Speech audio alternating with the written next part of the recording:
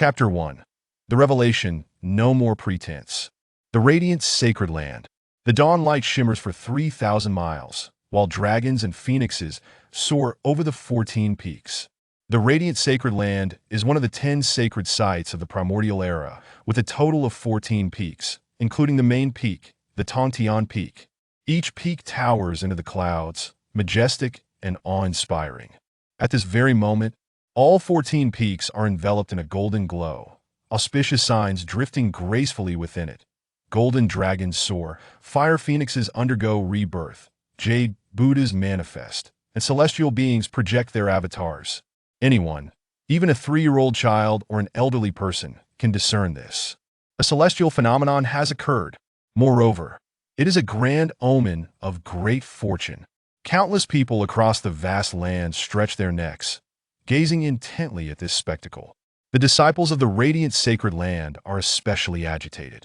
Is a peerless figure about to be born in our radiant sacred land?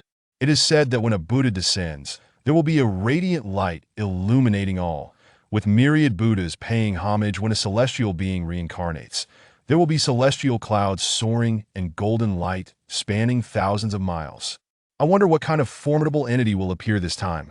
Who cares? As long as it manifests in our radiant sacred land, we will reap immense benefits. The disciples of the radiant sacred land gather in clusters, eagerly discussing the marvel. The emergence of a powerful figure in the sacred land is a joyous occasion, celebrated by all, for it is believed that during the chaotic era, one person's enlightenment could elevate even the lowliest of beings. With such a powerful figure arising in the radiant sacred land, these ordinary disciples will naturally see their status rise, and perhaps even attain a place among the celestial ranks in the future. Wait! Suddenly, a distinct voice interrupts, drawing the attention of many. It is said that when certain rare treasures appear, there will also be auspicious signs. Upon hearing this, the crowd is taken aback. Indeed, when powerful innate treasures manifest, they too can attract celestial phenomena. Even rare treasures like the Hongmeng Purple Chi can herald extraordinary signs. The expressions of the crowd shift dramatically. If a powerful figure descends, they have little to say, merely adopting a sycophantic attitude to align themselves with greatness. But if it is a treasure, if they manage to obtain it, wouldn't they be able to defy fate itself? Their gazes become fervently intense, and the competitive spirit ignites among them. Everyone desires to claim this treasure. Let's see what happens first. This thought resonates within the hearts of the crowd. Whoosh! At that moment, a streak of light descends from the heavens, landing on the falling cloud peak among the 13 peaks.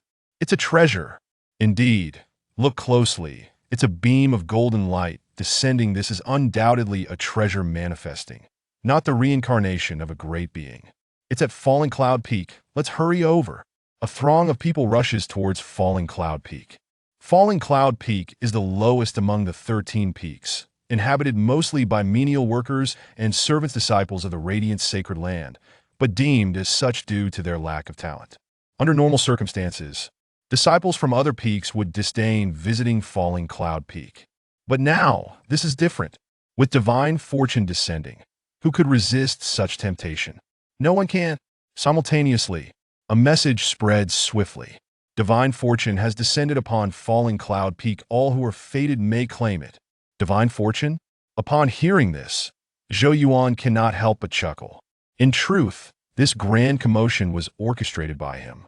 He was originally a graduate of a third-rate university, working at a company, meekly going about life, expecting to live in a daze. Unexpectedly, 3 years ago, he found himself in the primordial world. Fortunately, he acquired a system which promised that by signing in for 999 consecutive days, he could activate the system, thereby changing his destiny, marrying a beautiful and wealthy woman, and reaching the pinnacle of life. As a modern individual, powerless and lacking strength, upon witnessing the might of the disciples of the radiant sacred land and seeing the countdown on the system interface for the function list, he could only bide his time and sign in. Thankfully, he persevered until the end, gaining everything. Today marks the completion of his 999 days of signing in, allowing him to activate the system, drawing forth celestial phenomena and propelling his strength to new heights. according to the classifications of the primordial world. He is now a master in the law manifestation realm, with only a handful in the entire sacred land capable of matching him. Law manifestation realm.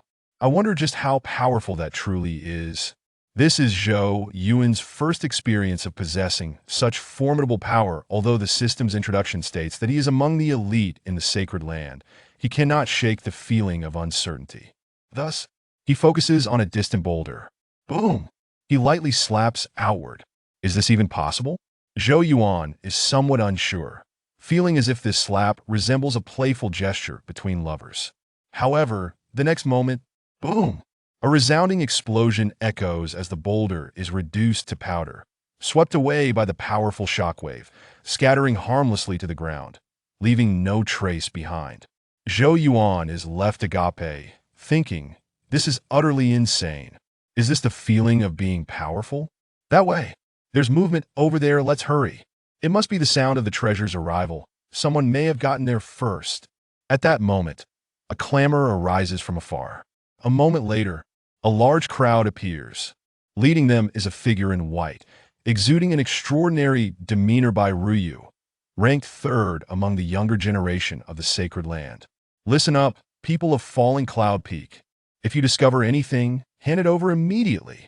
Do not attempt to hide it and deceive me, or I shall be forced to take action.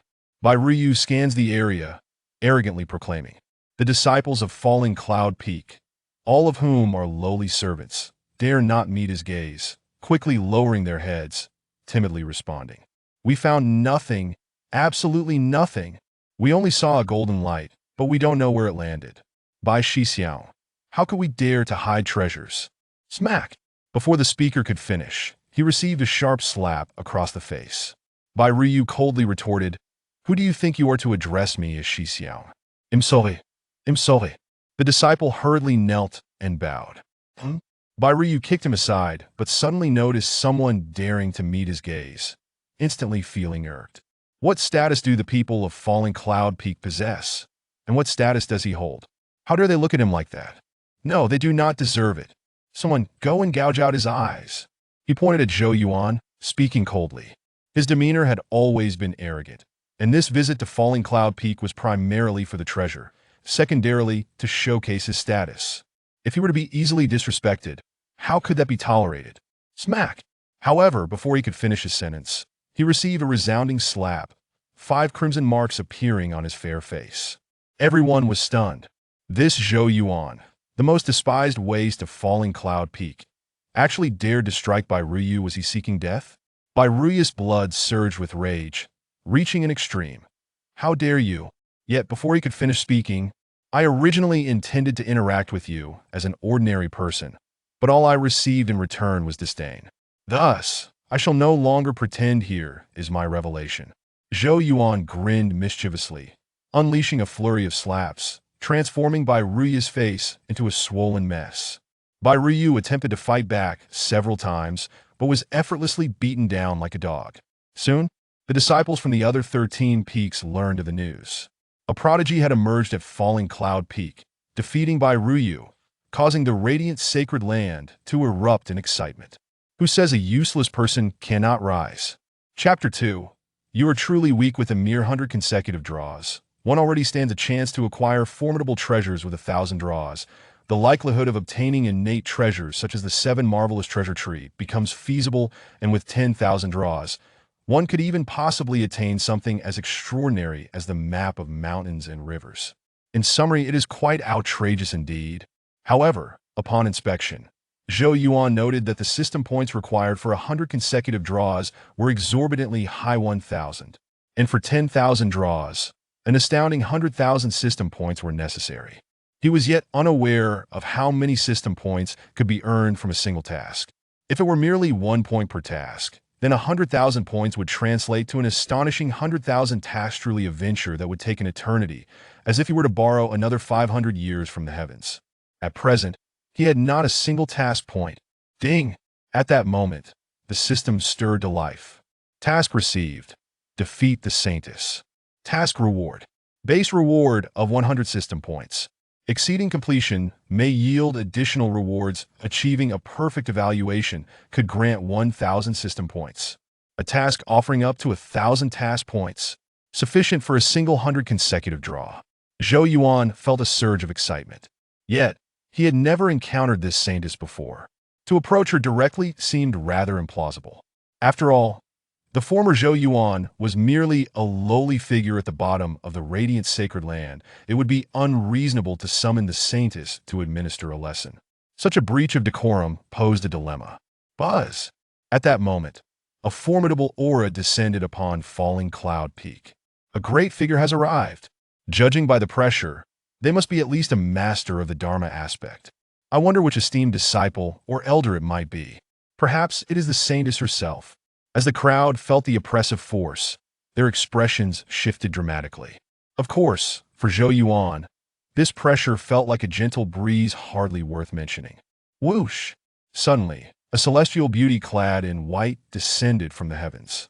Her hair flowed gracefully. Her visage was exquisite, a paragon of beauty unmatched in the world. She was undoubtedly the most stunning woman Zhou Yuan had ever laid eyes upon. Incomparable even to the stars and internet celebrities of his past life, truly from a different realm altogether. Is this the saintess, Gong Xianling? Zhou Yuan was momentarily entranced. Her beauty was simply overwhelming. We humbly welcome the saintess. Upon seeing Gong Xianling, the crowd hurriedly knelt in reverence. In the radiant sacred land, the hierarchy was distinctly defined.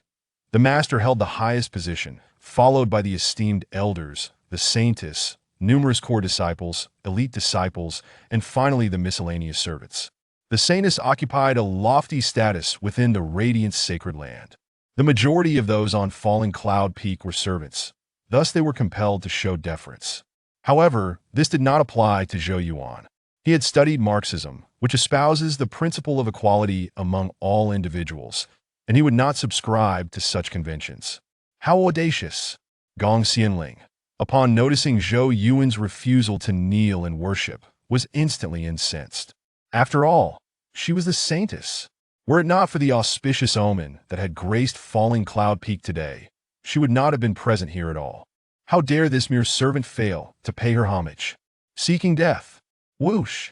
As she spoke, her figure glided through the air like a startled phoenix, landing gracefully before Zhou Yuan, her countenance aflame with fury. Who do you think you are? Zhou Yuan scoffed. What's with the stern face, little girl? A smile would suit you far better. At this, the entire assembly fell in a stunned silence. Zhou Yuan had lost his mind. He had the audacity to tease the saintess. It's over for him to provoke the saintess? Not even the eldest senior brother could save him. Mark my words. I recall the last person who teased the saintess was struck down on the spot, their cultivation shattered, and their body discarded into the heavenly pool of Tongtian Peak, where countless fish devoured them until naught remained. The disciples murmured among themselves, exchanging glances. Unbridled, Gong Xianling was at the peak of her fury, her chest heaving as if ready to explode. Instantly, a glint of cold light flashed in her eyes, and she swung her palm toward Zhou Yuan. Yet, just as her hand was about to connect with his face, Zhou Yuan seized her wrist, transforming what was meant to be a slap into a gentle caress, devoid of any force. What had appeared to be a furious strike, in the eyes of the onlookers, seemed akin to tenderly stroking a lover's face. Everyone was left in a state of shock. What was happening? They exchanged bewildered looks, each more confounded than the last. However, Gong Xianling, standing before Zhou Yuan, was mortified beyond measure. Her intention had been to deliver a resounding slap, but instead, she found herself publicly humiliated. Yet, she was unable to exert her full strength against him. Internally, she was alarmed this fellow possessed formidable strength. Saintess, you seem rather weak, Zhou Yuan remarked with a playful smile, his tone casual. Chapter 3. 100 consecutive draws. The saint is astonished. Alas, this fellow first slapped by Ruyu in the face, and now he has the audacity to tease the saintess. It seems that our radiant holy land is about to undergo a transformation. Zhou Yuan, a mere waste, has suddenly become so formidable. Even the saintess is no match for him. It is utterly inconceivable. Could it be that he was merely pretending all along? I have bullied him so often in the past. What a blunder! In this moment, as the crowd witnesses Zhou Yuan's strength, their minds are all shaken to the core. The realization dawns upon them. The true powerhouse is right beside them. The Saintess emits a furious roar. Her anger towards Zhou Yuan reaching a boiling point, disregarding everything else. With a swift motion, she conjures a long sword into her grasp, the Frost Sword. This renowned divine weapon of Saintess Gong Xianling was specially forged for her by the sect leader, Chen Zhongdao, using the coldest ice from the Arctic, taking the painstaking effort of 81 days. Everyone understands now. The Saintess is genuinely enraged and intends to strike Zhou Yuan. With a resounding clang, the Frost Sword is unleashed towards Zhou Yuan. By heavens! This girl is really furious. However, Zhou Yuan is not one to shy away from conflict. According to the system's requirements, the more thoroughly he defeats the Saintess, the more system points he will earn. Thus, he deliberately provokes her to unleash her most formidable power. Whoosh! An aurora of sword rain slices through the sky, powerful sword energy surging towards Zhou Yuan, targeting him directly. Zhou Yuan is doomed. TOT's the Saintess. This is the price he must pay. The Frost Sword, already a spiritual grade weapon, can effortlessly pierce through others' elemental force. The crowd is left speechless, shaking their heads in pity. Beneath the Frost Sword, no survivors will be spared. Some have even closed their eyes, unwilling to witness this bloody scene. Yet, at that moment, a clear sound rings out. Ding! The crowd looks up in confusion, their expressions turning to stone. The Frost Sword of Gong Xianling has been caught between Zhou Yuan's two fingers. Gasp! This is simply ruthless. To intercept a sword strike is one thing, but to wield one's fingers as a sword is another. Everyone cannot help but exclaim in astonishment. To catch the Frost Sword with mere fingers is a feat that even most elders cannot achieve. Yet Zhou Yuan has done it. In the next instant, Zhou Yuan flicks his finger gently, sending the Frost Sword flying from Gong Xianling's grasp. Her icy countenance reflects a myriad of complex emotions: shock, fear, and astonishment, all culminating in profound dejection and despair. Here stands the Saintess of the Radiant Holy Land, wielding her spiritual weapon and employing her sword techniques, yet she has had her sword sent flying by a mere disciple deemed a waste. She has never felt so powerless. Simultaneously, Zhou Yuan receives a notification for task completion. Ding. Congratulations, host, for completing the task and receiving a perfect evaluation, earning 1,000 system points. 1,000 system points. Delightful. This is precisely the outcome Zhou Yuan desired. With 1,000 system points, he can perform 100 consecutive draws, or 10 sets of 10 draws. Will he proceed? Of course. Ding. The 10 consecutive draws yield 100 realm points and a heavenly grade spiritual sword, the Autumn Water Sword. A heavenly grade spiritual weapon. The Frost Sword is merely a mysterious grade spiritual weapon. Boom! Suddenly, an astonishing sword array condenses above the heavens, enveloping a radius of several hundred miles. Then, at the center, a precious sword descends from above, landing before Zhou Yuan with a whoosh, acknowledging him as its master. What on earth is happening? A sword descends from the heavens, automatically recognizing Zhou Yuan as its master. Why has such fortune not befallen me? The pressure emanating from this sword is formidable, at least of earthly grade. Perhaps even heavenly grade. It surpasses the sword wielded by the sect leader. All the disciples are left dumbfounded. Yet this is merely the beginning. The 10 consecutive draws yield an additional 200 realm points and a primal grade spiritual treasure. Boom! This time, the heavens erupt in a dazzling radiance, illuminating the entire sky, affecting a range of tens of thousands of miles. A terrifying pressure descends, causing all disciples present to tremble uncontrollably. What in the world is this? The sheer pressure is enough to make me unsteady. It must be a heavenly grade treasure, or perhaps even a legendary primal grade treasure. Otherwise, it could not possess such overwhelming power.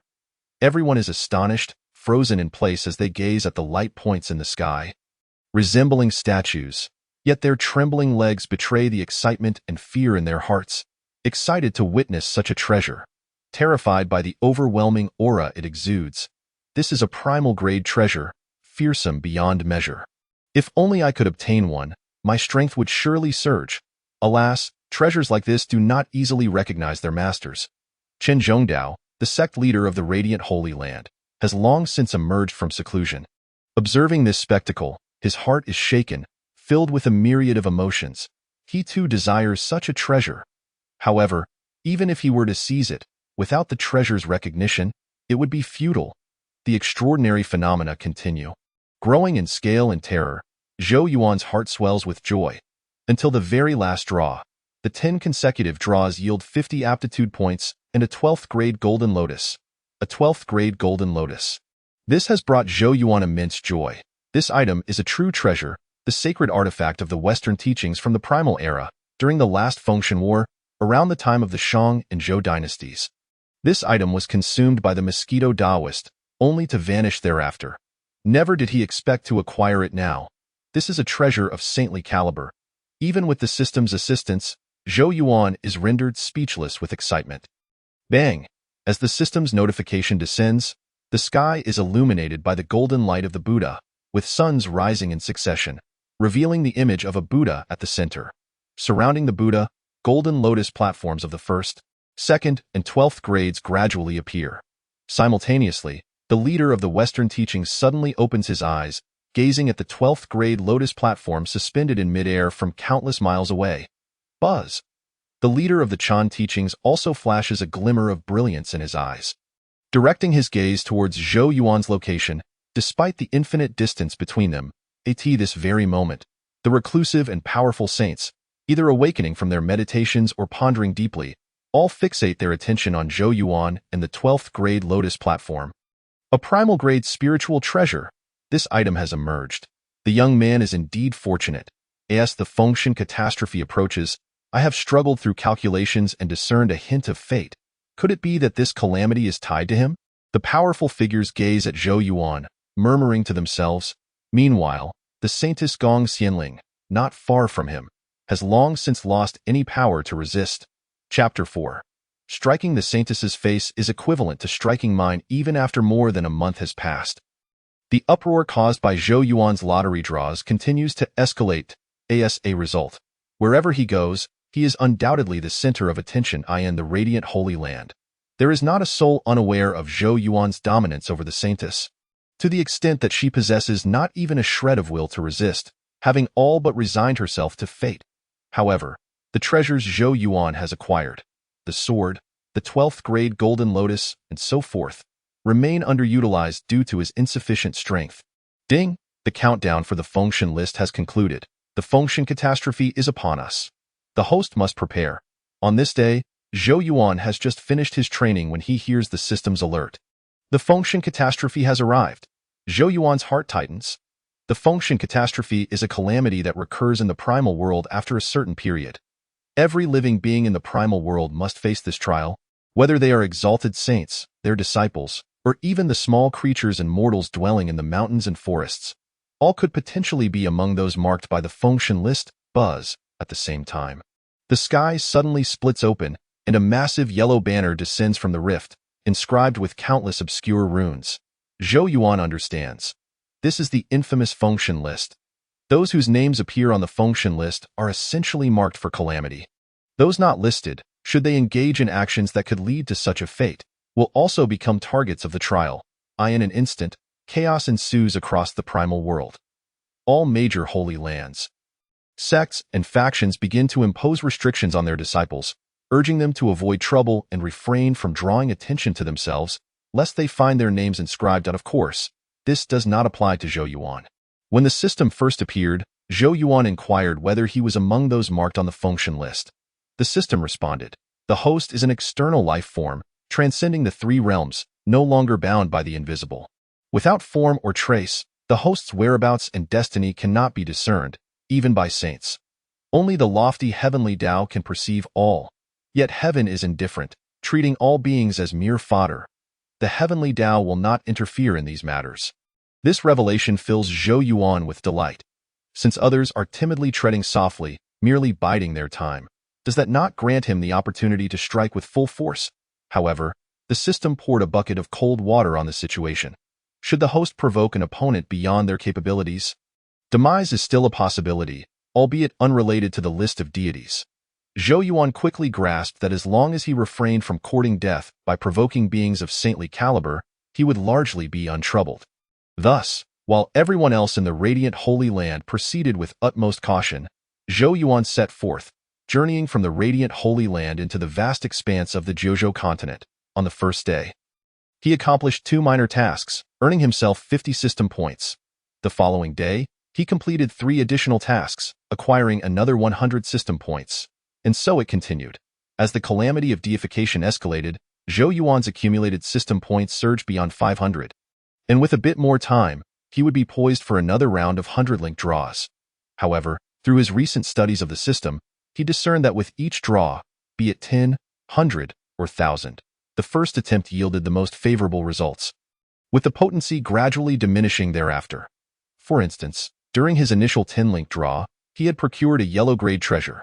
Yet by the second, the probability of obtaining another yellow-grade treasure plummeted, and by the third, fourth, and subsequent 10-link draws, acquiring a yellow-grade treasure became virtually impossible. Thus, Zhou Yuan resolved to amass all his system points in anticipation of the next multi-link draw. 550 points amassed, he was nearing the prospect of another 100-year draw. As Zhou Yuan ambled aimlessly, lost in pleasant thoughts, he suddenly heard a cry for help emanating from ahead. The voice bore an uncanny familiarity. Could it be that I might encounter an acquaintance here? Furrowing his brow, Zhou Yuan proceeded toward the source of the sound. Please, I beg you, spare me. The voice grew closer, clearer, and he soon recognized it as that of the Saintess Palace's Xianling. How serendipitous! It appears that even after descending the mountain and leaving the radiant Holy Land, fate has brought us together once more. I wonder what trouble she has encountered this time. He hastened his steps, leaping over a mountain peak to arrive at the scene.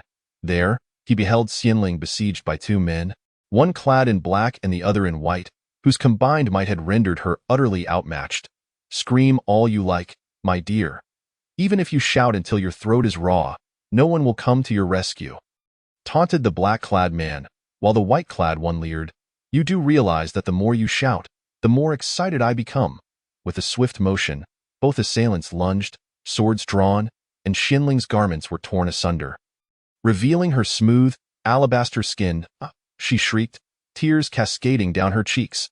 The attackers were none other than the notorious black and white twin fiends, known for their formidable strength and proclivity for targeting young women. Xianling had heard of their infamous exploits, including the tragic tale of a neighboring saintess who had met her end after their vile assault. Yet, even in the face of despair, Xianling's eyes ignited with resolve. Even if I perish, I shall not allow you to prevail. Planning to take your own life? Apologies, but before us, you won't even be afforded that opportunity. They cackled lewdly, swiftly employing their sorcery to bind Xianling, rendering her immobile. In a state of panic, Xianling attempted to channel her energy, only to find herself utterly powerless, plunging her into despair. Was this truly the day she would be defiled? Just then, a figure materialized. Take your own life? Why would you do such a thing? Zhou Yuan effortlessly dispelled Xianling's restraints, pulling her behind him while casting a mischievous gaze at the twin fiends. Realizing that their prize was slipping away, the fiends' expressions turned icy. Who are you, boy, to interfere with the affairs of the black and white twin fiends? Are you tired of living, black and white twin fiends? Zhou Yuan chuckled, more like the black and white fools. Have you sought my permission to harass my saintess? I hereby declare that you two are now mere souls on the list of deities. In the next instant, his gaze hardened, and the autumn water sword erupted with blinding radiance. With a single stroke, he severed the heads of both assailants. The dull thud of their severed heads hitting the ground resonated in unison, their eyes wide with shock, forever frozen in their final moment of terror. Chapter 5. What are you? Xianling stood in stunned silence. Previously, Zhou Yuan's victory over her had instilled in her an unprecedented sense of pressure. She had even felt embarrassed to venture outside the radiant Holy Land. She had sworn to seclude herself, to hone her skills, vowing to surpass Zhou Yuan and trample him underfoot as a means of reclaiming her honor. It was for this reason that she had chosen to venture forth, while many sacred lands and esteemed sects had closed their gates.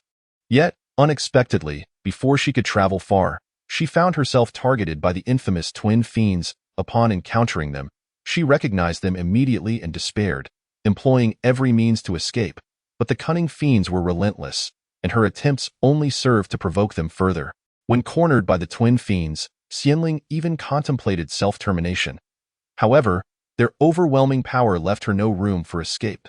At that moment, despair consumed her, yet miraculously, Zhou Yuan descended from the heavens, rescuing her from her dire plight. Xianling's emotions churned in complexity.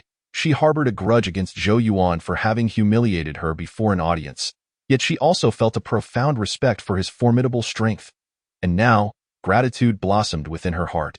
Zhou Yuan, once a renowned wastrel, had transformed into a figure of immense power, illustrating his capacity for growth and resilience. Moreover, he appeared to harbor none of the crude desires exhibited by others, in that instant. Xianling found herself unable to fathom this man. Contemplating the elegance of his swift, decisive strike, she recognized that his prowess had reached an inconceivable level. Resolving to act boldly, she spoke, "Young Master Zhou?" What is it you wish to say?" Zhou Yuan replied, a teasing smile dancing on his lips. "You needn't thank me, nor should you speak of owing me your life in exchange for your body. I am quite susceptible to temptation, and who knows, you might just succeed."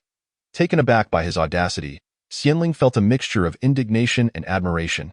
Yet, she inhaled deeply, "Young Master Zhou, your strength is unparalleled and your integrity commendable. I wish to become your follower. I hope you will not disdain me." "Integrity, you say?" Zhou Yuan chuckled, amused by the notion that he resembled a paragon of virtue. Nevertheless, the idea of having such a stunning beauty as his follower intrigued him, and he acquiesced, "Since you are so sincere, I shall reluctantly take you under my wing." "Thank you, young master," Xianling exclaimed, her joy radiating as if she were an ethereal being. Ding! Hidden task: the rise of the primordial era completed. Earned 200 system points. At that moment, the system chimed in with a notification. Zhou Yuan couldn't help but chuckle in delight. However, the outside world is rather tumultuous. Let us return to the Holy Land for now. Zhou Yuan escorted Xianling back to the radiant Holy Land. As Xianling became Zhou Yuan's follower, she naturally refrained from returning to the heavenly peak, opting instead to accompany him to the falling cloud peak. The sight of the two together sparked a flurry of speculation among the disciples. The next day, upon signing in, Zhou Yuan received a Grade D spirit artifact, the 8 treasure vase. A Grade D spirit artifact? Had this been in the past, Zhou Yuan would have treasured it dearly. Yet now, with his possession of a 12th grade innate treasure, it held little significance, and he casually handed it to Xianling. "Young master, you wish to gift me this 8 treasure vase?" Upon receiving the artifact, Xianling was instantly overwhelmed with excitement, her words tumbling forth in a flurried, "A Grade D spirit artifact. This is a remarkably powerful treasure, far superior to my previous frost sword. Indeed, it is yours now." Zhou Yuan smiled, pleased by her delight. "Thank you, young master," Xianling chirped, her joy evident as she clutched the 8 treasure vase, her eyes sparkling with admiration for Zhou Yuan. Feeling a bit flustered under her gaze, Zhou Yuan decided to step outside for a breath of fresh air. As he emerged, Xianling followed closely behind, and their appearance immediately drew attention. After all, Zhou Yuan had previously humiliated Xianling in front of a crowd. And now, with her unwavering presence at his side, she appeared every bit the enamored admirer, quickly capturing the attention of many onlookers. What has happened to the Saintess? Has she fallen victim to Zhou Yuan's torment? This simply cannot stand. The Saintess is my goddess. How could she succumb to Zhou Yuan's clutches? If you are being held against your will, blink twice. Countless disciples from the sacred lands let out wails of despair. However, Gong Xianling, with an elegant and composed smile, was no longer the icy figure of the past. "I am now a follower of young master, Zhou Yuan. Oh, not indulge in baseless thoughts." The moment those words escaped her lips, a chill swept through the hearts of the onlookers. "No, I refuse to accept this." At that moment, an enraged voice echoed from the sky, "Eli Chowning, the pursuer of the Saintess Gong Xianling, the second senior brother from the radiant sacred land, whose strength surpassed that of Gong Xianling by a significant margin. It was well known throughout the radiant sacred land that he pursued Gong Xianling. Yet now, having secluded himself for a month during the descent of the divine ranking, he found his beloved claimed by another as a follower. How could the proud Li Chowning swallow such indignation?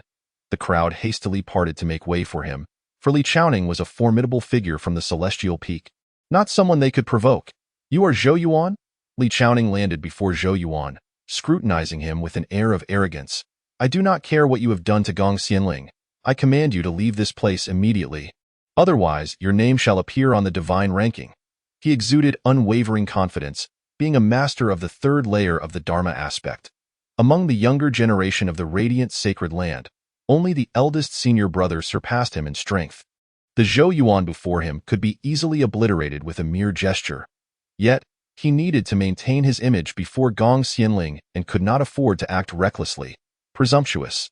Just as the crowd braced for an impending clash, Gong Xianling interjected with a delicate but firm voice, "Li Chaoning, I willingly chose to become young Master Zhou's follower. Do not be so oblivious to the situation and make a fool of yourself here." The onlookers were momentarily stunned by her proclamation, and even Li Chaoning was taken aback. Could it be that the fool was he? His expression darkened instantly. "Xianling, what has he done to you that you defend him so fervently? Yet label me a fool?" A sense of indignation surged within him. "How can a mere waste command such loyalty? I refuse to accept this." In the next moment, Li Chaoning unleashed an overwhelming aura. And everyone understood that the second senior brother was furious. However, what transpired next left the crowd in a state of shock that would linger in their memories. By strength, Zhou Yuan let out a cold snort, then effortlessly swept aside Li Chaoning's formidable aura with a colossal slap, which landed upon his face with a crisp sound. Smack! Li Chaoning was sent flying, spinning through the air multiple times. Instant annihilation.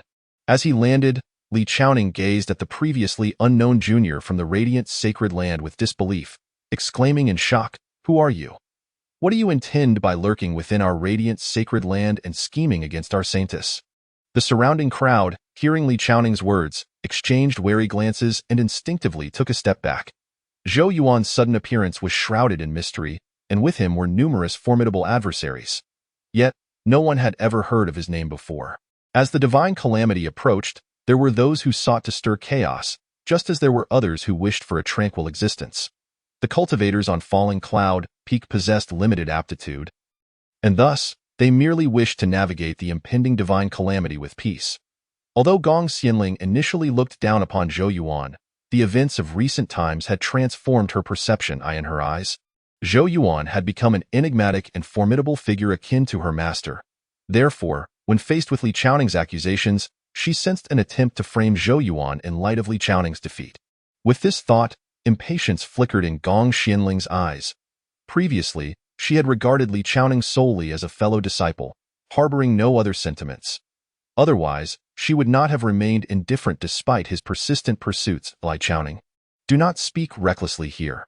Everyone has their own opportunities. The anomalies on Falling Cloud Peak were witnessed by all. The treasures that appeared later willingly gravitated towards Zhou Yuan. Each person has their own fate.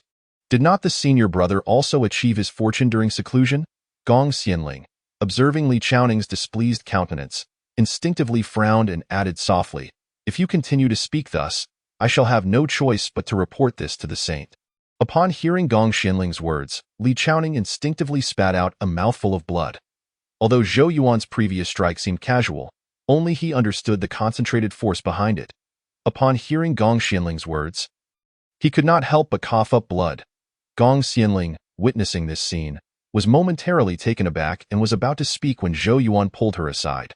"Xianling, do not act recklessly." As soon as he spoke, two figures appeared in the sky above Falling Cloud Peak, accompanied by several imposing gazes. Zhou Yuan looked at the suddenly materialized Wuxiang elder and a woman whose features were obscured, stepping forward to shield Gong Xianling behind him.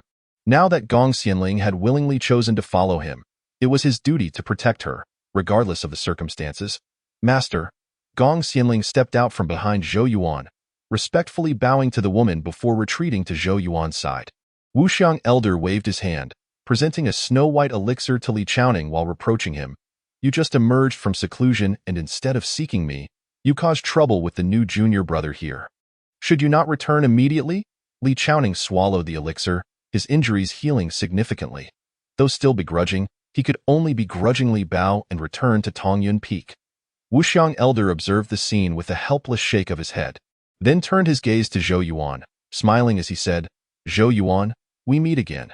Zhou Yuan smiled and stepped forward to bow, replying warmly, "Wuxiang Elder."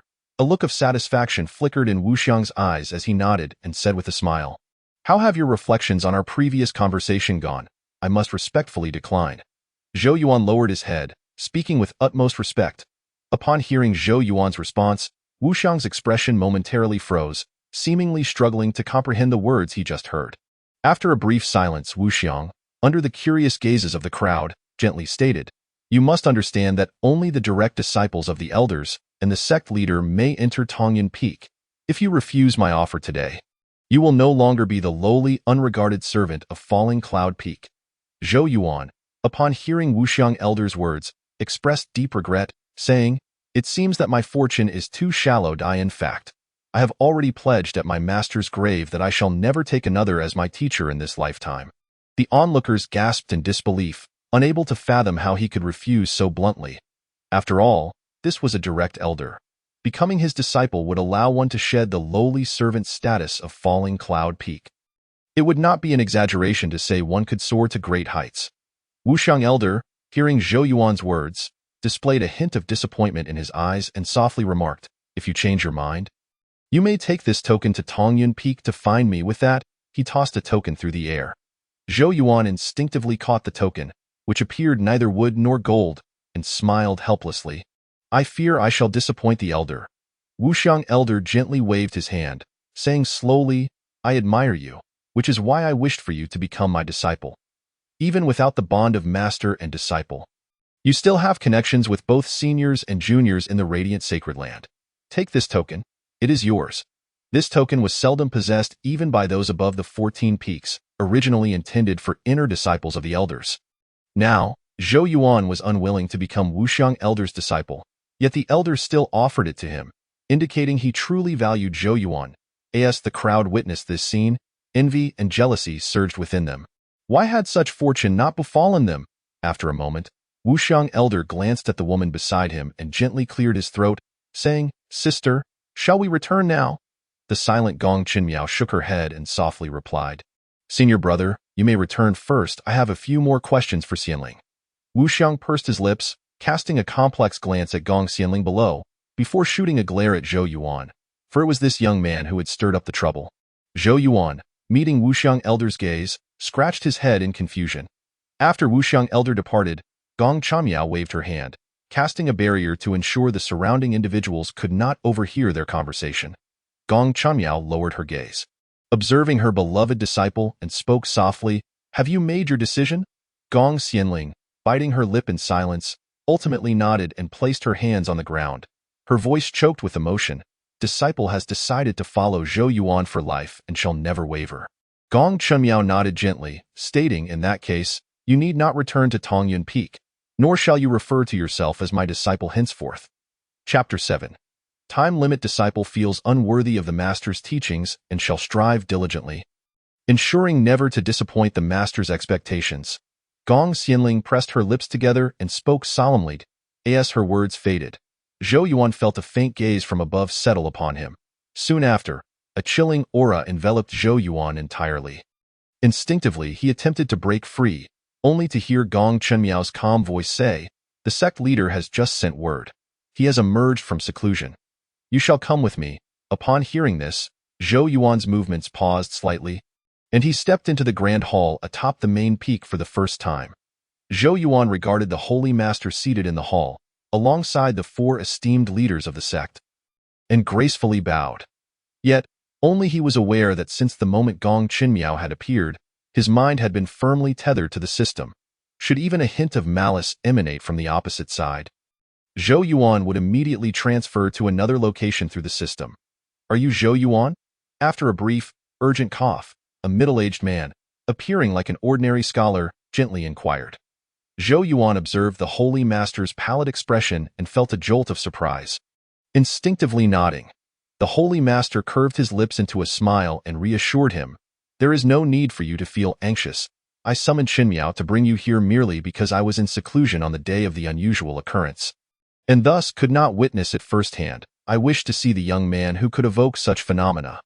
With a glance at the others, the holy master continued, "The time of deification approaches. And the winds of fate shift. I wonder how many youthful heroes will be forged in these times. Zhou Yuan, regardless of your thoughts, I merely hope you remember that this place will always stand as your support. Zhou Yuan, moved by the Holy Master's words, was about to respond when he suddenly froze, a look of astonishment flashing in his eyes. He was acutely aware of the Holy Master's message. He clasped his hands together and softly replied. The Holy Master nodded, smiling, and said, I noticed your brief hesitation just now. It seems you have matters to attend to. You may go. Zhou Yuan nodded respectfully and withdrew. Once outside the main hall of Tongyun Peak, Zhou Yuan instinctively exhaled a breath, and as he walked, he inquired within his mind, System, what did you mean by that earlier statement? Host, you have triggered a side quest to subdue the great demon Zhuwei in the Yaomi realm. Note, this is a time-sensitive task. Failure to complete it within the allotted time will result in mission failure. Upon hearing this, Zhou Yuan glanced at the progress bar of the side quest, which had already begun its countdown. He paused momentarily, then redirected his steps toward the mission hall. Zhou Yuan scanned the tasks hanging in the mission hall, swiftly searching for his objective. Long before his arrival to accept a task, he had memorized the targets within the hall. As soon as the system issued the side quest, he knew precisely how to proceed. The demon clan had always had friction with the human race, and while it was possible to subdue the great demon Zhuwei openly, Zhou Yuan found the current situation here rather favorable. Moreover, having such a formidable demon as his trump card could yield unexpectedly advantageous results. An idea struck him. Zhou Yuan's expression shifted slightly as he reached for a jade tablet and subsequently registered it at the desk before returning to Luoyun Peak. He had noticed this particular jade tablet earlier. It was a B-grade task. The objective was not particularly difficult, but the challenge lay in the fact that the task was located at the border between the Yaomi realm and the human realm, which explained why it had remained unclaimed for so long. The sect's regulations dictated that any disciple embarking on a journey must report their departure, primarily for the safety of the disciples, ensuring that in the event of a missing disciple, there would be knowledge of their destination and duration. Upon seeing Zhou Yuan return, Gong Xianling instinctively stood, her face etched with concern. How did it go? Did anyone make things difficult for you? Zhou Yuan, noticing her worried expression, hesitated briefly before gently replying, It's nothing. Just a few simple words were exchanged. Gong Xianling nodded, poised to speak, when she suddenly noticed the jade tablet in Zhou Yuan's hand. You accepted that task from the mission hall? She exclaimed, taken aback. Zhou Yuan nodded slightly and explained. Upon visiting the main hall and seeing the other elders and the Holy Master, I was deeply impressed by their unfathomable strength. Thus, I wished to expedite my cultivation, but the elders have practiced for thousands of years. This task at the border of the Yaomi realm and the human realm is exceedingly perilous. Gong Xianling expressed her disapproval. Zhou Yuan shook his head gently and replied, I did not choose this task impulsively. Even without today's events, I intended to undertake this task sooner or later. Gong Xianling's eyes flickered with doubt, and she instinctively furrowed her brow. Yes, you are aware. I gained many things on the day of the unusual occurrence. Zhou Yuan continued, glancing at Gong Xianling. When their eyes met, her earnest, crystalline gaze made him quickly avert his own. As he slowly elaborated, among them is something that can significantly enhance my power. However, it requires one more ingredient to neutralize it. I have already gathered most of the other components, and I cannot afford to abandon this now. Therefore, I implore you not to dissuade me. Upon hearing Zhou Yuan's words, Gong Xianling's expression momentarily faltered before she slowly responded. Each individual's path to cultivation is unique. I have simply chosen to follow you and would never interfere with your decisions. Zhou Yuan perceived a flicker of inexplicable emotion in her gaze and, smiling, handed her a mirror, saying softly, This spirit mirror is for you. If anything arises, you can contact me directly through it. Curious, Gong Xianling accepted the mirror and, following Zhou Yuan's instructions, murmured his name. To her astonishment, Zhou Yuan's image appeared within the mirror. Zhou Yuan glanced toward the door, feeling a surge of urgency, and quickly declared, I must take my leave now. Stay here and attend to the matters of the sect. With that, he darted out of the room like a shooting star. Not long after Zhou Yuan's departure, the sound of bells resonated throughout the 14 peaks, summoning everyone. This was the sect leader's call to assemble all disciples. As the bells grew increasingly insistent, Gong Xianling instinctively furrowed her brow, her heart filled with concern for Zhou Yuan, who had just left. Chapter 8. Departure. As the bell's toll gradually subsided, more inner disciples congregated atop Tongyin Peak. Gong Xianling watched the swift figures darting across the sky, unable to resist biting her lip as she slowly returned. At that moment, she suddenly heard Gong Qinmiao's voice in her mind. Bring Zhou Yuan to the Grand Hall. Startled by her master's voice, Gong Xianling's eyes sparkled with a smile, yet she furrowed her brow as she gazed in the direction Zhou Yuan had descended. Gong Qinmiao, observing her alone in the Grand Hall, expressed his surprise. Why are you the only one here? I received a message from my master just now. Zhou Yuan has accepted a task and has gone down the mountain to train. He is not at Luoyun Peak, Gong Xianling replied, her tone lowering instinctively as she sensed the scrutiny of the inner disciples in the hall. Gong Qinmiao paused, momentarily taken aback, before saying, then it is of no consequence. The holy master of the Yaoguang sacred ground surveyed the spirited inner disciples below him, a satisfied expression gracing his face. He cleared his throat and spoke in a solemn tone. The reason for gathering you all is to assign a task to some among you. Noticing the puzzled expressions among the disciples, the holy master gestured and continued. At the border between the Yaomi realm and the human realm, a great demon, Jue, has appeared. This formidable demon is renowned as a powerful beast from ancient times. To prevent further harm to innocent lives, we shall lead the inner disciples of the secondary sects to eradicate Jue. Yes, we disciples shall faithfully obey the holy master's decree, the inner disciples collectively responded. The holy master nodded in satisfaction, stating, this time, the saintess will lead you. Each peak must contribute one inner disciple. As for who that will be, your respective peak leaders will inform you later, he added with a smile. Fear not. Although Jue is an ancient demon, it has escaped from the Yaomi realm and is gravely injured. As long as you remain cautious and do not fall for its deceptions, you will surely return unscathed. Gong Xianling bowed slightly, assuring, I will ensure that all my fellow disciples return safely. The holy master nodded and added, the time of deification is near. None can predict who will be the one to face the tribulations. You must act with careful consideration. With that, he waved his hand, dismissing them. Gong Xianling looked at her master, hesitation flickering across her face as she followed Gong Qinmiao. I initially intended to expel you from my sect. However, the holy master remarked that everyone has their own fate, and I should allow you to choose your path. Gong Qinmiao paused mid-sentence, turning to face Gong Xianling.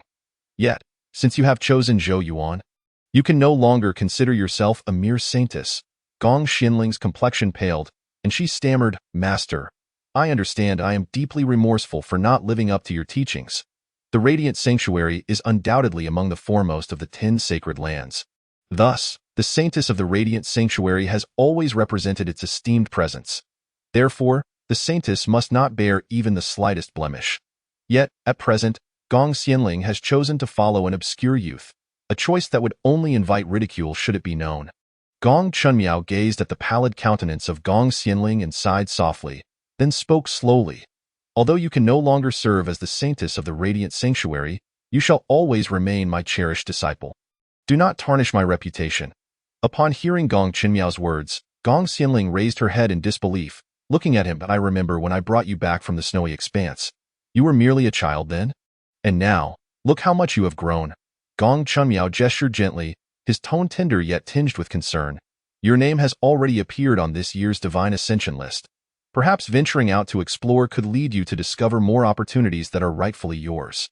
Tears welled in Gong Xianling's eyes as she bit her lower lip tightly. After a long pause, she finally spoke. Disciple understands. Master, please take good care of yourself. Gong Qinmiao nodded, reflecting deeply before softly adding. You mentioned that Zhou Yuan descends to the mortal realm for training as before, but I sense that your paths may converge in unexpected ways. With that, Gong Qinmiao, unwilling to elaborate further, waved his hand gently and said, Go now.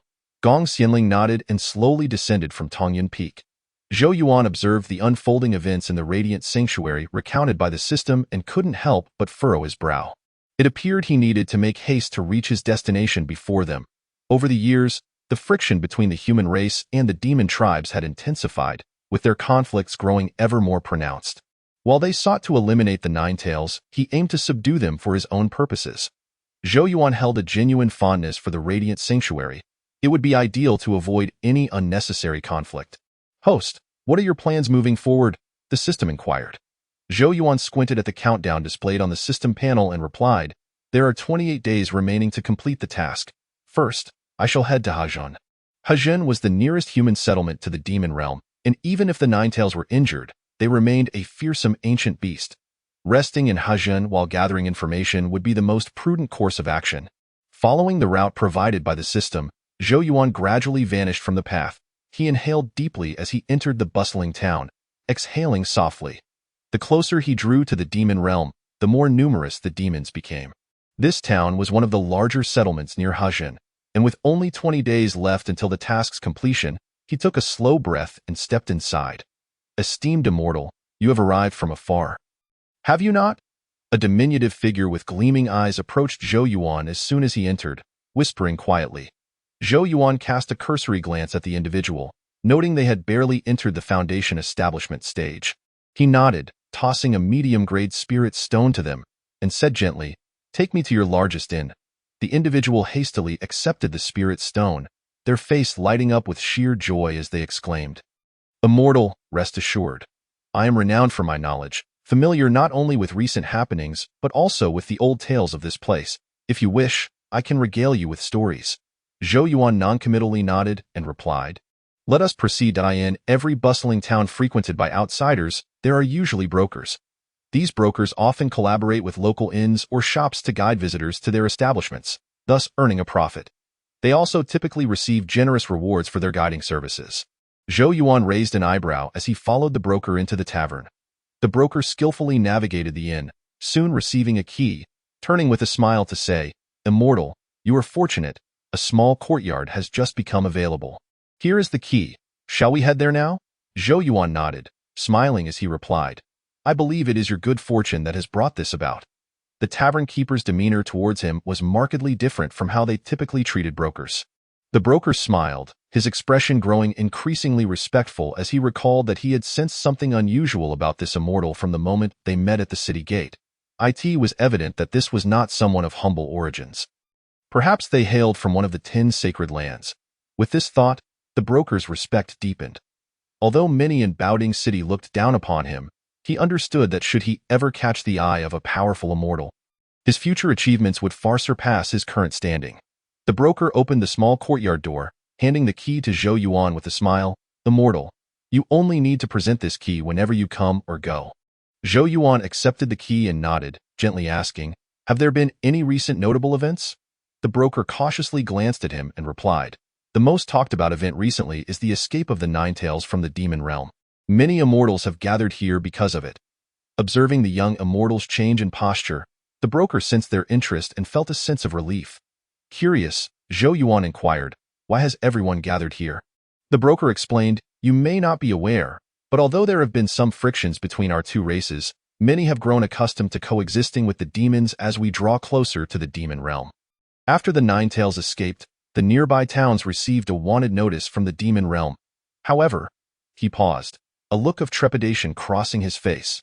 "The Ninetales, being an ancient demon, is not something just anyone can handle. Initially, the nearby towns sent people to recapture the Ninetales, but only our city lord returned, and he was gravely injured." Speaking of secrets, the broker lowered his voice and continued, "Later, the Ninetales inadvertently entered a secret realm, which can only be accessed at specific times. The next opportunity to enter will be in 10 days. As the largest town in the vicinity, many distant immortals have gathered here to wait for the secret realm to open before heading to Hajun." Zhou Yuan listened thoughtfully, nodding in comprehension as he tossed a superior-grade spirit stone to the broker. "I shall remain here for a few days. I may require your assistance during my stay." The broker's eyes lit up at the sight of the spirit stone, and he carefully accepted it, saying eagerly, "Immortal, if you need anything, please do not hesitate to ask." Zhou Yuan nodded lightly, inquiring, "What is this secret realm all about?" The broker blinked and replied earnestly, "This secret realm has existed since ancient times at the boundary between the demon realm and the human realm. It was initially established to prevent demon beasts from sneaking over and disturbing human safety. However, you know that it has been over 10,000 years since the last meeting between the lords of the sacred lands and the demon king. Since the opening of the passage, there has been a flow between both realms, and some demons have come to our side. Over time, the significance of this secret realm has faded, and no one has maintained it. Thus, its opening periods have become increasingly rare. In fact, had it not been for the Ninetales accidentally stumbling in, it might have been forgotten altogether. Zhou Yuan tapped his fingers on the table thoughtfully before asking, "Has no one entered it previously?" The broker replied, "I have heard from the elders in my clan that initially, people would enter, but later, it was only during the family trials every 50 years that anyone would go in. This time, it was supposed to be the turn to send our clan's disciples for training, but with the Ninetales on the loose and numerous immortals around, all the clans have decided against sending their disciples in for safety this year." Zhou Yuan nodded, understanding. "I see. Aside from waiting for it to open, is there any other way to gain entry?" The broker, hearing Zhou Yuan's inquiry, was suddenly alarmed and quickly shook his head, saying, "Immortal, that is absolutely out of the question. Although this secret realm poses no inherent danger, one must enter only during the designated time, lest they be ejected by an inexplicable force. In recent days, several immortals, unable to restrain themselves, have attempted to force their way inside. However, all who dared to enter were violently expelled and suffered grievous injuries, with some even losing their lives." Observing the earnest expression on Chen Hai's face, Zhou Yuan couldn't help but smile and said, "All right, I understand. Thank you for sharing this information with me today." Chen Hai, hearing Zhou Yuan's words, quickly rubbed his hands together, stood up, and replied, "You are too kind, sir. My surname is Chen, and my given name is Hai. Should any immortal require my assistance, please inform the innkeeper downstairs, and I shall come promptly." Zhou Yuan nodded and gently remarked, "Very well, I shall notify the innkeeper if anything arises." Chen Hai eagerly acknowledged this. Chapter 10. The duel. After Chen Hai exited the room, Zhou Yuan gazed at the system, which had transformed into a Qilin-like figure, and softly said, "It seems we must remain here for a while longer." The system joyfully wagged its tail and cheerfully responded, "By then, the people from the Radiant Light Sacred Land will likely have arrived. What are your plans?" Zhou Yuan cast a sidelong glance at the system and coolly replied, "Why do I get the impression that you derive pleasure from my predicament? How could that be? I'm merely considering your interests. Completing the task is of utmost importance." Zhou Yuan could not help but pinch the bridge of his nose. Feeling fatigued after abruptly halting his journey, the system, displaying an expression of understanding, flicked its tail and vanished into thin air. With nothing pressing to attend to, Zhou Yuan lay down fully clothed on the bed and fell into a quiet slumber. Although cultivators do not require sleep, Zhou Yuan stubbornly clung to this modern habit, as it was the only time he felt like an ordinary university student once more. "Immortal, are you planning to go out?" the innkeeper asked, rushing over with an obsequious demeanor upon seeing the immortal brought by Chen Hai the previous day. Zhou Yuan nodded and gently responded, "Indeed. It seems there are fewer patrons in the inn today than yesterday. Is there a reason for this?" The innkeeper, upon hearing Zhou Yuan's inquiry, instinctively displayed a look of surprise before quickly saying, "Indeed. Many immortals have gone to East City Road. They likely won't return until nightfall." Zhou Yuan raised an eyebrow and curiously asked, "What is happening in East City?" Due to the Nine-Tailed Demon, a multitude of immortals have recently arrived. Naturally, this has led to an increase in conflicts. While dueling is prohibited within the city, there exists a designated arena in East City specifically for immortals to resolve personal grievances. Upon hearing the innkeeper's explanation, Zhou Yuan nodded slowly and remarked, "So, today is particularly significant with some duel taking place there?" The innkeeper shook his head, a mysterious smile gracing his face as he said, "Today is quite different from the past. Previously, it was merely two immortals settling their disputes. However, today, two sects are involved, and both possess substantial backgrounds. One sect consists entirely of female immortals, while the other is comprised of male cultivators." And no sooner had the innkeeper finished speaking than a familiar male voice echoed from outside. Zhou Yuan turned to find none other than Chen Hai, who had brought him here the previous day. Upon seeing Chen Hai approach, the innkeeper greeted him with a smile and quickly retreated. "I was just wondering if I might run into you. It seems luck is on my side today," Chen Hai said with a grin. "What is the cause of the conflict between the two sects you mentioned?" Zhou Yuan inquired, his curiosity piqued. "Immortal, let us walk while I explain," Chen Hai suggested. "If we linger here, we may not make it in time." Zhou Yuan paused briefly and then nodded, following Chen Hai as they stepped outside. It is said that the two factions engaged in this life-and-death duel hail from the inner domain. You may even know them, Immortal. Chen Hai expertly guided Zhou Yuan around a corner and continued. The sect of all female immortals is the Cheng Sang sect, while the other is the Yinghua sect. It is rumored that the senior sister of the Cheng Sang sect, who was destined to become the next sect leader, was seduced by the third disciple, choosing to abandon her rightful position to elope with her beloved. Although the Cheng Sang sect consists solely of female immortals, they do not impose strict regulations on marriage. Thus, the senior sister merely lost her inheritance rights but remained acknowledged by the sect. Had events unfolded here, it would not have been an unfortunate matter. Alas, Chen Hai sighed deeply, continuing, unfortunately, within a mere month, the senior sister was found dead, completely naked, in the street. Such an occurrence, whether to seek justice for the disciples or to preserve their own reputation, the Cheng Sang sect cannot easily overlook this matter. Had the Yinghua sect approached the situation with civility, the matter might not have escalated. However, the third disciple indiscreetly accused the Cheng Sang sect of feigning purity while being utterly debauched, claiming that the senior sister met her tragic end due to her immoral conduct. Furthermore, the third disciple seized all the treasures belonging to the senior sister, justifying it as compensation for emotional distress. Zhou Yuan listened to Chen Hai's words, momentarily taken aback, questioning whether he had misheard. Since that incident, every time these two sects encounter one another, conflict is inevitable. This time, with the tensions running high, the female disciples of the Cheng Sang sect, provoked by the Yinghua sect, have issued a life-and-death challenge and ascended to the duel platform, Chen Hai said, shaking his head, his tone laced with regret. Zhou Yuan, hearing Chen Hai's account, felt a flicker of interest in his gaze as he gently remarked, "It seems you harbor a greater fondness for the Cheng Sang sect?" Chen Hai hesitated for a moment before sheepishly rubbing his nose and admitting, to be honest, the Cheng Sang sect is considered a major sect among the cities surrounding us. The deceased senior sister was a goddess in the hearts of countless individuals, myself included. Unfortunately, my talents are lacking and my cultivation is insufficient, so I could only gather information through my family's network after her passing. You managed to uncover some information? Zhou Yuan raised an eyebrow, intrigued. Chen Hai nodded, a hint of distaste flashing across his face as he slowly explained, "While I cannot unveil the entire truth of the matter, I have obtained numerous insights regarding the Yinghua sect." With a deep breath, Chen Hai clenched his teeth and said, "The Yinghua sect is steeped in scandalous and sordid affairs, in recent years. They have struggled to produce talented disciples. Consequently, they devised a different method, dual cultivation. However, unlike the mutually beneficial dual cultivation of the past, their approach is purely one-sided exploitation. It is precisely due to this nefarious practice that they have gradually established a foothold in the outer domain. Yet, because their sect is traditionally represented by charming, dashing young men, and they have primarily targeted the female disciples of lesser sects, few have paid attention to the internal matters of the Yinghua sect. This allowed them to conceal their misdeeds until this incident erupted, drawing significant scrutiny. So, the senior sister's death was an unfortunate accident?" Zhou Yuan raised an eyebrow, his tone laden with implication. Chapter 11.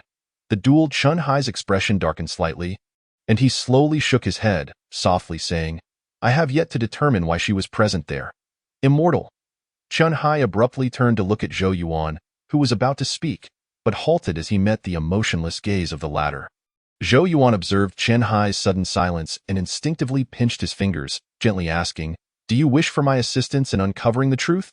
Chen Hai instinctively licked his lips and tentatively inquired, "Is that possible?" "Of course," Zhou Yuan replied with a broad smile. Chen Hai momentarily froze in place, then hastily expressed his gratitude, saying, "Immortal, thank you. I will certainly repay your kindness." Zhou Yuan glanced at the system panel displaying a random task. "Are you willing to uncover the truth behind the death of the Cheng Sang sect senior sister?" He expressionlessly confirmed, "Yes. You need not thank me. My agreement stems from my own motivations."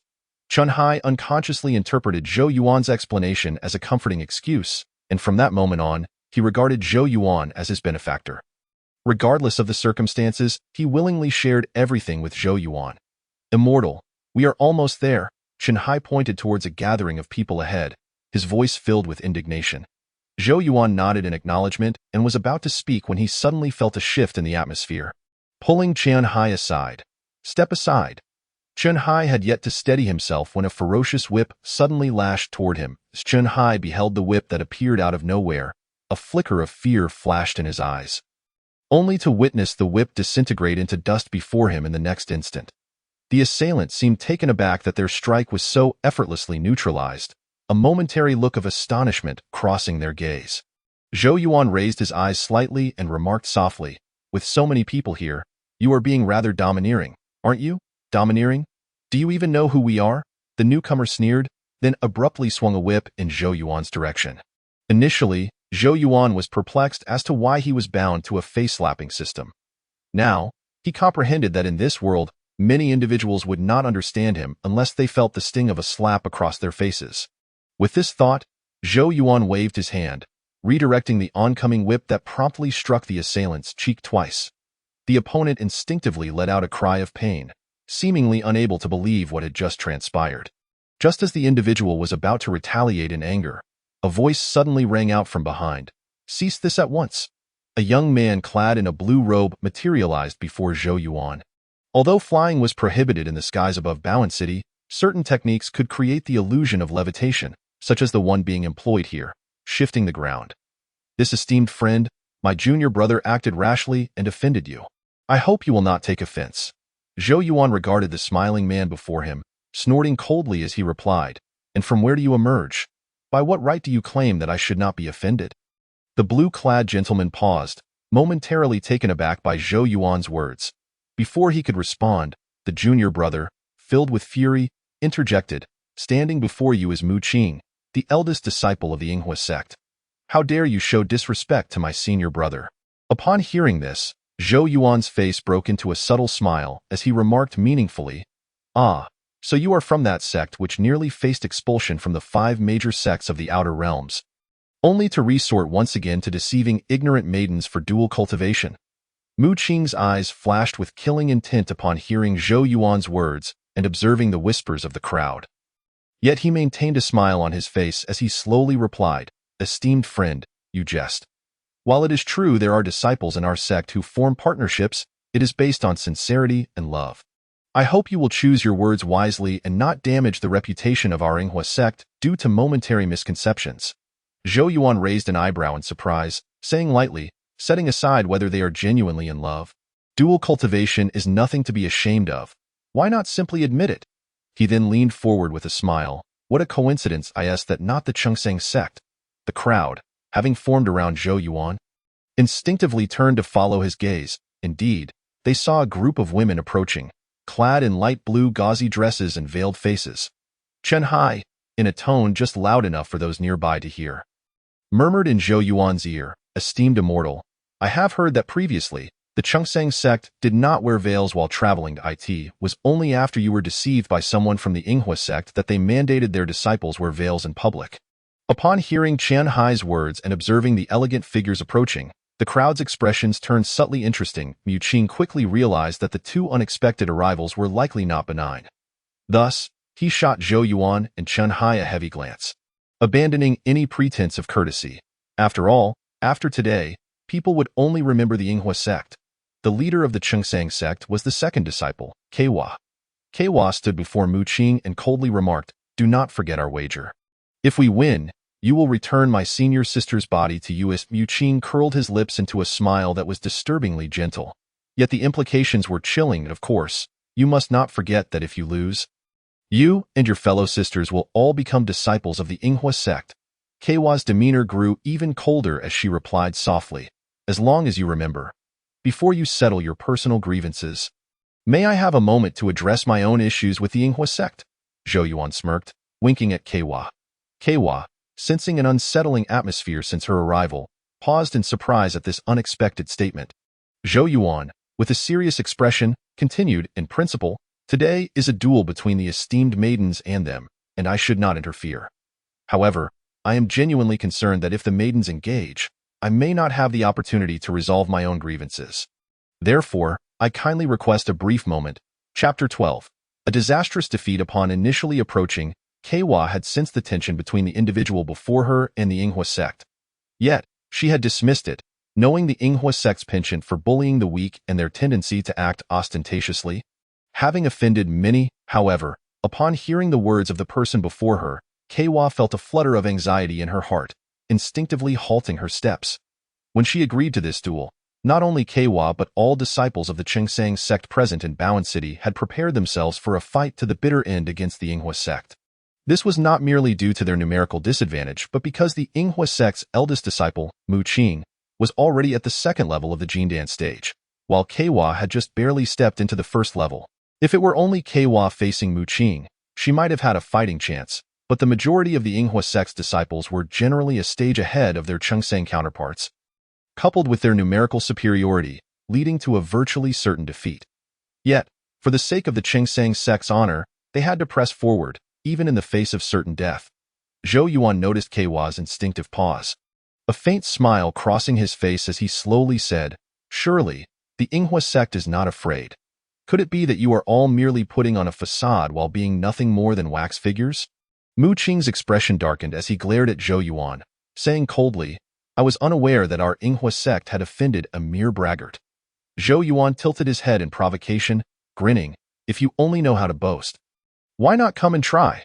With that, Zhou Yuan launched a punch directly at Mu Qing in front of the Yinghua sect's disciples. Mu Qing instinctively recoiled, hastily blocking the punch. As he observed the crowd's scrutinizing gazes, the emotions he had been suppressing finally erupted. He turned to the Yinghua sect's disciples and said slowly, "Wait here for me, I will deal with this person before returning." The Yinghua disciples exchanged glances and chuckled. "Senior brother, take it easy, don't ruin the only asset this pretty boy possesses." Mu Qing nodded with a smile, saying lightly, "Do not worry." Earlier, the opponent had rushed in when he was unprepared, but did not land a decisive blow. Noticing the fierce approach yet lack of follow-through, Mu Qing, uncertain of the opponent's true cultivation level, had come to perceive Zhou Yuan as merely a pretty face seeking to impress before the maidens of the Chengsang sect. Thus, Mu Qing waved his hand dismissively at his fellow disciples, saying nonchalantly, before the main feast, "A small appetizer is quite acceptable. You all stay back. I will teach him a lesson." With that, Mu Qing leaped onto the duel stage, disdainfully declaring, "Come, let me see what you are truly capable of." Zhou Yuan, wearing a knowing smile, observed Mu Qing's expression of arrogance. Mu Qing felt a sudden unease wash over him, a fleeting thought of foreboding crossing his mind. But before he could ponder further, he was met with an overwhelming force of a punch. Mu Qing's expression shifted as he hastily dodged, looking rather disheveled. Zhou Yuan nonchalantly withdrew his hand, revealing an arrogant smile as he slowly remarked, "Is this truly the eldest disciple of the Yinghua sect?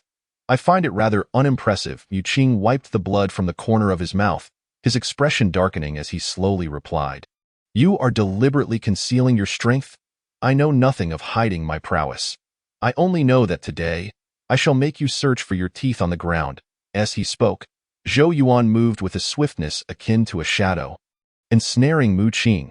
After enduring yet another punch, Mu Qing could not suppress a mouthful of fresh blood, intermingled with fragments of his internal organs. The onlookers gasped in unison at the unfolding scene. From the onset of this contest, it had been a one-sided assault by this unknown young man upon Mu Qing. Although Mu Qing was not a particularly renowned figure among the young disciples of the Outer Realms, it was rare for anyone to engage him in such a comprehensive manner from the very beginning.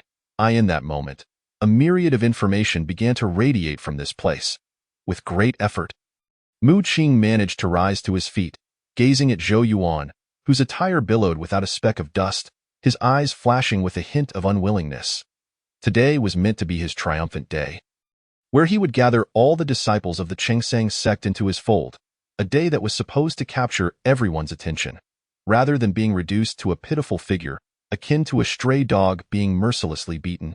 As he pondered this, a frenzied expression slowly crept across Mu Qing's face, and he cautiously retrieved an object from within his robe. Though he had been reluctant to resort to this, the circumstances had compelled him. If a life was to be claimed, let it be his. What could it be? Heaven forbid. The Yinghua sect had actually entrusted this item to Mu Qing. Zhou Yuan watched as a seemingly battered lamp floated into the air, which, upon Mu Qing's infusion of spiritual power, began to glow and reveal its true form. He could not help but raise an eyebrow. It was indeed a damaged innate spiritual treasure. Regrettably, Mu Qing's cultivation was insufficient, allowing him only to barely wield the first layer of this lamp. As Mu Qing frantically channeled his spiritual energy into the lamp, he consumed numerous pills to replenish his strength. now that the innate spiritual treasure was in play. He believed that if he could utterly defeat this suddenly emerging opponent, everything could revert to its former state. He would once again be the envy of all as the esteemed disciple of the Yinghua sect. Zhou Yuan, suppressing a yawn, casually remarked, "Hey, are you ready yet? How long must one prepare for a mere broken lamp?" A flicker of cold light flashed in Mu Qing's eyes as he curled his lips in a disdainful smirk, subsequently unleashing his most formidable move to date. With a sense of triumph, Mu Qing slowly lifted his head, only to be met with the sight of Zhou Yuan, who effortlessly stowed away an unassuming umbrella. Smiling as he queried, "Were you trying to intimidate me just now?" Mu Qing's eyes widened in shock as he exclaimed, "How is that possible? How could you so nonchalantly receive the attack from the lamp, unless you are wielding an innate spiritual treasure yourself?" Upon this realization, a ghastly smile appeared on Mu Qing's face as he coughed up another mouthful of blood. Chapter 13. Bone Erosion. Zhou Yuan raised an eyebrow and chuckled. "Oh dear, young Master Mu, what troubles you? Weren't you planning to impress me?" As Mu Qing regarded Zhou Yuan's indifferent demeanor, he was unable to restrain himself and spat out yet another mouthful of blood amidst the gasps of the crowd. The disciples of the Yinghua sect, witnessing Mu Qing's state, could no longer contain themselves and surged onto the dual platform. Zhou Yuan observed the scene with a cold smirk, seemingly dismissive as he waved his hand, causing all the Yinghua disciples to simultaneously cough up blood in the next moment. While the disciples of the Yinghua sect were regurgitating blood, Zhou Yuan calmly enveloped himself in a protective barrier. Mu Qing, witnessing the unfolding calamity, felt his spirit shatter as he struggled to stand, glaring fiercely at the unfamiliar man before him, his heart filled with regret for all that had transpired. "Who exactly are you? What scheme do you have against the disciples of the Yinghua sect?" Zhou Yuan, upon hearing Mu Qing's words, raised an eyebrow and replied with a smile, "A scheme? To deal with you?" His expression bore a profound meaning as he chose not to elaborate further. Mu Qing, interpreting Zhou Yuan's insinuating smile, suddenly comprehended the unspoken words. "To deal with you? Why bother with some elaborate scheme?" Zhou Yuan continued, his expression emotionless. "Did you not consider that the moment you intentionally provoked the celestial beings of the Chengsheng sect, knowing their numerical and combat prowess were inferior to yours, you would one day find yourself in a similar predicament?" Struggling to maintain his balance, Mu Qing swayed as he retorted, "So you are indeed entangled with the Chengsheng sect, deliberately setting us up, ha?"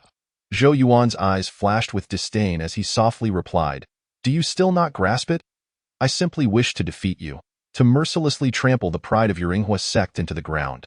With that, Zhou Yuan raised his hand, and the lamp, which had barely been sustained, exploded before Mu Qing's horrified gaze. After completing his actions, Zhou Yuan looked at Mu Qing and calmly stated, "Those who bully others will inevitably be bullied in return. If you have any grievances, feel free to seek me out." With that, Zhou Yuan lifted his head and made his way down the platform as the crowd instinctively parted to create a passage. Silently observing him, Zhou Yuan approached the celestial being Kujia, smiling gently as he said, "Lady Kujia, I have concluded my business. Now, it is your turn." Out of the corner of his eye, he observed the pallid faces of the Yinghua disciples and remarked with a smile, "I trust the disciples of the Yinghua sect will uphold what they told you 2 days ago. For the honor of their sect, they would willingly embrace death." With that, Zhou Yuan, amidst Kujia's somewhat anxious expression, slowly declared, "Go ahead." Kujia's gaze flickered slightly as she replied, "May I inquire where you reside? Once today's matter is resolved, we would like to express our gratitude." Zhou Yuan shook his head with a smile. "I have already gained what I sought from this endeavor. There is no need for further recompense from you. Just exercise caution in the future." With that, Zhou Yuan departed amidst the astonished and fearful expressions of those around him. As Kujia watched Zhou Yuan's figure recede into the distance, gradually becoming nearly indistinguishable, she slowly raised her hand and, along with her fellow disciples, stepped onto the dual platform.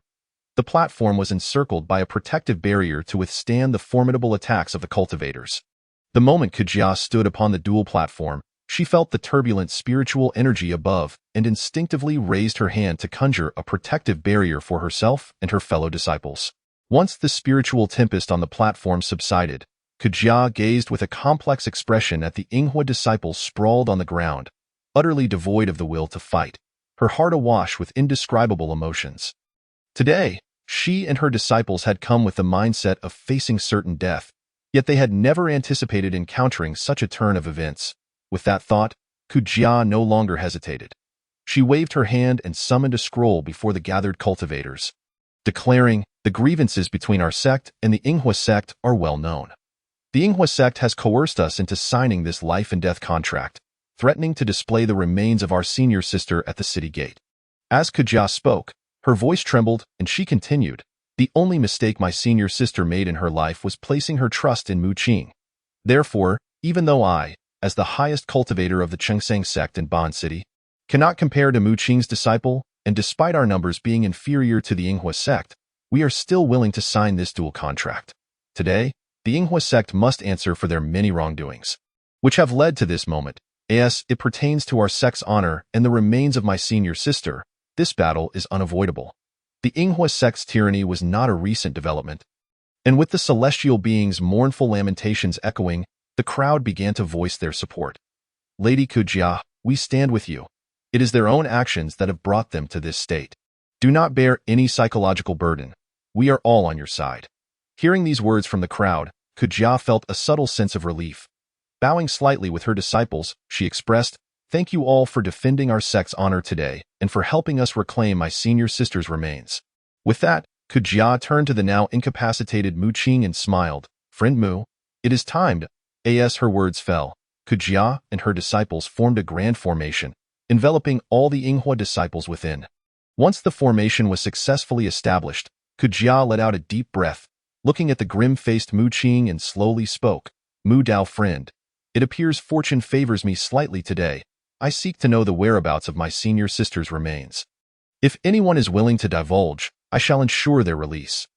Otherwise, Kujia revealed a knowing smile on her face and slowly spoke, "The name of this grand formation is the Bone Corrosion Array.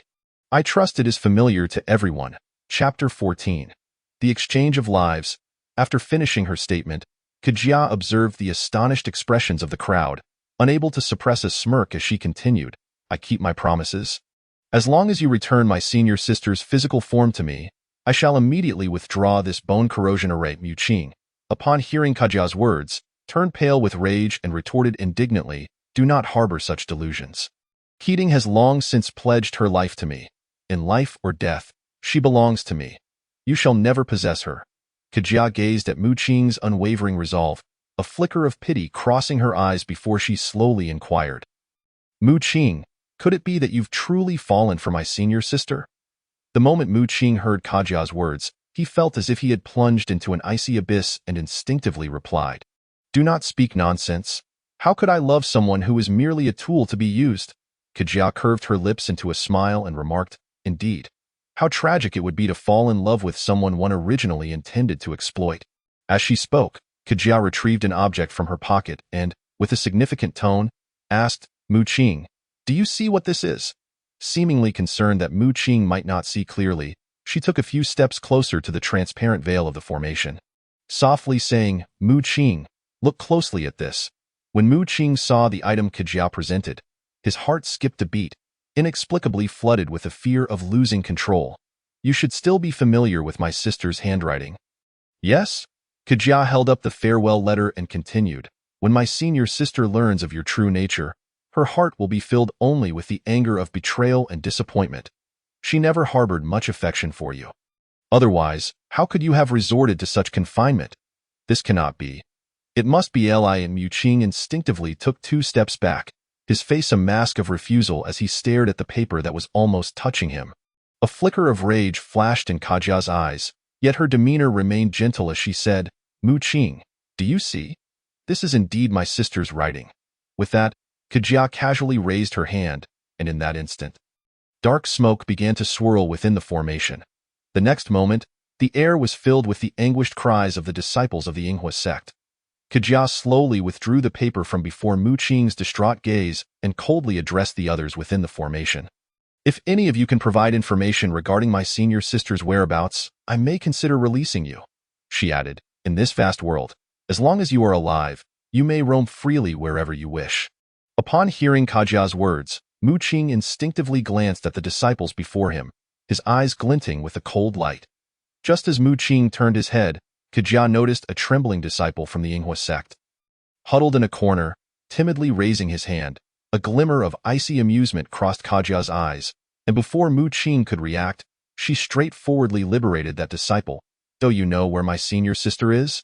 The recently freed disciple cast a wary glance at Mu Qing, who was glaring at him, his body shivering slightly as he murmured, "First, give me 100,000 spirit stones and a mid-grade spirit tool. Then I will tell you." Kejia raised her hand, and a storage pouch landed before the disciple. "Everything you need is inside, but you should know what I desire." Under Mu Qing's cold threat, the Yinghua disciple hastily collected the storage pouch and gently replied, "I do not know where your senior sister is specifically, but I can provide you with a more useful piece of information. If I am not mistaken, your senior sister is not dead at all. The body found in the street was not hers." Kejia, upon hearing this, instinctively stepped forward and pressed her sword against his neck. "What evidence do you have to support such a claim?" "Because I personally witnessed Mu Qing escorting a woman resembling your sister after that incident." The disciple hurriedly explained, slowly moving Kejia's sword away to our residence. "There is a room that Mu Qing forbids anyone from entering. Moreover, there are restrictions in place. Mu Qing claims that it contains something of utmost importance. Hence no one is allowed inside." However, the disciple revealed a subtle smile and, in a flash, vanished from sight before everyone's eyes.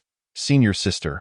A female disciple from the Chengsang sect hurriedly approached Kejia, her expression anxious. Kejia shook her head, a peculiar light glimmering in her eyes. "You all witnessed what just transpired. If any of you are willing to take us to the room where she is confined, I can offer you the same conditions. Moreover," Kejia smiled, adding, "for the sake of your senior brother and the lives of the other disciples, it is unwise to persist any longer, would it not?" As soon as Kejia finished speaking, a disciple gradually stepped to Mu Qing's side. Mu Qing, astonished and enraged, shouted, "How dare you?" One of the disciples replied impatiently, "Senior brother, you have made enough mistakes already. Even if the master were here, he would not condone your disregard for the lives of the other disciples for the sake of one woman. After all, you do not truly care for her. Why not return her?" With that, this disciple, accompanied by his peers, bowed slightly to Kejia and said, "Fairy Kejia, this competition was initially a voluntary life and death pact between us. If the fairy is still willing to grant us an opportunity, it is our fortune. My fellow disciples and I are willing to escort you to that room free of charge, as long as you agree to release the remaining disciples." A glimmer of intrigue crossed Kejia's eyes as she replied with a smile, "Of course, if communication can resolve matters, I would rather not resort to violence." Saying this, she reduced the encirclement on the dual platform by half. "Junior sister, stay here and keep an eye on the remaining disciples. I will go with them to take a look." Kejia gently patted her junior sister's hand and reassured her, "Do not worry. I will bring my senior sister back safely." The remaining disciples of the Chengsang sect, under the insistence of that junior sister, split in half to accompany Kejia to the small courtyard. "I did not expect your sect to place such importance on a single disciple," remarked the first disciple to step forward. Kejia lifted her gaze coldly and replied, "In your sect, as long as it benefits you, you would not hesitate to turn against your own, even among fellow disciples or between master and apprentice. Thus, you cannot comprehend the camaraderie among others. That is your problem, not ours." The speaker nodded in understanding. Chapter 15. Negotiation. "This is the place." The Yinghua disciple pointed to the tightly closed door and softly stated, "Do not be deceived by the appearance of this room. It seems unremarkable, yet it conceals a hidden grand formation that can only be unlocked with a special object and unique techniques." Kejia, intrigued by the disciple's words, cast a glance at him, realizing why he had retrieved something from Mu Qing's possession before their arrival. The Yinghua disciple tossed an item that appeared neither gold nor wood into the air. Muttering an incantation, Kejia watched as the empty courtyard began to ripple like water, slowly revealing an entirely different scene. The Yinghua disciple raised his hand with a smile, saying, "Fairy Kejia, this is the place. Let us enter." Kejia nodded and stepped across the threshold. As she entered, she beheld a figure with flowing black hair, gracefully seated in the courtyard. Kejia stood frozen, instinctively biting her lip. Keating, hearing the footsteps behind her, did not turn but coldly remarked, "What? Finally willing to hand me over?" Upon hearing the familiar voice, Kejia instinctively rushed toward the figure, her voice choked with emotion. "Senior sister."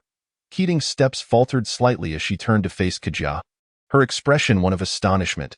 Kajia, like a fledgling swallow, nestled into Keating's embrace, softly saying, "Senior sister, I finally found you." Keating regained her composure and gently patted Kajia's back, murmuring, "Kajia, you have worked hard." Kajia lifted her head, hastily wiping her tears, and smiled. "It is the best thing that you are back, senior sister." After listening to Kajia's account, Keating rose and said softly, "Let us go. I will accompany you to see." Kajia hesitated, regarding her senior sister with disapproval. Though Keating appeared unscathed, Kajia knew that her senior sister had genuinely cared for Mu Qing. Otherwise, she would not have willingly gone to meet his master. We cultivators face countless tribulations in our lives. This is merely one of them, Keating said with a smile. "Come, I should also express my gratitude to Mu Qing for his hospitality during this time." Kajia, in the presence of Ku Ting, appeared far less assertive than she did before others. Thus, after listening to Ku Ting's words, although she harbored some reluctance within, she obediently accompanied Ku Ting to the arena. Ku Ting waved her hand, dispelling the formation before her, and looked at the disheveled Mu Qing sprawled on the ground, smiling as she spoke. "The reason I descended the mountain to hone my skills was that I was stuck at the 6th level of the Heartless Sword technique. I must thank you for aiding me in reaching the 7th level." Upon hearing Ku Ting's words, Mu Qing's pupils constricted sharply, and with a look of astonishment, he exclaimed, "Was all of this your design?" Ku Ting paused momentarily, then replied softly, "While I desired to break through the 6th level, our encounter was purely coincidental. All that transpired was merely a manifestation of my whims." Mu Qing chuckled softly at her words, the laughter gradually escalating. Kajia, looking at Mu Qing with disdain, gently remarked, "Senior sister, let us depart. I did not unleash the full power of the bone erosion formation." Ku Ting glanced around at the surroundings and gently inquired, "You mentioned that the reason you could trap Mu Qing and the others in the bone erosion formation was due to an unfamiliar youth who challenged Mu Qing first and severely injured him?" Kajia nodded and replied softly, "It was not just Mu Qing. There were his disciples behind him as well. Had it not been for that, I fear my fellow junior sisters, and I would have faced dire consequences." Ku Ting nodded in agreement, saying softly, "In that case, we should seek an opportunity to pay a visit." Kajia obediently nodded in assent. Meanwhile, Zhou Yuan, who was being thought of, was currently seated in a tavern on the street. Observing the sudden appearance of a man with a dark complexion, "Young hero, my master sincerely wishes to befriend you." Zhou Yuan slowly sipped his tea, understanding the intent behind the man's visit, and replied gently, "I am aware of your purpose. Why not inquire with them?" As he spoke, Zhou Yuan raised his head to the front. The man with the dark complexion looked puzzled, lifting his gaze to meet the eyes of a group of people across from him. Among them was, the man's pupils slightly contracted as he instinctively asked, "Young hero, what does this mean? You are not the first to come from the arena. If you wish, you may join them in discussing which establishment I should visit first." Zhou Yuan smiled innocently, a harmless grin gracing his features. Having just left the arena without inspecting the rewards Mu Qing had received, Zhou Yuan noticed that others had followed him. Consequently, he chose not to return to his residence but rather wandered casually around the city. Just as he entered the tavern, the individuals trailing behind him finally seized their chance to approach him. Zhou Yuan did not refuse their advances, merely stating, "I am but one person, so let them discuss amongst themselves. I shall arrive as promised." However, these individuals hailed from different factions, and since they were keen on recruiting Zhou Yuan, they would not show hesitation upon their first encounter, allowing him to meet others first. Thus, when the man with the dark complexion arrived, no consensus had yet been reached. Zhou Yuan looked at the 1,000 points displayed on his system panel, a smile creeping across his face as he said, "Perhaps I should offer you a suggestion?" Upon hearing his words, the others collectively ceased their chatter, politely asking, "Young hero, do you have any insights to share? You have come on behalf of your respective masters, since no resolution has been reached here. Why not return and consult with those behind you on how to proceed?" Zhou Yuan observed their hesitant and wary expressions, smiling as he added, "I can assure you that I will not agree to anyone else before all of you return." "How does that sound?" The group exchanged glances at his proposal. Among them, a woman with a graceful demeanor covered her mouth, her laughter fluttering like a flower, as she gently remarked, "Not only is the young hero skilled, but he also possesses an abundance of cleverness. Since you have made such a promise, I shall take my leave for now. Oh, not let me down. With that, the woman waved her sleeve, and a faint, delicate fragrance wafted past Zhou Yuan's nose. Chapter 16. A visit. Zhou Yuan regarded the individuals before him and gently inquired, "Do you intend to linger here any longer?" The others exchanged glances and quietly responded, "In that case, we shall not disturb the young hero any further." With that, their figures faded from Zhou Yuan's sight. Zhou Yuan exhaled softly as the last of them disappeared, finally having the opportunity to examine the points on his system panel. The reason he had chosen to confront Mu Qing was twofold. He held disdain for those who would exploit women and sought to complete the side quest issued by the system. Just moments ago, he had received the system's notification of task completion, but due to the persistent company trailing him, he had not yet opened it. Now, upon checking, he discovered that his decisive actions had yielded a total of 200 points. Seeing his progress bar toward 1,000 points advance further, Zhou Yuan teasingly remarked, "Why so generous this time? I recall that during my previous exploits at the Radiant Light Sacred Land, the most I received was merely half of this."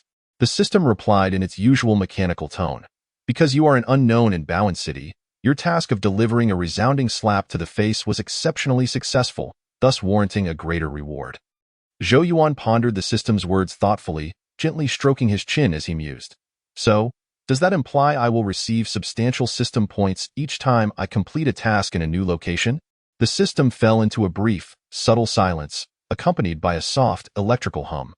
Zhou Yuan chuckled, leaving a spirit stone on the table as he exited the tavern. To his surprise, upon arriving at the tavern, Zhou Yuan encountered a group of disciples from the Chengsang sect. As he reached the entrance, the disciple who had been waiting eagerly approached him, speaking with poise. "Young hero, today you have rendered us an immense service. Our senior sister insisted on coming to express her gratitude." "Is your senior sister still alive?"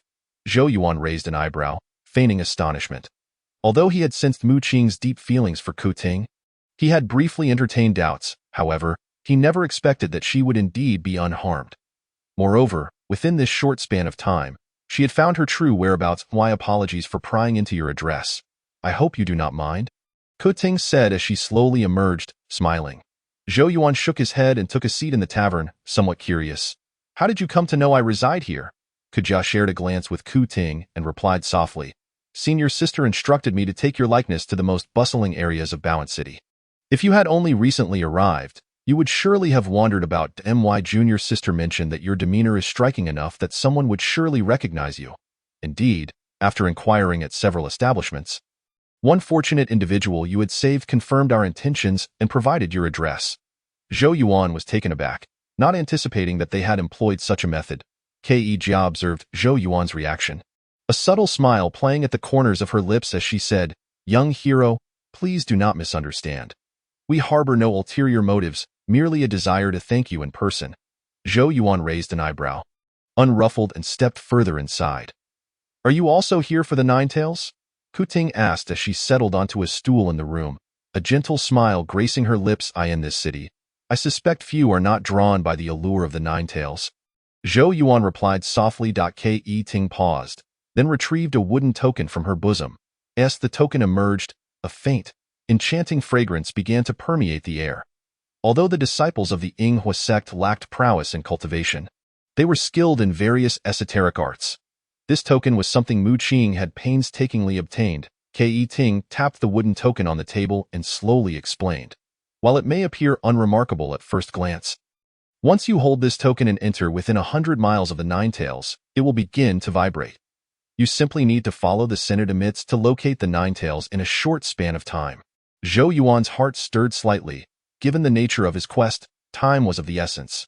"What do you desire in return?" Zhou Yuan raised his gaze to Ku Ting, speaking gently.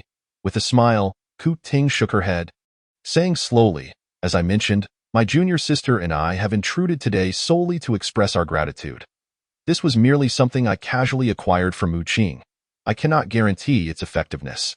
Thus, Ku Ting pushed the wooden token toward Zhou Yuan, smiling as she added, "My junior sister and I have discussed it and plan to return soon.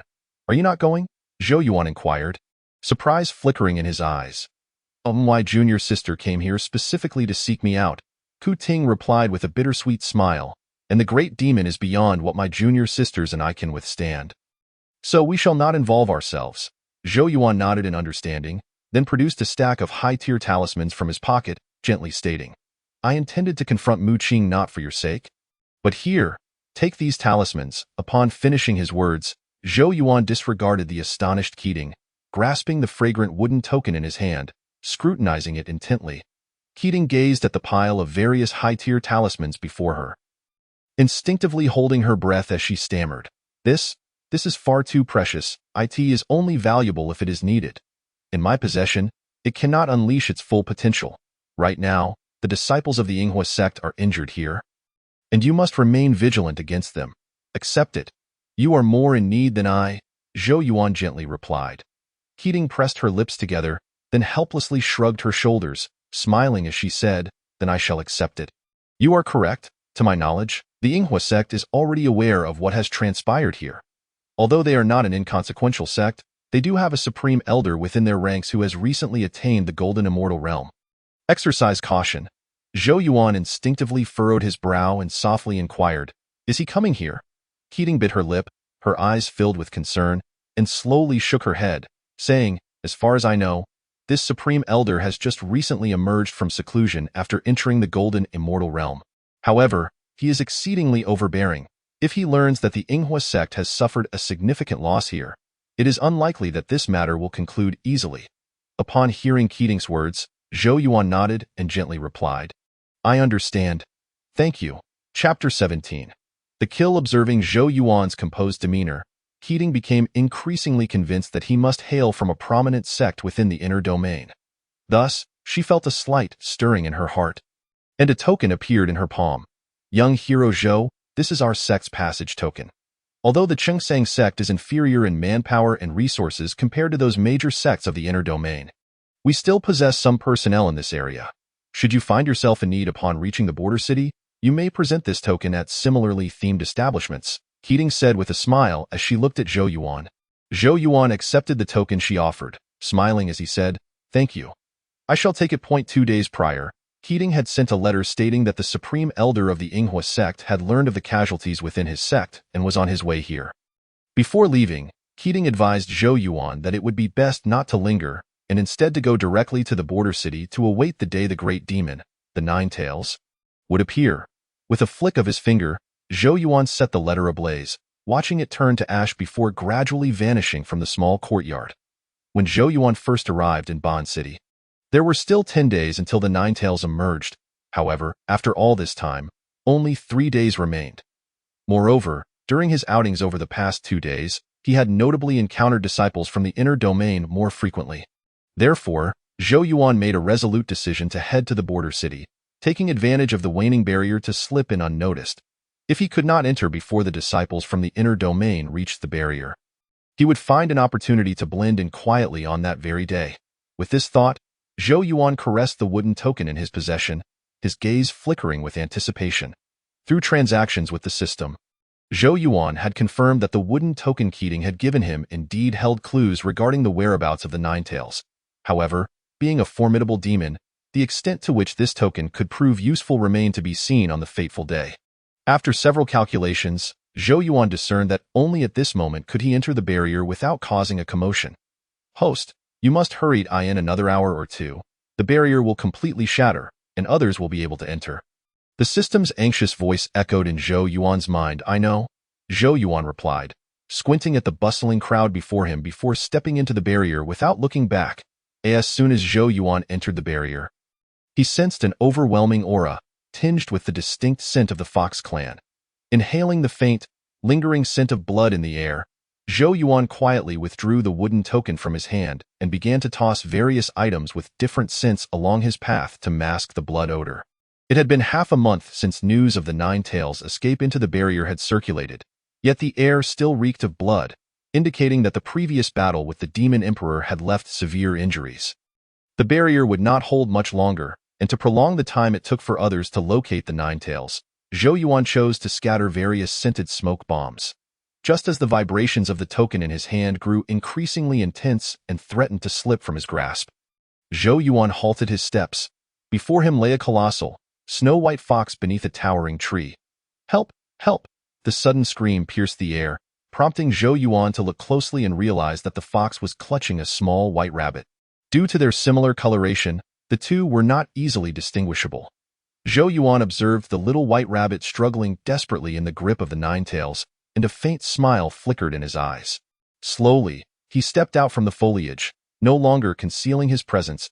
As Zhou Yuan took a few steps forward, the Ninetales abruptly lifted its gaze, transforming into a man clad in black attire under Zhou Yuan's watchful eyes.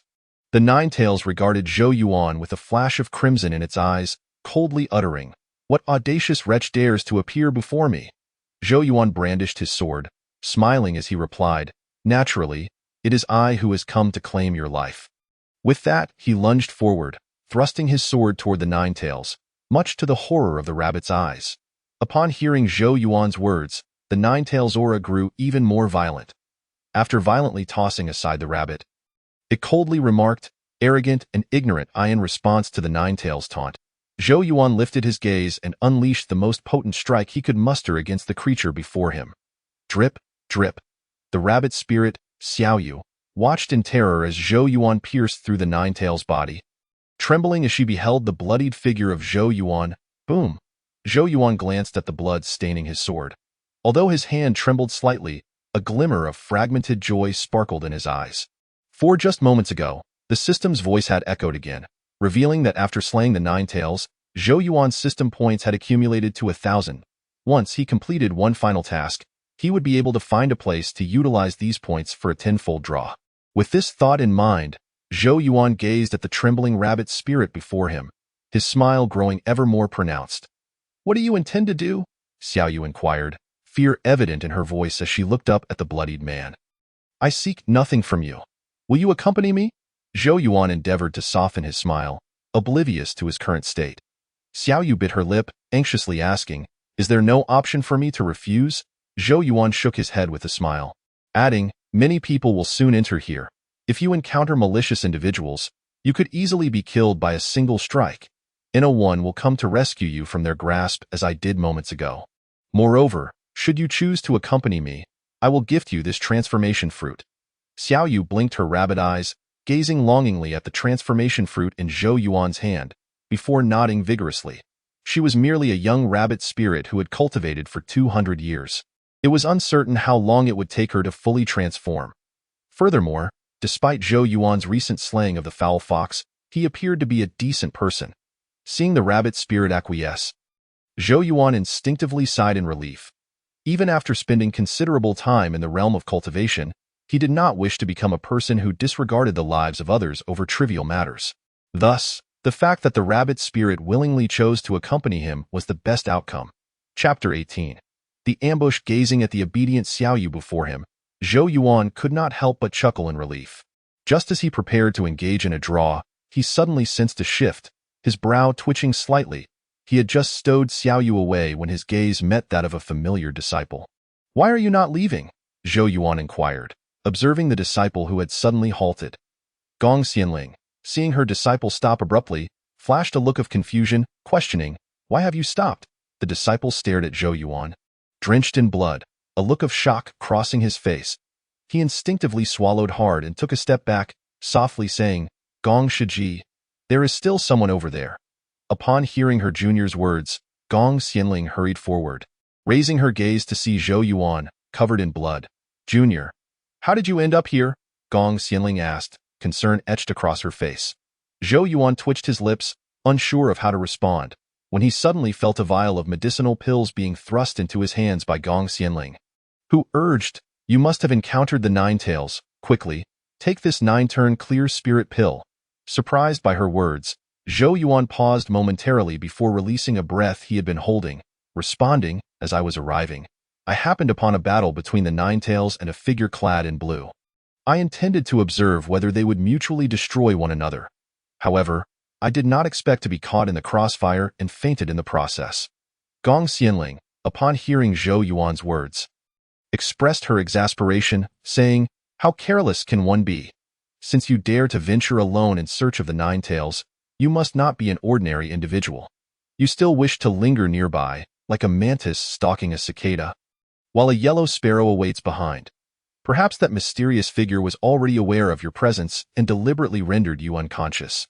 With a resigned shake of her head, Gong Xianling urged, "You must consume this 9-turn pure spirit pill immediately. This is a small realm. Even if we wish to leave, we must wait for 3 days."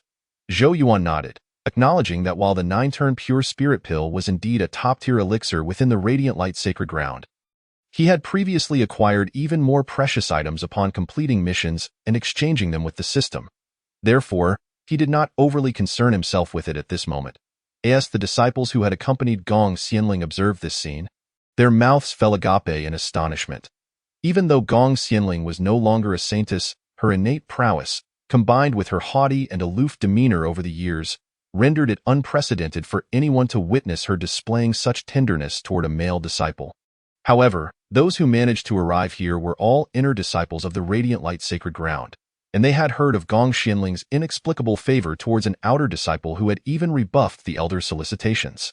Consequently, they regarded Zhou Yuan with a mix of curiosity and intrigue. Due to the system's influence, Zhou Yuan possessed a heightened sensitivity to the emotions of those around him. Thus, upon sensing the series of inquisitive gazes directed his way, he weakly raised the corners of his mouth in acknowledgement. Gong Xianling, observing Zhou Yuan's pale countenance, pressed her lips together and gently stated, "Junior brother, let me first find a place for you to tend to your wounds. The stench of blood is too intense. It poses a danger." With that, Gong Xianling turned to the inner disciples who had accompanied her, addressing them earnestly, "Junior brother Zhou is injured. I will lead him to a safe location for healing. We are still on the periphery, where the danger is relatively low. Let us find a secure place." After a moment's hesitation, she added, "The ground is soaked with the blood of the Ninetales, so please be cautious. If you encounter someone dressed in blue, do not provoke them. Exercise utmost caution." "Understood, sister," came the reply from the other disciples as they approached, eager to assist Zhou Yuan. Although he wished to decline their help, he restrained himself, maintaining the facade of injury as he thanked the inner disciples supporting him. "Thank you, senior brother." Chen Zhao, hearing Zhou Yuan's words, waved dismissively and replied with a smile, "When I returned to the sect recently, I heard that a junior brother not only caught the attention of Sister Gong, but also garnered the interest of our esteemed elders. Seeing you today, it seems the rumors were indeed true." Zhou Yuan, upon hearing Chen Zhao's meaningful remarks, chuckled and replied, "Senior brother, you flatter me." Gong Xianling cast a glance at Chen Zhao and gently instructed, "Junior brother, please assist Zhou Yuan. I will ascertain which direction we should take." Zhou Yuan subtly moved his fingers, raised his hand and pointed ahead, saying, "Let us proceed in that direction." Gong Xianling nodded, without further contemplation, naturally affirming, "Then we shall go that way." As Zhou Yuan noticed the curious gazes swiftly averting upon making eye contact, he sighed inwardly. His initial intention was to silently eliminate the Ninetales and depart unnoticed, yet he unexpectedly encountered individuals from the Radiant Light Sacred Ground, although they likely believed he was not responsible for the Ninetales' demise at present. As time passed without any sign of the creature, they might eventually arrive at the most improbable conclusion as the final outcome. Despite not having spent much time at the Radiant Light Sacred Ground since his arrival, Zhou Yuan had grown fond of the place. "Junior brother, do you think the Ninetales is dead?" Chen Zhao inquired softly, supporting Zhou Yuan. Though the Ninetales possesses formidable strength, it was gravely injured and sought refuge here. In contrast, that mysterious individual acted decisively. It stands to reason that the Ninetales' fate should not be favorable. Chen Zhao nodded, a smile gracing his lips as he remarked, "I believe it is not merely unfavorable.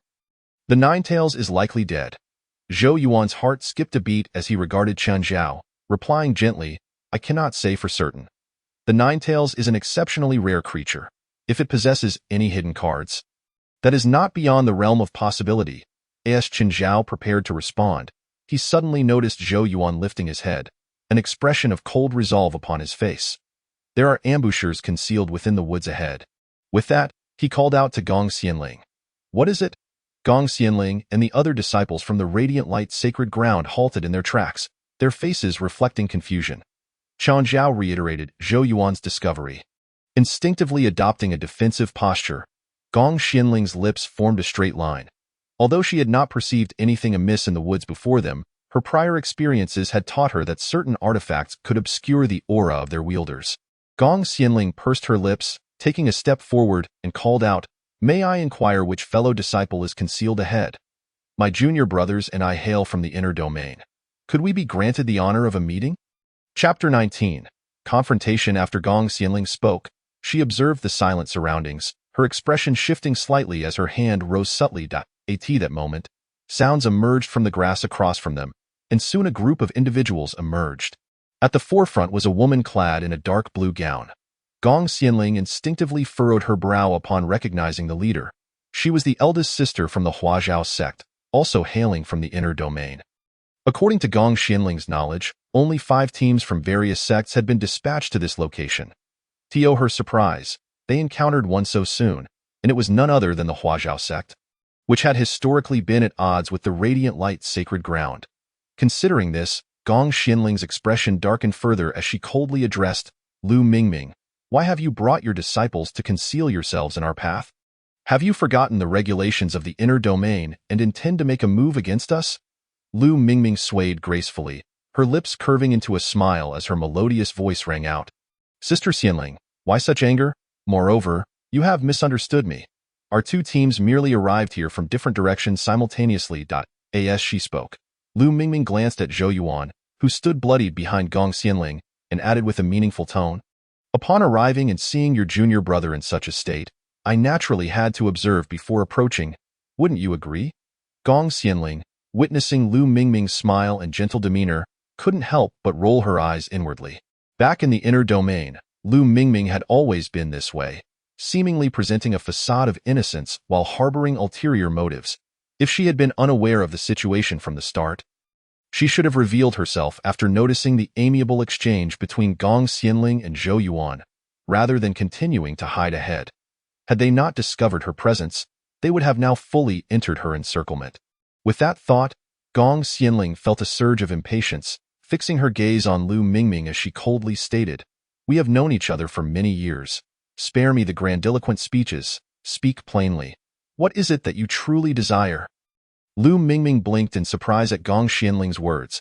She then raised a finger, pointing toward Zhou Yuan, and softly declared, "I want him."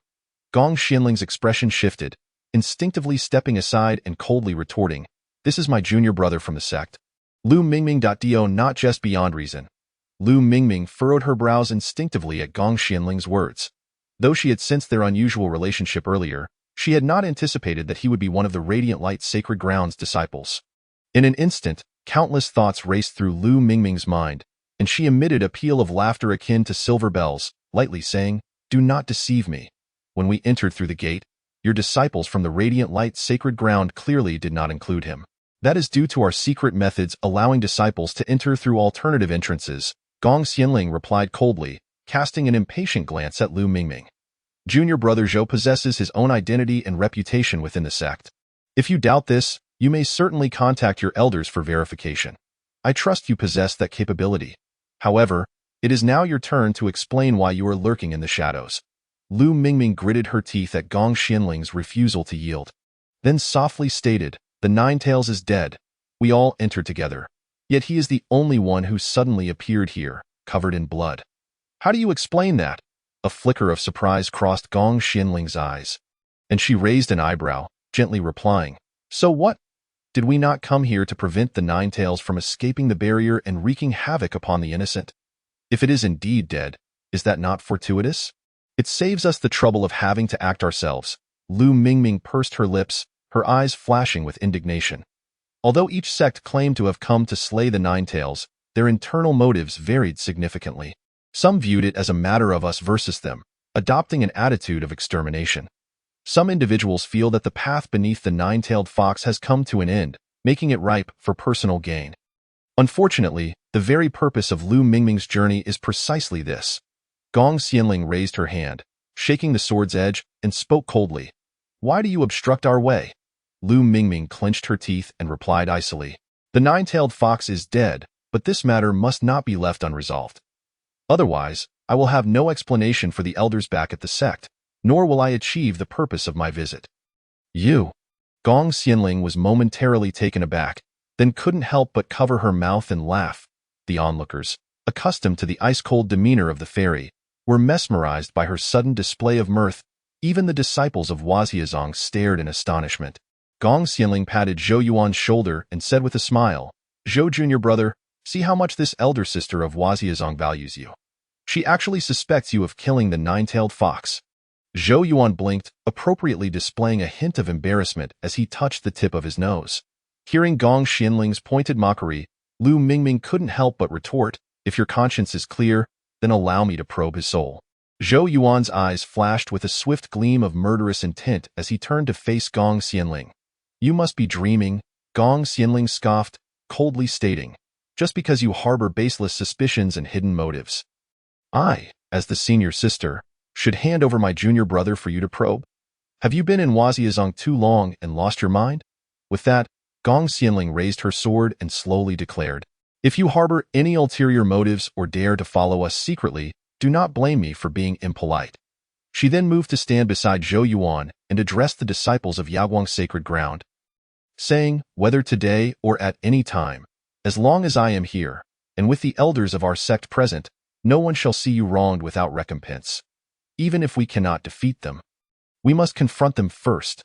After saying this, she led the disciples of Yaguang's sacred ground out. Lu Mingming watched the excited expressions of the men and women stirred by Gong Xianling's words, a shadow passing through her eyes as she silently tightened her grip on her sword. The disciples of Huaxiazong exchanged glances, instinctively holding their breath, afraid to make a sound, their gazes lingering with a hint of envy. Chapter 20.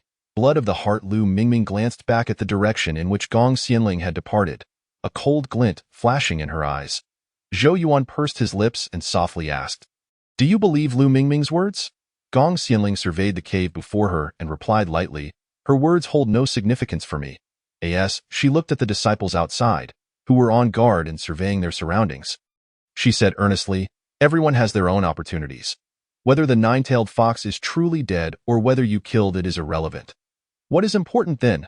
Zhou Yuan asked with a slight smirk. "As of now, the most pressing issue has been resolved."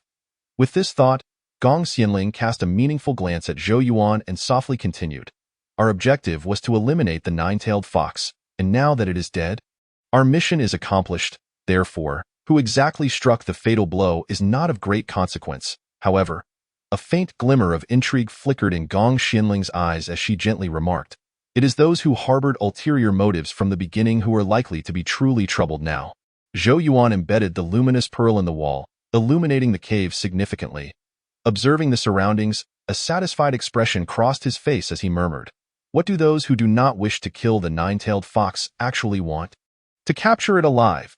You have been within our sect for so long that you are unaware of how those minor sects outside, along with the once prosperous but now declining sects, managed to survive."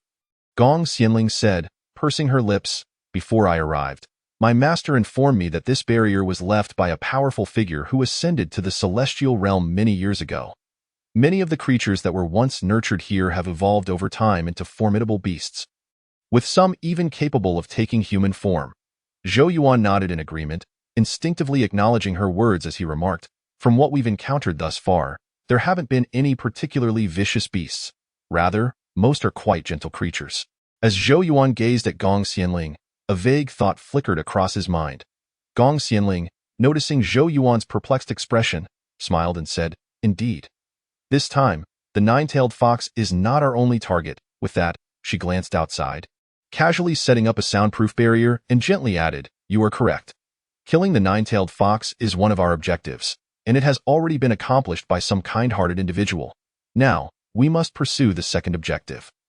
Zhou Yuan assumed an attentive demeanor, focused on Gong Xianling as she continued, "This place can be considered one of the safest barriers.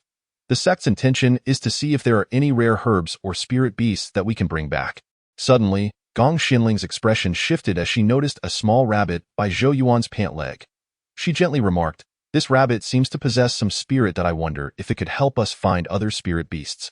Zhou Yuan couldn't help but smile at Gong Xianling's sudden stillness, teasing, "I'll ask Xiao Yu later."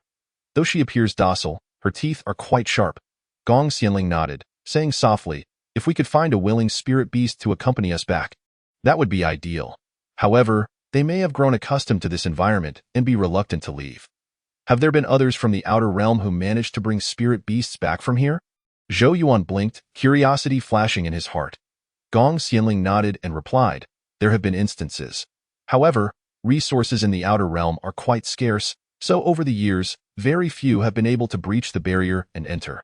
Zhou Yuan acknowledged, indeed, the environment here is exceedingly harsh.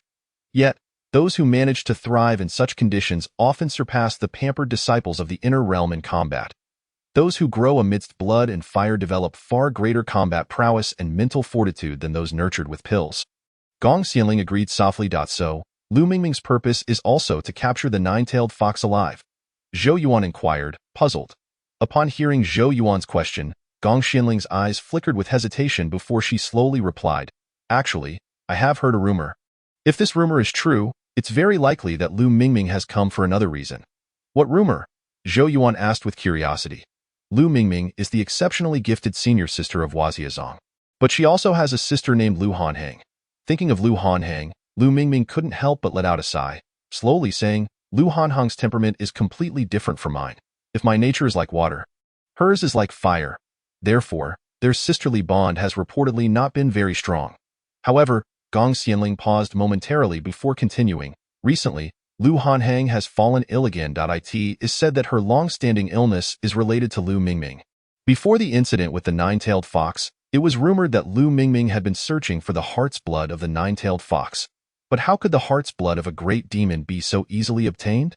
I believe Lu Mingming's purpose this time is indeed to acquire the heart's blood of the nine-tailed fox. Hearing Gong Xianling's words, Zhou Yuan felt a stir within him. To avoid complications earlier, he had directly stored the nine-tailed fox's corpse in his spatial realm. Unlike ordinary storage bracelets, items placed inside retain their original state upon retrieval. If he were to release the nine-tailed fox's body now, it would likely still be warm. If Lu Mingming truly sought the heart's blood for Lu Hanhang's ailment, he could devise a plan to provide her with the heart's blood of the nine-tailed fox. After all, it would serve no purpose in his possession, and if it could save another, that would be a noble endeavor, though he would need to find the right opportunity. Junior Brother Zhou? Junior Brother Zhou? Gong Xianling waved her hand in front of him, breaking his reverie. What are you pondering? Zhou Yuan smiled. I was thinking how wonderful it would be if we could find the nine-tailed fox's body. That way, we might even save a life. Chapter 21. The mission. Gong Xianling was momentarily taken aback by Zhou Yuan's words, then softly remarked, if we could truly find it, we might as well retrieve it to hand over to Lu Mingming. I thought you didn't like Lu Mingming, she added. Zhou Yuan expressed his surprise, stating, who would have thought? Gong Xianling, with a serious demeanor, nodded gently and remarked, although I am not particularly fond of Lu Mingming, nor do I have any affection for Lu Hanhang, we have spent considerable time together in the inner domain, and thus there exists a semblance of camaraderie. What is it that you dislike about Lu Hanhang? Zhou Yuan inquired, blinking. It was indeed natural that Lu Mingming's temperament differed from Gong Xianling's, making their interactions less than harmonious. Nevertheless, Lu Hanhang, with her fiery disposition, should possess a forthright nature. Gong Xianling's expression morphed into one of unutterable complexity as she slowly articulated. When dealing with Lu Mingming, at least she can engage in rational discourse and is somewhat mindful of decorum. However, Lu Hanhang is like a firecracker, ready to explode at the slightest provocation. Reflecting on her previous encounters with Lu Hanhang, Gong Xianling could not help but massage her forehead and softly stated, in comparison to Lu Hanhang, who seems incapable of discerning appropriate contexts, I would much prefer to interact with Lu Mingming. Noticing the air of helplessness on Gong Xianling's face, Zhou Yuan could not help but smile faintly, his lips curving into a subtle grin. Observing this, Gong Xianling felt a slight warmth rise to her cheeks and gently declared, I shall relay this matter shortly, ensuring they remain vigilant regarding Lu Mingming and her companions, as well as the whereabouts of the Nine Tails. If fate permits, I shall entrust this to her, specifically Lu Hanhang's life. Zhou Yuan nodded, admiration evident in his voice as he said, Senior sister, you are truly remarkable. Gong Xianling's brow twitched slightly, and she instinctively touched the tip of her nose, responding softly, Is that truly remarkable? Zhou Yuan smiled and nodded in affirmation. Just as Zhou Yuan finished speaking, his expression abruptly shifted, and he suddenly looked up at the outside eye. In the next moment, the entire cave began to tremble violently. Following the intense shaking, disciples outside the cave rushed in, their faces etched with fear, as they looked at Gong Xianling in astonishment, asking, Senior sister, what has happened? Gong Xianling, poised to respond, momentarily froze and instinctively waved her hand. After a brief pause, she exhaled gently and smiled. Do not worry. It is nothing.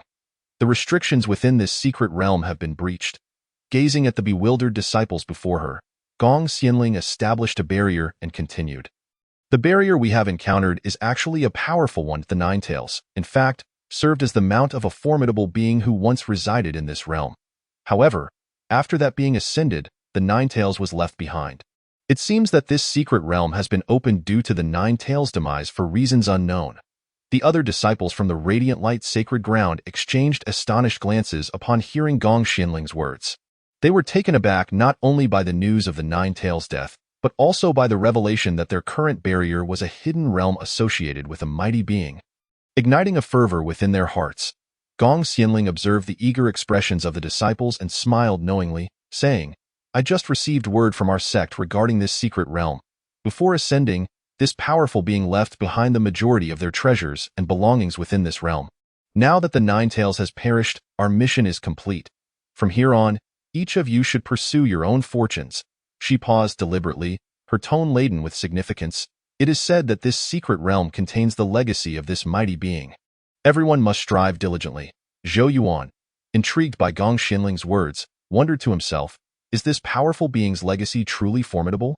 Could it possibly surpass the capabilities of the system? Just as Zhou Yuan's thoughts settled, he heard a beep.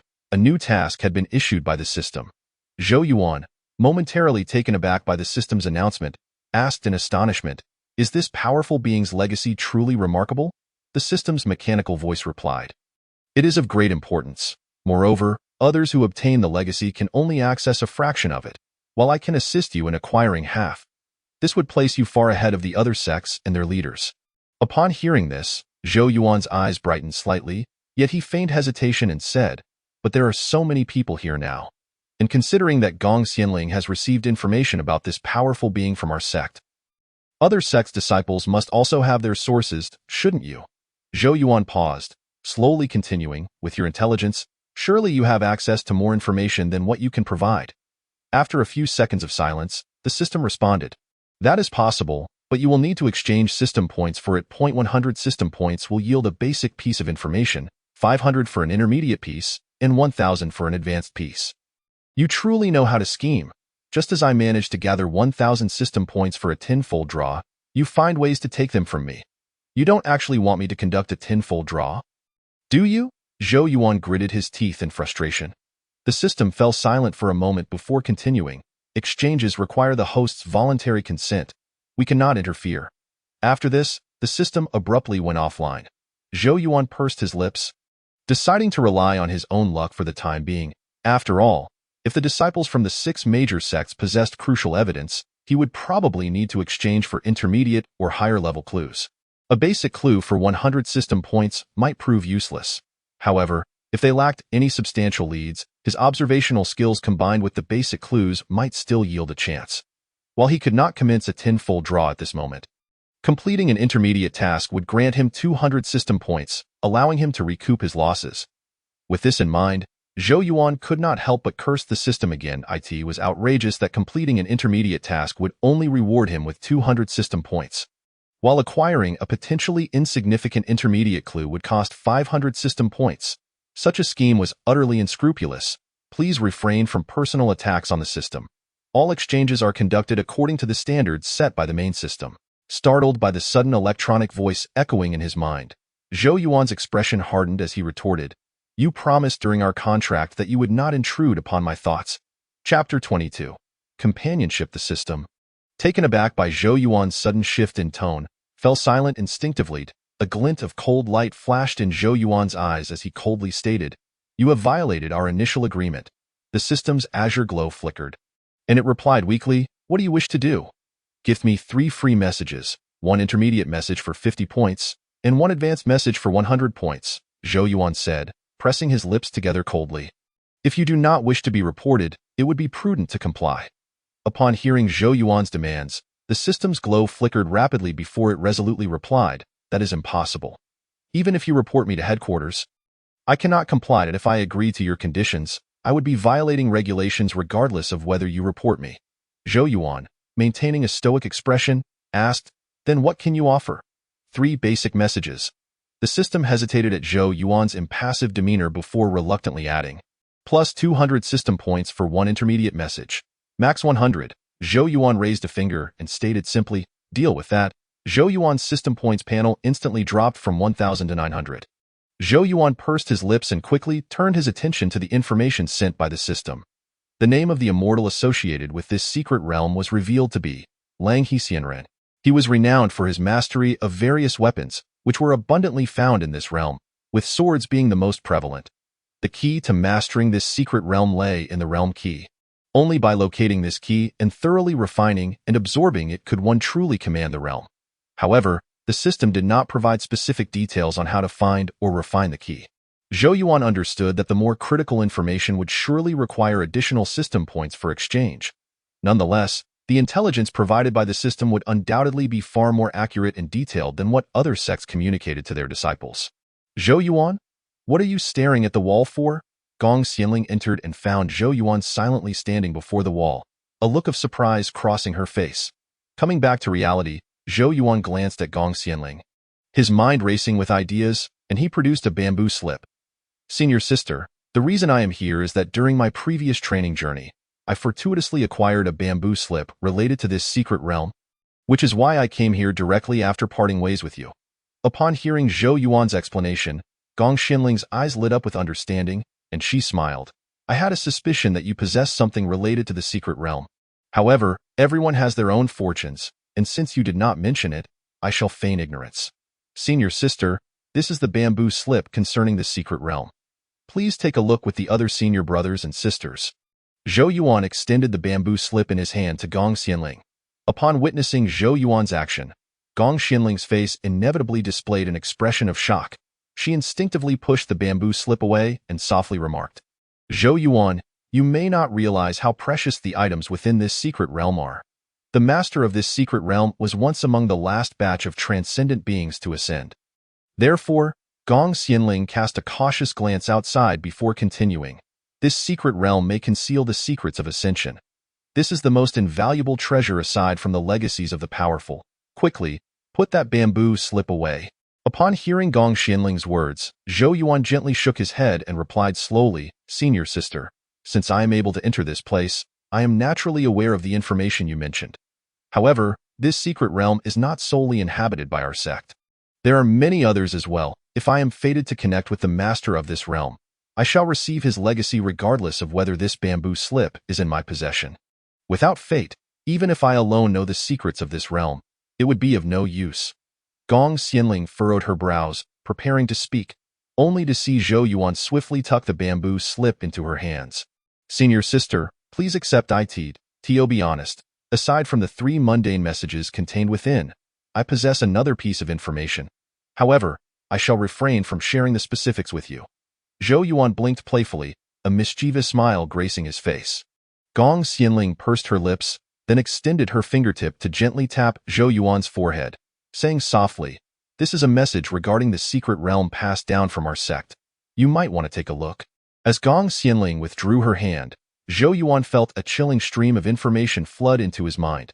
Indeed, the sect's information lacked the detailed nature provided by the system.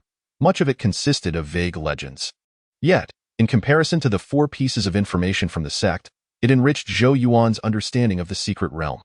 Observing Zhou Yuan, who was gradually opening his eyes, Gong Xianling gently inquired, "Zhou Yuan, do you intend to walk with us, or will you venture forth alone?" Zhou Yuan smiled and replied, "Senior sister, do you not wish to walk with me?" Gong Xianling shot him a playful sidelong glance. Feigning annoyance as she said, "If you choose to accompany us, you cannot slip away midway." Zhou Yuan raised an eyebrow, grinning as he responded, "Just refrain from bothering me, senior sister." Gong Xianling cast a glance behind her, an expression of exasperation flashing across her face as she softly remarked, "Lu Mingming has truly set her sights on you this time." Zhou Yuan shook his head helplessly and said, "It is evident that she genuinely cares for Lu Hanheng." Gong Xianling nodded and continued, "I wonder if that mysterious individual took the corpse of the Ninetails with them. If it remains within the secret realm, we could help search for it, which would be a good deed." Zhou Yuan instinctively touched his storage bracelet, chuckling as he said, We will be staying in this secret realm for a few days. Perhaps we will be fortunate enough to encounter it. Gong Xianling nodded and gently suggested. Shall I call Lu Mingming over to walk with us for a while? Zhou Yuan glanced back at Lu Mingming, who was cautiously concealing her presence, and nodded in an instant. Gong Xianling swooped toward Lu Mingming, who was caught off guard, and gently said, "Do not hide. We have seen you for quite some time." As Gong Xianling spoke, she instinctively glanced behind Lu Mingming, puzzled as she asked, "Why are you alone? Where are the other disciples of Huaqiao sect?" Lu Mingming's face quickly flashed with a mix of embarrassment and irritation as she replied softly, "The sect sent word that they went to other locations." Chapter 23. Medicinal Materials. Upon hearing Lu Mingming's words, Zhou Yuan and Gong Xianling exchanged glances, realizing that the disciples of Huaqiao sect must have also received information from their sect. Why are you here alone? Gong Xianling asked lightly. Lu Mingming instinctively glanced at Zhou Yuan before averting her gaze, slowly saying, "What? Is the path within this secret realm yours to command? I simply wish to go this way." Hearing Lu Mingming's response, Gong Xianling's lips curled into a slight smile as she pulled Zhou Yuan aside, gently saying, "Then please go ahead. We are moving slowly with so many of us. You may pass first." Lu Mingming stared at the two standing off to the side, momentarily taken aback, then raised her chin and replied earnestly, "No need. I feel safer walking behind you." Upon hearing Lu Mingming's words, Gong Xianling was momentarily stunned, then chuckled. "Lu Mingming, how come I never noticed how interesting you are before? Regardless, I intend to walk behind you today." "Are you still moving?" Lu Mingming said, her cheeks slightly flushed as she spoke softly. Gong Xianling was about to say something but was halted by Zhou Yuan. "Why do you agree to let Lu Mingming stay with us?" Gong Xianling looked at Zhou Yuan, a hint of confusion in her eyes. "Since Lu Mingming believes that the death of the Nine Tails is related to me, the more I try to prevent her from following us, the more she may think we have something to hide, and she would devise various schemes to pursue us. Rather than that, it is better to allow Lu Mingming to follow us openly," Zhou Yuan explained, instinctively touching the bracelet on his wrist as he smiled. "All right," Gong Xianling raised an eyebrow, smiling as she said, "Since you are not worried, I have nothing to be concerned about either." Zhou Yuan winked, assuring her, "Rest assured, Lu Mingming will not always be trailing behind us." With that, Zhou Yuan leaped up to a large tree to survey the surrounding environment. Lu Mingming watched Zhou Yuan, along with the messages popping up before her, her eyes flashing with anxiety as she instinctively bit her lip. Having followed Gong Xianling and the others for 2 days, she had yet to discover anything unusual. Her fellow disciples had been sending her messages for the past 2 days. If by the day's end there was still no news of the Nine Tails, she would have no choice but to part ways with them. The thought filled her with urgency. What is this? Just as Lu Mingming was feeling anxious, she suddenly noticed the disciples from the radiant Holy Land displaying expressions of panic. Lu Mingming stepped forward, catching a faint whiff of blood in the air from the grass. "Lu Mingming, look at this," Gong Xianling said, her tone serious. Lu Mingming's heart inexplicably raced at the sound of Gong Xianling's voice as she approached cautiously. "What do you see?" "You certainly haven't wasted your time following us these past 2 days," Gong Xianling remarked with a smile, pointing ahead. Lu Mingming stepped closer, her eyes widening in shock as she beheld the still warm corpse of the Nine Tails. Zhou Yuan approached, swiftly extracting the heart's blood from the Nine Tails and placing it into a jade vial, which he then handed to Lu Mingming. "I heard from Senior Sister that you have been following us to obtain the Nine Tails heart's blood to save your sister. Here it is." Lu Mingming gazed at the jade vial in Zhou Yuan's hand, surprise flickering in her eyes as she subconsciously glanced at the surrounding disciples from the radiant Holy Land. Gong Xianling, observing the scene, gently reassured her, "Rest assured. Zhou Yuan discovered the corpse of the Nine Tails, and since he is willing to give you its heart's blood, you should accept it. Just don't follow us any longer." Taking the vial from Zhou Yuan, Lu Mingming bit her lip, her eyes glistening with unshed tears as she softly expressed her gratitude. "Thank you both. I apologize for the trouble these past 2 days." Gong Xianling, aware of some circumstances surrounding Huaqiao sect, gently replied, "No need for such sentimental words. Just hurry back." Lu Mingming nodded and smiled at Zhou Yuan, saying, "Thank you. Once I return to the inner realm, I will seek you out." Zhou Yuan waved her off, grinning, "No need. Just make your way back." Gong Xianling circled around the corpse of the Nine Tails, her expression contemplative as she remarked, "Zhou Shidi, how do you think the corpse of the Nine Tails ended up here? It is likely that the mysterious individual left it here after slaying the Nine Tails, and we happened upon it." Zhou Yuan replied. a glimmer of amusement in his eyes. Look, the corpse is still warm. Logically, it should have died not long ago. Yet, why have we heard no commotion? Zhou Yuan pondered aloud. The last time the mysterious individual took the Nine Tails had been 2 or 3 days ago, suggesting that our arrival coincided with the Nine Tails' final moments. Zhou Yuan touched his nose lightly, continuing, in truth, I would have preferred to place the Nine Tails in a more remote location. However, this secret realm is not solely occupied by us. There are many disciples from other sections. If we were to miss the opportunity, other sects or rogue cultivators might discover it, which would prove troublesome. Thus, I had no choice but to settle for leaving the Nine Tails corpse here. Gong Xianling raised an eyebrow, a flicker of amusement dancing in her eyes as she replied, regardless, the appearance of the Nine Tails corpse is quite timely. Otherwise, Lu Mingming would have continued to follow us, and we could not afford to expose too much. Zhou Yuan nodded and said lightly, these past few days, I have also been keeping an eye on the movements of other sections on the surface. They have yet to discover anything particularly unusual. We merely need to follow the guidance provided on the bamboo slips and continue our journey in a southwest direction. Unless unforeseen circumstances arise, we should be the first to arrive. Gong Xianling glanced at the bamboo slip in her hand, nodded slightly, and spoke softly. Over the past few days, we have held back due to our concerns for Lu Mingming, so we haven't exerted ourselves to the fullest. Please inform the other disciples that we will take a brief respite today, allowing them to quickly gather the herbs and items they require. Tomorrow, we shall not linger any longer. Zhou Yuan nodded in agreement, gently replying, Understood. Do you require anything else? I have noticed that as we delve deeper, the herbs in this area seem to be superior in both variety and age compared to those outside. It is highly likely that as we venture further, the quality and age of the herbs will improve even more. Though the quantity may not be as abundant, Gong Xianling nodded thoughtfully, responding, You make a valid point. The inner realm is indeed in need of such medicinal herbs. If we manage to bring them back, they could fetch a considerable profit. Chapter 24. Departure. Gong Xianling observed Zhou Yuan's astonished expression and raised an eyebrow with a smile. Why do you look at me with such surprise? Zhou Yuan chuckled lightly. I just suddenly thought that if the younger disciples heard you speak this way, they would undoubtedly be taken aback. Gong Xianling teased. What, do you think of me as someone who is detached from worldly affairs? Zhou Yuan, maintaining a serious demeanor, nodded slightly. Indeed. The eldest senior sister is usually so solemn, and coupled with your status as a saintess, everyone naturally regards you as a celestial being. Upon hearing Zhou Yuan's words, Gong Xianling couldn't help but smirk, replying, It seems that I would be at a loss if I were to relinquish my title as saintess. Zhou Yuan shook his head and glanced at the younger disciples diligently searching for herbs nearby, softly stating, The respect you command from everyone stems from your character and actions, rather than your title as saintess. Gong Xianling, upon hearing Zhou Yuan's remarks, smiled mischievously and said, The eldest senior sister has certainly not been idle protecting you from that little girl. Lu Mingming, rest assured, as long as you follow me, no one will dare to bully you. Zhou Yuan regarded Gong Xianling, who held her head high like a victorious little cat, a fleeting smile crossing his face.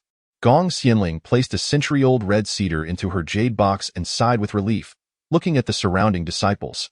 It seems everyone has gathered a sufficient amount of herbs. After a brief rest, we shall proceed onward. Zhou Yuan twirled the storage bracelet on his wrist, feeling content with his findings. The system had initially provided him with exceptionally rare herbs, which meant he did not possess many of these relatively common varieties. Zhou Yuan was confident that once he requested from the system, he would need to trade for them again.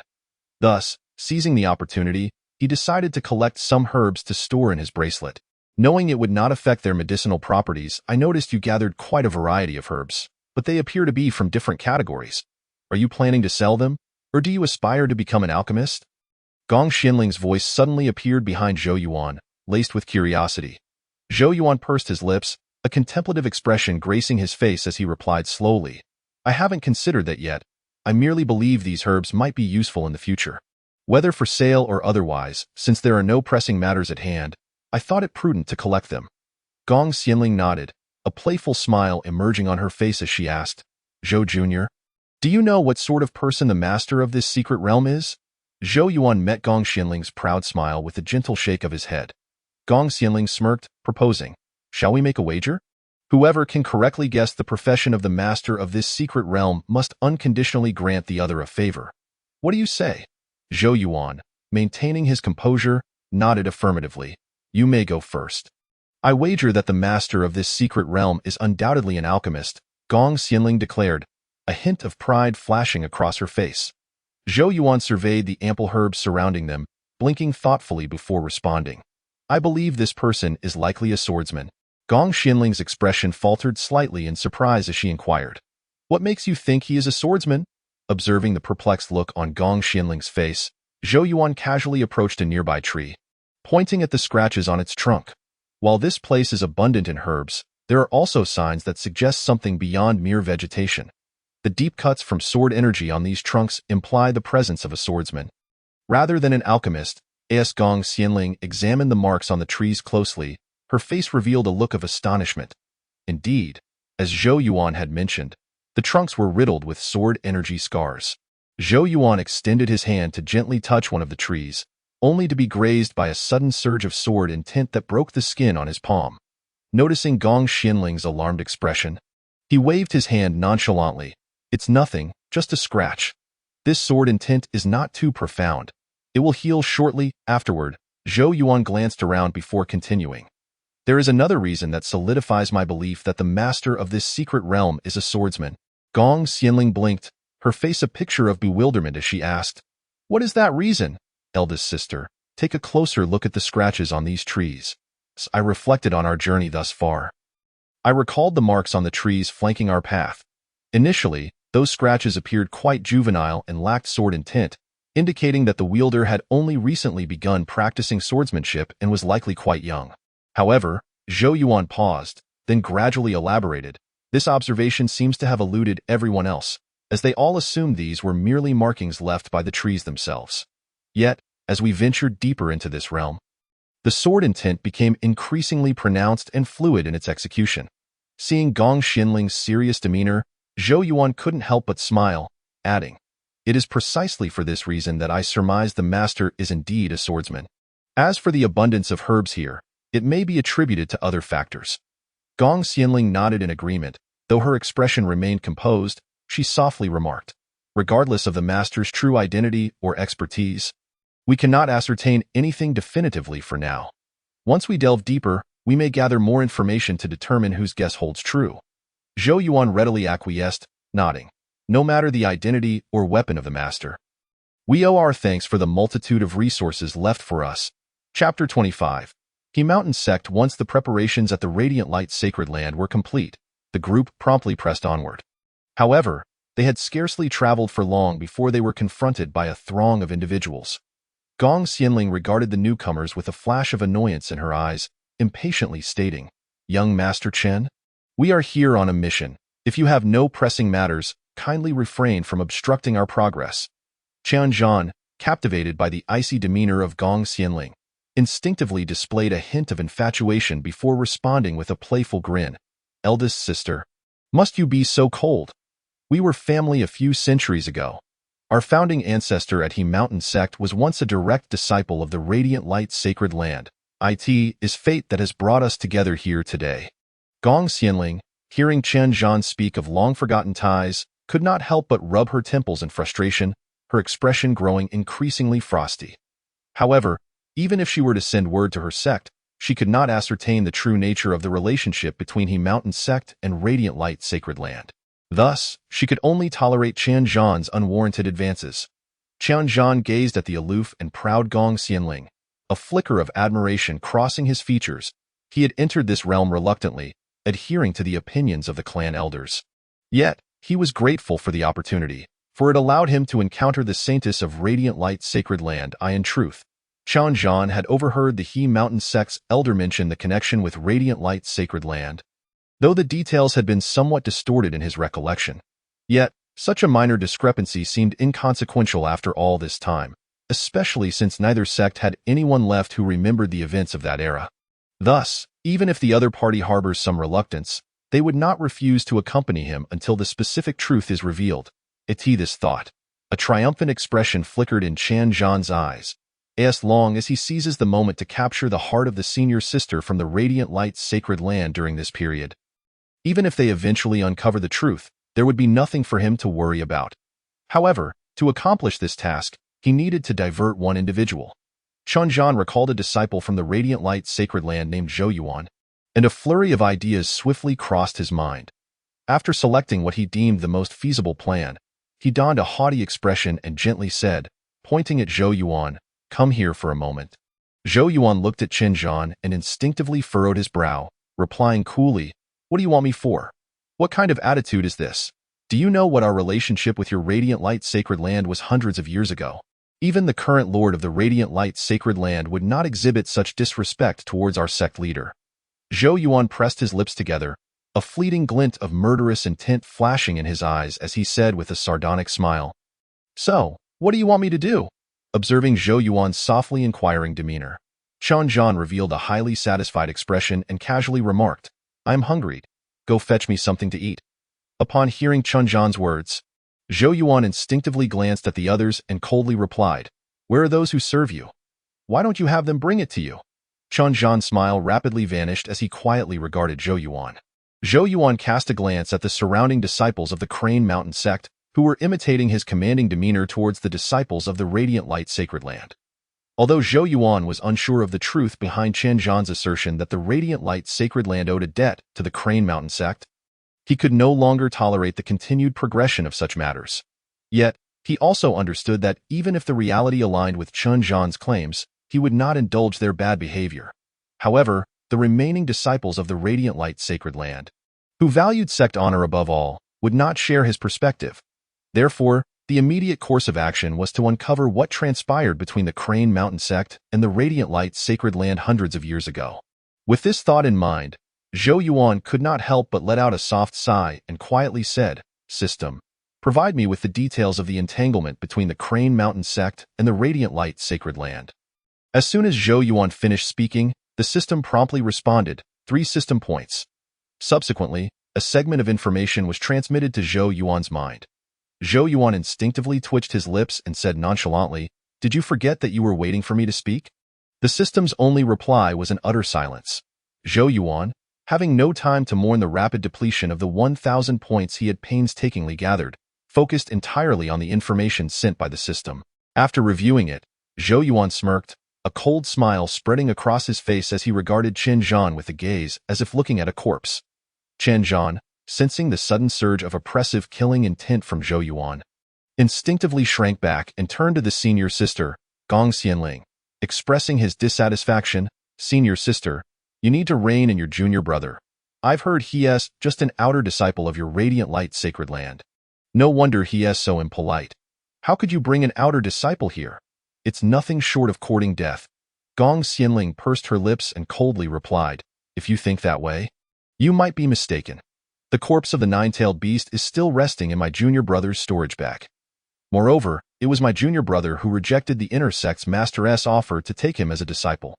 Upon hearing Gong Xianling mention that the nine-tailed beast's corpse lay in Zhou Yuan's storage bag, Chen Zhan's expression morphed into one of shock and disbelief. Instinctively swallowing hard, he cautiously glanced at the stern-faced Zhou Yuan and whispered, "Senior sister, you mean the corpse of the nine-tailed beast is in his storage bag?" Gong Xianling nodded coldly, responding, "Indeed. Is there a problem?" Chen Zhan quickly shook his head, subtly distancing himself from Zhou Yuan, and a brief silence ensued. Zhou Yuan, having resolved to teach Chen Zhan a lesson should he act up again, silently vowed to make him understand the consequences of his arrogance. However, perhaps due to the recent news he had received, not only did Chen Zhan quiet down, but the other disciples of the Crane Mountain sect, who had been mimicking him, also fell silent. Gong Xianling smirked slightly, a hint of exasperation in her smile, and remarked softly, "I never expected your influence to be so great." Chapter 26. Venting anger upon hearing Gong Xianling's words, Zhou Yuan raised an eyebrow and casually replied, "It's not my power that is great, but rather the power of the nine-tailed beast." Gong Xianling rubbed her temples, somewhat distressed, and said, "Chen Zhan presents the past events as if they were true. Yet, from what I know, there indeed were ancestors in our sect who left to establish their own factions. I cannot ascertain whether it aligns with Chen Zhan's narrative." Zhou Yuan observed the slight crease in Gong Xianling's brow and gently said, "Do not concern yourself with this matter. I happen to know some details by chance." But if Chen Zhan remains compliant, there may be no need to bring it up. Gong Xianling, surprised by Zhou Yuan's words, asked, "How would you know about events from so many years ago?" Zhou Yuan shrugged with a smile. "That is not for you to worry about. Just know that we should hold our heads high and be proud." Despite her lingering doubts due to Chen Zhan's prior remarks and actions, Gong Xianling chose not to press the issue, recognizing that he was merely gaining some verbal advantage. However, it seemed that this had only emboldened him further. Given Zhou Yuan's confidence, it was clear that he had a firm grasp on the situation. And thus, Gong Xianling resolved not to indulge Chen Zhan any longer. With this thought, she instinctively exhaled in relief. Unfortunately, Chen Zhan did not cherish this opportunity. Before long, he had set his sights on the disciples accompanying the Radiant Light Sacred Land. "You? Yes, you. What are you staring at? Come here." Chen Zhan called out to a cautious disciple from the Radiant Light Sacred Land, a mix of subtle jealousy and arrogance flashing in his eyes. These disciples from prestigious inner sects merely enjoyed favorable circumstances and thus gained the sect's attention. Without the constant provision of elixirs and weapons from their sect, how could they have reached such higher realms at such a young age compared to him? The individual Chen Zhan was now addressing was the lowest-ranking disciple among those who had come from the Radiant Light Sacred Land. "I am hungry. Go get me something to eat," Chen Zhan said, a malicious smile gracing his features. Jiu Qiao looked at Chen Zhan, frowning as she replied, "We're currently on the move. I cannot leave the group." Moreover, Gu Qiao sized Chen Zhan up and queried, "Who are you? On what grounds do you expect me to fetch you food?" A smug smile spread across Chen Zhan's face as he replied, "You don't know who I am? That's understandable. I see you rank lowest here, so naturally, you wouldn't know my connection to your sect. However, you should have seen my conversation with your senior sister just now. Right? I advise you to fetch it for me now, and I might say a few good words for you in front of her. Otherwise, with your meager rank, how much merit do you think you'll earn upon returning?" As Gu Qiao listened to Chen Zhan's words, her expression grew increasingly peculiar before she pointed at Chen Zhan's back and said lightly, "Then you should tell your senior sister now." Chen Zhan's expression momentarily froze, and he slowly turned his head, smiling as he said, "Senior sister, I was just joking with him." To his surprise, there was no one behind him. Chen Zhan froze, and then in a fit of rage, turned back, realizing he had been played by the very person he had just addressed. Yet, by the time he turned around, that person had already joined the one referred to as Zhou Shidi. Clenching his fists, Chen Zhan's face turned cold as an icy expression settled upon him. Zhou Yuan furrowed his brows and gently inquired, "What's wrong?" Gu Qiao shook her head dismissively, saying, "I don't know where this clown came from. Thinking he can prance around before me and order me about." Zhou Yuan couldn't help but chuckle, his understanding that Chen Zhan likely perceived Gu Qiao as the easiest target to manipulate. However, if he continued with such a mindset, the journey ahead would not be smooth sailing for him. Indeed, following this, it seemed the heavens conspired against Chen Zhan. Either bird droppings would suddenly land on his head, or he would stumble into a pit while walking. When Chen Zhan climbed out of the pit once more, Gu Qiao sauntered over, feigning concern as she asked, "Brother Chen, what has happened to you? Why has this journey been so tumultuous? Could it be that you inadvertently offended the guardian of this secret realm?" Chen Zhan's face turned a deep shade of crimson, glaring resentfully at Gu Qiao. While inwardly, he began to fret, wondering if he had unknowingly angered the guardian of this secret realm and the realms of powerful beings. It is often the case that guardians are appointed to protect the sanctum. Hence Chen Zhan did not doubt Gu Qiao's words. The crux of the matter is that, although his cultivation within this domain was not the highest, he felt a certain distance from these prodigies hailing from the inner territories, who had not endured the trials of the outer realms. Therefore, he found it hard to believe that anyone could execute such actions without a trace. "Senior sister, how did I perform?" Gu Qiao inched closer to Gong Xianling, a radiant smile illuminating her face. Gong Xianling, observing Chen Zhan, whose hair was disheveled and carried a faint, unpleasant odor, briefly flashed a faint smile in her eyes before slowly responding, you ought to exercise a bit more restraint. Don't let anyone catch you in the act." Chen Zhan winked at Gong Xianling, chuckling, "Senior sister, are you still worried about my capabilities? Rest assured, no one in the inner domain has noticed my pranks on those rascally youths. Let alone this Chen Zhan, who inexplicably exudes a sense of superiority while looking down on others." Upon hearing Chen Zhan's words, Gong Xianling couldn't help but chuckle. But, senior sister, who exactly is this person? They've been following us without contributing in any way, yet they still expect a share of the spoils. It is truly irksome. The sect he belongs to has some historical ties with our lineage from hundreds of years ago. But I believe it is not a deep entanglement. Worry not. I have already sent a message to Master. I expect a response shortly, Gong Xianling said, furrowing her brow slightly. Jiu Chao nodded, exhaling a sigh. I hadn't anticipated that this secret realm would not allow direct communication with the sect. We must devise alternative methods to send the message. It is rather inconvenient. Silence. Be wary of being overheard by the Guardians. Each powerful entity's secret realm has its own set of rules, and since we are on foreign ground, if we wish to acquire their legacies and treasures, we must adhere to their regulations. Chapter 27. Disguise. Upon hearing Gong Xianling's words, Gu Qiao instinctively raised an eyebrow, donning a conciliatory smile as he replied, Senior sister, I understand. Gong Xianling nodded in agreement, softly remarking, We shall hear news soon. You needn't suppress your enthusiasm. Jiu Chao nodded in acknowledgement. They had traversed the secret realm for 2 days, and judging by their surroundings, they were nearing the inner sanctum. Yet for reasons unbeknownst to her, a sense of vigilance and danger began to stir within Gong Xianling. Surveying the environment, her apprehension deepened. Senior sister, what troubles you? Zhou Yuan inquired, noting the tension that enveloped Gong Xianling. Gong Xianling pursed her lips, murmuring, I can't shake off an inexplicable sense of danger. Zhou Yuan frowned, halting abruptly as he gazed at the lush forest ahead, exclaiming, Oh dear, I think I might be feeling unwell. Do you think it could be the aftereffects from the confrontation between that mysterious figure and the Nine Tails a few days ago? Gong Xianling was momentarily taken aback, instinctively responding, You're only feeling it now. Zhou Yuan nodded earnestly, saying, Perhaps my reaction is just slow, but I'm genuinely feeling quite ill. After saying this, he spat out a mouthful of blood. Gong Xianling, initially skeptical, widened her eyes in shock at the sight before her, exclaiming, Zhou Yuan, what has happened? Are you all right? Zhou Yuan, with a weak smile, replied, I'm fine. Let us just head over there to rest. Shall we? Gong Xianling glanced at the direction Zhou Yuan indicated, a vast plain. After a moment's hesitation, she nodded in agreement as Zhou Yuan continued to voice his discomfort, leading the other disciples to change course. Chen Zhan, observing the sudden alteration in direction, felt perplexed. Watching Zhou Yuan being supported by Gong Xianling only deepened his frustration.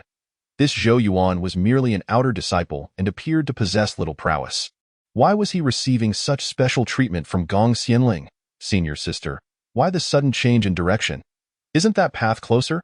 I've received word that our sect has reached the core of the secret realm, but the great door remains tightly shut. If we don't hasten our pace, we may miss our chance, Chen Zhan remarked, visibly displeased. Gong Xianling, already feeling irritable, became even more so due to Zhou Yuan's predicament. She coldly replied to Chen Zhan, Zhou Yuan is unwell right now.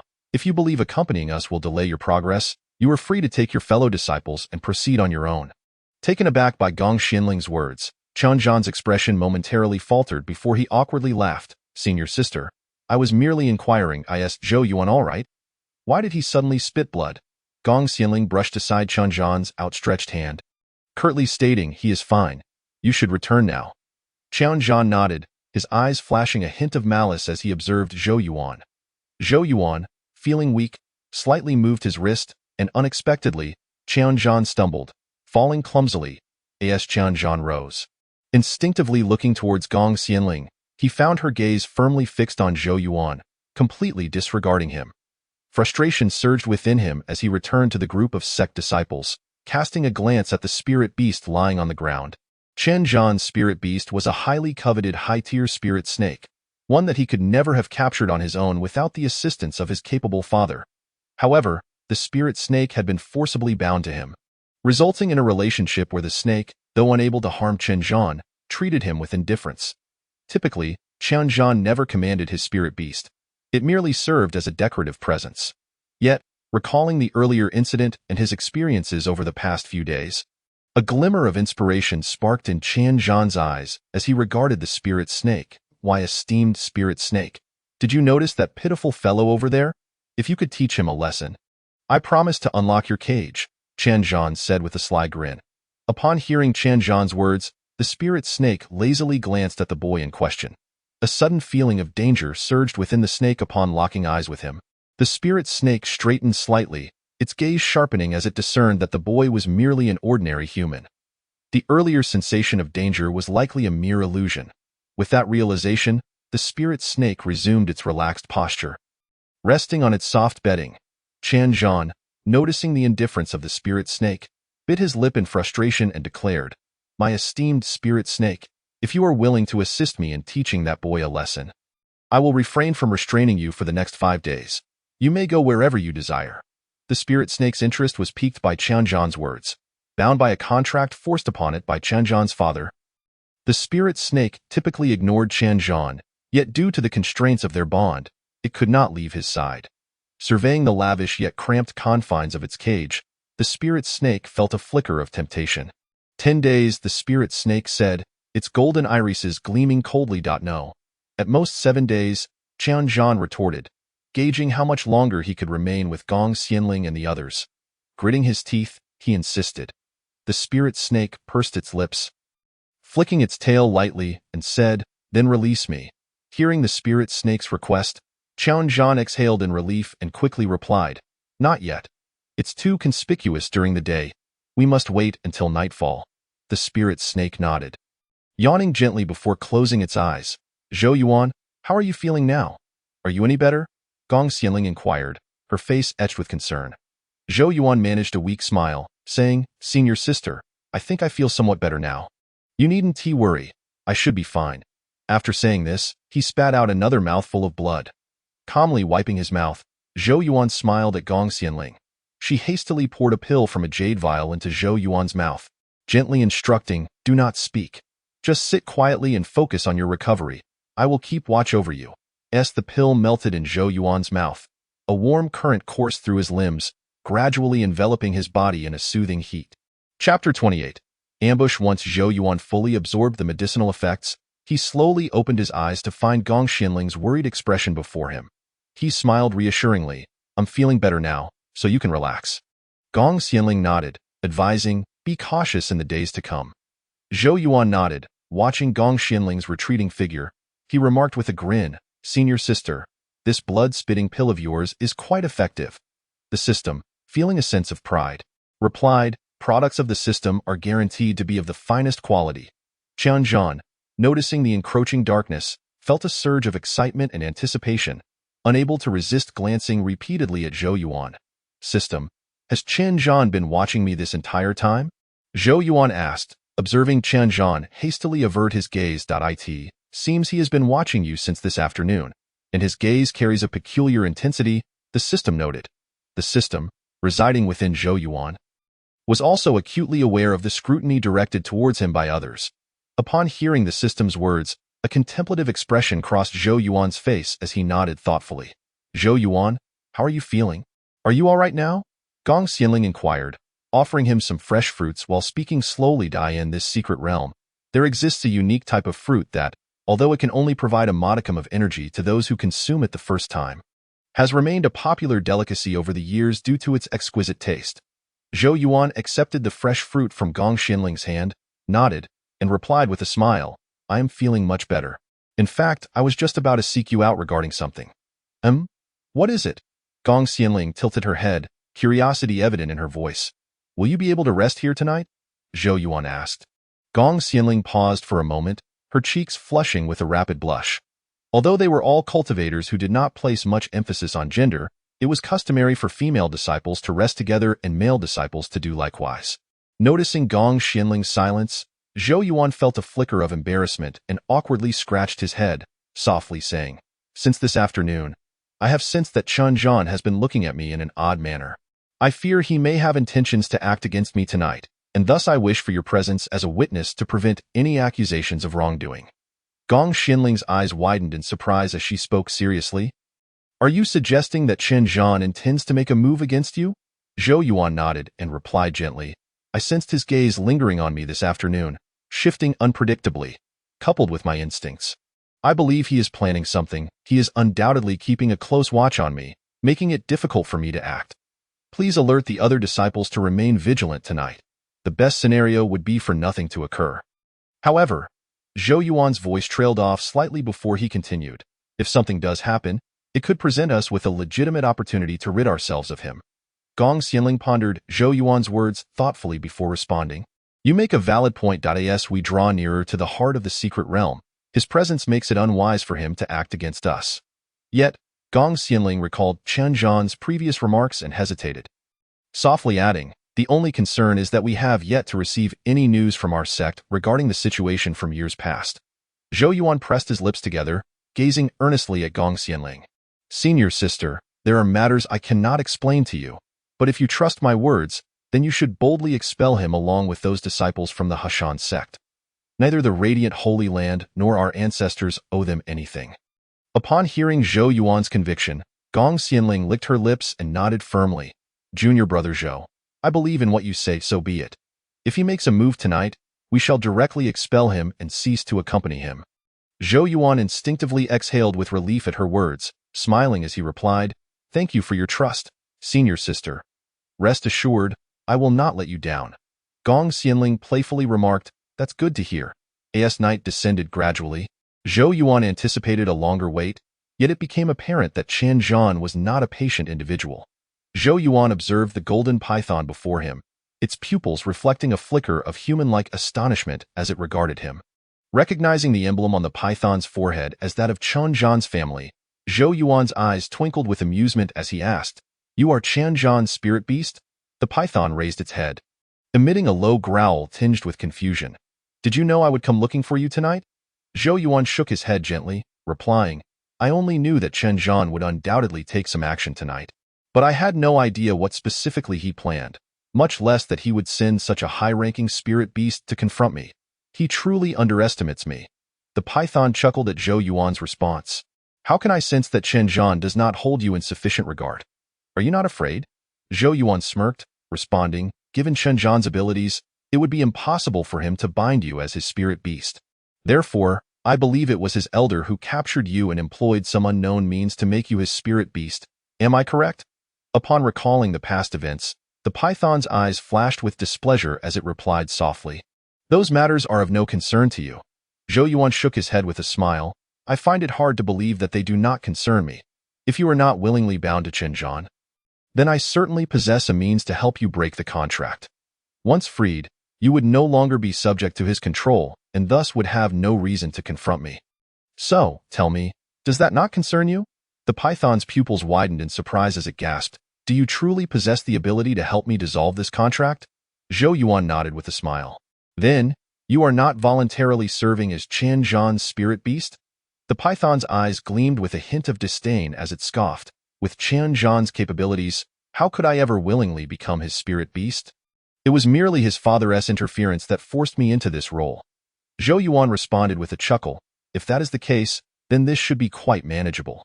Curiously tilting its head, the python inquired, Are you really able to help me break this contract? Zhou Yuan gestured towards the python, and a subtle flow of spiritual energy began to circulate upon its forehead. The python instinctively stiffened, but upon hearing Zhou Yuan's gentle voice, it remained still. Do not move. You shall soon understand. Zhou Yuan focused intently on the patterns adorning the python's forehead, gradually employing his spiritual energy to dissolve the petals and designs. Beads of sweat forming on his brow. After approximately half an hour, Zhou Yuan finally withdrew his fingers from the python's forehead and softly declared, It is done. Now, take a moment to sense your own state. The python closed its eyes, and upon realizing that the earthy glow surrounding its core had dissipated, an uncontrollable joy surged within it. In truth, the python had sensed a weakening of Chen Zhan's hold even halfway through Zhou Yuan's efforts, leading it to believe in Zhou Yuan's abilities. However, it was only at this moment, when the Chen family emblem vanished entirely from its forehead, that the python felt an unprecedented sense of freedom. A smile broke across the python's face as it exclaimed, Zhou Yuan, Chen Zhan sent me to deal with you, but now you have restored my freedom. Therefore, I cannot act against you. In return, I am willing to assist you in dealing with Chen Zhan. What do you require? Zhou Yuan shook his head lightly, stating, I do not wish for you to confront Chen Zhan, but rather to assist me with one particular task. Upon completion, you may go wherever you please. I shall not use today's events to coerce you. The python felt a wave of relief wash over it. Cultivators were particularly wary of entanglements, as they could lead to significant complications. Initially, the python had feared Zhou Yuan would exploit this opportunity to demand it remain by his side. But it was pleasantly surprised to find that all he required was for it to accomplish a singular task. Understanding that this task would likely involve Qin Zhan, the python smiled and assured, "Rest assured, I will do whatever you need." Zhou Yuan nodded, smiling as he explained, "In recent days, you must have observed how Qin Zhan exploits past events to assert his dominance. I need you to reveal the truth of those circumstances. Ensuring he no longer shamelessly follows U.S. A.S. Qin Zhan's spirit beast, your words will carry more weight than mine." Zhou Yuan then added, "Additionally, simply disclose what Qin Zhan has instructed you to do tonight." The python nodded, then remarked, "That is quite simple. It is merely a trivial matter. However, do you not wish for me to teach Qin Zhan a lesson?" Zhou Yuan shook his head, gently clarifying, "Within this secret realm, your greatest asset is your bond with him, as his contracted spirit beast. Regardless of your reluctance, you would not stand idly by if he faced real danger. Once you separate from him, should he proceed further into the heart of the secret realm, the outcome will be inevitable. His companions will not come to the aid of such a tyrannical and overbearing master." Zhou Yuan smirked as he continued, "It is laughable, really." The python blinked in surprise at Zhou Yuan's words before slowly responding, "You humans are truly terrifying." However, the serpent hesitated, parting its lips slowly and stating, "Although I have indeed spent some time with the Qin family, I am unaware of events that transpired hundreds of years ago." Zhou Yuan curled the corners of his mouth into a smile and replied, "That is of no consequence. As long as I am informed, that suffices." After speaking, Zhou Yuan recounted the events of that year in their entirety to the serpent. Upon hearing this, the serpent's face contorted with indignation as it exclaimed, "Qin Zhan and the people of the Crane Mountain sect are utterly shameless. It was their ancestors who abandoned the sacred land of radiance at its most perilous moment, nearly exposing the last remaining young disciples of the sacred land. Now, merely a few hundred years have passed, and they dare to proclaim themselves benefactors, parading about in that guise. How utterly disgraceful!" A cold smirk flickered in Zhou Yuan's eyes as he gently remarked, "Those devoid of shame are hardly capable of feeling any embarrassment." After exhaling softly, he cupped his hands to the serpent and said, "I must trouble you with the matter ahead. If we do not clarify this situation, those newly emerged disciples may forever feel a sense of indebtedness, which would ultimately be detrimental to their resolve over time." The serpent nodded, appraising Zhou Yuan from head to toe, and chuckled, "Though you are my junior, you possess a demeanor more akin to that of a senior. You are quite young, yet you have cultivated such a discerning heart. Fear not. I shall ensure this matter is resolved satisfactorily today." However, the serpent let out a cold laugh, its golden pupils narrowing slightly, and continued, "While you may choose to overlook Qin Zhan's past actions, I cannot simply pretend that nothing has occurred. Although it was Qin Zhan's father who forcibly bound me to a contract with him, Qin Zhan has been the one directing me all these years in his father's absence. Thus, I can only lay the grievances of the past at Qin Zhan's feet. After all, it is only just that a son should repay his father's debts." Zhou Yuan, upon hearing the serpent's words, smiled and replied, "Then that is merely the enmity between you and Qin Zhan. It bears no relation to me." The serpent smirked and said, "Ah, now I understand why you brushed this off so lightly. You were indeed anticipating my response. You knew I would not let Qin Zhan off easily, did you?" Zhou Yuan shrugged with a grin, replying, "I cannot predict events that have yet to unfold." The serpent, amused by Zhou Yuan's response, remarked, "After being bound to Qin Zhan for so long, I have not encountered anyone as intriguing as you in quite some time. I hope we shall have the opportunity to meet again." Zhou Yuan nodded with a smile and gently stated, "Although you are a spirit beast, you remain an outsider in this secret realm and may not easily exit." Perhaps, before Zhou Yuan could finish, the serpent interjected, "On the way here, I noticed a herb that I currently require. Now that I have the chance, I shall retrieve it." Chapter 30. A lesson for Qin Zhan. Qin Zhan paced anxiously within the confines of his chamber, occasionally glancing outside, wondering, what is taking the serpent so long to return? In truth, Qin Zhan had confidence in the serpent's abilities. It was merely the peculiar events that had unfolded earlier that made him feel as if the contract between them had been dissolved. He quickly dismissed that thought, unwilling to believe it, as it was a seal placed by his father, one that should not be easily undone. Yet, the serpent's prolonged absence filled him with unease, unable to remain seated any longer. He decided to seek out Zhou Yuan, eager to discover what the serpent was up to. When the serpent returned to Zhou Yuan's side, its power had significantly increased, a fact Zhou Yuan could readily perceive. Clearly, the herb it had mentioned earlier possessed remarkable efficacy. At that moment, Qian Zhan arrived. Having overheard Zhou Yuan and the serpent's conversation through the door, he burst in, exclaiming, "Serpent, you," but was momentarily at a loss for words. Unable to articulate his command, "Come here at once," he bellowed. However, the serpent, now free from its constraints, paid him no heed and instead gravitated towards Zhou Yuan. "Serpent, you truly have severed our contract," Qian Zhan exclaimed in astonishment. Finally grasping the strange sensation he had felt earlier, he had not wanted to believe it, but the truth was undeniable. The bond between him and the serpent had been easily undone by another. "Indeed, thanks to Zhou Yuan, I have long wished to be free from your control," the serpent said, casting a disdainful glance at Qian Zhan. For a high-ranking spirit beast like the serpent to be bound to a talentless individual such as Qian Zhan was indeed a gross misallocation of its abilities. Qian Zhan shot Zhou Yuan a furious glare, his anger boiling over. "You, Zhou Yuan, have meddled far too much. The contract between a spirit beast and its master is not something an outsider like you can interfere with. The contract is only valid if both parties consent. Do you see the serpent willingly serving you?" Zhou Yuan scoffed. Qian Zhan was rendered speechless, realizing that he had employed underhanded tactics to secure the contract in the first place. Without such measures, he would never have obtained a high-ranking spirit beast. Seeing Qian Zhan's silence, Zhou Yuan continued, "If you wish, I can return the serpent to you." The serpent, perhaps emboldened by the herb it had obtained, swelled in size, causing Qian Zhan to retreat in fright. The serpent showed no signs of mercy, slowly closing the distance, as if preparing to engulf him whole. Qian Zhan was powerless to retaliate, tightly closing his eyes and begging for mercy. The serpent had no intention of truly harming him.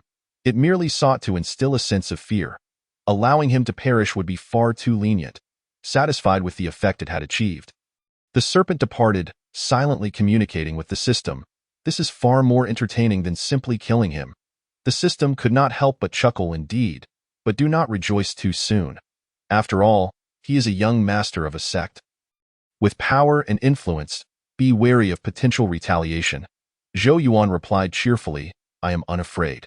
Should trouble arise, I have you to assist me." Qian Zhan, trembling in fear, gradually felt the oppressive atmosphere dissipate, allowing him to cautiously open his eyes and realize he had been cornered.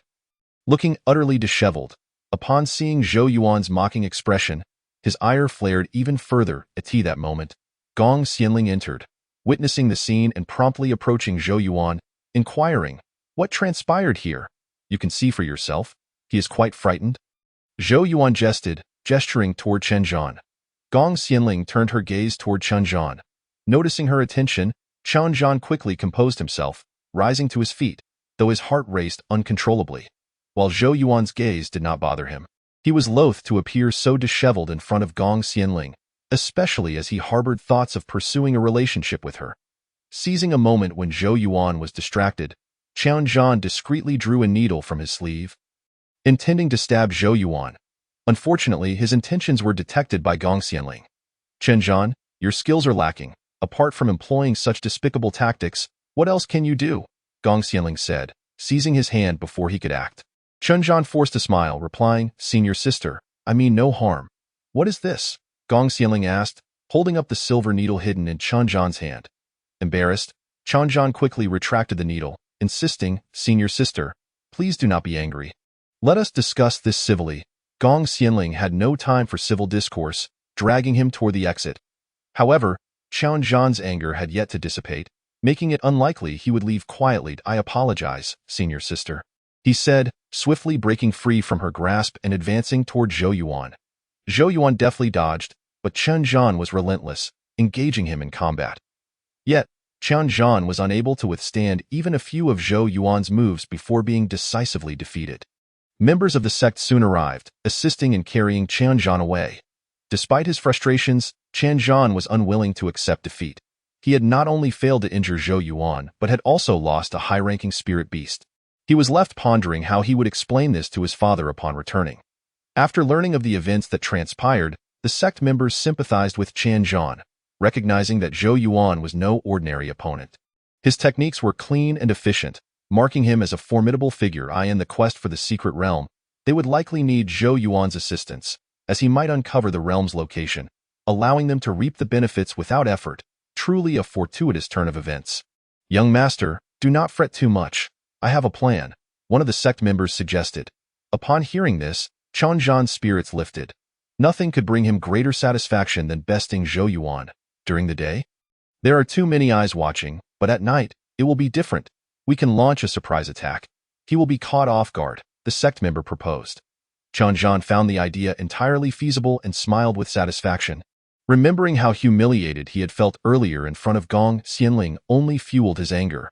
How could he possibly maintain a dignified image before her after such a disgrace? However, he soon realized.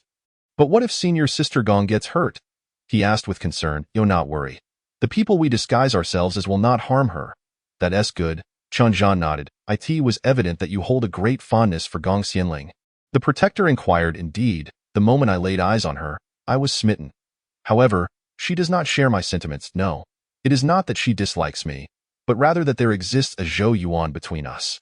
Were it not for him, my senior sister would undoubtedly have feelings for me. Qian Zhan spoke to himself, affirming that regardless of the circumstances, his feelings for Gong Xianling were genuine. Chapter 31. Encounter with the demon beast that can be easily managed. I possess a spell capable of erasing memories. At the appropriate moment, I shall wipe Gong Xianling's recollections of Zhou Yuan. Consequently, she will surely develop an affection for you.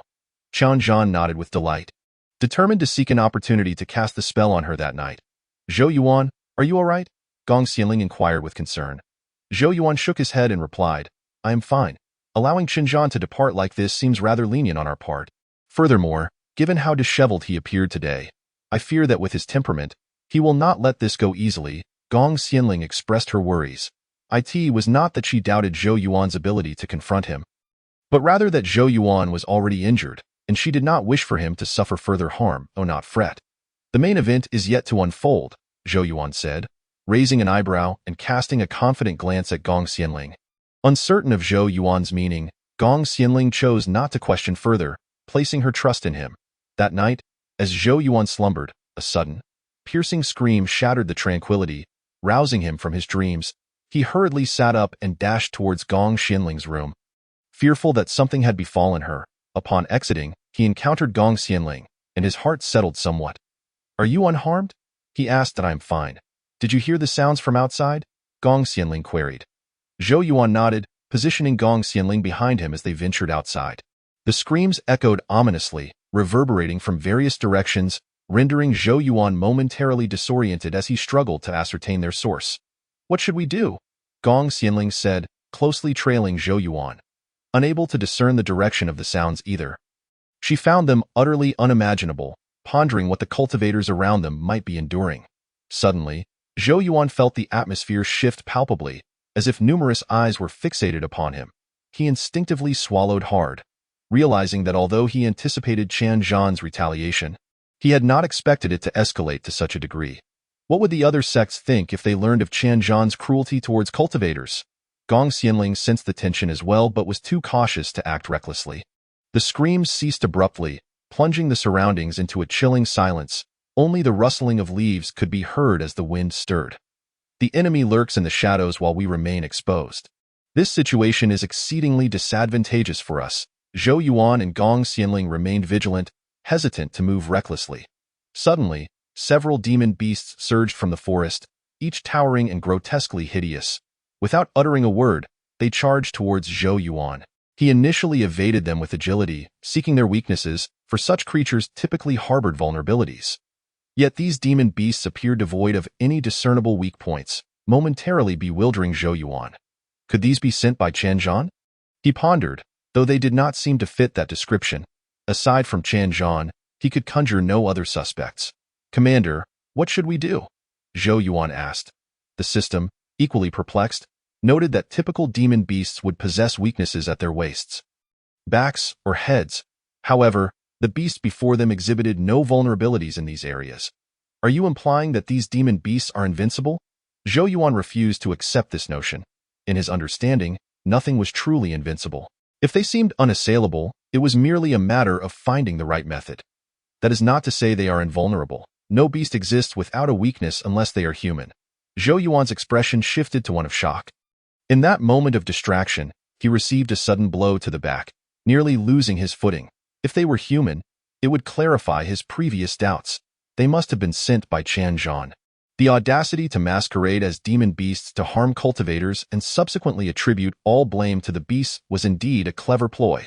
Employing high-level spirit beasts against Zhou Yuan was certainly a formidable strategy. Gong Xianling, struggling to endure, called out, "Zhou Yuan, quickly help me!" In the shadows, Qian Zhan observed Gong Xianling's plight, eager to intervene, yet was restrained by those beside him. Frustrated, he glared at his companions, knowing full well that he had previously pledged not to harm Gong Xianling. Now, it appeared she was on the verge of collapse. Hearing her distress, Zhou Yuan rushed forward, kicking one of the demon beasts to the ground before seizing Gong Xianling's hand and fleeing. After a lengthy skirmish with the demon beasts, it was evident that they were not their match. The only viable option was to escape. Qian Zhan, witnessing Zhou Yuan grasp Gong Xianling's hand, felt a surge of anger. "Go after them," he commanded. Zhou Yuan, pulling Gong Xianling along, dashed towards the forest's edge. Along the way, they encountered other cultivators, a group encircled by the formidable beasts. "What shall we do? Each demon beast is colossal and fierce. We stand no chance against them.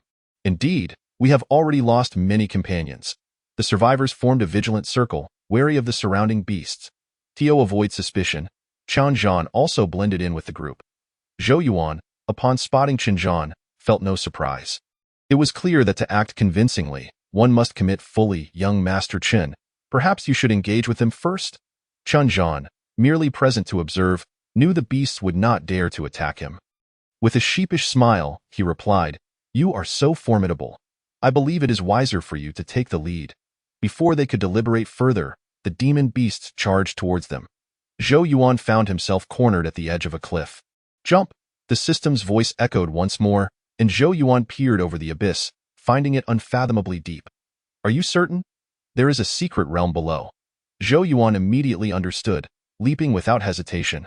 Gong Xianling, witnessing Zhou Yuan's plunge, rushed over, calling, "Zhou Yuan!" Just as she prepared to follow him, Qian Zhan grasped her arm. "Are you out of your mind? What does it matter to you?" "Let go," she retorted. "If you follow him, you will surely perish." Qian Zhan clung tightly to Gong Xianling, refusing to let her jump. Other cultivators, unable to withstand the pressure from the demon beasts, were forced to leap from the cliff as well. "Will you release me?" Gong Xianling, no longer inclined to explain herself, demanded. "I will not let go.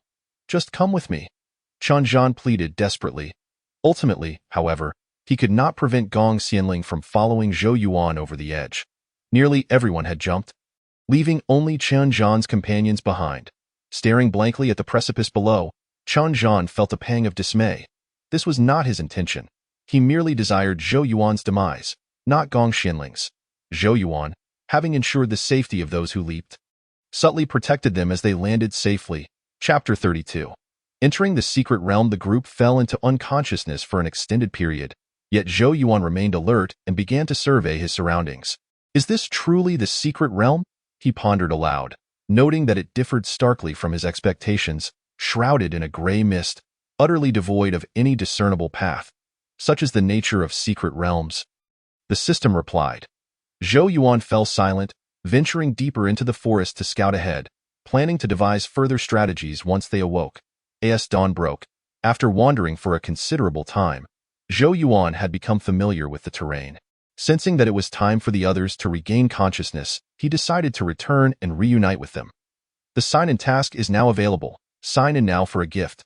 The system's voice startled Zhou Yuan, who was on edge. "Could you refrain from startling me like that, especially in such a tranquil environment?" Zhou Yuan expressed his irritation in response to Zhou Yuan's complaint. The system adopted a pitiful demeanor. "I shall sign in," Zhou Yuan said calmly. "All right, the gift has been distributed. With daylight upon him, Zhou Yuan had no time to inspect the gift. He needed to hurry back and feign unconsciousness to avoid raising suspicion. Upon returning, he found that his fellow disciples had yet to awaken, including Gong Xianling. Zhou Yuan breathed a sigh of relief, finding a comfortable spot to lie down and rest briefly. Zhou Yuan, Zhou Yuan. Gong Xianling called softly. Zhou Yuan, groggily opening his eyes, replied, Gong Xianling. Gong Xianling helped him sit up, her expression filled with concern. Zhou Yuan, are you all right? I am fine, Zhou Yuan assured her, shaking his head. The other disciples had also begun to awaken, and he felt a sense of reassurance. To have jumped from such a height and survived is truly miraculous. The disciples rejoiced in their fortunate escape. It appears our fates were not yet sealed. Gong Xianling, too, found it perplexing that after such a fall, she bore no injuries, merely having slept for an extended period. However, seeing that everyone else was unharmed, she chose not to voice her thoughts. Zhou Yuan? What shall we do now to return? Gong Xianling inquired. Earlier, while Zhou Yuan was still unconscious, I wandered around and discovered that apart from climbing up the cliff face, there are no other exits. We have entered a secret realm. Why should we return? Zhou Yuan replied with pride. Do you consider this place a secret realm?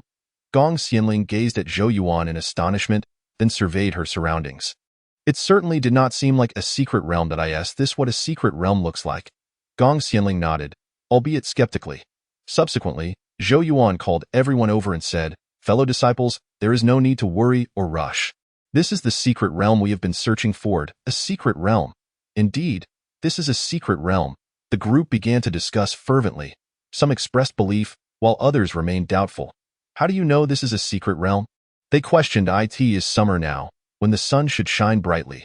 Look up at the sky. Is it truly so? Everyone raised their heads, and indeed, the sun appeared to be shrouded in a mist, dim and oppressive. Unlike the typical weather before rain, staring at it for too long felt disorienting. From deep within the forest, a chilling breeze occasionally emerged, indicating that secrets lay hidden within. Zhou Yuan spoke again. Indeed, everyone fell from such a great height and emerged unscathed, further proving that this is a secret realm. Let us venture into the forest together. Remaining here is not a viable option. Gong Xianling concurred from the side. Zhou Yuan glanced at Gong Xianling with admiration. He had not considered this rationale before. Although their safety was due to his covert protection, this reasoning was undoubtedly compelling. Gong Xianling, while not fully convinced, could only think of this one explanation for their survival after such a fall. The group exchanged glances, finding merit in Gong Xianling's words, and given her status, they were inclined to believe her. Very well, we shall follow your lead to see if this forest indeed harbors the secret realm you speak of. Chen Zhan remained on the cliff until dawn, and everything unfolded contrary to his expectations. He had never anticipated that Gong Xianling would also jump down. Such a deep cliff would surely mean certain death. Young master, the scouts have returned with word. There is nothing below the cliff, the protector reported. This revelation jolted Chen Zhan into clarity, and he sprang to his feet. What did you say? There is nothing down there? The protector nodded affirmatively. Chen Zhan was momentarily at a loss, uncertain whether to feel joy or anger. What of the secret realm? It has yet to be found. Did you not say that by relying on Zhou Yuan, we could find the secret realm? Now everyone is lost, and we have gained nothing. Chen Zhan exclaimed in frustration. I will send others down to search. Their absence indicates they are still alive, surely hiding somewhere. With that, he departed from the cliff's edge. Chen Zhan glanced down the cliff once more, his legs trembling at the thought of falling from such a height. How could anyone possibly emerge unscathed?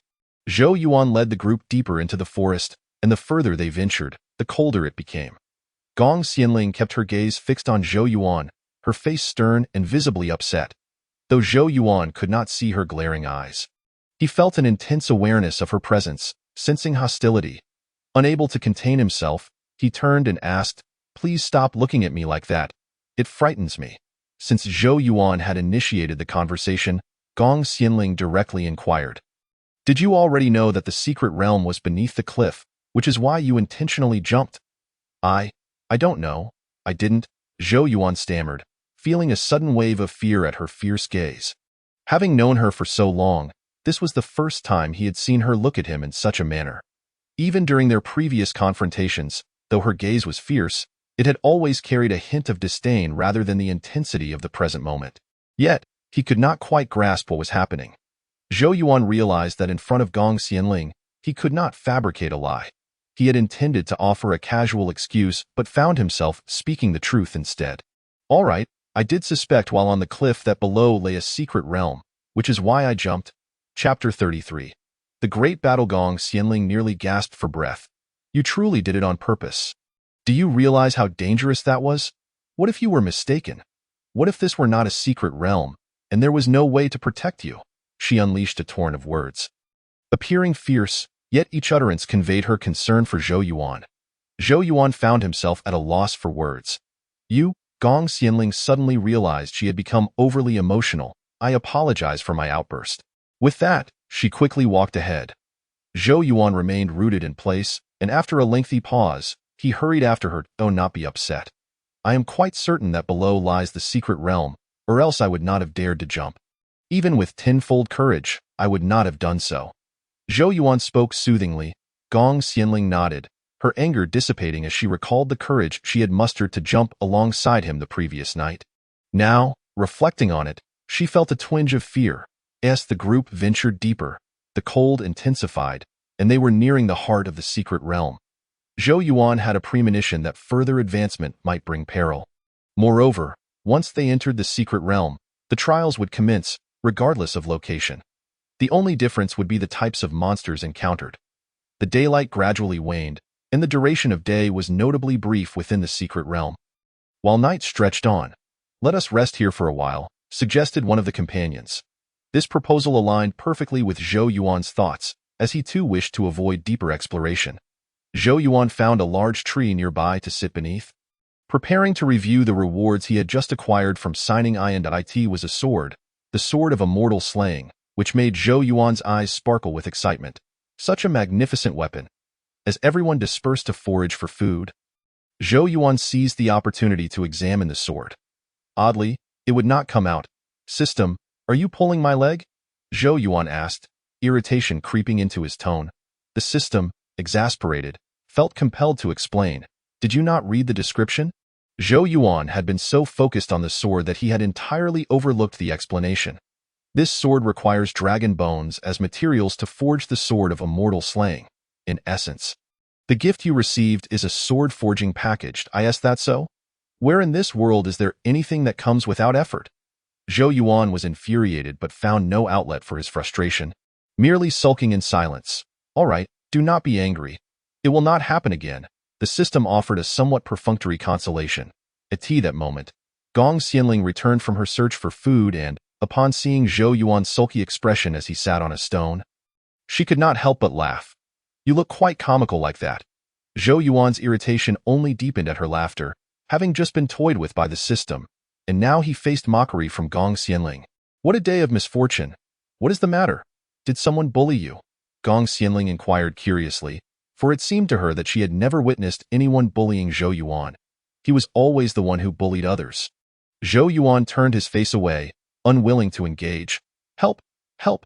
A cultivator stumbled toward them, pursued by numerous vines. This cry captured everyone's attention, and in an instant, the man was ensnared by the vines, dragged away without a trace. The speed was astonishing, leaving the other cultivators no chance to intervene. They huddled together, drawing their swords, vigilantly scanning their surroundings, fearful of further ambushes. Everyone, check if anyone is missing, Zhou Yuan commanded. Everyone is back, but wait. One person is unaccounted for. No sooner had he spoken than another cry for help echoed from a distance, but it was followed by silence, leaving only the rustling of leaves. The group's nerves were taut, aware that danger lurked unseen, ready to strike. After a prolonged silence, as everyone began to believe the vines had retreated, they suddenly lunged forward, ensnaring one of the cultivator's feet and dragging him away. Help! Zhou Yuan acted decisively. Severing the vines that bound the man's legs, however, a multitude of vine tendrils retaliated, forcing the group to slash at them. Yet, the more they cut, the more the vines multiplied, as if they would never cease. Many cultivators, unable to withstand the onslaught, were already being pulled away. What should we do? Zhou Yuan. These vines seem to be increasing, Gong Xianling shouted, nearing her breaking point. Hold on a little longer. Zhou Yuan realized that the vine could not simply be cut. It seemed the issue could only be resolved at its root. Grasping the vine that reached out to him, he summoned all his strength to pull out its source, revealing a colossal beast resembling a tree. The immense power of this creature stemmed from the nourishment of the soil. Once it was detached from its earthly anchor, its strength would inevitably wane, exposing its vulnerability. Indeed, the vigor of the beast's vines diminished, and their speed slowed considerably. However, no one noticed that Zhou Yuan was the one who had extracted the beast. They were all too frightened by its appearance. Quick, everyone! Let us unite our efforts to attack the beast. Zhou Yuan shouted. The group evaded the vines surrounding them and collectively lunged at the creature. In an instant, the beast collapsed. Its flowing essence could be utilized for cultivation, significantly enhancing one's power. The crowd erupted in cheers. Earlier, Gong Xianling had contributed considerably during the battle against the beast, leading everyone to believe she had dealt the final blow, and they rushed to express their gratitude. Gong Xianling, taken aback, insisted, "No, it wasn't just me. We all worked together to overcome it." From a distance, Zhou Yuan observed Gong Xianling being surrounded by grateful faces, a satisfied smile creeping onto his lips. "Why do you look so pleased when your credit has been stolen?" the system inquired. "I don't mind such trivialities," Zhou Yuan replied, reclining on a rock to rest. After a while, Gong Xianling finally managed to escape the crowd and approached him, presenting a small vial. "What is this?" Zhou Yuan asked as he accepted it. "This is the essence that flowed from the beast. It can aid in cultivation." Zhou Yuan nodded appreciatively. "Thank you." After securing the vial, he lay back down, still troubled by the system's earlier antics. "Zhou Yuan, don't you find it peculiar?" Gong Xianling suddenly asked with a serious expression. "What do you find strange?" "It's the beast we just encountered. I distinctly felt that after it appeared, the attacking power of the vines noticeably diminished. Moreover, I observed that the beast was rooted in the soil, indicating it cannot survive away from it. So how did it suddenly emerge?" Zhou Yuan's expression stiffened slightly. Perhaps the slowing of the vines was due to other factors. "Enough of that. The beast is dead now, and that is all that matters," Zhou Yuan said, hastily turning away and lying down. Chapter 34. Encountering the spirit snake again that night, everyone remained alert and refused to close their eyes, fearing the appearance of another beast. Zhou Yuan, however, slept soundly, completely undisturbed. In truth, he had erected a barrier around the area, allowing him to sense any approaching beasts. Since nothing had occurred thus far, he felt secure enough to rest. The night dragged on, filled with anxiety, but eventually, even Gong Xianling succumbed to fatigue and fell asleep against a tree. Suddenly, a sound startled Zhou Yuan awake. "Is a beast invading?" He quietly rose, careful not to disturb anyone. Approaching, he discovered it was the spirit snake from earlier, having dashed too swiftly and collided with his barrier, rendering it unconscious. Zhou Yuan found this amusing and opened the barrier to bring it inside. Upon regaining consciousness, the spirit snake was startled to find Zhou Yuan watching it and quickly recoiled. "What brings you here?" Zhou Yuan inquired. "I could ask you the same," the spirit snake retorted. "I was knocked down by Chen Zhan's people." The spirit snake looked incredulous. "I can't believe it. That waste Chen Zhan possesses such prowess? Believe it or not, but this is a secret realm I've searched for a long time." "I suppose it's a blessing in disguise," Zhou Yuan replied. "You know this is a secret realm?" The spirit snake reacted strongly, staring at him in disbelief. "This realm is not something just anyone can perceive. How could he possibly know? Is that so strange? By the way, you still haven't told me what you're here for," Zhou Yuan pressed. After contemplating for a moment, the spirit snake hesitated before responding. "I came to challenge the Jiaolong. Now that I've regained my freedom, I've spent years under Chen Zhan's coercion, unable to cultivate. I seek treasures to aid my training. A Jiaolong? You?" Zhou Yuan was taken aback. The spirit snake before him was slender, while his memory of the Jiaolong was of a massive creature, by size alone. The spirit snake was vastly inferior. The spirit snake, noticing Zhou Yuan's dismissive attitude, jumped up in anger. "Don't underestimate me. I can grow quite formidable." Of course. Zhou Yuan quickly nodded, suddenly recalling that his sword, the Zhanqian sword, needed dragon bones as material. Thus, the Jiaolong would be a suitable source of dragon bones. In a wonder, It had presented itself to him at this moment. Everything seemed preordained. I must be off now. The spirit snake declared, slithering deeper into the forest. Zhou Yuan, intrigued, followed closely, as such a spectacle was not an everyday occurrence. As they ventured deeper into the woods, the temperature dropped significantly, leading them to a cave entirely encased in ice, resembling a natural ice cellar.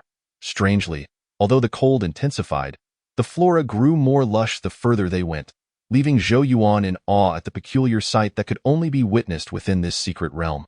Suddenly, a Jiaolong emerged from the crevices of the cave, startling Zhou Yuan, who instinctively shielded himself from the flying ice shards.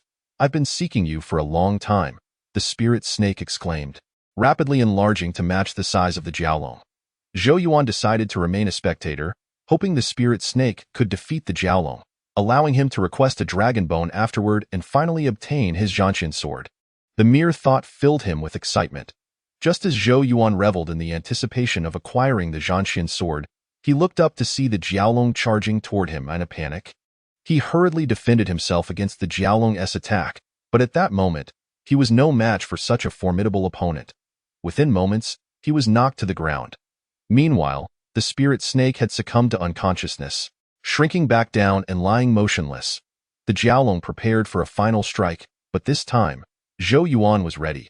He swiftly flipped over, grasped the spirit snake, and fled. The Jiaolong's claw missed Zhou Yuan but struck the ground with a thud, leaving two large claw prints. Zhou Yuan ran for what felt like an eternity, the vigorous movements shaking the spirit snake awake. Once outside, he noticed the Jiaolong had not pursued them and let out a sigh of relief. He expected the Jiaolong to be so formidable. Obtaining dragon bones would not be an easy task. Had I not been trapped under Qianzhan's control for so long? How could the Jiaolong possibly be my adversary? The spirit snake murmured, injured yet maintaining its pride, aware it had lost rather miserably. "I understand. First, tell me how I can save you," Zhou Yuan said, gazing at the spirit snake's feeble form. Filled with regret for the high-tier spirit beast that could not even contend with a Jiaolong. "That I'm fine. I'll recover shortly," the spirit snake replied weakly. With no other choice, Zhou Yuan tucked the spirit snake into his pocket. As dawn approached, he decided it was best to return and avoid arousing suspicion. Upon returning, Zhou Yuan lay back on the rock to rest, wincing slightly from the earlier impact to his back. Finding a comfortable position, he reflected on the battle between the spirit snake and the Jiaolong, unable to discern any weaknesses in the Jiaolong. Perhaps it was his lack of focus during the encounter. He needed to devise another plan to return. After all, the current task was perfectly tailored for this expedition to the secret realm. Once outside, he could not know when he would encounter dragon bones again. As dawn broke, the surroundings remained shrouded in a gray hue. Everyone woke up and found their own spots to begin cultivating. With the essence collected from the beast aiding them, everyone made rapid progress. Even Gong Xianling tirelessly began her training. The spirit snake peered out from Zhou Yuan's pocket, observing the others either meditating or practicing martial arts, while Zhou Yuan sat idly on the rock, lost in thought. "Why aren't you cultivating with everyone else?" the spirit snake curiously asked. The question jolted Zhou Yuan from his reverie, and he gazed at the spirit snake in surprise. It appeared fully recovered, completely unrecognizable from the state it had been in just hours ago after battling the Jiaolong. "You're already healed?" "Of course. For a high-tier spirit beast like me, regaining power is a matter of moments," the spirit snake boasted. Though it had not experienced substantial growth in power over the years, its self-healing ability remained impressive. Zhou Yuan couldn't help but closely inspect the spirit snake, genuinely impressed by its remarkable recovery. Chapter 35. The Great Battle with the Jiaolong. "You still haven't answered my question. Everyone is cultivating and you're daydreaming. What's the matter?" The spirit snake pressed again. "I want to take another look," Zhou Yuan replied. Zhou Yuan spoke up. "No way. Are you really going back to the cave? Didn't you get enough of a beating last night?" Ling Shi quickly intervened. "This dragon is quite formidable. While this person before us may exude an air of inscrutability, it doesn't necessarily mean he can contend with the dragon. After all, he is still a free individual. It would be wise to offer some counsel. You need to observe it further and identify its weaknesses," Zhou Yuan concluded, rising to depart. Zhou Yuan's stubbornness rendered Ling Shi unable to dissuade him, so she retreated into her pouch to recuperate. Where are you going? Gong Xianling inquired upon seeing Zhou Yuan stand. I just want to go find something to eat. Zhou Yuan stammered, fabricating a casual excuse. Then I'll accompany you, Gong Xianling declared, preparing to rise, but Zhou Yuan stopped her. No need. I'll manage on my own.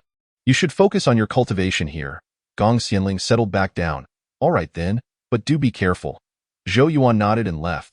He soon returned to the entrance of the cave, which felt even colder than the previous night. Zhou Yuan instinctively wrapped his arms around himself, finding the sun's warmth ineffective. Standing at the cave's mouth, he hesitated to enter. System, do you have any good ideas? The system lazily replied, what good ideas could I possibly have? Zhou Yuan sighed, realizing his inquiry was futile. Ultimately, he ventured inside. Despite the slim odds, sometimes one must take a chance. As Zhou Yuan stepped carefully on the icy ground, each footfall echoed, heightening his anxiety. The dragon had yet to appear. And as he delved deeper, the cave seemed endless. Aside from the lush trees surrounding him, there was nothing else.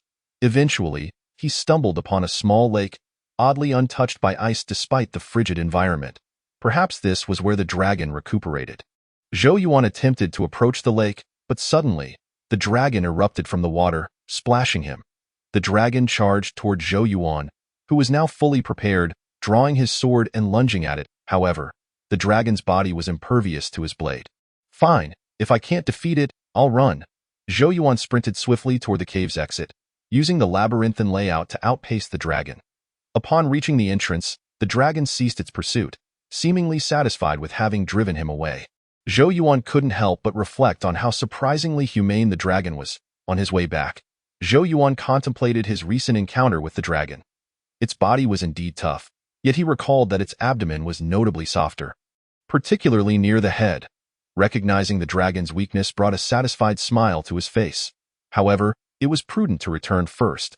Having been gone for too long could raise questions. He resolved to wait for an opportunity to return under the cover of night. As he returned, he clutched the fruits he had picked along the way. One must commit fully to the act. Upon returning, Zhou Yuan sat beside Gong Xianling. She suddenly detected an odd smell and looked at him suspiciously. Feeling awkward under her gaze, he asked, "What's wrong? Do you want some fruit?" Gong Xianling shook her head. "Then what is it?" Zhou Yuan questioned, feeling uneasy under her scrutiny. "Where did you go just now?" "I went to gather fruits." Zhou Yuan replied with an awkward smile, pulling out all the fruits from his pouch to show her. "Look at how many I got." "Really?" Gong Xianling scrutinized him intently. Yes, indeed," Zhou Yuan stammered under her gaze. "But why do I smell a strong fishy odor on you?" Gong Xianling inquired. Zhou Yuan instinctively sniffed himself and realized the pungent smell was indeed from the lake water that had splashed on him. Sighing, he conceded, "Well, since you've asked, I'll tell you I encountered the dragon deep in the forest." "The dragon?" Gong Xianling repeated in astonishment. Alarmed, Zhou Yuan quickly placed a finger over her lips. "Keep your voice down. This dragon is not to be trifled with like the last beast. If everyone finds out, it will surely cause a panic." Gong Xianling nodded obediently, glancing around to see that everyone else was engrossed in their cultivation. Oblivious to her earlier words, "This dragon must possess treasures. It could significantly enhance our powers," Zhou Yuan asserted. "But you yourself said the dragon isn't easy to handle. Perhaps if we all join forces, we might stand a better chance," Gong Xianling suggested. Zhou Yuan dismissed this idea. He was only interested in the dragon's bones. If too many people learned of it, they might compete with him. Moreover, having already identified the dragon's weakness, he feared that involving others could lead to unnecessary casualties. "I think it's best we go alone. The two of us can manage just fine." Gong Xianling hesitated before agreeing. "All right then." That night, Zhou Yuan led Gong Xianling and the spirit snake in his pouch into the depths of the forest. "Do you really think you can win? Bringing another person into this could complicate things," Ling Shi questioned from the pouch. "Just watch," Zhou Yuan replied confidently. Soon, they arrived at the cave entrance. Zhou Yuan entered first. With Gong Xianling following, it was the first time she had seen the scene before her. Even the cave walls were thickly coated in ice. "This is astonishing," she marveled, noting the absence of sunlight, yet the flourishing trees within. After some time inside the cave, they still had not encountered the dragon, and Gong Xianling couldn't help but ask, "Where's the dragon you spoke of?" "It's just a little further. We'll be there shortly," Zhou Yuan whispered, cautious not to disturb the dragon. "Watch out behind you," the system suddenly warned. Zhou Yuan quickly turned, pushing Gong Xianling aside. She stumbled back several steps before regaining her balance, while Zhou Yuan narrowly avoided falling into the lake. That was close, however. The dragon wasted no time and lunged directly at Zhou Yuan. He deftly dodged its attack, while Gong Xianling brandished her sword, but it proved ineffective, only inciting the dragon's ire. Chapter 36. Defeating the dragon swung its claws at Gong Xianling, who was struggling to fend it off. Seizing the opportunity while she battled the dragon, Zhou Yuan sought to find a chance to strike at its vulnerable abdomen. "Seriously, you're letting a young girl do your fighting for you?" Ling Shi scoffed from the pouch. "Shoo, keep quiet," Zhou Yuan cautioned, continuing to observe for an opening. Just as Gong Xianling was about to succumb to the dragon's relentless assault and was knocked to the ground by its tail, Zhou Yuan realized he had to act swiftly. Seeing her in peril, Ling Shi could no longer watch idly and quietly emerged from the pouch, intending to grow larger to assist Gong Xianling. Although she was aware she couldn't defeat the dragon alone, she felt it better to contribute than remain a mere bystander like Zhou Yuan. Just as Ling Shi prepared to transform, unexpectedly, Gong Xianling managed to knock the dragon to the ground. This turn of events surprised Ling Shi, as well as Gong Xianling herself, who had been on the defensive moments before. "Gong Xianling, are you all right?" Zhou Yuan rushed over to help her up. The dragon lay motionless, and Gong Xianling was still in disbelief, having just been on the brink of defeat. "You've slain the dragon. You truly are remarkable." Zhou Yuan praised her without reservation. "But that shouldn't be possible." Gong Xianling stammered, struggling to comprehend her own strength, unsure how to articulate the sensation she had just experienced. "There's nothing impossible about it. You're so formidable that defeating a dragon is hardly a feat." Zhou Yuan reassured her. Gong Xianling nodded, still dazed. "Now that the dragon is dead, where are the treasures?" "The treasure is this dragon itself." Zhou Yuan pointed to the lifeless creature on the ground. Ling Shi quietly returned to the pouch, her mind swirling with questions. Zhou Yuan dragged the dragon out of the cave and back to where everyone was resting. Upon seeing Zhou Yuan and Gong Xianling return with the dragon, the others approached with curiosity. "Is this the dragon you killed?" they asked, intrigued. Gong Xianling hesitated before nodding. "Gong Xianling, you're incredible. You actually managed to slay a dragon on the verge of transformation," they complimented. Leaving her feeling bashful and flustered, "By the way, where did you two find this dragon?" "In a cave deep within the forest," Gong Xianling responded, and the man nodded. The crowd gathered around Gong Xianling, inquiring how she had vanquished the dragon, leaving her at a loss for words, as she too was uncertain. The dragon had simply perished, and she could not articulate the specifics of its demise. Meanwhile, Zhou Yuan was engaged in skinning and deboning, his mind fixated on the celestial slaying sword, which was within reach, barely able to contain his excitement. "Zhou Yuan, how did Gong Xianling kill the dragon?" The spirit serpent suddenly interjected, overwhelmed by curiosity. It had overheard Gong Xianling's vague account of her victory, which only deepened its bewilderment. "Perhaps it was a surge of energy in an instant," Zhou Yuan replied calmly, continuing with his task. After all, she had been cultivating in this secret realm for numerous days, inevitably making progress, wouldn't you agree? The spirit serpent ceased its inquiries, accepting the explanation. Perhaps it truly was as he suggested. In truth, during the very moment the dragon attacked Gong Xianling, Zhou Yuan had plunged a silver needle into the dragon's abdomen, delivering the fatal blow. Yet, it was Gong Xianling who had kept the dragon occupied. Otherwise, he would not have had that opportunity.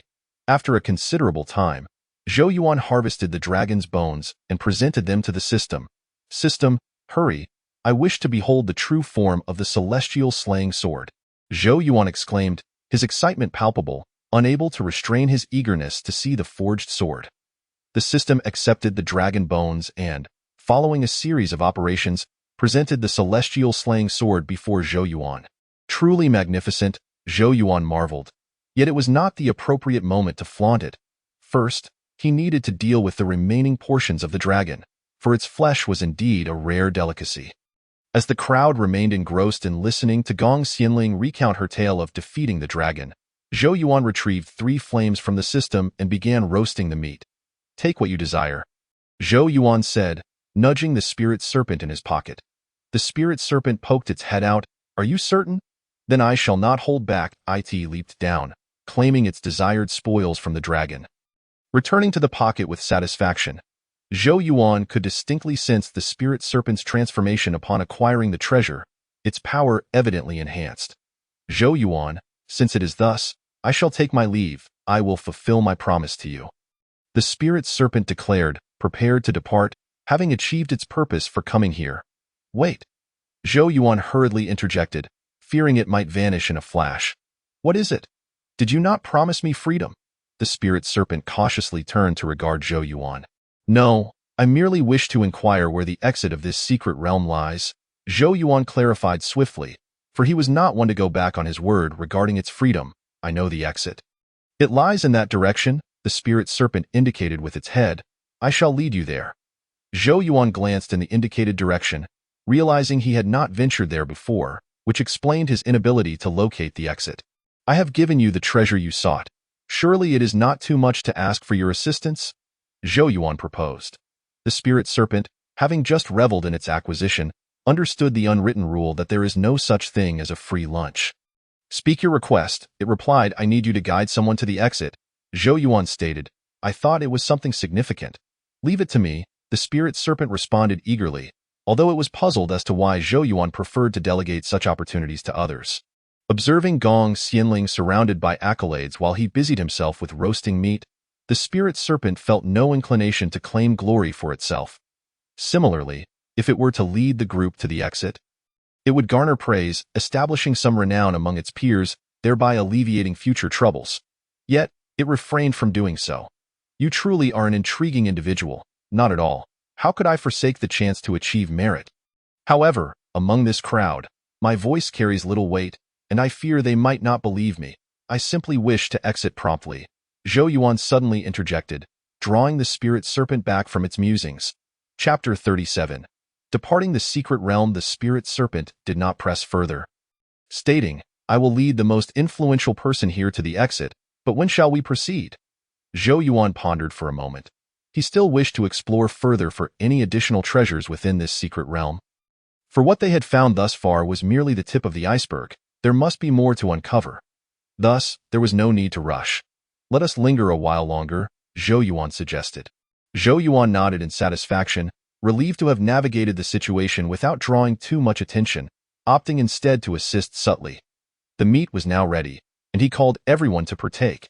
He handed a sizable portion to Gong Xianling, saying, This is for you. Gong Xianling accepted it with a smile, expressing her gratitude before indulging in the feast. Zhou Yuan could not help but savor a piece himself. The dragon's meat was indeed delectable, a fitting reward for a creature that had cultivated for centuries. The crowd quickly devoured the roasted meat, showering Zhou Yuan with thanks. After consuming the dragon's flesh, they could distinctly feel their powers enhancing. And this was the pivotal moment to sit down and cultivate. Once Gong Xianling finished her meal, still relishing the taste of the dragon's meat, she suddenly noticed the fire Zhou Yuan had built. Perplexed, isn't it true that dragon meat requires the 3 flames to cook? Gong Xianling turned to Zhou Yuan, who was deep in meditation. How does he possess the 3 flames? Lost in thought, she was startled back to reality by the sound of a commotion. Gong Xianling, Lin Daosher is missing, the crowd exclaimed in a flurry of concern. Since entering this secret realm, they had already lost many companions and were naturally anxious about further losses. Zhou Yuan, what shall we do? Gong Xianling anxiously turned to him. Zhou Yuan felt his pocket. The spirit serpent remained inside, yet Lin Daosher was truly missing. Everyone, search for him, but remember not to go alone. Always have company, Zhou Yuan instructed. Given the circumstances, Zhou Yuan had already planned their exit, and with a disappearance at such a critical juncture, it could not bode well. Could there still be lurking beasts within this secret realm? As Zhou Yuan and Gong Xianling gazed deeper into the secret realm, the others dispersed to search various locations. This time, the depths of the secret realm were noticeably warmer than during their previous visits. Just as Zhou Yuan found it odd, a sudden loud rumble accompanied by a tremor erupted. Gong Xianling lost her footing and nearly fell, but Zhou Yuan was quick to catch her. The tremors lasted a few seconds before subsiding. Are you all right? He inquired. Gong Xianling shook her head. I'm fine, but what just happened? Zhou Yuan was at a loss for words, yet he sensed that the thunderous noise had originated from the direction of the cave.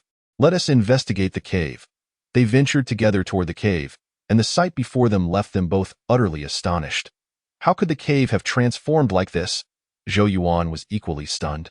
He should have anticipated this. With the dragon's demise, the cave had lost its guardian. Not only had the ice on the stone walls melted, but all the vegetation within had withered, resembling a charred wasteland. Gong Xianling deduced the cause as well. Upon her initial arrival, she had marveled at the vibrant flora, but now it lay desolate, evoking a profound sense of loss within her. Zhou Yuan, come quickly, Gong Xianling called out. Zhou Yuan rushed over to witness the lake where the dragon once coiled, now reduced to a pool of foul-smelling muck, Lin Daosher floating lifelessly upon its surface, his demise gruesome. This was Gong Xianling's first encounter with such a scene, leaving her feeling immensely uncomfortable as she leaned against the stone wall to exit. She recognized Lin Daosher as the one who had inquired about the dragon's location, never imagining he would come here and meet such a fate. Zhou Yuan was equally taken aback, pondering how Lin Daosher had met his end. It is certain that he entered this cave and triggered a mechanism, causing a partial collapse, leading him to plunge into the lake. The spirit serpent remarked suddenly from Zhou Yuan's pocket. How do you know this? Zhou Yuan stood motionless at the water's edge, a wave of guilt washing over him. Do not forget, I am a serpent. I share a kinship with dragons, albeit with fundamental differences. However, we hold similar reverence for our dwellings, a concept lost on outsiders. With the dragon's death, the cave lost its power, resulting in the melting of the ice and the wilting of the trees. Manifesting in the desolation you now witness, the dragon's domain harbored many treasures, concealed within the depths of this cave. Zhou Yuan swiftly grasped the spirit serpent's meaning and ventured deeper into the cave. Indeed, the stones in this section were loose, and a large rock fell, sealing the depths of the cave securely. I advise you all to leave quickly. This secret realm is not a safe place. Although many areas remain to be explored, losing your life for such pursuits would be a grave error. Zhou Yuan spoke with a stoic expression. Very well, guide us to the exit. Upon uttering the name of the spirit serpent, it slithered from the pocket, poised to seek an opportunity. Gong Xianling summoned the others to bury the body of Daoist Lin. The smiles had vanished from everyone's faces, each person wearing a solemn expression. Even Zhou Yuan, typically carefree and jovial, mirrored this somberness. He walked in silence, lost in thought, while Gong Xianling quietly followed behind, saying nothing. Upon returning to their resting place, Zhou Yuan uttered not a word, simply lying on his side as darkness gradually descended, casting an even more ominous pall over the already eerie realm. Some individuals were so apprehensive that they dared not close their eyes, remaining vigilant until dawn broke, after the spirit serpent returned to report the completion of its task. Zhou Yuan instructed it to depart.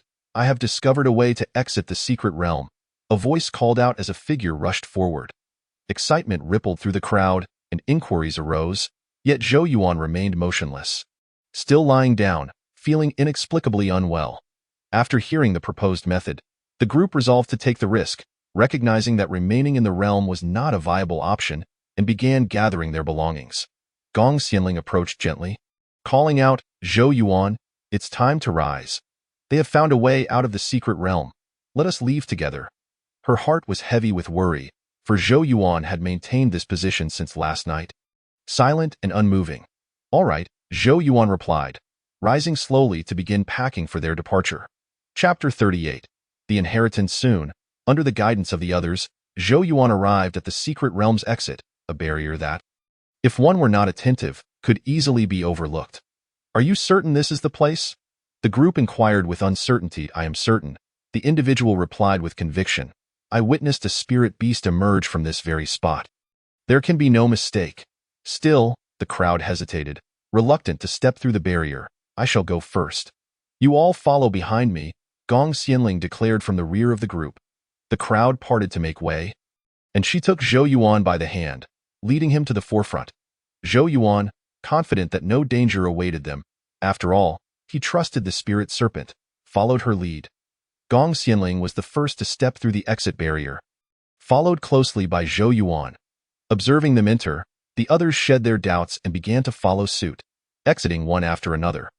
Under Gong Xianling's guidance, the group emerged smoothly. In an instant, the world spun violently. and the group collapsed to the ground. After what felt like an eternity, Zhou Yuan groggily awakened, his head throbbing painfully and his body unsteady. Gradually acclimating to his surroundings, Zhou Yuan noticed that those who had emerged with him lay scattered on the ground. He hurried to assist Gong Xianling, only to be taken aback by her lifeless form. She resembled Daoist Lin in his final moments. Having drowned in a panic, Zhou Yuan rushed to check on the others, discovering them in the same state, all having perished in similarly horrific manners. How could this be? He lamented, grappling with the spirit serpent's assurance that the exit was infallible. Overwhelmed by despair, he knelt, unable to forgive himself, believing he had led these individuals to their demise. Had he not lured them into the secret realm in search of treasures, they might have lived. Zhou Yuan collapsed, feeling as if the world had turned upside down. Despite his formidable abilities, he could not protect those he cherished. Time lost meaning as he lay there, enveloped in despair. This is merely an illusion. It is but an illusion, echoed in his mind, a refrain that persisted. Zhou Yuan felt trapped within a confined space, repeatedly striking the walls, fervently declaring that this was an illusion, desperately trying to awaken the fallen version of himself. Yet the Zhou Yuan on the ground seemed oblivious, staring hopelessly at Gong Xianling's lifeless body, reaching out, yearning to touch yet unable to do so. This sensation of helplessness filled him with dread, leading him to consider that perhaps slumber could liberate him from this torment. Just as he was on the verge of closing his eyes, Zhou Yuan jolted awake, sitting up and gasping for breath, witnessing Gong Xianling's form gradually dissipating before him, along with the others. Everything reverted to its original state. Zhou Yuan emerged from the illusion, standing still, his eyes opening to the very scene he had encountered upon exiting the secret realm. He could distinctly perceive the traces of a great inheritance. To his astonishment, the inheritance was located at the exit of the secret realm. It was indeed a clever choice of location. In a wonder, he had been unable to locate it during his earlier search. Reflecting on the illusion he had just experienced, a sardonic smile crept across his face, realizing that all of it had been orchestrated behind the scenes. At that moment, Gong Xianling remained in a state of unconsciousness. Unaware of her own plight, her brow furrowed in pain. Zhou Yuan gently supported her against a tree for rest. Although Gong Xianling's current state was concerning, it was a far cry from the distressing vision he had witnessed in the illusion. At least his only good friend had not perished. Zhou Yuan proceeded to check on the others, finding a suitable spot for them to rest, noting that they too were in a state of unconsciousness.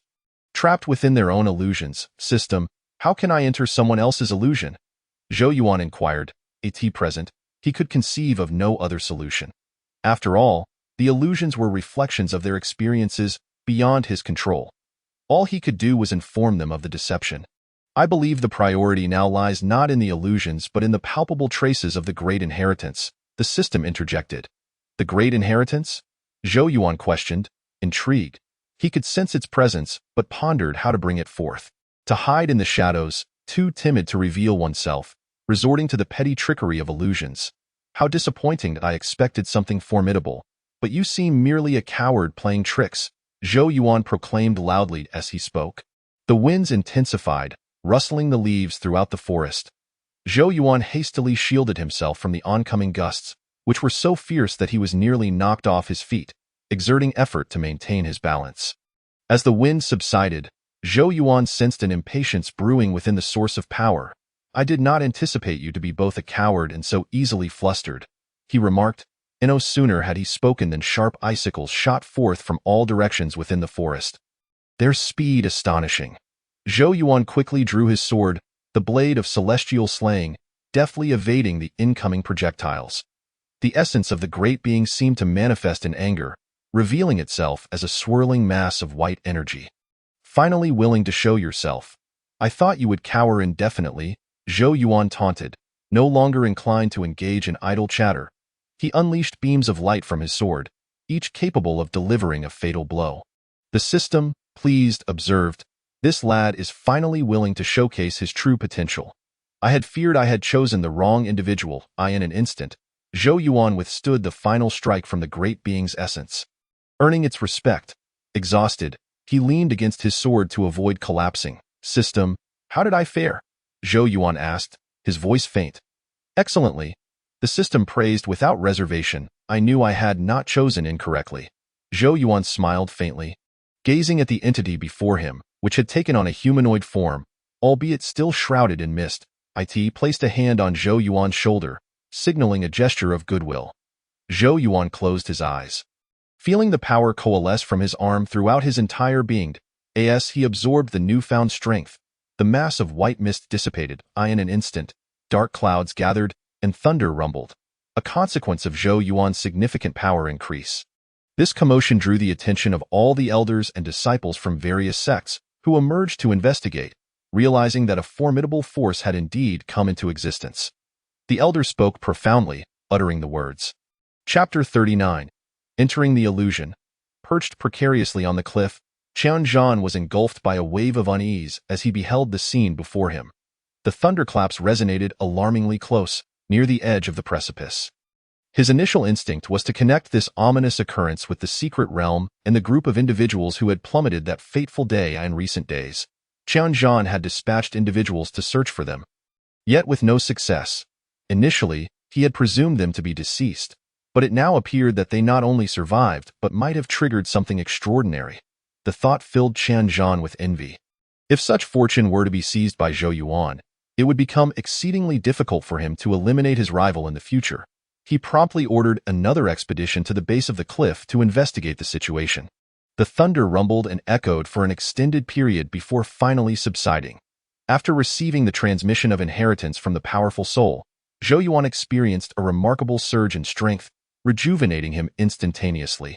With the newfound legacy, Zhou Yuan acquired the ability to enter others' illusions and swiftly ventured into Gong Xianling's realm, eager to extricate her from the perilous confines of the illusion, for prolonged exposure posed a grave threat to her life. Upon reopening his eyes, he found himself amidst a time of tumult and warfare, a period he recognized as one where the malevolent spirits ran rampant and grew ever stronger.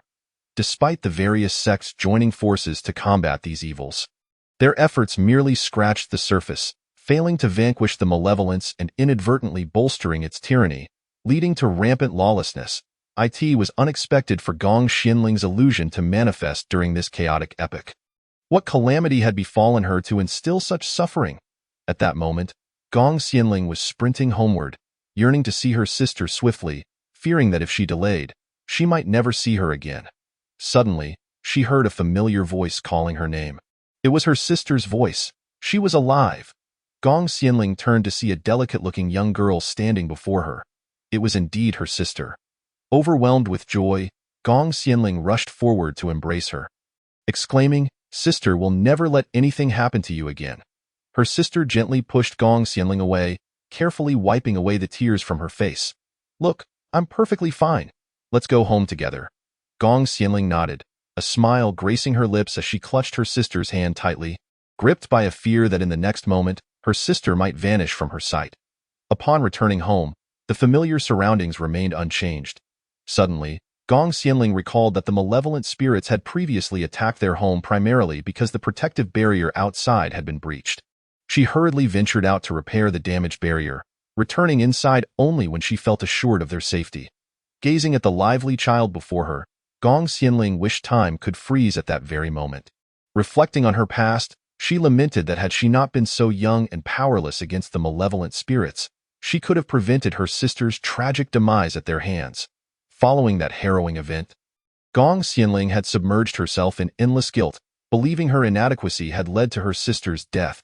Henceforth, she vowed to dedicate herself to training, determined to eradicate all malevolent spirits. Nightfall marked the time when the malevolent spirits were most active. Gong Xianling cradled her sister in her arms, terrified of losing her once more.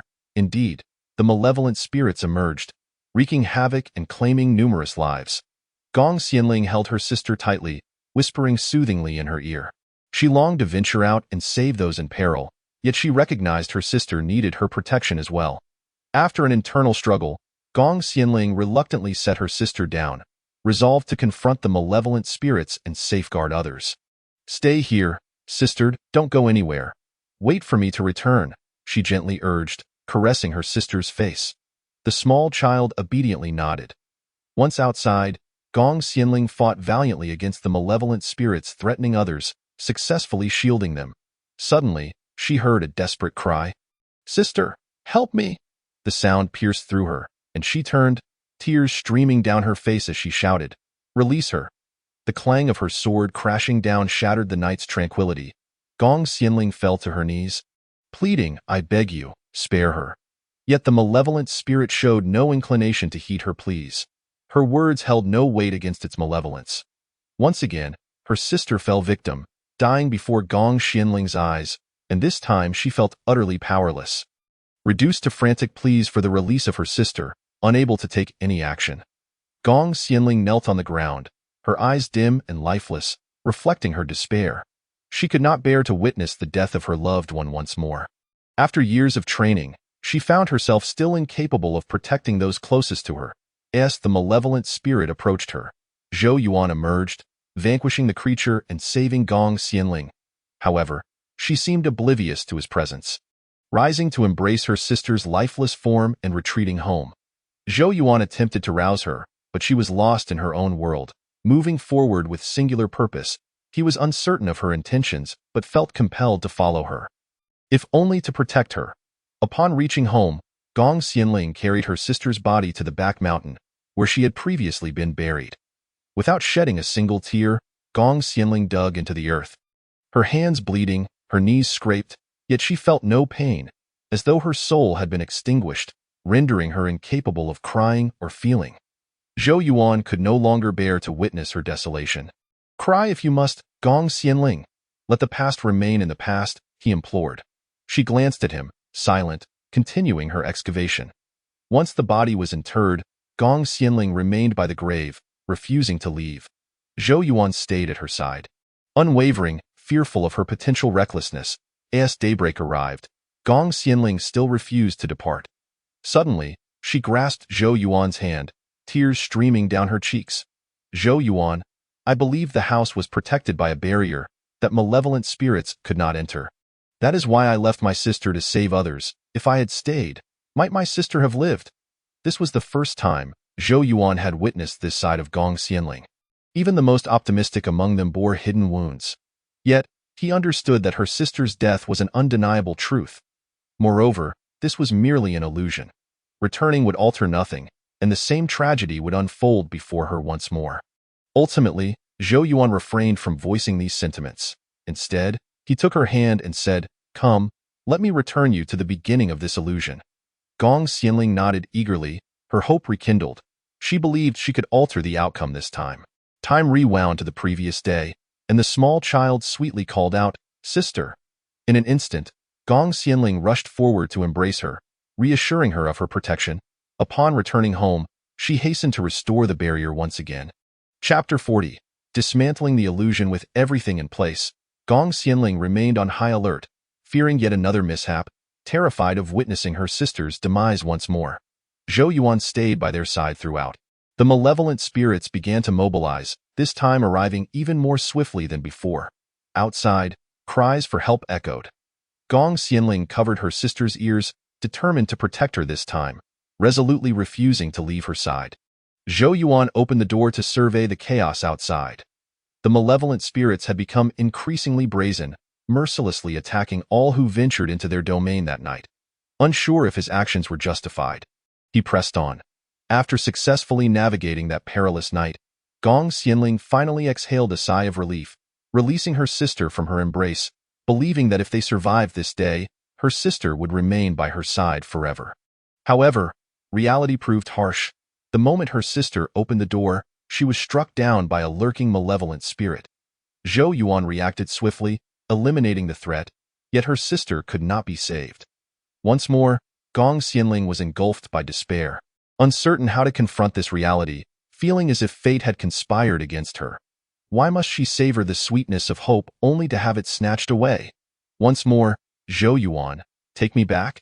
I can protect her this time," Gong Xianling pleaded desperately, clinging to his arm. Zhou Yuan averted his gaze, knowing all too well how this would unfold. Everything within the illusion was a fabrication. No matter how many times they returned, the outcome would remain unchanged. Even if the events could be altered, it would only be temporary. Returning would subject her to the same pain of loss repeatedly. Yet Gong Xianling continued to beseech him. Just one more time. No, you must face reality. Your sister is gone. Returning will only force you to witness her death again. Though harsh, these words were necessary. Gong Xianling was on the brink of collapse, and he had to speak the truth. She froze momentarily, tears streaming down her face as she released her grip on Zhou Yuan. Indeed, it cannot be changed. I am powerless. I can do nothing. Gong Xianling lowered her head, slowly retreating into the house. Zhou Yuan, unable to bear her sorrow, grasped her hand and urged, "Let me take you somewhere." Gong Xianling remained silent, merely allowing herself to be led by him. The relentless pressure had already driven her to the brink of a mental breakdown. She was at a loss as to what could possibly sustain her existence at this moment. Zhou Yuan brought her to the window of a household, urging, "Look." Gong Xianling gazed inside, where a family was gathered around the dining table. Their atmosphere warm and harmonious, everything exuding a sense of beauty and tranquility. If it weren't for your intervention, this family would not be seated here at dinner, Zhou Yuan remarked. Over there, Zhou Yuan continued, pulling Gong Xianling to the entrance of another home. They too would have perished at the hands of the malevolent spirit had you not saved them. Gong Xianling recognized them. These were the very individuals she had rescued from the clutches of evil. Upon noticing their presence, the inhabitants of the house hurried outside, warmly inviting them to join their meal. They grasped Gong Xianling's hands in gratitude, exclaiming, "Thank you so much. Had you not slain that malevolent spirit, I doubt I would have survived to this day." Surrounded by their expressions of gratitude, Gong Xianling found herself momentarily speechless, turning to Zhou Yuan for solace. Zhou Yuan watched her with a gentle smile, and she reciprocated with a smile of her own. Perhaps the release from one's burdens truly occurs in an instant. Gong Xianling awakened to the reality of her circumstances, realizing tears still lingered on her cheeks. After the trials faced in the secret realm, her heart felt considerably lighter. Zhou Yuan, too, came to his senses, observing Gong Xianling lost in thought beneath the tree. Concerned that she was still grappling with her emotions, he approached her eagerly, asking, "Are you all right?" It was only then that Gong Xianling reacted, throwing her arms around him in an unexpected embrace. This sudden gesture left Zhou Yuan momentarily stiff and unsure of how to respond, as he allowed her to hold him. After a lengthy moment, Gong Xianling finally released him, fully aware of everything Zhou Yuan had done for her within the illusion, leading her out and filling her heart with gratitude. Wiping away her tears, Gong Xianling regained her composure. She noticed others still ensnared in the illusion, and realizing that they had lingered in the secret realm for far too long, she grew increasingly anxious. Many were unable to withstand the resurgence of their past pains, and their bodies began to exhibit adverse reactions. If this continued, they risked dying within the illusion. Seeing the dire situation, Gong Xianling exclaimed, "Zhou Yuan, we must enter their illusions just as you rescued me and bring them back." Zhou Yuan inspected another group of people, his expression grave. They had been trapped in the illusion for far too long, and the dream had reached its conclusion, rendering it impossible to forcibly awaken them. "What should we do? If they remain in the illusion, they will perish." Gong Xianling cried out, "We must combine our efforts to shatter this illusion." Zhou Yuan declared. "Will they be in danger?" Gong Xianling asked, her face etched with concern. "Just follow my lead," Zhou Yuan replied, though he felt unsure. However, if they delayed any longer, the risk to their lives would become real. Gong Xianling hesitated but ultimately complied, beginning to cast her spells as Zhou Yuan slowly closed his eyes. Since the illusion was crafted by a powerful soul, and he had inherited such power, perhaps he could dismantle this illusionary spell. Upon succeeding, Zhou Yuan exhaled in relief. "Is it over?" Gong Xianling hurriedly inquired. Zhou Yuan nodded.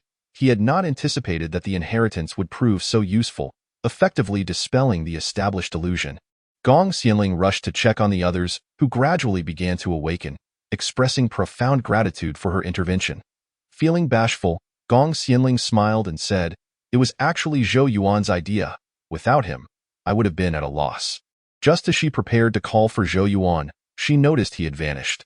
Attempting to locate him, she found herself surrounded by others, who were eagerly inquiring about the recent events. Chapter 41. Receiving rewards as everyone awakened from the illusion. Zhou Yuan inherited the power of the Great Being, causing the secret realm to collapse, as if it had never existed. The original exit vanished, and the trees appeared unchanged. seizing the opportunity while Gong Xianling was preoccupied.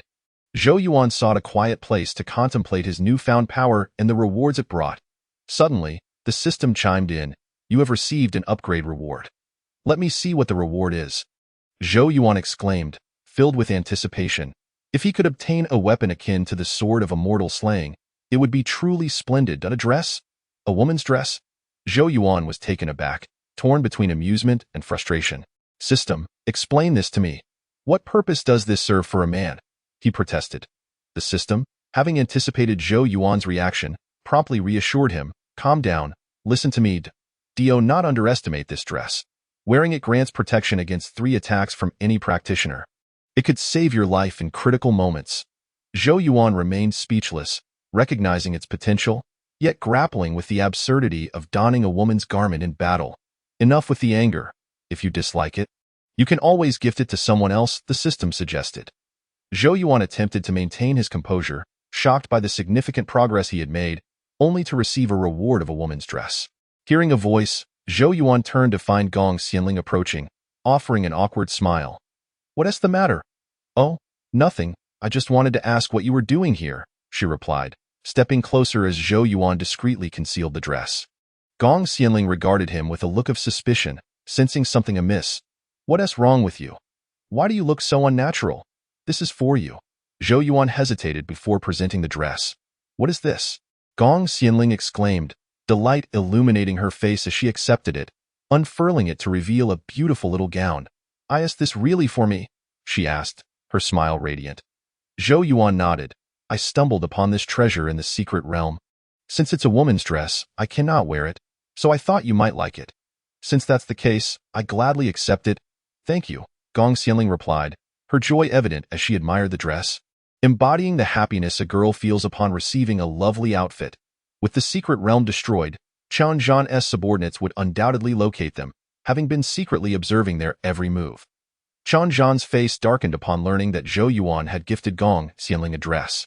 Nearby, one of his companions remarked, Young master, after the recent celestial phenomenon, every sect is buzzing with speculation about who received the great being's inheritance.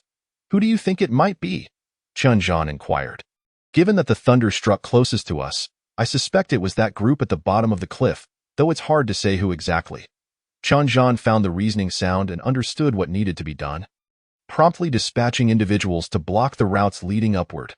Gong Xianling cherished the dress, though uncertain of its true significance, she sensed its power.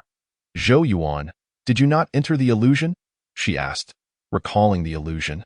Zhou Yuan suddenly recognized something amiss. The illusions represented the individual's painful memories, while his own had involved events that had never transpired. The manner of their deaths mirrored that of Lin Daoshi. Why was this the case? Hey! Gong Xianling waved her hand in front of him, snapping him out of his reverie. What's wrong? Why are you zoning out? Zhou Yuan finally responded. I did enter the illusion. How did you escape? Gong Xianling queried curiously, aware that he had witnessed her vulnerable moment in the illusion and eager to know how he had managed to enter, as long as one's will is steadfast enough. I can enter, Zhou Yuan explained. This was merely a casual remark made by Zhou Yuan, who was able to enter largely due to the legacy of the powerful. Gong Xianling nodded in agreement. That night, as she gazed at Zhou Yuan, who was asleep against a tree, she reflected on the assistance he had provided her over the past few days. Silently, she promised herself, Zhou Yuan, I shall help you secure the position of the foremost disciple upon my return. The following morning, everyone began to pack up, preparing to return. Many had received summons from the elders of their sects, necessitating an immediate departure. Zhou Yuan, however, was reluctant to go back, for the matter of the heavenly thunder had surely spread among the various sects, and he feared that returning would only invite trouble. Just then, Qian Zhan's envoy resorted to underhanded tactics, capturing them all. When Zhou Yuan opened his eyes, he found everyone confined in a room, except for Gong Xianling. Nevertheless, he felt no concern, for he believed that Qian Zhan, who held a fondness for Gong Xianling, would not harm her. This realization led him to admire Qian Zhan's audacity. If others were to learn that they had been captured by Qian Zhan's men, it would surely incite enmity between Hashan's sect and the other sections yet. Zhou Yuan was indifferent to the sectarian strife.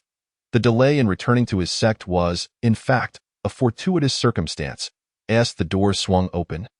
Zhou Yuan hastily closed his eyes, curious to see what scheme Chen Zhan would employ next. He sensed himself being lifted and felt a twinge of unease about where they were headed. With the sound of the door opening and closing, he was unceremoniously dropped onto the floor of another room. Awakened by the voice of Chen Zhan, Zhou Yuan heard the sound of someone fetching water and quickly sat up in alarm. Exclaiming, "No, no, don't splash me with water. You've been awake all along." Chen Zhan exclaimed in astonishment as he stood up. "Indeed, I have been awake for quite some time," Zhou Yuan replied as he rose from the floor and found a seat. "Did I invite you to sit?" Chen Zhan retorted angrily, attempting to pull him up, but Zhou Yuan seized his wrist firmly. "Let us refrain from resorting to violence. If there is something to discuss, let us do so expeditiously." Chapter 42. Taking the initiative, Chen Zhan, with a grim expression, struggled to free himself from Zhou Yuan's grasp before retracting his hand. Regaining his composure, he demanded, "Hand over the powerful legacy." Zhou Yuan could not help but let out a cold laugh. "Young Master Chen, is this truly why you went to such lengths to bring me here? Is it, or is it not you who has obtained the powerful legacy? The other day, amidst the rolling thunder, at the foot of the cliff, I doubt anyone else possesses the capability to subdue the soul of a powerful being," Chen Zhan stated, his face betraying a sense of triumph as he fixed his gaze on Zhou Yuan. Yet Zhou Yuan remained unflustered.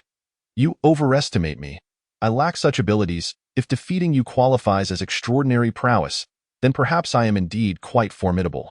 Just as Chen Zhan was about to retort, he was interrupted by a disciple entering the room. "Young master," the disciple said, noticing the tense atmosphere and hesitating at the door, clearly sensing it was an inopportune moment for his arrival. "Speak quickly," Chen Zhan urged. The disciple leaned closer to Chen Zhan and whispered something in his ear. Upon hearing this, Chen Zhan looked exasperated. "Is that true?" The disciple nodded. Nearby, Zhou Yuan scoffed. "Have you brought trouble upon yourself by abducting disciples from other sects? I suggest you release us at once." Chen Zhan's face darkened with anger, and feeling exposed, he stormed out of the room. Zhou Yuan remained behind, surrounded by people, yet he was not trapped. He simply chose not to leave, relishing the prospect of waiting for Chen Zhan to invite him to depart. With a smug expression, Zhou Yuan reclined on the bed to rest.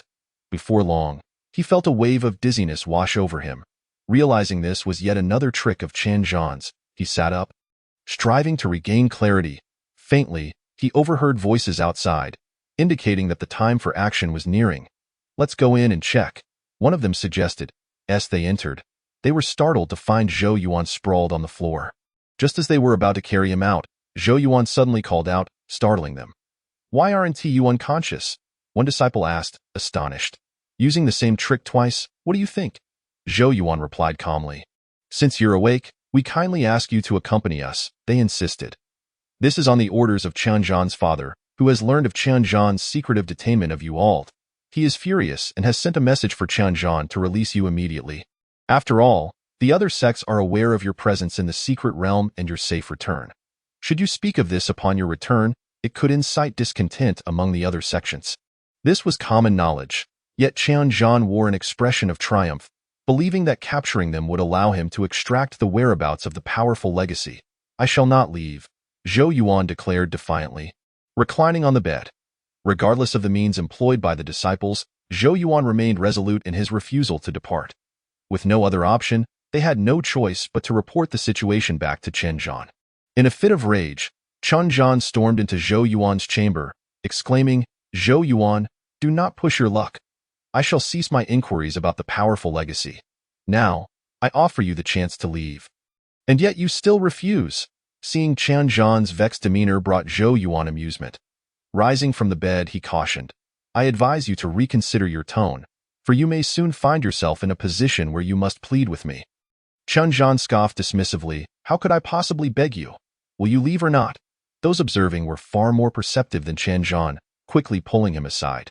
"Young master, we truly cannot afford to offend this individual right now." "What do you mean by that?" Chen Zhan queried, perplexed. He is the only one among this group who has regained consciousness. If he reveals the circumstances of your capturing the disciples from other sects, what then? Chen Zhan inhaled sharply. He had been too caught up in his anger to consider the implications. Now, it was clear that his earlier assumptions were misguided.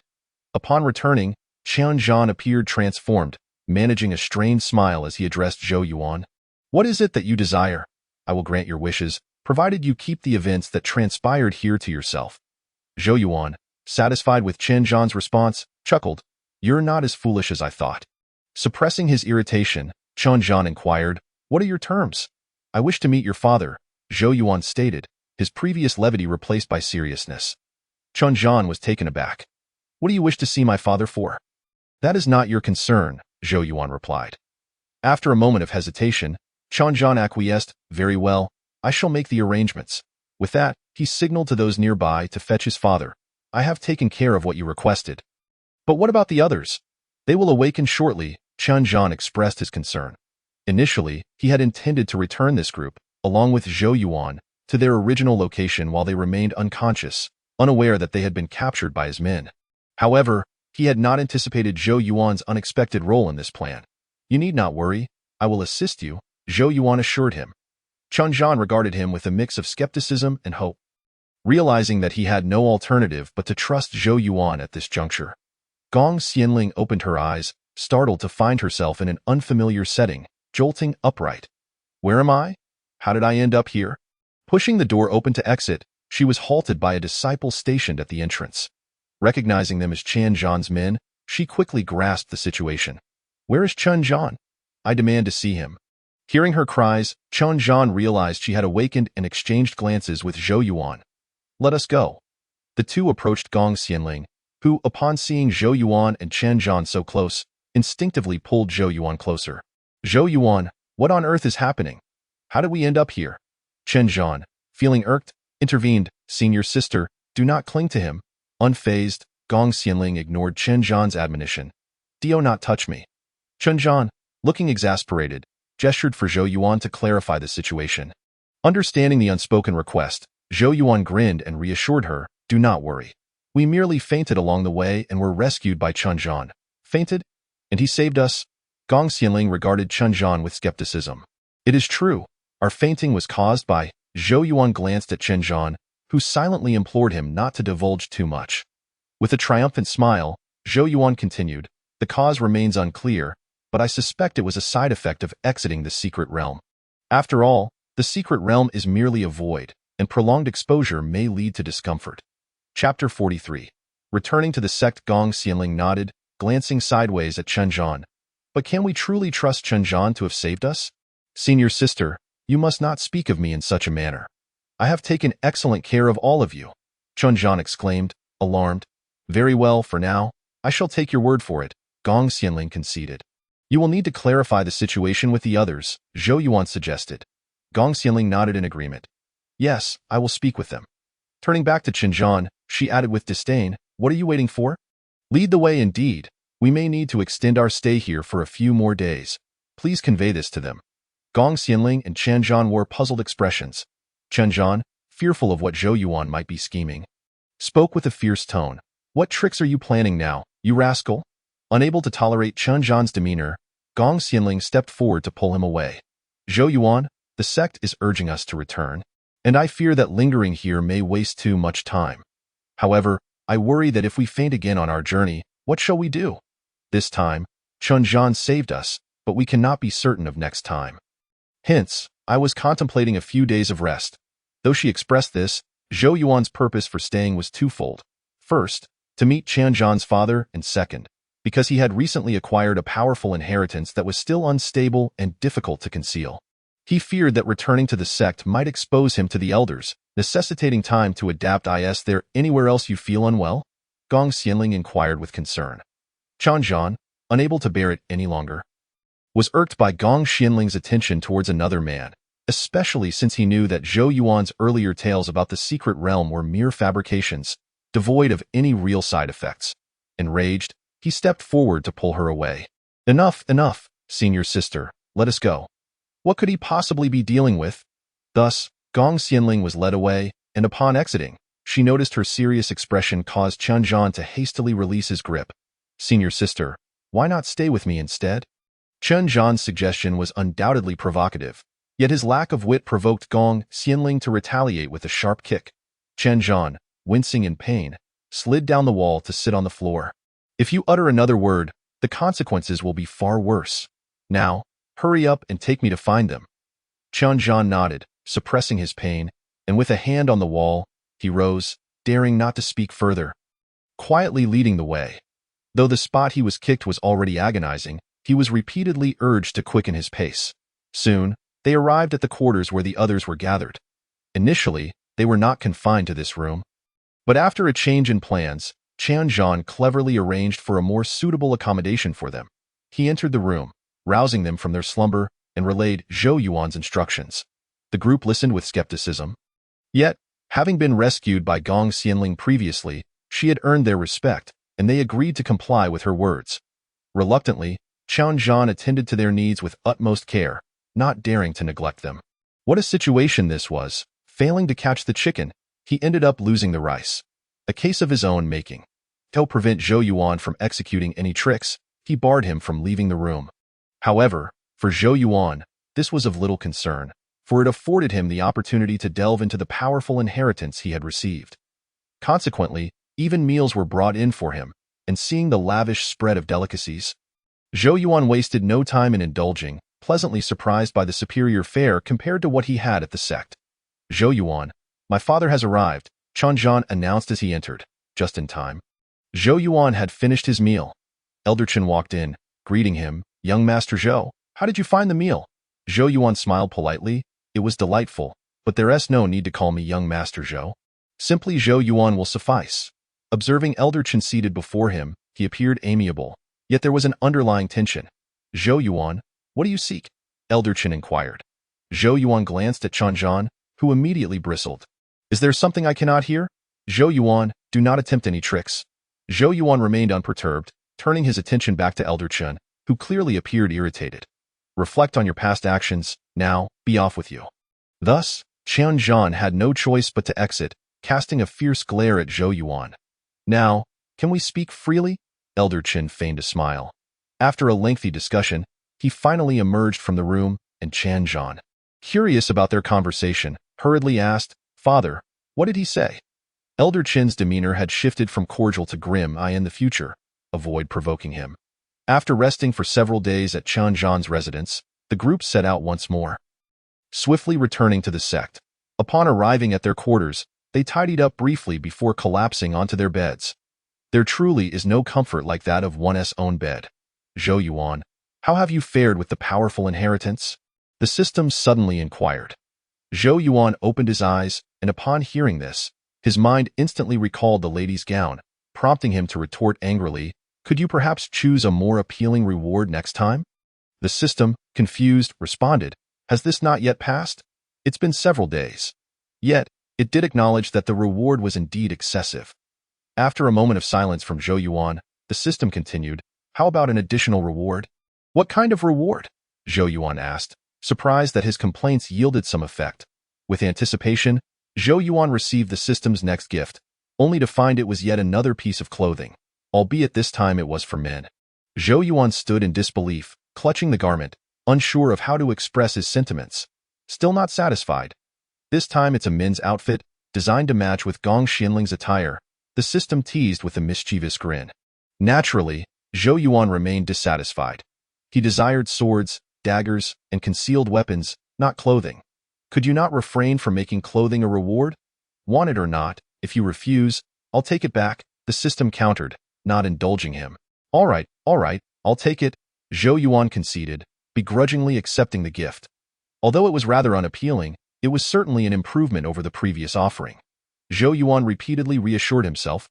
"Now, let us discuss something serious. Upon returning to the sect, the elders will undoubtedly concoct some schemes. Have you devised a plan to counter them?"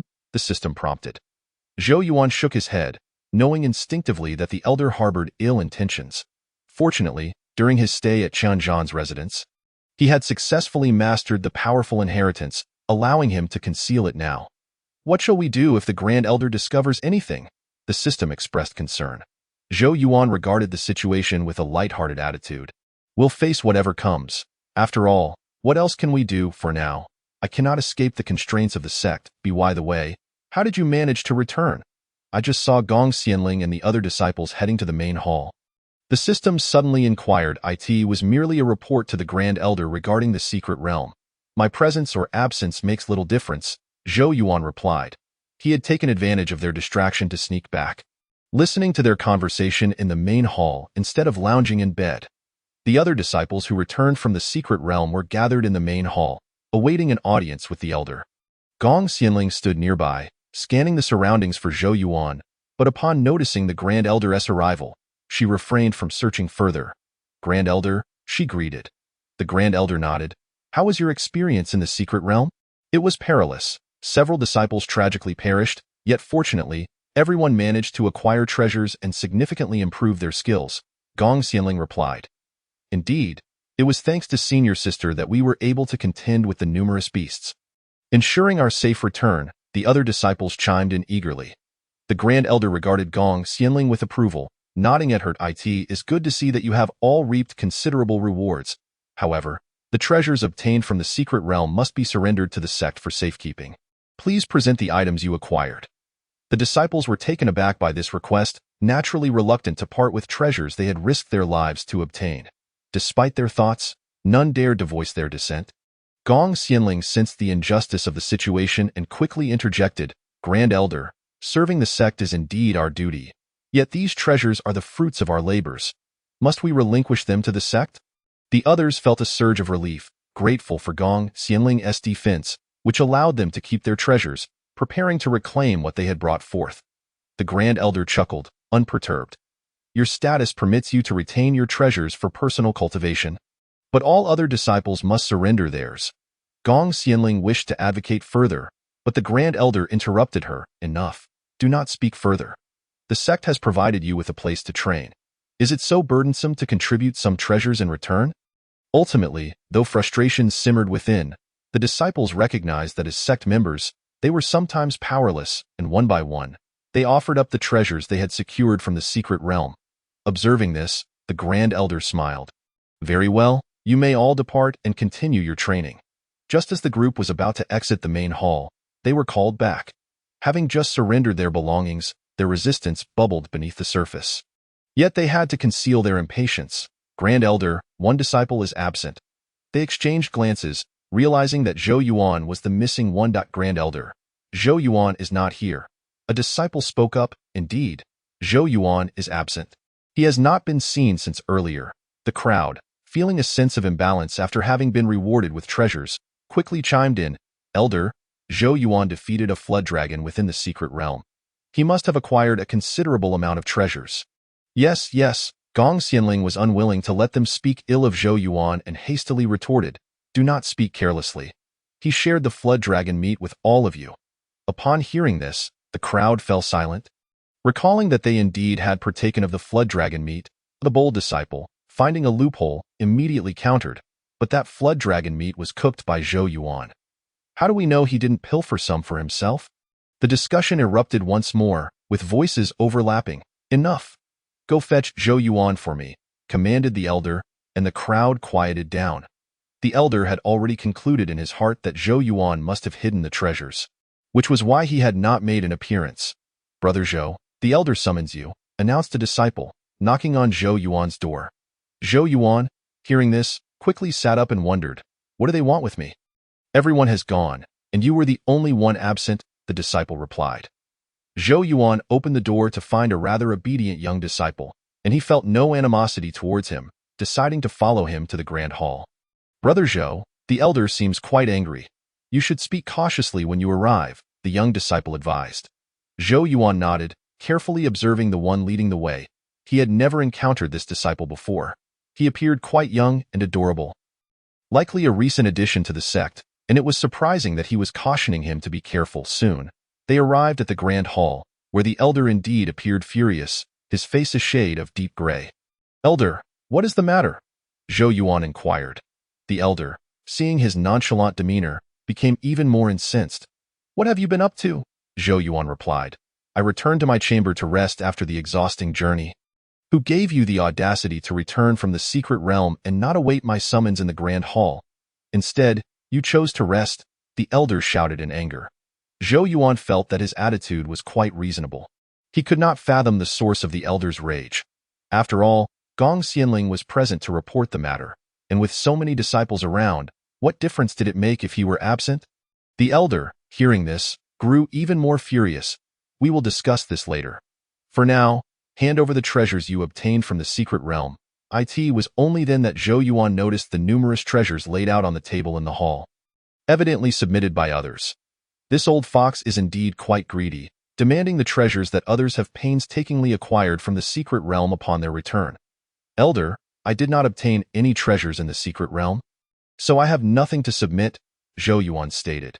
Before the elder could respond, a nearby disciple interjected, Elder, he is lying. We all extracted a great deal of essence from that beast together. He surely took some as well, and he must have secretly hidden plenty of treasures from the flood dragon. Perhaps due to their dissatisfaction after having surrendered their treasures, or perhaps their lingering grievances towards Zhou Yuan, the crowd continued to chime in, disparaging him. Zhou Yuan looked at the disciple beside him in astonishment. They had fought together through thick and thin, yet at this moment, this disciple chose to stab him in the back. Had he known, he would have let them perish in the illusion. Chapter 45. Confronting the elder in anger, Zhou Yuan contemplated these thoughts, but was taken aback by how quickly these people could change sides. What more do you have to say? The elder bellowed. Why should I hand over my treasures? Zhou Yuan's stance remained resolute. Why should he relinquish what he had painstakingly earned? Everyone else has submitted theirs. Why should you be exempt? The elder must have a vial of cultivation elixir on him. Another disciple chimed in. Gong Xianling could no longer contain herself and exclaimed, that vial of elixir was given to Zhou Yuan by me. It is mine and cannot be confiscated.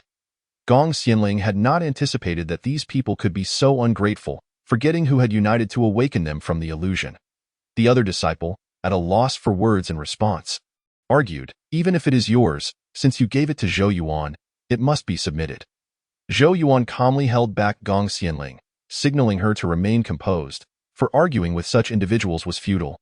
He retrieved the vial of elixir that Gong Xianling had given him earlier.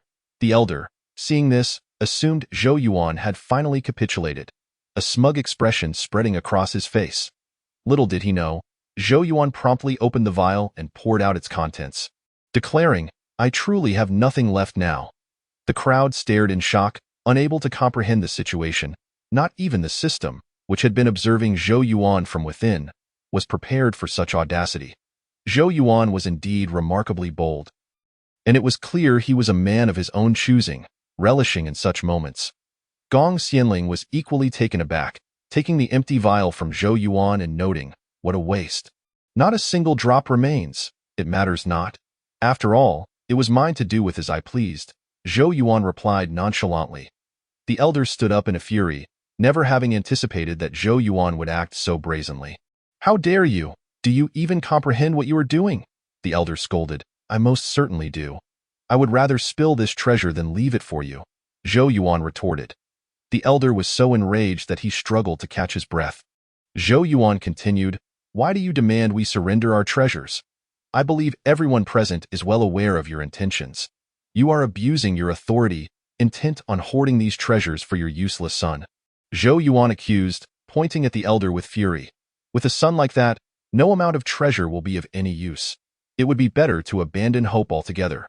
Zhou Yuan suddenly turned to the disciples standing beside him, adding, in that case, the treasures you submitted are likewise a waste. It would be better to cast them away as I have. Wouldn't you agree, elder? The hall fell into a chilling silence, the disciples too frightened to speak, exchanging glances as they realized the elder's intentions were likely to benefit his inept son. However, no one dared to voice their thoughts. As for Zhou Yuan, they harbored an unbalanced sentiment towards him, especially since individuals of Gong Xianling's stature had not submitted theirs. They did not wish for Zhou Yuan to exploit the loophole.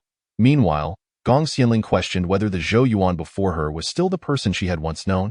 As he stood defiantly in the hall, the new disciple, having stood by silently, was utterly stunned, swallowing hard, and unexpectedly felt a sense of admiration for Zhou Yuan. The elder's schemes had been laid bare. Inciting his wrath, someone, take him away and beat him, he commanded. The system, hearing this, complained, Who told you to play such a grand game? Look where it's gotten you now. Zhou Yuan remained unfazed, having anticipated these developments. He was prepared to face the consequences, primarily as a means of venting his frustrations. Seeing this, Gong Xianling quickly shielded him, imploring the elder, "Zhou Yuan meant no harm. I ask that you spare him this once." No harm? Gong Xianling's words rang hollow, for how could Zhou Yuan's previous actions be deemed unintentional?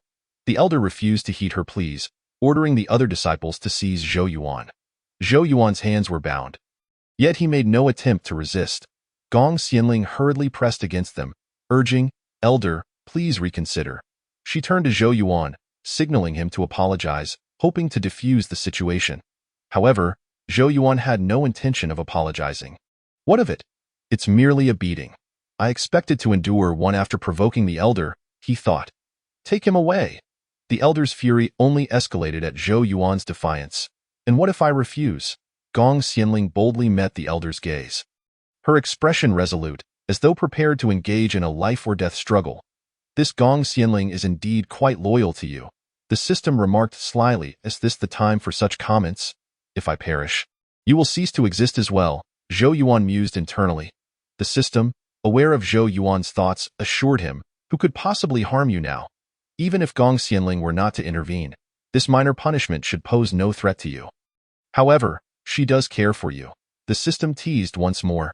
"Enough," Zhou Yuan responded, glancing at Gong Xianling, feeling a twinge of embarrassment and quickly averting his gaze.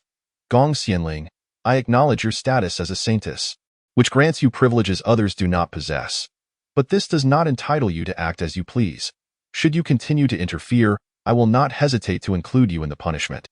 The elder's expression darkened, his schemes exposed, leaving him humiliated.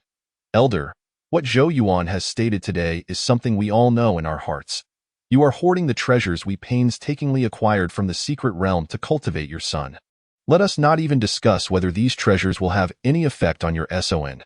As an elder, it is rather unbecoming of you to disregard the interests of our sect. Upon our return, you chose to remain silent about the disciples who perished in the secret realm, yet you immediately demand treasures from us. Now that the plan has been exposed and your dignity has been compromised, you resort to punishing the disciples out of embarrassment. Should this come to light, it would not merely be a loss of face, I fear." The Grand Elder, noticing Gong Xianling's staunch defense of Zhou Yuan, realized that her status was not something he could overlook. He said nothing further, merely flicked his sleeves and departed. With the Grand Elder gone, the atmosphere in the hall began to ease. "Let go of me," Gong Xianling coldly commanded. The disciple, startled by her fierceness, released Zhou Yuan. The others also relaxed somewhat, feeling a strange pang of jealousy as they observed Gong Xianling's unwavering support for Zhou Yuan, a mere junior disciple of little consequence who seemingly had no merit warranting such devotion or risk on her part. Chapter 46. Flattery from the crowd. "You are exceedingly bold to say such things," Gong Xianling exclaimed, clearly vexed. Deep down, she harbored immense worry. If the elder chose not to forgive him, the consequences could be dire. "And you too, after saying so much," Zhou Yuan replied with a smile, "I only spoke out to save you. Otherwise, I would not have dared to confront the Grand Elder." After declaring this, Gong Xianling turned to leave, and Zhou Yuan hurried after her. "Please, do not be angry. I simply could not restrain myself." The elder was truly overstepping his bounds, or I would not have spoken so, but he is still the Grand Elder of Falling Cloud Peak, and he retains considerable power. You have offended him. I wonder how you will manage to live here afterwards. Indeed, indeed. Yet, I have spoken my mind, and now I can only take things as they come." Zhou Yuan remarked, unperturbed. Gong Xianling did not respond, hastily bidding farewell before departing. Zhou Yuan, puzzled but refraining from inquiry, considered that she might have remembered something upon her sudden return. Nevertheless, today had been exhilarating. The elixir had brought him immense joy. "Truly, I have not felt this jubilant in a long time," he mused, strolling back with a spring in his step. "Indeed, joy brings vitality," the system commented. "But how do you plan to deal with those individuals awaiting you at your door?" The system, viewing matters from a different angle, had already spotted a throng gathered outside Zhou Yuan's room, including some familiar faces who had previously bullied him when he was deemed worthless. Zhou Yuan paused, inquiring, "Who are they?" As he took a few steps closer, he confirmed that indeed, many were clustered at his door. The disciples, upon seeing Zhou Yuan's return, rushed forward to fawn over him. Zhou Shidi, you have finally returned. Zhou Yuan felt uncomfortable with their obsequiousness and quickly distanced himself, asking, "What is the meaning of this? We merely wish to check on you.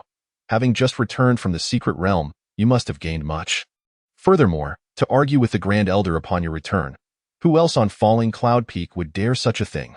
One disciple replied with a broad smile. Though their words held truth, Zhou Yuan could not help but interpret them as mockery. His impatience surfaced as he retorted, "I am well aware of what you speak. No need to reiterate, so, are you gathered here merely to flatter me?" The crowd chuckled, and another disciple chimed in, "Zhou Shidi, your wit is unmatched.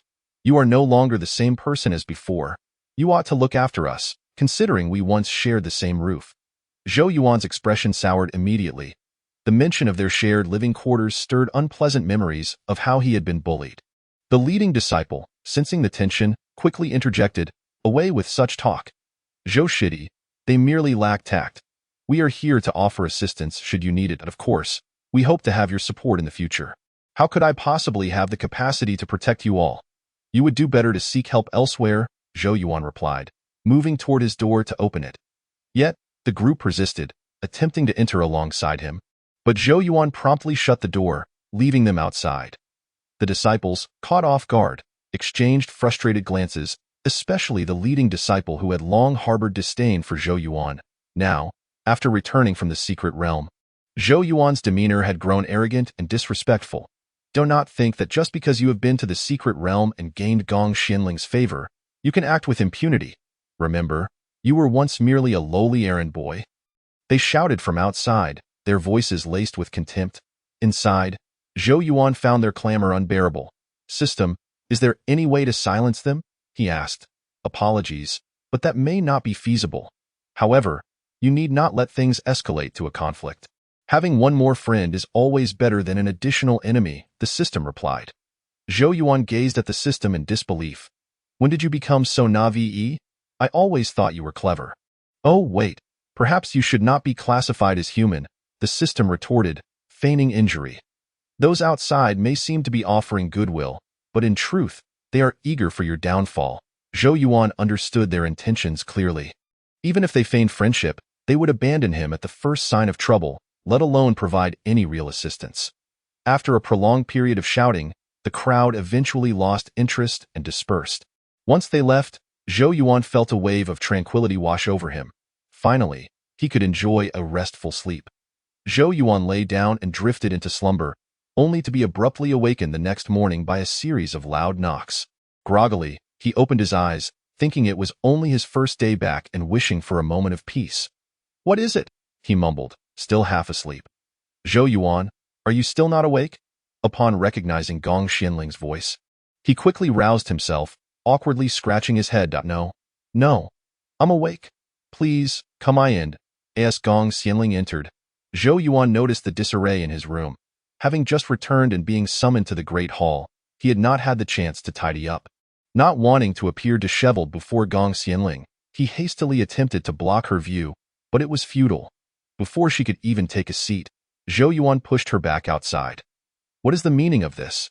Gong Xianling exclaimed, bewildered by his sudden actions. "Let's discuss this outside."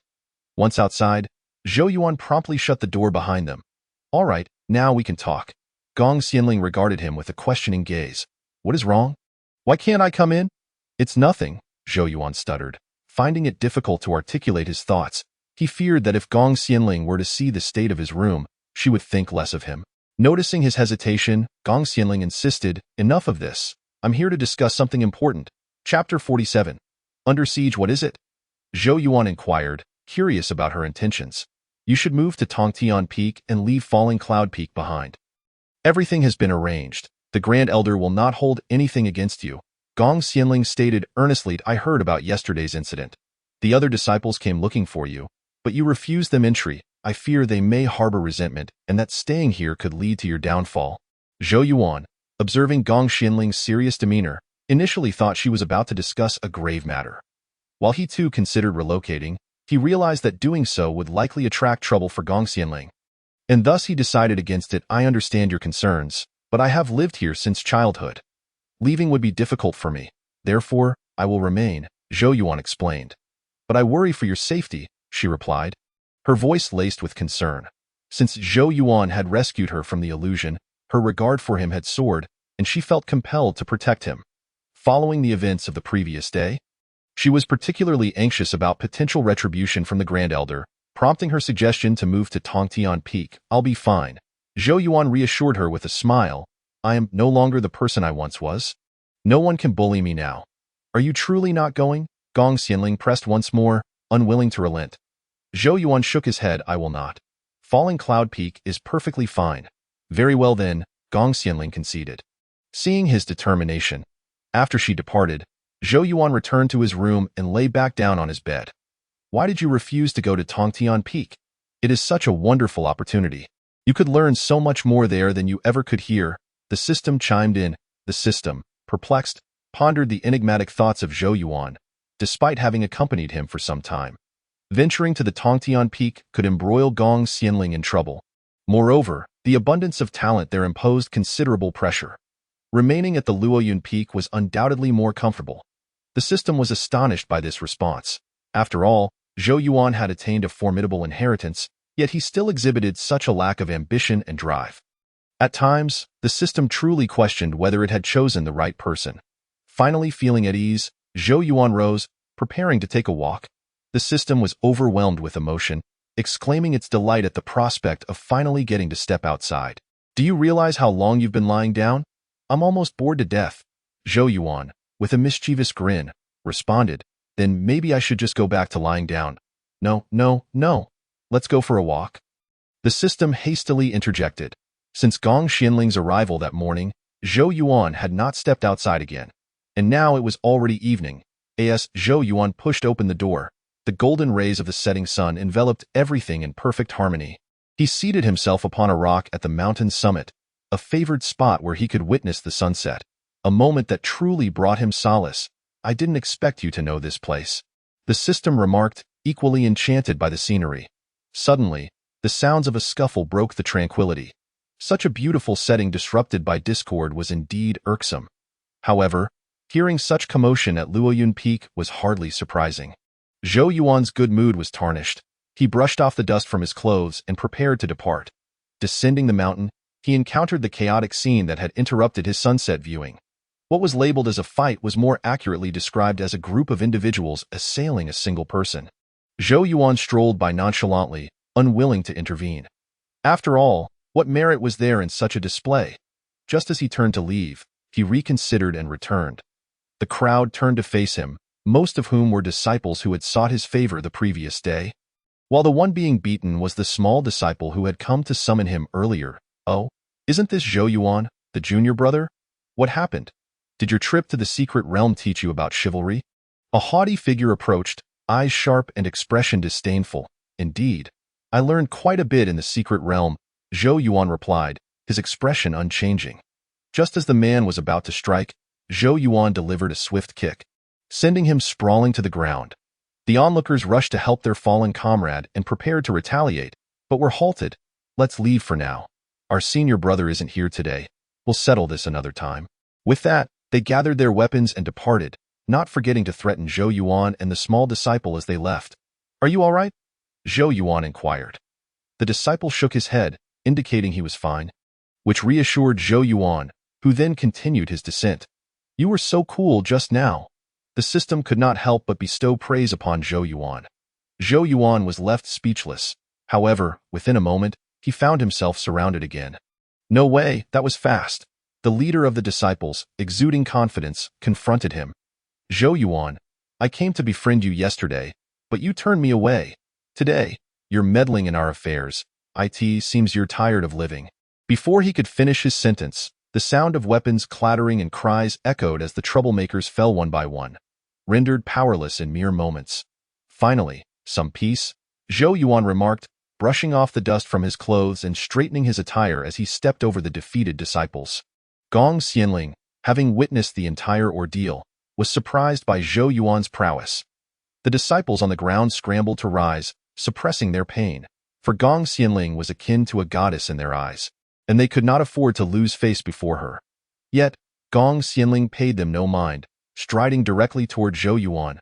Why are you here? Zhou Yuan halted her. If I weren't here, how could I witness such a spectacular scene? Gong Xianling replied, chuckling as she glanced at the fleeing disciples. How did you become so formidable? I saw you take them down effortlessly. It seems the training in the secret realm has proven immensely beneficial for you. Feeling bashful at her praise, Zhou Yuan smiled awkwardly. Oh, it was nothing, by the way. I need to speak with the Grand Elder about something, so I won't keep you. Gong Xianling prepared to leave in haste. Wait, Zhou Yuan called out. What is it? Gong Xianling jumped slightly. I'll accompany you, he stated. Why would you go? You're busy seeking the Grand Elder as well, she queried, puzzled. After a moment of internal deliberation, Zhou Yuan asked, Is the Grand Elder seeking to reprimand you regarding the previous incident? Gong Xianling paused, then burst into laughter. You look rather amusing when you say that. Chapter 48. Receiving rewards. Zhou Yuan felt quite embarrassed. Was it really that funny? Observing Zhou Yuan's awkward expression, Gong Xianling nodded while laughing, finally managing to regain her composure. It's all right. I'm going to discuss some matters with the Grand Elder. He won't hold any grievances against me regarding the previous incident. Only after Gong Xianling departed did Zhou Yuan move. System, was it really that amusing just now? He inquired. I didn't see your expression, but I noticed Gong Xianling laughing so hard she could barely breathe.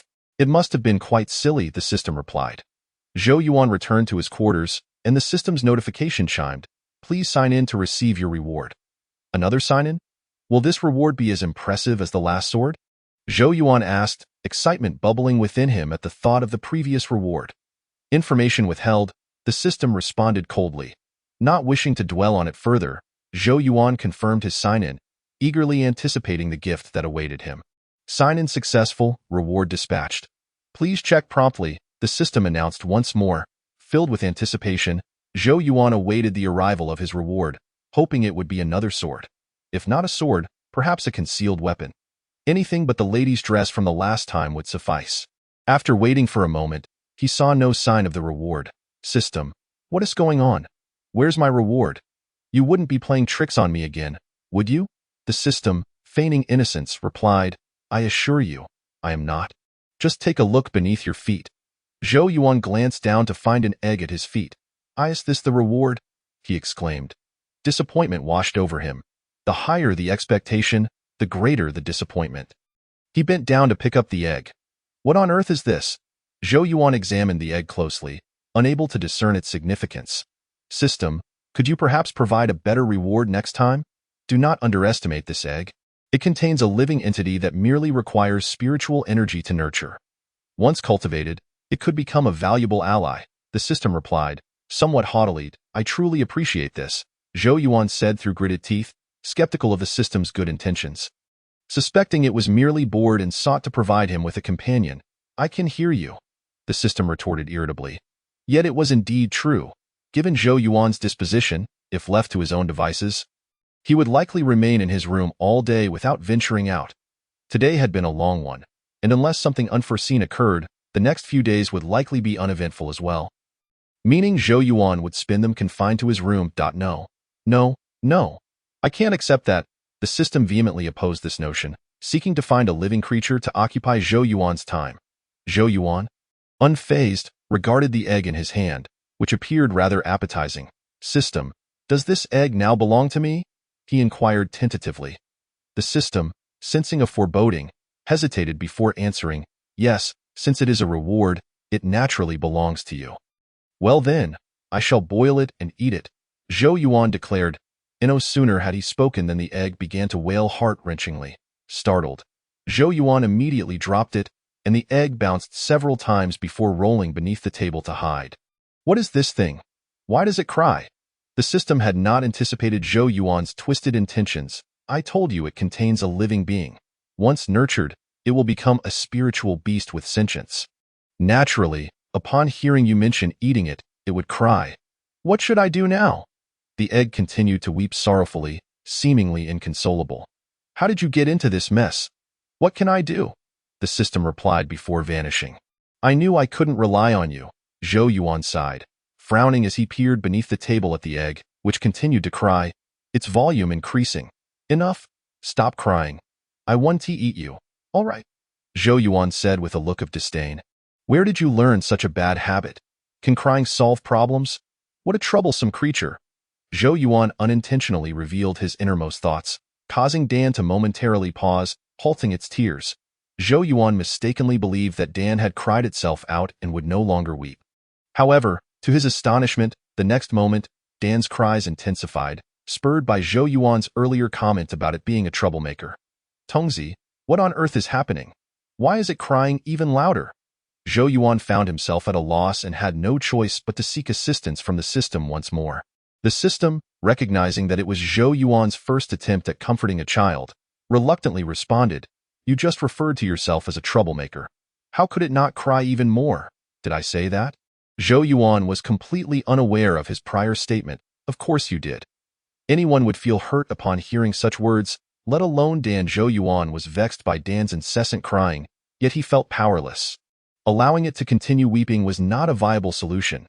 He leaned down once again, this time adopting a gentler tone. "Come out, I won't eat you. You are not a troublemaker. All right, be good." Noticing that Dan's emotions seemed to have calmed somewhat, he reached out to retrieve it. That moment, Dan had ceased its sobbing, though it still appeared quite aggrieved. Upon closer inspection, Dan looked rather adorable, as long as it wasn't crying. "Tongzi, what now?"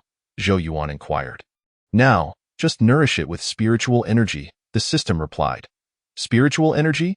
Zhou Yuan feigned reluctance, yet silently began to channel spiritual energy into Dan. With the infusion of energy, Dan appeared much more spirited, bouncing away from Zhou Yuan's hand and frolicking around the room. Exhausted and on the verge of fainting, Zhou Yuan collapsed onto the bed to rest. This was merely the first day, and he would need to provide spiritual energy daily. Zhou Yuan closed his eyes, muttering, "Is this truly a reward? It feels more like a burden." Before he could finish his thought, he opened his eyes to see Dan right in front of him, as if sensing that uttering those 3 words would prompt Dan to burst into tears again. Realizing this, Zhou Yuan quickly stifled his words. "Be good. I didn't mean that. Please don't cry." Only then did Dan relax and bounce away. Zhou Yuan patted his chest, relieved that he had refrained from speaking those words. He couldn't bear to see Dan cry again. He would need to be more cautious with his words in the future, as Dan was indeed quite fragile. The system kindly reminded him. Chapter 49. Breaking into the kitchen. Zhou Yuan agreed, but inwardly thought, "It's just an egg. Why all the fuss? It's simply a nuisance." Perhaps Dan could sense Zhou Yuan's earlier thoughts, as it promptly began to look sorrowful, approaching him with an expression that suggested it was on the verge of tears. "What's wrong?" Zhou Yuan asked tentatively, puzzled by its demeanor. Reflecting on his previous words, he couldn't recall having said anything to provoke such sadness, and no sooner had he spoken than Dan burst into tears once more, wailing pitifully, leaving Zhou Yuan at a loss for how to console it. Don't cry. Don't cry," Zhou Yuan stammered, unsure of how to comfort it, his hands hovering uncertainly. "Tongzi, please explain why it is crying again." Zhou Yuan could only turn to the system for help, utterly clueless about the cause of Dan's distress this time. "It's because of you." "What did I do?" Zhou Yuan pondered deeply, unable to identify what had upset Dan. "You are nurturing it with spiritual energy. It can sense your feelings. Just now, you were thinking of it as a troublemaker. How could it not feel wronged?" Zhou Yuan was momentarily speechless, bewildered by the absurdity of it all. Did this mean he couldn't even entertain thoughts anymore? Was there no semblance of privacy left? Dan continued to cry loudly, showing no signs of stopping. Resigned, Zhou Yuan altered his approach, smiling as he said, "I'm sorry. I won't call you a troublemaker anymore. Just stop crying. You're making my blankets wet." Upon hearing Zhou Yuan's words, Dan gradually ceased its tears and obediently hopped away. The fluctuations of its emotions were rapid, coming and going in an instant. Zhou Yuan had no time to ponder further, as he lay down and quickly fell asleep. The following day, Zhou Yuan awoke, remembering that he was supposed to practice with the other disciples. He immediately got up. Although he had little desire to participate in such training, he feared the gossip that would ensue if he didn't attend. During the training, Gong Xianling also arrived. Spotting Zhou Yuan among the crowd, she approached him, her voice startling him. "Zhou Yuan, you finally made it." Zhou Yuan was taken aback. No wonder the people in front had been glancing back. It was because Gong Xianling had arrived. Today is the day for the disciples of Luoyuan Peak to practice. "What brings you here?" Zhou Yuan asked, puzzled, as Gong Xianling was not one of their disciples, making her presence here quite curious. Gong Xianling suddenly appeared a bit shy. Well, I just came to learn a bit. After all, practicing more can only be beneficial. With Gong Xianling's presence, all eyes turned toward her, and Zhou Yuan felt several pairs of eyes glaring at him with disdain. He nodded and began practicing alongside her. After a morning of training, Zhou Yuan felt refreshed and invigorated, though the other disciples still occasionally cast him hateful and disdainful glances, which he chose to ignore. Zhou Yuan, have you forgotten something important? The system's voice suddenly rang in his ears. Zhou Yuan was initially surprised, then racked his brain for a long time without recalling anything. What is it? I truly can't remember. Dan is still locked in your room. It hasn't received any spiritual energy in such a long time. It will be quite unwell. Upon hearing this, Zhou Yuan finally remembered the reward he had given himself yesterday. Never mind, I won't dwell on that, he thought as he hurriedly dashed out of the hall. Zhou Yuan, where are you going? Gong Xianling called out as she noticed his hurried departure, but Zhou Yuan was too swift to hear her. He soon returned to his room, feeling anxious. The system observed his frantic demeanor with satisfaction. However, Zhou Yuan was not thinking about that. He was merely worried that if he arrived too late, Dan would start crying again, and he had no patience left for comforting it after having done so countless times since last night.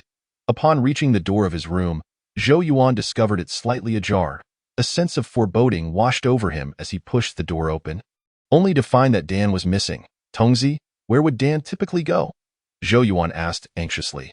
With disciples practicing everywhere in Luoyan Peak, he feared that if Dan wandered off, it might be picked up or even eaten, which would be unfortunate. It wasn't that he was particularly concerned for Dan. He just felt that if it were to be eaten, it ought to be by him alone. I don't know. Perhaps it was too hungry after being cooped up in the room for so long and went out to find food. Check the kitchen, the system suggested. Zhou Yuan immediately ran toward the kitchen, having not visited in so long that he almost forgot its location. Arriving at the kitchen door, he stepped inside and glanced around. Seeing Zhou Yuan enter, the kitchen staff hurriedly exclaimed, "It's not mealtime yet. Quickly, get out of here." Zhou Yuan barely had time to take in the scene before he was ushered outside. "No, I'm not here for a meal. I just want to find something. I'll be in and out." Zhou Yuan insisted, trying to push his way back in. "I don't care what you're looking for. This kitchen is for food. Do you think I'll believe you're not here to steal something?" The kitchen staff, wary from past experiences with underqualified disciples sneaking in to pilfer food, were not inclined to let him stay. "I'm not here to steal food, truly. I don't even need a meal. I just want to find something and will leave as soon as I do," Zhou Yuan pleaded, hoping they would allow him entry. "Out, out." The kitchen staff were resolute, firmly pushing Zhou Yuan away. He sighed at the door. Frustrated that he wasn't even allowed to search. In truth, Dan was already in the kitchen, having taken advantage of the distraction to sample every dish prepared. Standing outside, Zhou Yuan caught sight of Dan bouncing joyfully among the various dishes. Just as he was about to rush in to retrieve it, a cook stood in his way, blocking him. "You've been so persistent. If you try to come in again, I will report you to the Grand Elder." Zhou Yuan quickly retreated, not out of fear of the Grand Elder, but because he felt embarrassed at the thought of this incident becoming common knowledge. "Come out. If you don't, I won't provide you with spiritual energy anymore." Zhou Yuan attempted to communicate telepathically with Dan. Sure enough, Dan seemed to sense his thoughts and peeked out, noticing Zhou Yuan's stern expression at the door, signaling it to come out quickly. Obediently, Dan hopped out when the cook wasn't looking. Zhou Yuan bent down and scooped Dan up, scolding, "Who told you to sneak out?" Dan immediately looked aggrieved, donning a tearful expression, prompting Zhou Yuan to soften his tone. All right, I won't blame you this time." Chapter 50. Punished by the elder, Zhou Yuan coaxed Dan back to his room, placing it on the table and beginning to channel spiritual energy into it. "You must promise not to sneak into the kitchen for food again." Zhou Yuan spoke with a serious expression. However, the egg seemed to ignore him, lazily lounging around after gaining spiritual power, treating his words as mere whispers in the wind. On the following day, after Zhou Yuan left, the egg quietly opened the door and hopped away once more. This time, Zhou Yuan distinctly remembered supplying it with spiritual energy, yet it still ventured out, driven by its playful nature. System, the egg is missing again. When Zhou Yuan returned, he found no trace of the egg in the room. Why not check the kitchen? The system suggested it had not anticipated the egg to be so mischievous. Its original intent was merely to provide Zhou Yuan with some amusement and to prevent him from idling away in bed. Little did it know that the egg would cause quite a stir, bringing Zhou Yuan considerable trouble. Once again, Zhou Yuan made his way to the kitchen, only to be recognized by the chef from the previous day, who reprimanded him for arriving at such an inappropriate time, as it was not yet mealtime. This time, Zhou Yuan, uninterested in engaging in idle chatter, charged straight in, searching for the egg. The chef, lacking in cultivation, was unable to stop Zhou Yuan's forceful entrance. What is the meaning of this? The kitchen is not a place you can wander into at will. Leave at once. The chef resorted to verbal reprimands when force failed him. Zhou Yuan felt an overwhelming urge to silence everyone around him today. While the chef prattled on, Zhou Yuan scoured every nook and cranny of the kitchen, silently threatening the egg that if it did not show itself soon, he would dispose of it without hesitation.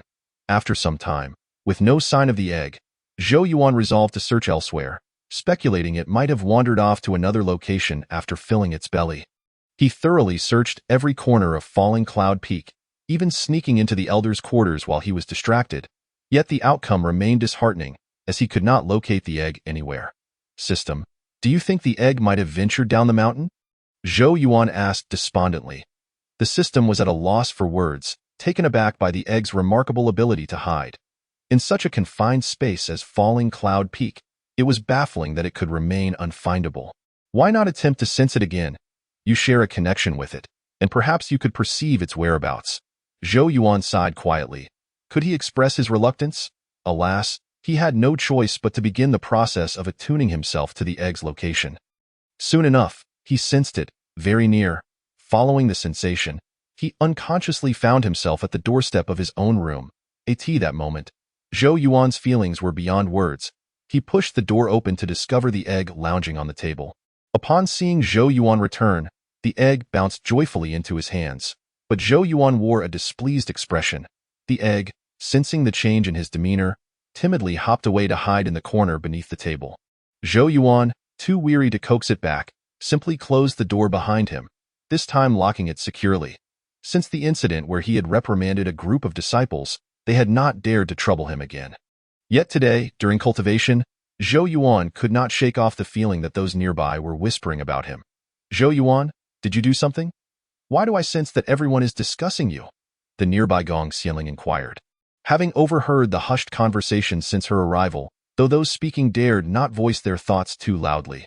Zhou Yuan glanced around, causing the disciples to fall silent. I have no idea. Perhaps they are just envious of me. He replied jokingly, you'll not pay them any mind. Gong Xianling nodded, yet she could not bear the thought of Zhou Yuan being gossiped about, and seizing an opportunity while he was distracted, she stealthily slipped away to investigate the matter further. Senior brother Zhou Yuan, the elder is looking for you. A disciple approached and whispered in his ear. Zhou Yuan, puzzled, wondered what the elder could possibly want with him. All right, I understand. The only thought that crossed his mind was whether the elder had discovered his earlier intrusion into his chamber. Reluctantly, Zhou Yuan made his way to the grand hall, followed by several disciples who had noticed his departure. Upon arriving, he found the elder seated in the prominent chair, flanked by the kitchen chef. Zhou Yuan quickly grasped the situation. He had not anticipated that the chef would take offense and report him to the elder. However, what surprised him most was the elder's inclination to meddle in such trivial matters. Elder, what do you require of me? Zhou Yuan inquired. Though he harbored a deep-seated dislike for the elder, he still adhered to the necessary courtesies. The chef has informed me that you have repeatedly disrupted the kitchen, disregarding his warnings to leave. Is this true? The elder questioned. Indeed, the elder was not so idle as to concern himself with such trifles. Having learned that Zhou Yuan was the culprit, he seized the opportunity to reprimand him and vent his frustrations. Elder, why trouble yourself over such a trivial matter? Zhou Yuan responded. Before the elder could reply, the chef interjected, Elder, look at how brazen he is in your presence. It is evident he disrespects you even in the kitchen. The elder calmed the chef, allowing him to regain his composure. Did you truly behave in such a manner within the kitchen? The elder pressed once more. It is true, Zhou Yuan admitted. In that case, you are to be punished by cleaning the courtyard of Falling Cloud Peak. Zhou Yuan, unwilling to argue further with the elder, accepted his fate, recognizing that he could not dispute the reality of his actions in the kitchen. Disciples lurking outside the grand hall rejoiced at Zhou Yuan's punishment, eagerly spreading the news throughout Falling Cloud Peak like a loudspeaker. The gossip flowed freely, with many deriding Zhou Yuan for his ineptitude, lamenting that despite extensive training, he still could not fast and resorted to stealing food from the kitchen, only to be expelled by the chef and ultimately punished by the elder. It was indeed a disgrace of monumental proportions. Gong Xianling, having pieced together the events, hastily sought out the elder, hoping to intercede on Zhou Yuan's behalf, for she feared that if he truly had to clean the entire Falling Cloud Peak, his hands would be rendered useless. Chapter 51. The subject of mockery. Just as Gong Xianling prepared to enter the grand hall to plead for Zhou Yuan, he pulled her aside. "Why are you stopping me? I want to speak," she exclaimed, visibly frustrated. "That it's nothing. Besides, he is not wrong." With Zhou Yuan's insistence, Gong Xianling refrained from entering. However, she remained puzzled as to why Zhou Yuan had chosen to pilfer food from the kitchen, hesitating before asking, "Can you tell me why you went to the kitchen to steal food?" The moment the subject arose, Zhou Yuan's temper flared. If it weren't for that signing reward, he would not have found himself embroiled in so many troubles these past few days. Words alone cannot convey this. "Let me show you." Zhou Yuan led Gong Xianling to his room. "It's right here." To his surprise, the egg was behaving quite well today, peacefully napping in its little nest on the table. "This egg? You went to the kitchen to steal it?" Gong Xianling looked at Zhou Yuan in disbelief. Zhou Yuan quickly roused the egg, exclaiming, "I went to the kitchen to bring it back." Awakened, the egg spotted Gong Xianling and began to bounce excitedly, hopping into her hands, remaining still and appearing quite content. "You seemed much happier when I arrived," Gong Xianling remarked, equally surprised. "Wow, Zhou Yuan, what is this? Why does it move?" "I happened to acquire this spiritual pet," Zhou Yuan explained. "Wow," Gong Xianling gasped in awe, "it is truly adorable. So this is why you kept venturing into the kitchen, to retrieve it?" Zhou Yuan nodded helplessly, observing the harmonious interaction between Gong Xianling and the egg. And noticing that the egg seemed to delight in her company, Zhou Yuan contemplated gifting the spiritual pet to her. However, he was immediately halted by the system. "Zhou Yuan, this egg belongs to you. You cannot simply give it away. You must abandon that thought." "What? How do you know what I'm thinking?"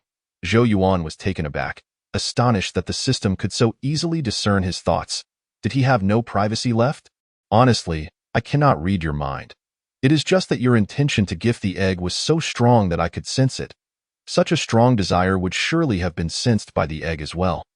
Zhou Yuan quickly glanced at the egg, hoping it would not display a forlorn expression. Fortunately, it was happily engaged in play with Gong Xianling, seemingly too preoccupied to dwell on such matters. "If I cannot give it away, then perhaps I can leave it with her for a few days?" Zhou Yuan pressed on, unwilling to relent. "That is permissible, but you must not neglect the daily supply of spiritual energy. Otherwise, the egg will not hatch in a timely manner." "Excellent. Even if I cannot gift it, as long as it does not create trouble while it is with her, I will be satisfied." "Zhou Yuan, this egg is simply too adorable. I absolutely adore it." Gong Xianling could not help but exclaim, "Is it not adorable? How come I never noticed?" Zhou Yuan secretly pondered in his heart, "If you find it so charming, then perhaps I shall lend it to you for a few days." Zhou Yuan replied, "Really?" He nodded eagerly, wishing for the egg to depart swiftly. Indeed, Gong Xianling took the egg away, and when it was time to leave, she did not seem to exhibit any reluctance, as expected. She had raised a treacherous creature. The following day, Zhou Yuan was roused from his slumber by the incessant knocking of a disciple at his door. He mused that there was no need to rise so early for cultivation. Upon opening the door, the disciple wasted no time and hurled a broom at him, demanding, "Still asleep at this hour? Are you not going to sweep the grounds today?" Zhou Yuan suddenly remembered the punishment imposed by the elder yesterday, to clean the Falling Cloud Peak. The disciple, filled with bravado, continued to order Zhou Yuan about. Zhou Yuan contemplated using magic to resolve the matter but was halted, informed that the elder had expressly forbidden the use of spells. Left with no other choice, Zhou Yuan complied. The passing disciples mostly came to mock him. "Who is this? Why are you sweeping here? Is he the new cleaning disciple of Falling Cloud Peak?"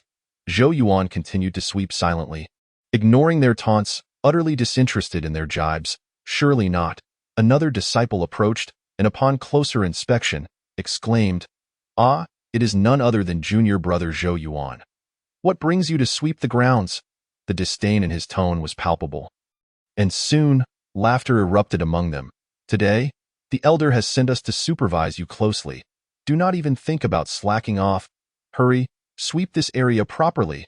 Many disciples chimed in, relishing the spectacle.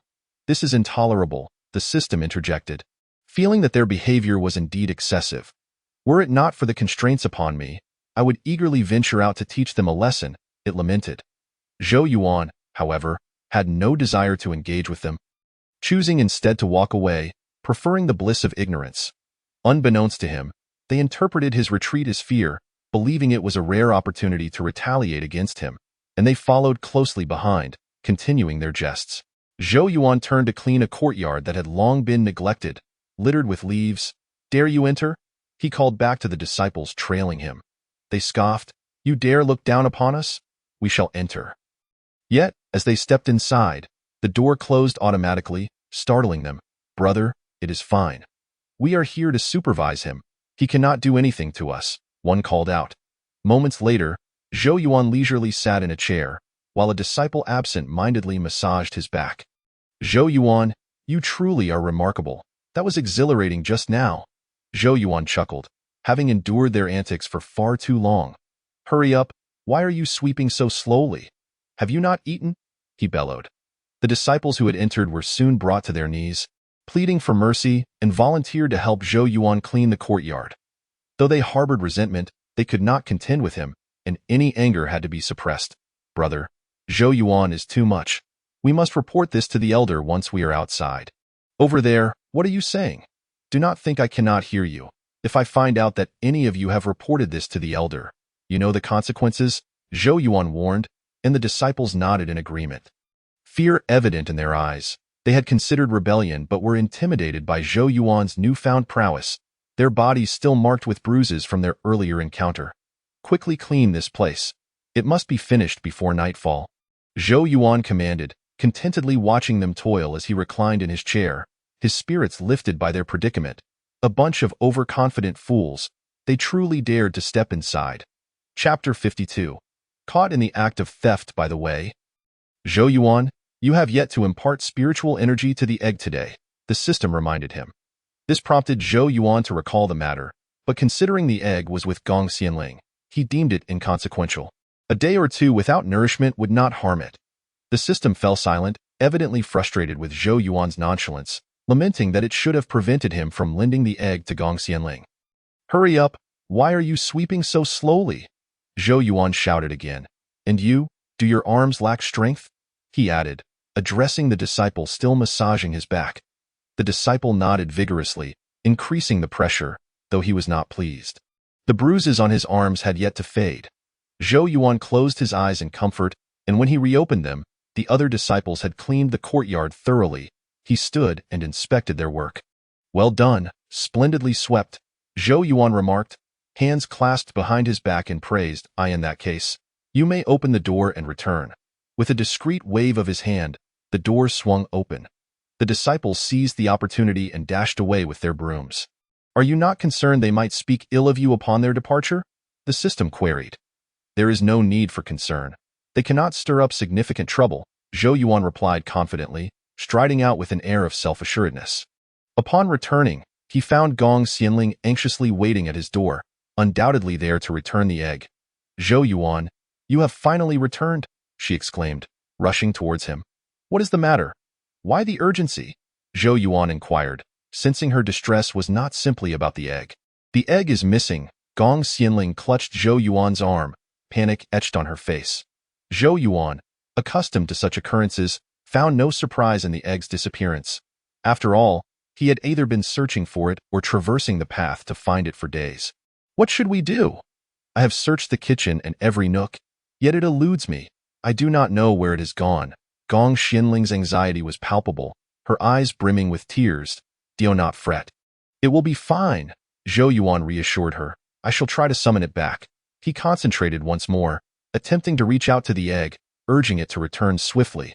Very well, let us go inside and wait. It will return shortly, he said, opening the door to his room for Gong Xianling to enter. Gong Xianling looked skeptical. Can it truly come back on its own?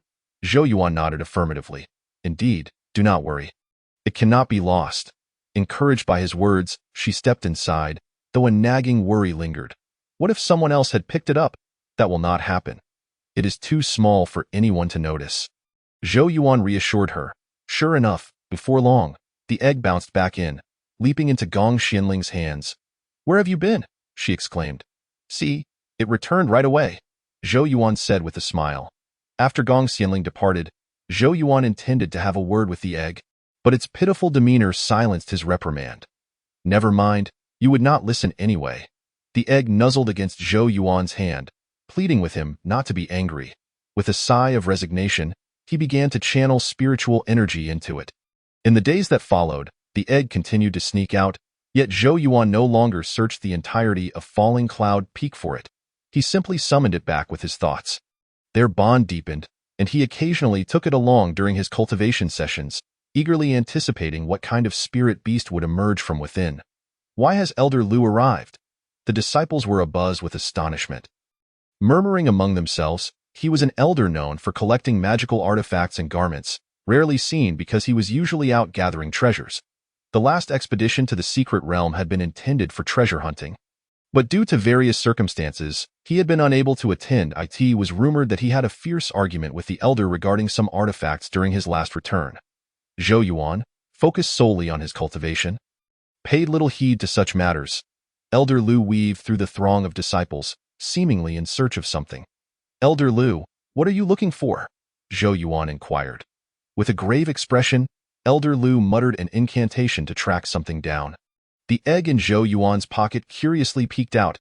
Elder Lu halted beside Zhou Yuan, sensing a strong resonance from the tracking spell. You bold disciple, you dare to steal my treasure. Hand it over at once. Zhou Yuan opened his eyes to find numerous gazes fixed upon him. Elder Lu, what do you mean by that? He replied, bewildered. The egg quickly withdrew its head, but Elder Lu was swift, capturing it in an instant. Before Zhou Yuan could react, he exclaimed, Elder Lu, please return the egg to me. So, it was not you who absconded with my treasure. Rather, you sent your egg to pilfer. Elder Lu deduced, recognizing the egg's penchant for consuming magical artifacts. With his extensive experience in collecting treasures, he was all too familiar with such behaviors. What evidence do you have to prove that my egg devoured your artifact? Zhou Yuan retorted. Evidence? Elder Lu chanted the tracking spell once more, and the egg in his grasp began to glow. Zhou Yuan found himself at a loss for words, gazing at the egg in confusion. Seeing its pitiful expression, he realized that Elder Lu was not unjustly accusing it. Are you still denying it? Elder Lu pressed further. Zhou Yuan, recognizing the futility of his position, softened his tone. Then what would you have me do, Elder Lu? I require you to surrender this egg for my disposal. Elder Lu grasped the egg tightly in his hand, and the egg, acutely aware of its predicament, felt the discomfort of being squeezed yet dared not cry out. This simply wouldn't do. A change was necessary. Zhou Yuan, of course, could not hand over the egg to him, especially given that Elder Lu's notoriously malevolent nature was well known throughout the Falling Cloud Peak. To surrender the egg to him would likely result in unfathomable torment. Elder Lu, uninterested in Zhou Yuan's concerns, intended to leave with the egg. Wait. Zhou Yuan called out anxiously, I can give it back to you. Elder Lu turned around, sizing Zhou Yuan up, and scoffed, look at you. Do you possess any valuable treasures? What do you intend to offer me in compensation? Zhou Yuan casually examined his attire, which indeed appeared rather shabby. However, this did not necessarily imply he was without treasure. He nonchalantly pulled a rare celestial herb from his pocket, one that was extraordinary and immensely beneficial for cultivation. Upon revealing the herb, everyone was left dumbfounded. Isn't this the legendary snow lotus? How could Zhou Yuan possibly have it? Even Elder Lu bore an expression of astonishment. He had been searching for the snow lotus for so long without success, only to find it in Zhou Yuan's possession. This snow lotus was worth far more than all the treasures he had consumed. Here, take this and return the egg to me, Zhou Yuan stated. Are you truly giving this to me? Elder Lu asked tentatively, fully aware that the value of the snow lotus far exceeded what others had claimed. He had been diligently collecting these herbs and had a deeper understanding of their worth. Yes, as long as you return the egg and do not pursue the matter of it consuming your artifact. Zhou Yuan replied. Elder Lu hastily accepted the offer and returned the egg. The egg is back in your possession, but there must be no turning back on this deal. With that, Elder Lu swiftly concealed the snow lotus and departed. Everyone was taken aback that Zhou Yuan could produce such a precious herb. Zhou Yuan, where did you acquire this celestial herb? You didn't steal it, did you? Zhou Yuan, uninterested in their inquiries, simply walked away with the egg. The egg, sensing Zhou Yuan's anger, obediently remained in his pocket. The onlookers, displeased with Zhou Yuan's demeanor, found themselves powerless to act, knowing they could not best him in a confrontation. Upon returning to his room, the egg promptly leaped out, despite not having hatched into a spirit beast. It nuzzled against Zhou Yuan's hand, earnestly seeking his forgiveness. Why did you consume even the artifact? Zhou Yuan reproached, his anger evident. He had initially believed the egg would only indulge in kitchen scraps, which he deemed inconsequential, and that it would go unnoticed. However, he never anticipated it would dare to pilfer from Elder Lu, a figure notorious for his ruthlessness. Had he not produced a snow lotus that aligned with Lu's preferences, he might never have retrieved the egg. The egg continued to snuggle against Zhou Yuan, hoping to earn his pardon, fully aware of the gravity of its misdeeds this time. Zhou Yuan glanced at the egg beside him. All right, I'm no longer angry, but I do lament the loss of my snow lotus. He reflected on his momentary regret. He had merely intended to pull out any celestial herb to appease Lu, only to inadvertently showcase the snow lotus. Yet, he had to maintain the faade, enduring the pain of watching Elder Lu take the precious herb from his grasp. Oh, not be too sorrowful. The egg's worth is not inferior to that of the snow lotus, the system interjected. Initially, Zhou Yuan had appeared generous, but internally, he wrestled with conflicting thoughts. No sooner had Zhou Yuan reclined than he heard a knock at the door. Zhou Yuan, open up, called Gong Xianling from outside. What is it? Zhou Yuan hastily opened the door, concerned that something serious had transpired. However, upon seeing Gong Xianling rush in, she immediately inquired, Where's the egg?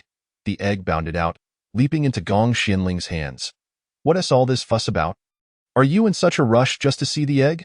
Zhou Yuan remarked, exasperated. As he shut the door behind them, I heard about this morning's incident. I understand that the egg nearly faced a tragic fate at Elder Lu's hands. Gong Xianling said, worry etched on her face as she gently stroked the egg. It wasn't that severe. Zhou Yuan replied dismissively. Not that severe. You have no idea how ruthless Elder Lu can be. How could such a fragile egg withstand that? Gong Xianling persisted, still visibly anxious. Zhou Yuan sighed in exasperation, wondering if Gong Xianling was bewitched by the egg, her infatuation seemingly too deep. Rest assured, this egg is no ordinary one. It won't perish so easily. What happened afterward? How did you manage to retrieve the egg? I rushed back upon hearing that it was almost crushed, but I didn't catch the full story, she pressed. Zhou Yuan recounted the events that transpired thereafter, detailing everything to Gong Xianling. Well, as long as the egg is safe, that's all that matters, she concluded, continuing to play with the egg, which seemed to enjoy her company immensely. Zhou Yuan had anticipated Gong Xianling would question how he came to possess the snow lotus, and he had prepared explanations in advance. However, she surprisingly did not inquire. Within a few hours, news of Zhou Yuan's hidden wealth had spread throughout Falling Cloud Peak. With many outer sect disciples now aware of his newfound status in the following days, as Zhou Yuan practiced, several disciples sought to curry favor with him, showering him with flattery while requesting treasures of their own. Zhou Yuan relished the attention, but the notion of handing out treasures was utterly impossible. The snow lotus he had presented the previous day had already caused him significant regret. When he claimed he had no treasures left, they remained skeptical. In an instant, Zhou Yuan felt as though he had become the most renowned figure on Falling Cloud Peak, as every time he appeared, disciples would flock to engage him in conversation. Brother Zhou Yuan, it's quite warm. Let me fan you, one would say. Brother Zhou Yuan, have a snack, another would offer. Brother Zhou Yuan, please sit down and rest. We wouldn't want you to tire yourself, they exclaimed. Even vying to wash his clothes. Seeing his garments nearly torn by the eager hands of several disciples, Zhou Yuan hurriedly intervened. All right, I can wash them myself. No worries, Brother Zhou Yuan. We have no pressing matters. Let us assist you, they insisted, continuously flattering him. Soon, a commotion erupted among them, which Zhou Yuan perceived as mere noise. Since the previous incident, He had not enjoyed a moment of peace. Just as Zhou Yuan managed to settle down for a brief respite, he instinctively stood up when he heard his name called, preparing to flee. Isolating himself in his room proved futile, as even magical concealment would not prevent them from tracking him down. He was truly at his wit's end. Gong Xianling found his behavior perplexing. Zhou Yuan, why are you running? It's me, Gong Xianling. Upon recognizing her voice, Zhou Yuan relaxed. Oh, it's you. You nearly startled me to death. What's the matter? You've become quite popular lately. I've noticed many disciples approaching you. Not just those from Falling Cloud Peak, but even some outer sect disciples wish to make your acquaintance, Gong Xianling remarked, stepping closer. Good heavens, I would rather avoid all this attention. Who doesn't know what those disciples are really thinking? They only want me to bestow more treasures upon them. A few can be tolerated, but not the throngs that come daily. Seeing Zhou Yuan silent, Gong Xianling probed further. I didn't expect you to really possess such a celestial herb. You aren't truly an invisible wealthy man, are you? Zhou Yuan chuckled awkwardly. Do I seem like one to you? After scrutinizing him, Gong Xianling replied, not particularly. That's why they call you an invisible wealthy man, she teased. The snow lotus was purely a chance find for me. Had it not been to save the egg, I would never have parted with it, Zhou Yuan expressed with resignation. Is that so? Gong Xianling replied, half convinced. What do you plan to do now? Are you just going to sit here? Zhou Yuan felt utterly helpless. It seemed he truly had nowhere to turn. No matter where he went, they would find him, relentlessly pursuing him. Perhaps you could stay at Tongtian Peak for a few days, Gong Xianling suggested. Is that permissible? Zhou Yuan grasped at this glimmer of hope. The disciples at Tongtian Peak were of a higher cultivation level, and even if they had heard of Zhou Yuan's situation, they would not be as fervent as those from Falling Cloud Peak. Of course, I can take you in directly, Gong Xianling assured him. That sounds splendid. Let us go at once, Zhou Yuan declared, eager to leave his current predicament behind. Under Gong Xianling's guidance, Zhou Yuan made his way to Tongtian Peak. This was the first time he entered through the main gate, as he had previously only sneaked in, given that most disciples from Falling Cloud Peak were deemed inept and lacked the qualifications to cultivate at Tongtian Peak. I have already arranged accommodations for you, just as I mentioned before, although you initially declined to come. It isn't a waste after all, she continued. As Gong Xianling strolled along, she spoke of the disciples of Tongtian Peak who had noticed her bringing Zhou Yuan along and sharing their living quarters. In the eyes of these disciples, those hailing from Luoyun Peak, especially Zhou Yuan, were looked down upon, particularly since he had previously opposed the Grand Elder. Here we are. You may stay for a few days. Should anything arise, feel free to inform me, Gong Xianling stated, ushering Zhou Yuan into a room before stepping out. Zhou Yuan settled in, relishing the thought of finally enjoying a few days of tranquility. Zhou Yuan, have you forgotten something? The system interjected suddenly. Taken aback, Zhou Yuan inquired. What is it? The egg is still at Luoyun Peak, the system replied. Ah, Zhou Yuan exclaimed, abruptly sitting up. He had been so distracted these past few days that he had entirely forgotten about the egg. However, after contemplating for a moment, he reclined once more, reasoning that a few days of hunger wouldn't be detrimental. After all, he had fed it plenty of magical artifacts to sustain it for several days. The system chose to remain silent, feeling that the egg had an unfortunate master, and as long as it could hatch within the stipulated time, it would be a fortunate outcome. The following morning, Gong Xianling knocked on Zhou Yuan's door, urging him to rise quickly for their training. Although Zhou Yuan was quite reluctant, the opportunity to cultivate at Tongtian Peak was rare, so he soon readied himself and accompanied Gong Xianling to the training grounds. The disciples at Tongtian Peak had already gathered, and upon seeing Zhou Yuan's presence, they expressed their discontent. How could a disciple from Luoyun Peak be here? Indeed. What qualifications does he possess? The others chimed in unison. I brought him here. You should all mind your own business, Gong Xianling retorted defiantly, pulling Zhou Yuan into a corner. Do not concern yourself with them, she consoled. Zhou Yuan nodded, yet he could still feel the unfriendly glares directed at him from all around. Senior sister, this is the training ground of Tongtian Peak. It is inappropriate for an outsider to be here, a disciple named Fong stated, asserting his authority since he stood on equal footing with Gong Xianling. His words emboldened the other disciples, who had previously refrained from standing against Gong Xianling due to her presence. Now, they rallied behind him, expressing their dissatisfaction. Gong Xianling shot a glance at the speaking disciple. What is inappropriate about it? I frequently train at Luoyuan Peak. The disciple sneered, what conditions does Luoyuan Peak have that could possibly compare to ours at Tongtian Peak? He simply cannot be here. Fong pointed an accusatory finger at Zhou Yuan, his tone venomous, as if Zhou Yuan had committed a grave offense. I will ensure he remains here today. Gong Xianling countered, unyielding, as she was not afraid of him, especially since he still addressed her as senior sister. Very well, let him compete against me. If he wins, I will let him stay. If he loses, he must leave Tongtian Peak immediately. Gong Xianling knew the strength of the disciple before her and feared that Zhou Yuan might not be able to defeat him. Do not take advantage of him. Could it be that you are afraid? Fong mocked. Suddenly, Zhou Yuan, who had remained silent in the background, spoke up, let us compete, then. Gong Xianling turned in surprise, rushing to his side and whispering, why compete with him? He is very strong. It is all right. Zhou Yuan replied confidently. I believe in myself. The crowd parted, creating a space for their contest. How shall we compete? Zhou Yuan inquired. Why don't you decide? Just don't let it be said that I bullied you, Fong suggested, his arrogance palpable. Choose your area of expertise, Fong continued, feeling aggrieved even before the competition had commenced. Let us have a contest of pure strength, he declared, dismissing any notion of magic.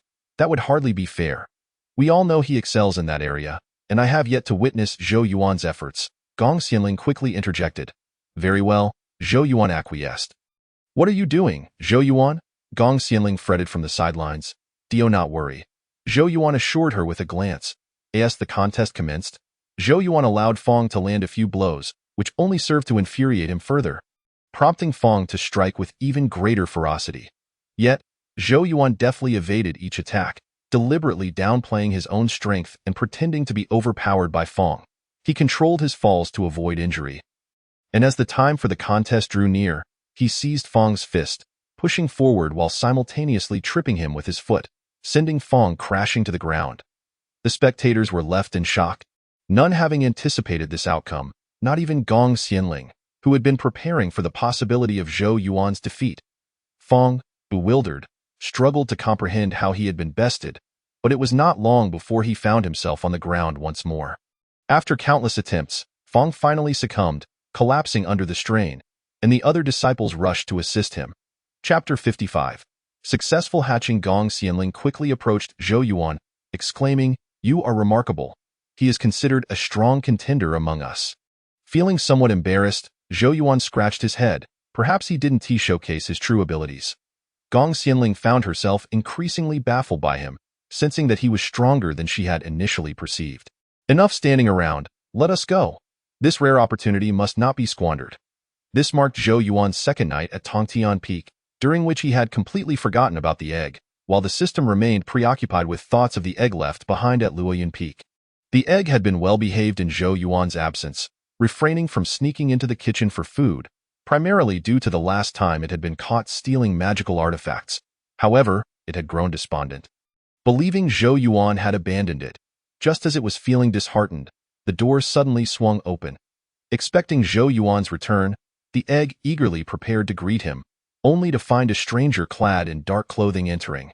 Upon discovering Zhou Yuan's absence, the intruder grew bolder, rummaging through the room. The egg, observing from the shadows, noted the intruder's reckless behavior. Though unaware of his intentions, it sensed something was amiss and took action. Seizing the moment while the intruder was distracted, the egg leapt onto his back, startling the intruder, who immediately dropped to his knees, pleading for mercy. After several desperate pleas, he realized there was nothing to gain and quickly resumed his search beneath the bed, where he discovered a package that he suspected contained valuables, intensifying his efforts to retrieve it. The egg, watching from the table, decided to join the fray, leaping onto the intruder's head multiple times. The man, unable to rise due to the egg's antics, panicked and, in a fit of fright, retreated from the room, convinced he was encountering a ghost. The egg, pleased with the intruder's flight, bounced back to its original spot. Restoring tranquility to the room. It remained at the door, glancing left and right, still awaiting Zhou Yuan's return, feeling a tinge of disappointment. The next morning, unable to contain itself, the system prompted Zhou Yuan to return and check on the egg. Upon his return, he found his room in disarray. His immediate reaction was to accuse the egg. Did you make this mess? The egg, unable to defend itself, could only endure the blame, but Zhou Yuan, recalling that he hadn't fed it for days, decided against reprimanding it further. Next time, do not let this happen again, he admonished, channeling spiritual energy into the EGG. To his surprise, as he infused energy, the shell began to crack, eventually breaking apart entirely to reveal a magnificent Iron Eater. System? How did it hatch so suddenly? Zhou Yuan questioned, astonished. It had hatched several days earlier than expected, likely due to the abundance of magical artifacts consumed, which was indeed a fortunate occurrence. Though the system remained silent on the potential implications, the emergence of the creature was undeniably a positive development. How adorable, Zhou Yuan mused, admiring the Iron Eater's charming appearance. He found himself unexpectedly enamored with the creature, realizing that in modern times, one could only observe such beings behind glass in a zoo. Yet here it was, right before him, eager for affection. He now recognized its cuteness, having previously viewed it with disdain. The system opened its mouth, and I must admit, it is rather adorable. Having just hatched, Zhou Yuan was immensely pleased with its appearance and decided to take it for a stroll. It then struck him that the disciples of Falling Cloud Peak seemed unusually absent today. None had come to curry favor with him. Previously, wherever he went, disciples would trail behind him, yet today, it seemed quite the opposite. However, Zhou Yuan found this situation somewhat preferable. When the disciples spotted him, their attitudes underwent a complete transformation, which left him feeling rather unsettled. They now appeared to avoid him as if frightened by his presence. Zhou Yuan mused to himself, but wait, I haven't done anything particularly noteworthy these past few days. Could it be that they have learned of my victory over Fang's disciples at Tongtian Peak? And thus they now fear me? The more he pondered, the more perplexed he became. Yet, on the bright side, with everyone keeping their distance, he would not be bothered by anyone. Suddenly, the creature in his pocket let out a sound. Peeking its head out, Zhou Yuan turned to see a disciple, bruised and battered, looking quite comical. Upon noticing Zhou Yuan approaching, the disciple hastily attempted to flee. Wait! Zhou Yuan called out, catching the fleeing disciple. Senior brother Zhou, please spare me. Zhou Yuan, confused, replied, What have I done? You must let me go quickly. There's a ghost haunting your room. The disciple was on the brink of collapse, his face, hands, and back covered in bruises.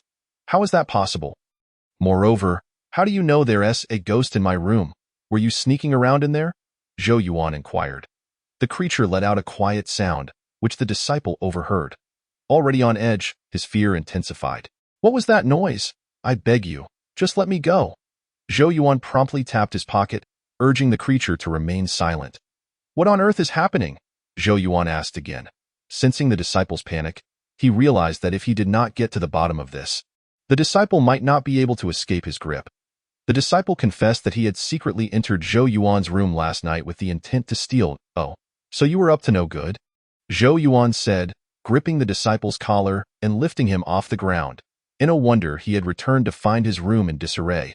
He had initially thought it was the creature's doing, only to discover it was this disciple. Please spare me. I didn't manage to steal anything, and I ended up with all these injuries. Just look at me. The disciple displayed his bruised arms and face, hoping for Zhou Yuan's sympathy. Zhou Yuan examined the wounds, and they did indeed appear serious. Ultimately, he decided to let the matter slide. After all, nothing of value had been lost, and the disciple had already endured enough punishment. I will let you go this time, but consider this a warning. There will not be a next time. Chapter 56. The Iron-Eating Beast is famished. After releasing the disciple, Zhou Yuan returned from Tongtian Peak to care for the Iron-Eating Beast, which had just hatched. The moment he mentioned this, Gong Xianling readily agreed to visit his room to see it. The Iron-Eating Beast stood at the door, waiting patiently for Zhou Yuan's return. Following the previous incident, it had become much more obedient, refraining from sneaking out without Zhou Yuan's permission. Upon seeing Gong Xianling, it rushed over to hug her leg. Zhou Yuan observed the creature's enthusiastic greeting and noted it was even more affectionate than when it had been an egg. Humph, forgetting friends for the sake of beauty, Zhou Yuan thought. Gong Xianling paused to lift the Iron-Eating Beast, which had been playfully clinging to her leg. Wow, it's incredibly adorable now that it is hatched. Gong Xianling exclaimed, utterly smitten. Zhou Yuan, what name have you given it? She inquired. Zhou Yuan, too preoccupied to think of a name, replied, I haven't named it. Let's just call it the Iron-Eating Beast. What a lovely name. Gong Xianling marveled, unable to contain her excitement. Zhou Yuan felt somewhat exasperated. This creature was anything but ordinary. It seemed that girls often lost their capacity for rational thought when confronted with something cute. Gong Xianling became engrossed in playing with the iron-eating beast, leaving Zhou Yuan to his own devices. He sighed in resignation and began tidying up the room, which had been ransacked by the intruding disciple the previous night. To his surprise, while cleaning, he discovered a long-lost piece of clothing that had been hidden beneath the bed, which he had searched for in vain. After Gong Xianling departed, the iron-eating beast gazed at Zhou Yuan with a pitiful expression. Gong Xianling has gone back, but next time I'll take you to see her, he reassured it, mistakenly assuming its sorrow was due to her departure. He then turned his attention away from the creature. The iron-eating beast remained forlorn, struggling to express its feelings. Taking advantage of Zhou Yuan's momentary absence, it devoured everything in sight: tables, chairs, bedding, and even the walls. When Zhou Yuan returned, he thought he was dreaming. He quickly closed the door and took a moment to calm himself before reopening it. The iron-eating beast was gnawing on a chair, having entirely consumed it in a matter of moments. Zhou Yuan could hardly believe his eyes. "How could you eat this too? Just look at what you've done to this room," he exclaimed angrily. The iron-eating beast squirmed in discomfort, and despite having eaten so much, it still felt hungry. It rolled on the ground, whining and indicating that it was still unsatisfied. Zhou Yuan surveyed the room, realizing that not a single piece of furniture was left intact. "Why is it like this?" Zhou Yuan shouted in frustration. The iron-eating beast paused, realizing he was not yelling at it, and resumed chewing on the last leg of a table. Zhou Yuan sighed, feeling utterly helpless. It was simply too hungry to resist anything. "I anticipated this would happen," the system chimed in. "Why didn't you say something sooner?" Zhou Yuan retorted, teetering on the edge of despair at the thought of having no bed to sleep on that night. "I've been reminding you to feed it spiritual energy, but you never paid attention. You left it alone in that room at Tongtian Peak for several days without timely nourishment, which is why it hatched prematurely and became like this," the system explained. Zhou Yuan felt remorseful and his demeanor softened. The iron-eating beast, still unsatisfied after devouring the table leg, continued to roll around on the floor, demanding more attention. All right, wait here for me while I fetch you something to eat," Zhou Yuan gently soothed. Fearing the creature might escape, he locked the door behind him as he ventured into the kitchen. Why now? It was evening, and the kitchen doors were all shut, with the head chef absent. Zhou Yuan gently pushed the door open, astonished that the kitchen staff, who were so vigilant against theft during the day, had not locked the door at night. Sometimes, he truly wondered what went on in their minds. Not dwelling further on it, Zhou Yuan stealthily entered, gathering a variety of delectable items. Just as he was about to leave, he inadvertently triggered a trap set to prevent theft, and no wonder the door was unlocked. They had this trick up their sleeve, he realized, but it was too late. The kitchen door had locked behind him. As he prepared to use magic to escape, the door suddenly swung open, revealing the head chef, who stormed in. Upon seeing Zhou Yuan and the food in his hands, the chef's wrath erupted. "Well, it seems there's no room for argument now. After sweeping for so many days, have you not learned your lesson?" Zhou Yuan, caught red-handed, found himself at a loss for words. "Head chef, I can explain," he stammered awkwardly, no need for explanations. "Come with me to see the Grand Elder," the chef replied sternly. Unlike the last time when he had not actually stolen anything, this time he was caught with undeniable evidence in hand. "If this gets out, how will I save face?" Zhou Yuan suddenly shouted, making a break for it and sprinting past the head chef. His speed caught the chef off guard, and in an instant, Zhou Yuan was already far away. The head chef would not let him off so easily and pursued him relentlessly. However, as the chase continued, the head chef eventually lost track of him, altering his path toward Zhou Yuan's room. Arriving at Zhou Yuan's door, the chef leaned against it, panting heavily as he called out, "Zhou Yuan, come quickly and meet the Grand Elder." When the head chef finally regained his composure and opened his eyes, he realized that he was not leaning against a door, but rather a wall. Startled, the head chef sprang back, and as he surveyed the scene before him, he found himself at a loss for how to express the tumult of emotions swirling within him. It would be more accurate to describe this place as a ruin rather than a room. Aside from the walls, everything else had been reduced to rubble, utterly unrecognizable from its original form. Zhou Yuan had long since vacated the room, leaving the ingredients he had fetched from the kitchen at the doorway. The iron-eating beast was nowhere to be found. He had thought that locking the door would keep it contained, yet in its desperate hunger, it had devoured the door itself and made its escape. Chapter 57. Stealing spirit herbs. Upon returning, Zhou Yuan discovered the absence of the iron-eating beast and, disregarding the food he held, immediately set out to search for it. However, after a thorough search around the vicinity, he found no trace of the creature. System, where could the iron-eating beast have gone? Zhou Yuan inquired anxiously. The beast was exceedingly famished, and he feared it might consume something it shouldn't. If discovered by others, it would lead to dire consequences. How would I know? I never anticipated that the iron-eating beast could eat so voraciously. But you must take some responsibility for not caring for it properly when it was still an egg. The system retorted sharply, still harboring grievances against Zhou Yuan. Zhou Yuan had never expected such a turn of events. Had he known, he would never have allowed it to come to this. What should I do? I haven't even seen a shadow of it, he lamented, sitting helplessly on the steps, cradling his head in despair. He had searched the entirety of Falling Cloud Peak, yet it remained elusive. Hurry, we need to check it out, called 2 or 3 disciples who rushed past him down the adjacent corridor. Zhou Yuan hurriedly followed, calling out to them, but to his surprise, they bolted as though they had seen a ghost. Fleeing faster than he could comprehend. Don't run. I'm not going to hurt you. I just want to ask something. Zhou Yuan stood in place, feeling utterly exasperated as they disappeared from view. What on earth is happening? Have you become so unpopular on Falling Cloud Peak? The system couldn't help but inquire. It's all your fault. Zhou Yuan shouted in frustration. The system, feeling wronged, suggested, let us go see what they're so frantic about. There might be something important. Zhou Yuan dashed towards the direction the disciples had taken, his heart heavy with unease, sensing that something was amiss. From a distance, he spotted a crowd gathered, piquing his curiosity, and he rushed over to discover that they were encircled around none other than the iron-eating beast he had been searching for.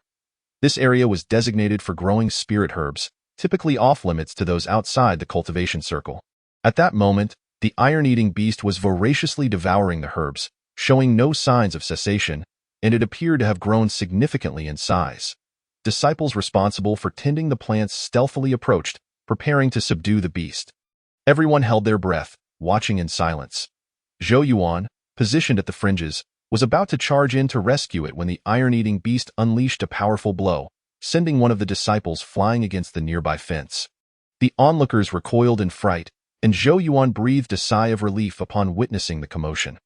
The Grand Elder, alerted to the destruction of the spirit herbs, hurried over, knowing these herbs were meant for his son, having been planted long ago and were now nearing harvest. This calamity could not be allowed to stand. How dare you be here? The Grand Elder exclaimed, casting a spell at the iron-eating beast. Zhou Yuan's heart raced again. Wanting to step forward yet lacking the courage, the beast had consumed a vast expanse of spirit herbs. If he were to admit responsibility now, it would surely lead to his financial ruin. To his astonishment, the Grand Elder's spell had no effect on the iron-eating beast.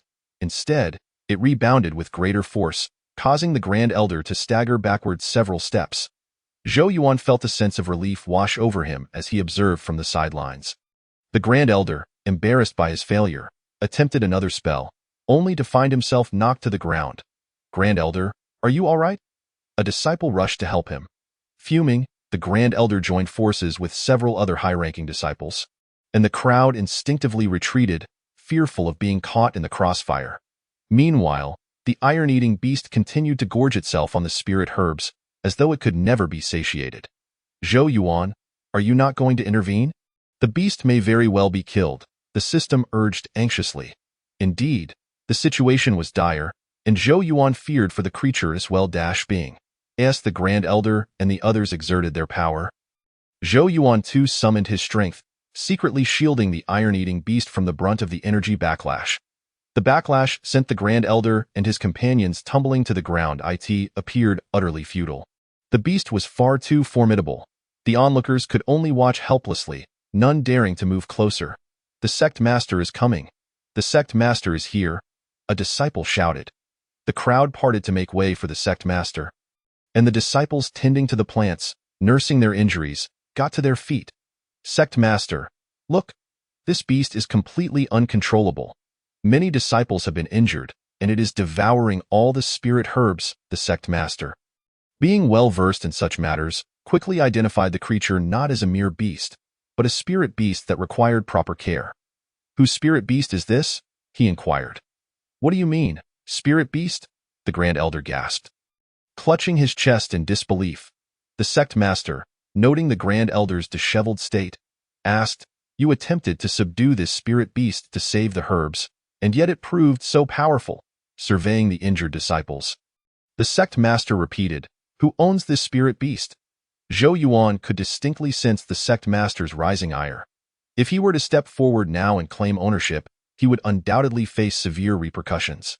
Knowing that the iron-eating beast was indeed a spirit beast and would not harm him, he decided it would be wiser to retreat and devise a plan before admitting to his responsibility. As he prepared to slip away unnoticed, the other disciples remained silent. The Grand Elder, harboring ulterior motives, realized that since this was a spirit beast, it held significant value. With no one stepping forward, he contemplated claiming it for himself. Just as he was about to voice his thoughts, the iron-eating beast suddenly burst through the fence, causing a panic among the crowd. Zhou Yuan, fearing that his retreat would be too conspicuous, attempted to leave gradually. To his surprise, when he turned around, the iron-eating beast had come up to him, nuzzling against his feet. All eyes turned toward Zhou Yuan. He squatted down to pet the creature, offering an awkward smile. I inadvertently tamed it. I didn't expect it to end up here. It must be quite hungry. I'll take it back now. Noticing the lingering anger on the faces of the crowd, especially the Grand Elder and the disciples tending the herbs, Zhou Yuan felt a wave of embarrassment wash over him as he rubbed the back of his neck. Then, I shall take it away now. I apologize for the trouble. Wait, the Sect Master interjected. As Zhou Yuan crouched down, he was compelled to stand once more. Sect Master, I truly apologize.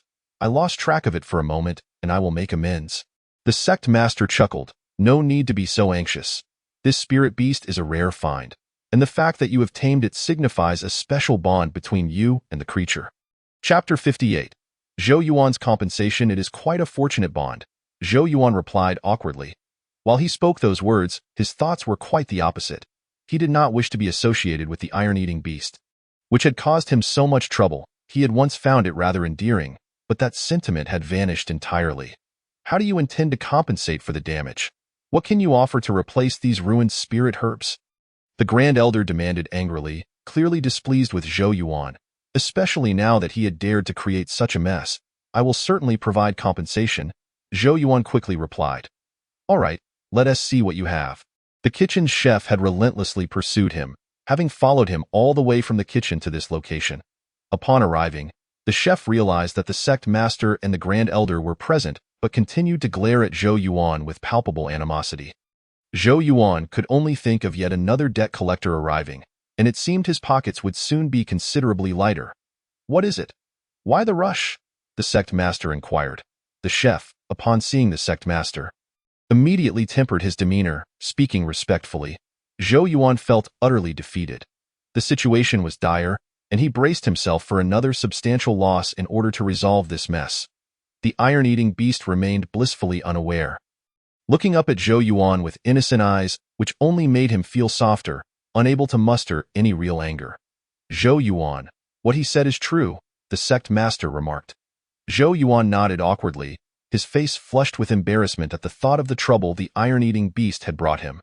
He wished he could simply disappear into the ground. Given the circumstances, do you have any solutions? Once again, the sovereign spoke, prompting Zhou Yuan to ponder that if the Grand Elder did not provide some form of compensation, he would certainly be unwilling to let him leave.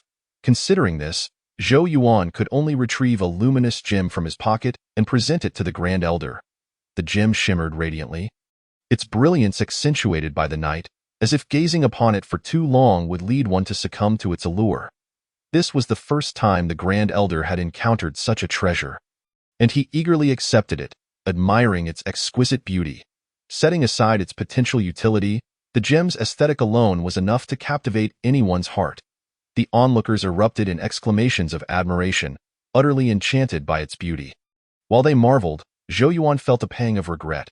When he first acquired this gem, he had spent several days admiring it, and now he was compelled to part with it. Such feelings were indeed difficult to articulate. Subsequently, he produced several items for the disciples specializing in cultivating spiritual herbs, which elicited gasps of astonishment, as these items could significantly shorten the cultivation period of the herbs, proving to be invaluable fertilizers. They could hardly fathom that this individual possessed such treasures. He then offered a few trinkets to the disciple who had been injured by the iron-eating beast as an expression of his apologies. The sovereign perceived that this individual was truly extraordinary, possessing an abundance of treasures that was remarkably surprising. "Sovereign, can I now take the iron-eating beast with me?" Zhou Yuan inquired. "Now that the matter is resolved, you are certainly free to take it," came the reply. Zhou Yuan cradled the iron-eating beast and began his journey back, with the crowd dispersing. Though injured, they had received treasures, and upon reflection, they felt it was a fair exchange. The sole individual feeling aggrieved was the chef, who, not cultivating at the moment, found no use for the treasures he held, leaving him with a sense of imbalance. He hurriedly pursued Zhou Yuan, exclaiming, "Zhou Yuan, I return this treasure to you. I have no need for it." Caught off guard, Zhou Yuan nearly dropped the item as the chef shoved it into his arms. "What are you doing?" he exclaimed. "I don't want this treasure. I desire something else," the chef replied. After a night filled with events, Zhou Yuan felt too weary to engage in further debate. He responded coolly, "What else do you want? The items I took from the kitchen remain untouched in my room. I'll take you to retrieve them." The chef recalled the dilapidated state of the room. "Your room has transformed into such a state?" "Indeed, it was consumed by it." Zhou Yuan indicated the iron-eating beast that was now dozing in his bag. "How about I give you this instead?" Zhou Yuan casually handed another item to the chef. The chef examined the object in Zhou Yuan's hand and promptly dismissed it. "I do not desire this. I will let you know once I have thought of something else." Nodding absently, Zhou Yuan and the chef unwittingly returned to the room. In the darkness, Zhou Yuan's quarters appeared exceedingly eerie, shrouded in an impenetrable blackness, lacking even a place to light a candle. He sighed at the door and stepped inside, realizing that it was far too late to seek alternative accommodations for the night. The chef lingered at the door, observing Zhou Yuan's somewhat despondent figure, suddenly feeling a pang of compassion. "Zhou Yuan, I have thought of what you can compensate me with." "What?" Zhou Yuan replied wearily, feeling that whatever it was could hardly be worse than his current predicament. "Help me clean the kitchen. That is far more practical than any treasures," the chef stated from the threshold. "Can I do it tomorrow?" Zhou Yuan asked, considering that it was already late and he needed rest even if he were to repay a debt. "No, it must be done now. Otherwise, I shall report this matter to the sovereign and seek his judgment," the chef threatened. "Does that truly concern me?" "Hurry along then," Zhou Yuan retorted nonchalantly, finding a piece of wood that had not been entirely gnawed away to cushion beneath him and comfortably lying down. "Be quick!" The chef stepped inside and yanked him to his feet, leading him outside. Zhou Yuan felt as though all his strength had drained away. He could easily have resisted, but he feared that failing to appease the chef's wishes might lead to a restless night. "Just clean this area. Once you're done, you can rest here. There is a bed over there." With that, the chef vanished without a trace. Zhou Yuan examined his surroundings. It was not a kitchen yet was quite tidy, and most importantly, it had a bed. He couldn't help but smile, feeling warmth in his heart as he realized that the chef, despite his sharp tongue, had a tender heart, clearly wanting to take him to a better place while hesitating to express it. He found himself reminiscing about his father, wondering how they were faring. Comfortably lying on the bed, Zhou Yuan asked, "System, when can I return home?" "You may return once the task is completed." "When will I be able to complete the task?" Zhou Yuan inquired, suddenly feeling a wave of sorrow for his family. This question left the system momentarily speechless, unsure of how to respond. It could not estimate when the task would be finished, as it depended on Zhou Yuan's abilities. However, given his usual carefree demeanor, it dreaded that it might take a considerable amount of time. Chapter 59. The summons. The system silently prepared a speech to offer comfort, only to realize that Zhou Yuan had already fallen asleep, with the iron-eating beast quietly resting beside him. The following morning, Zhou Yuan was roused by the chef's calls. "What time is it, and you are still asleep?" The chef shouted from outside the door. Zhou Yuan opened the door, feeling a newfound sense of familiarity after the previous day's events. "I will help you clean the kitchen," he declared, leading the iron-eating beast into the kitchen, where it remained docile, having overindulged in spiritual herbs the previous day. Upon entering, the chef remarked, "Look at this. It is still not clean." Zhou Yuan remained unperturbed, diligently working until the kitchen was spotless before returning. The thought of his room's current state filled him with worry. He had yet to devise a plan.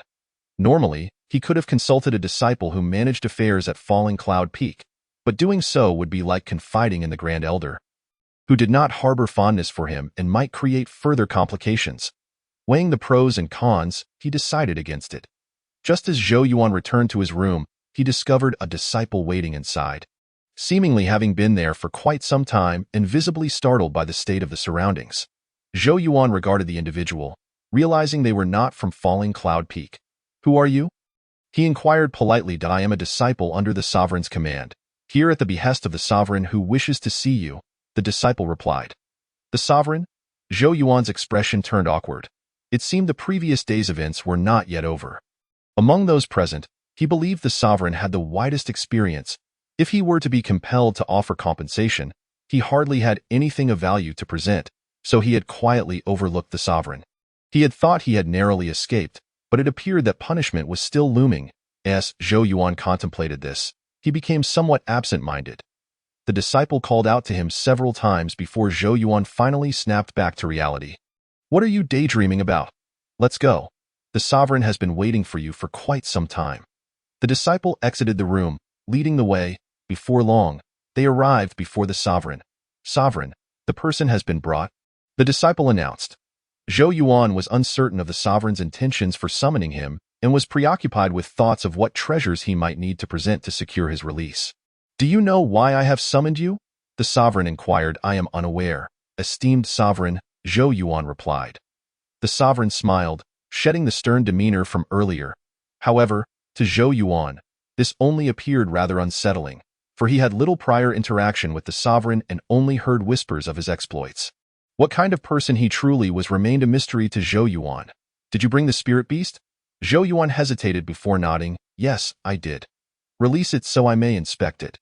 Zhou Yuan took the iron-eating beast from his bag, revealing its small, endearing form. "If I am not mistaken, this spirit beast is indeed an iron-eating beast, a rare creature. How did you manage to tame it?" The sovereign approached to observe the iron-eating beast closely.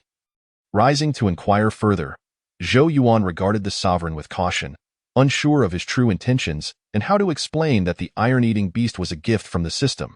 He certainly could not divulge the existence of the system.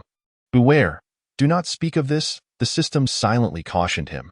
"May I inquire about the purpose of your summons, sovereign?" Zhou Yuan, eager to bypass any further ambiguity, directly asked. The sovereign returned to his seat. "Do not be anxious. I am merely curious. After all, the disciples residing at Falling Cloud Peak are not particularly advanced in their cultivation. Last night, witnessing you produce so many treasures and the iron-eating beast has piqued my curiosity. From whence did you acquire these items?" Zhou Yuan hesitated for a moment. "Sovereign, I inadvertently tamed this iron-eating beast, and the treasures were acquired through a series of fortuitous circumstances, regardless of how you obtained them.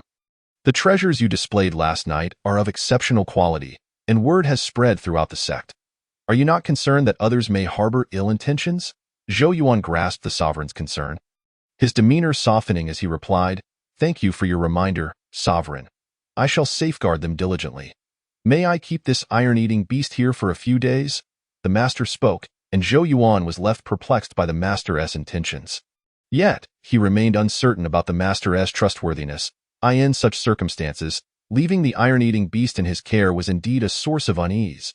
He tactfully declined, saying, "Master, this iron-eating beast is rather timid. I fear it may cause you unnecessary trouble." The iron-eating beast, in turn, displayed remarkable compliance, whether it understood or not, as it nestled against Zhou Yuan's feet, prompting a sense of gratification in him for finally doing something right. The master chuckled awkwardly and replied, "If that is the case, then let us return. However, I must caution you. The other disciples of the sect are not as easily manageable as your disciples from Falling Cloud Peak. It is wise to remain vigilant." With that, Zhou Yuan departed, cradling the iron-eating beast in his arms. Once outside, the iron-eating beast awakened, its round, bright eyes gazing up at Zhou Yuan. "You are not thinking of wanting something to eat again, are you?" Zhou Yuan sighed in resignation. The iron-eating beast nudged its head against Zhou Yuan's arm, as if to affirm his words. Reluctantly, Zhou Yuan made his way back to the kitchen, this time bringing the iron-eating beast along to prevent it from sneaking off again as it had previously. Understanding that Zhou Yuan was taking it for a treat, the iron-eating beast obediently stayed in his pocket. During their journey, the system suddenly interjected, "Zhou Yuan, is the master truly benevolent or malevolent?" Zhou Yuan found himself at a loss. The master had specifically summoned him to advise against displaying wealth to avoid attracting trouble, which was a positive sign, though not entirely conclusive. Nevertheless, the master's words held truth. They indeed could not afford to flaunt their riches, especially after a previous incident where someone had intruded upon their quarters to steal. Who could say what might happen next? Before long, they arrived at the kitchen, where Zhou Yuan offered to assist the chef in exchange for food for the iron-eating beast. After a moment's hesitation, the chef, noticing how small the iron-eating beast was and presuming it would not consume much, consented. Zhou Yuan stifled a laugh, maintaining an outwardly calm demeanor while inwardly elated, grateful that the chef had not witnessed the iron-eating beast's voracious feast in the herb garden the night before. Otherwise, such a ludicrous conversation would not have transpired. With the chef's approval, Zhou Yuan released the iron-eating beast, providing it with some food to munch on while he began assisting the chef. Initially, he had expected that his journey in this world would solely revolve around battling monsters to level up. He never anticipated he would one day find himself cooking. Chapter 60. The iron-eating beast Gong Xianling had also learned about the events transpiring at Falling Cloud Peak and was eager to investigate. However, upon stepping outside, she was quickly surrounded by several female disciples. "Sister, we wish to see the iron-eating beast." To her surprise, the news of the iron-eating beast had spread rapidly, and it seemed that the entire sect was aware of it. "The iron-eating beast?" One of them confirmed. "Yes, the one raised by Zhou Yuan. We heard about yesterday's incident and are curious about its appearance." Other female disciples chimed in. "Indeed, we have heard it is exceptionally adorable." Gong Xianling felt a twinge of discomfort at their enthusiasm. She responded, "If you wish to see it, you may go directly. Why come to me for assistance? We are not well acquainted with Zhou Yuan. We fear he may not welcome us, which is why we sought your help," one of the disciples explained. Seeing the 7 or 8 female disciples surrounding her, Gong Xianling had no choice but to relent. "Very well, I shall lead you." Zhou Yuan returned from the kitchen, and the iron-eating beast had consumed so much food that it left the chef utterly astonished.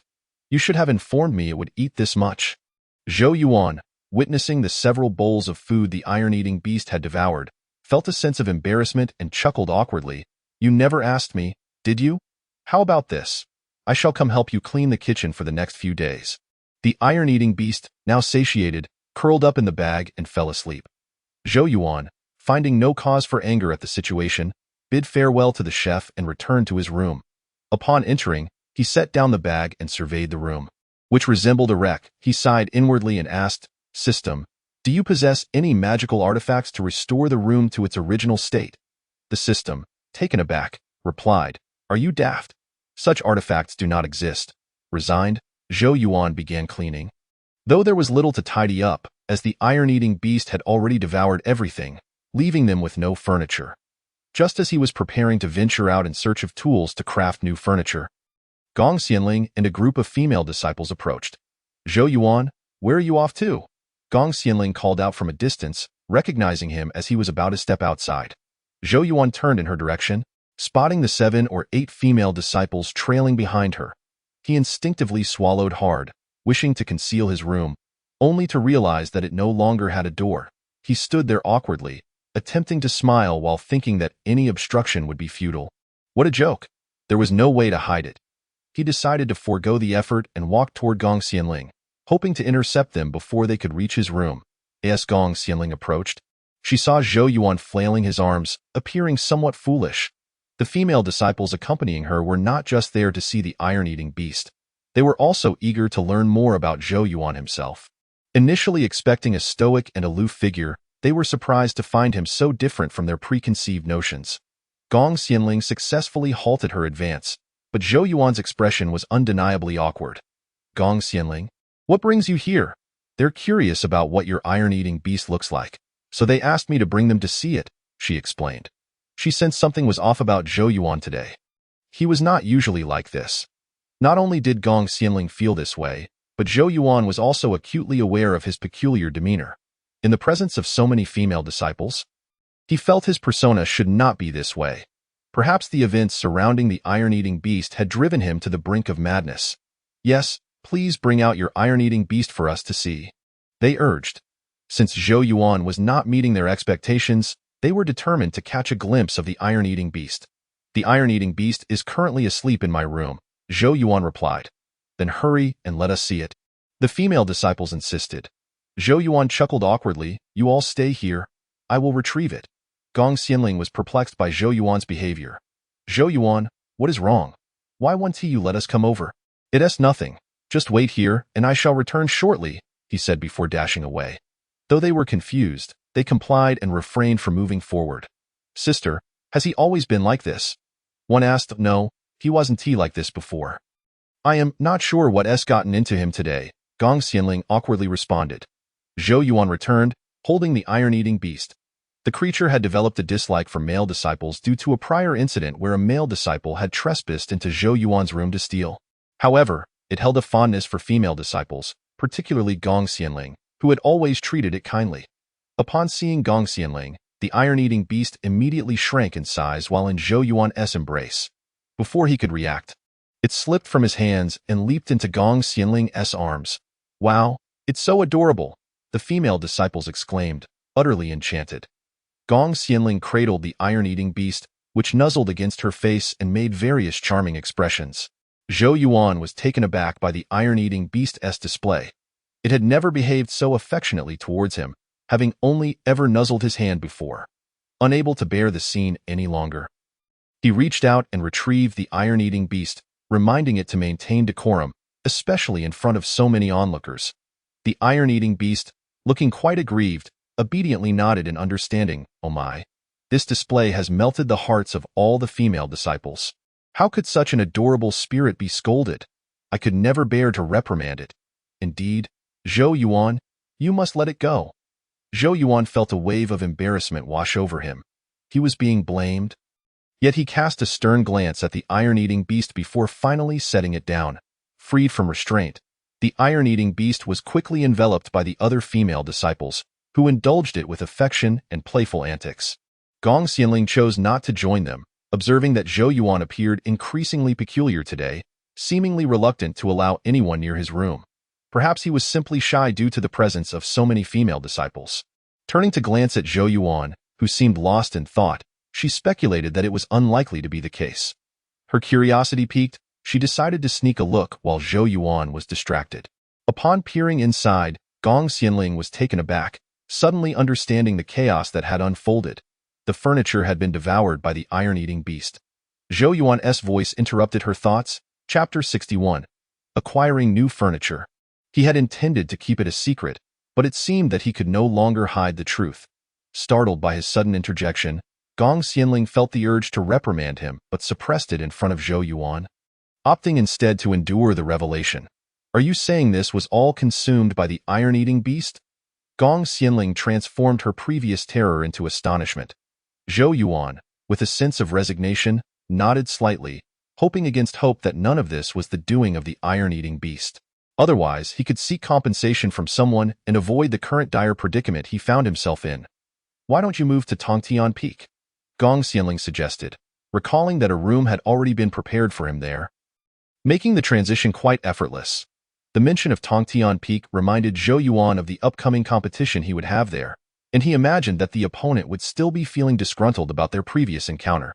Moving there might invite trouble, so he thought better of it, replying, No, I'll figure something out.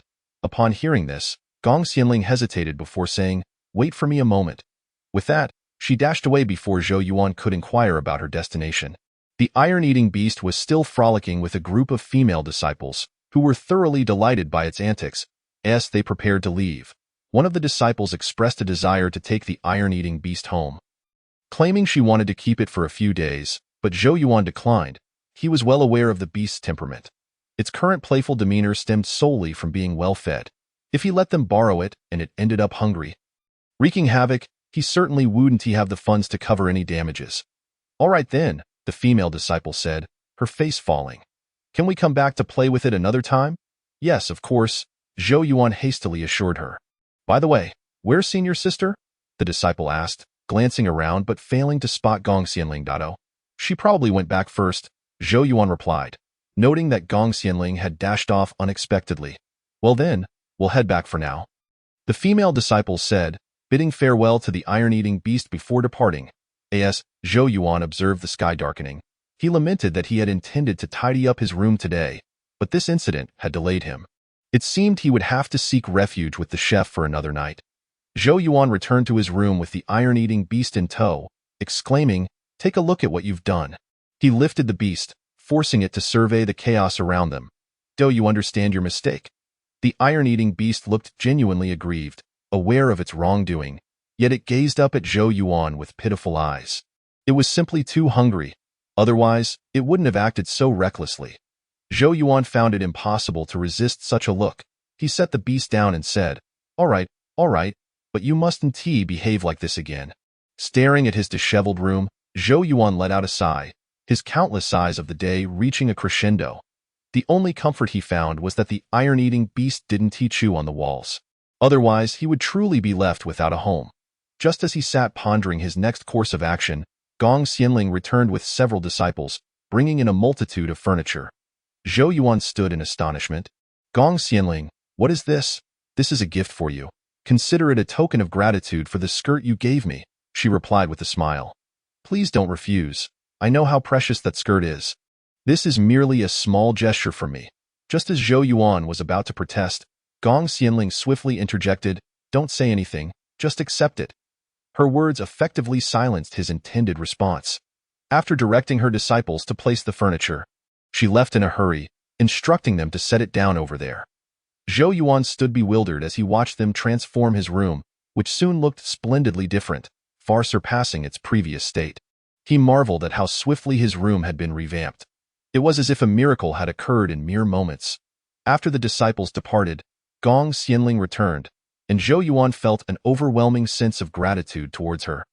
Staring in awe at the room's new furnishings, something that was entirely absent in Luoyun Peak, as their gazes met, they both spoke simultaneously, then shared an awkward laugh. Gong Xianling, sensing Zhou Yuan's lingering feelings of indebtedness, quickly added, "Don't thank me too much. It's just a small matter, after all. You gave me a skirt, so I naturally wanted to reciprocate. Of course, the skirt was merely an excuse." Gong Xianling was genuinely considerate of Zhou Yuan. She recalled how he had suffered losses when the iron-eating beast had previously pilfered spirit herbs, and thus felt compelled to assist him. Unable to contain himself, Zhou Yuan embraced her, perhaps the best moment he had experienced in recent days. Although it wasn't a grand gesture, he found joy in the simplicity of the situation. Knowing he could peacefully sleep in his room that night lifted his spirits. Gong Xianling was taken aback, her cheeks flushing unexpectedly. She hadn't anticipated Zhou Yuan's sudden display of warmth.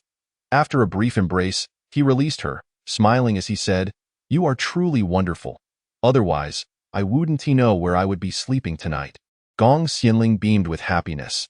Meanwhile, the iron-eating beast, observing the newly furnished surroundings, perceived them as delectable treats and was poised to take a bite when Zhou Yuan's sharp reprimand halted it.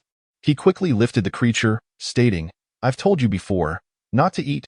Gong Xianling found the iron-eating beast's antics amusing. It was undeniably adorable. "How about you let me take care of it for a few days?" she proposed. The iron-eating beast, understanding the situation, eagerly tried to inch towards Gong Xianling. "Do you have any idea how troublesome it can be?" Zhou Yuan remarked, "I'm well aware. I'll make sure to prepare plenty of food for it." Gong Xianling replied confidently, clearly enchanted by the creature. The iron-eating beast remained animated, and as its owner, Zhou Yuan sensed its eagerness to go with her, as if promising not to cause any trouble. Ultimately, he decided to grant its wish. "All right," Zhou Yuan acquiesced, handing over the iron-eating beast, relieved to be free of it for a few days, especially since it seemed to enjoy Gong Xianling's company. With a smile, Gong Xianling accepted the creature, assuring him, "Don't worry, I'll take good care of it." With that, she departed with the iron-eating beast in tow. Zhou Yuan reclined comfortably on his bed, closing his eyes, relishing the pleasant sensation. Just then, the system's voice startled him, prompting an involuntary complaint.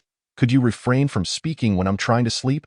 The system, sounding rather pitiful, urged him to just say what you need. Zhou Yuan, jolted awake, felt his temper flare slightly. Chapter 62. Mission announcement: the reason for the iron-eating beast's insatiable hunger has been discovered, the system lamented. What is it? Zhou Yuan sat up, his curiosity piqued. Eager to understand why it consumed so much food daily, nearly exhausting his resources. We simply need to locate its parents and lift the seal, the system elaborated. Lifting the seal? Zhou Yuan frowned, puzzled. But didn't he notice any seal on the iron-eating beast? It's still young, so the seal isn't very obvious yet. Besides, how could such a seal be easily noticeable? Zhou Yuan scoffed and reclined back down. Then how am I supposed to help it break the seal? In the dark abyss. Zhou Yuan's heart sank. He cautiously inquired. You're not referring to that place where a millennia-old demon is sealed, are you? No one would willingly seek death there. Yes, that's south, precisely the place. The system confirmed. Zhou Yuan was momentarily speechless with frustration. He had hoped that sending the iron-eating beast away for the night would allow him to sleep peacefully, but the system had shattered his good mood. Are you here just to torment me? Do you have any idea how perilous that location is? You expect me to venture there alone? Don't be so agitated. You've inherited the legacy of great power. You are no longer the same as before. That ancient demon is nothing compared to you now, the system quickly reassured him. Zhou Yuan closed his eyes, choosing to ignore the system. Although he had indeed received a powerful legacy, that didn't mean he was invincible. After all, it was an ancient demon that had survived for thousands of years, absorbing untold amounts of energy. Defeating it would not be a simple task. This is a mission, and disobedience will incur penalties, the system threatened as Zhou Yuan remained silent. Zhou Yuan merely turned over, determined to sleep. No punishment could deter him from his rest. The system, left with no other options, fell silent. When Gong Xianling returned with the iron-eating beast, the other female disciples quickly gathered around. The iron-eating beast recognized them and eagerly approached. Sister, how did Zhou Yuan manage to entrust the iron-eating beast to you? One of the disciples asked, a hint of jealousy in her voice. I asked him to let me keep it for a few days, Gong Xianling replied, unaware that Zhou Yuan had declined all the other disciples but had felt comfortable entrusting it to her. Seems Zhou Yuan treats you differently, one of them teased, causing Gong Xianling to blush slightly. Does he? She asked, flustered. Absolutely. When we left, we also asked him to let us take care of the iron-eating beast for a few days. But he refused. Who would have thought he'd reserve it for you? The female disciple wore a mischievous smile as she gazed at Gong Xianling, who responded with an awkward chuckle, hastily seizing the nearby iron-eating beast before making her escape. The following day, the first thing Zhou Yuan did upon waking was inquire about the matter of lifting the seal from the system. Although he feigned reluctance, inwardly he was already calculating his approach. Are you willing to go? The system asked, pleasantly surprised. What other choice do I have? Zhou Yuan replied. I knew it, deep down. You still have a fondness for the iron-eating beast, the system remarked cheerfully. Zhou Yuan immediately denied this, saying, don't say that. If it keeps eating like this, I won't be able to afford to keep it. He unconsciously patted his pocket, which had grown emptier, having spent all the rewards earned from battling monsters in just a few short days. In the days that followed, the iron-eating beast remained obediently with Gong Xianling, who treated it with delightful food and drink, playing with it constantly, which left the beast with no desire to return home. Rather, it preferred to stay there. Each day, Gong Xianling took the iron-eating beast along wherever she went, mostly out of fear that it might wander off. However, despite these precautions, it still could not be deterred from its playful escapades. The iron-eating beast, the iron-eating beast. Gong Xianling soon realized it was missing and began searching everywhere for it. The playful beast, seeking the kitchen, found the vastness of Tongtian Peak, unlike the smaller Luoyun Peak. Quite bewildering, it stumbled and bumped into the feet of a junior disciple. The disciple, noticing, squatted down and picked up the dazed iron-eating beast, which had been knocked around and didn't even have time to flee. Whose pet is this? The disciple inquired. Another sharp-eyed disciple following behind quickly recognized the beast despite its shrunken form. Brother, this seems to be Zhou Yuan's spirit beast. Zhou Yuan's? The one that devoured numerous spirit herbs from our sect? The first disciple inquired, his teeth gritting in anger as he recalled the humiliation from their previous contest. He had been deeply offended that day and could not swallow that bitter pill. Holding the iron-eating beast in his hand, the disciple pondered, "What should I do with it, brother? Why not cook it?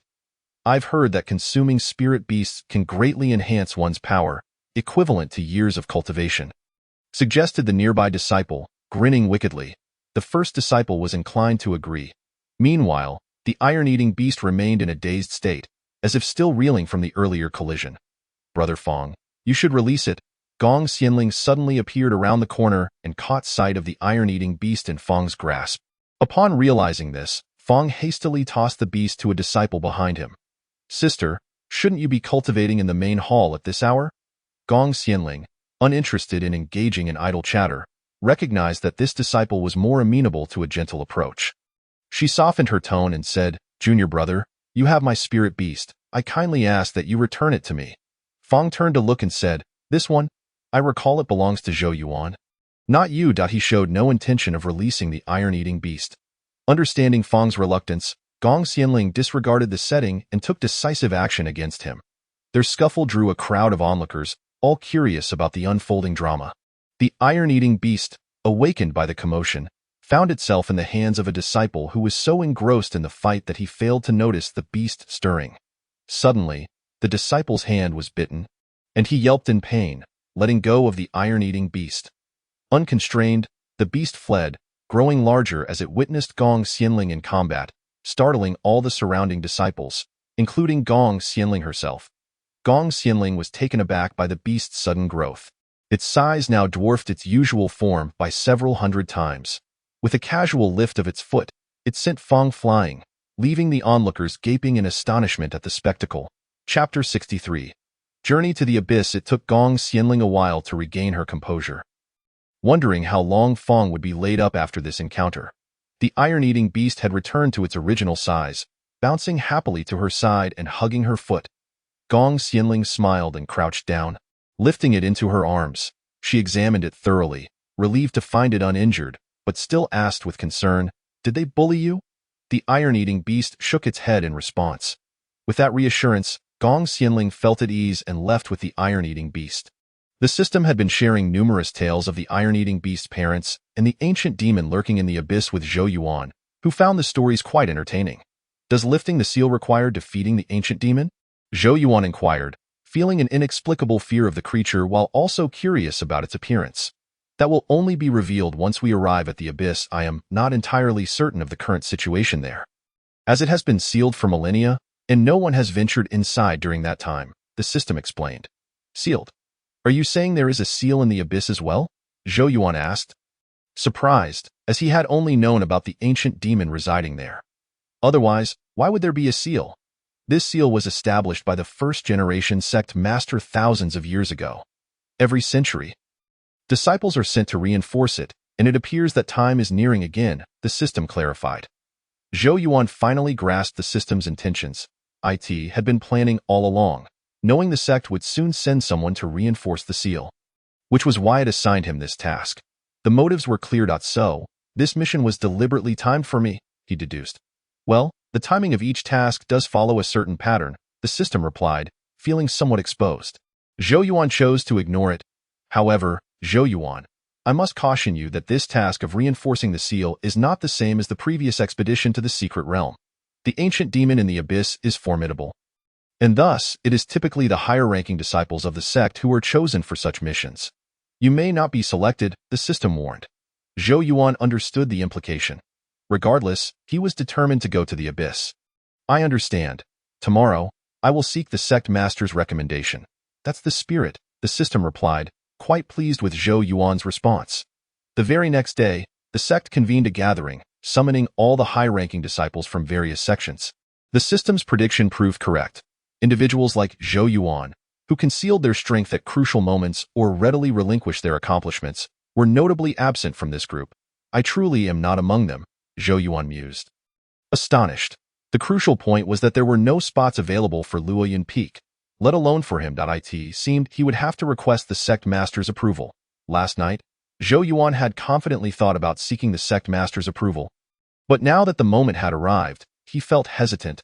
"System, I am going to the abyss to help the iron-eating beast lift its seal," which is entirely different from reinforcing the seal. I could easily follow them discreetly. That won't do. The abyss is fraught with peril. Accompanying them would be much safer. Moreover, the path to the abyss is guarded by barriers. Without someone to guide you, you won't be able to enter. Seeking the sect master is the only option. Hurry! Reluctantly, Zhou Yuan made his way to the hall where the sect master resided. This was his second visit, and he was surprised to find himself feeling just as apprehensive as before. Gong Xianling was already present in the hall. You wish for Zhou Yuan to accompany you? The sect master inquired. Indeed, sect master. During our last expedition to the secret realm, Zhou Yuan was of great assistance and possesses considerable skill. The sect master had heard of Zhou Yuan and was indeed quite curious about the young man who raised spirit beasts and possessed numerous treasures. However, the reason for his absence this time was solely due to his affiliation with Luoyuan Peak. Zhou Yuan stood outside the door, inadvertently overhearing their conversation, initially intending to enter only after Gong Xianling had departed. To his surprise, she had taken the initiative to request his inclusion. Well then, someone has spoken on your behalf.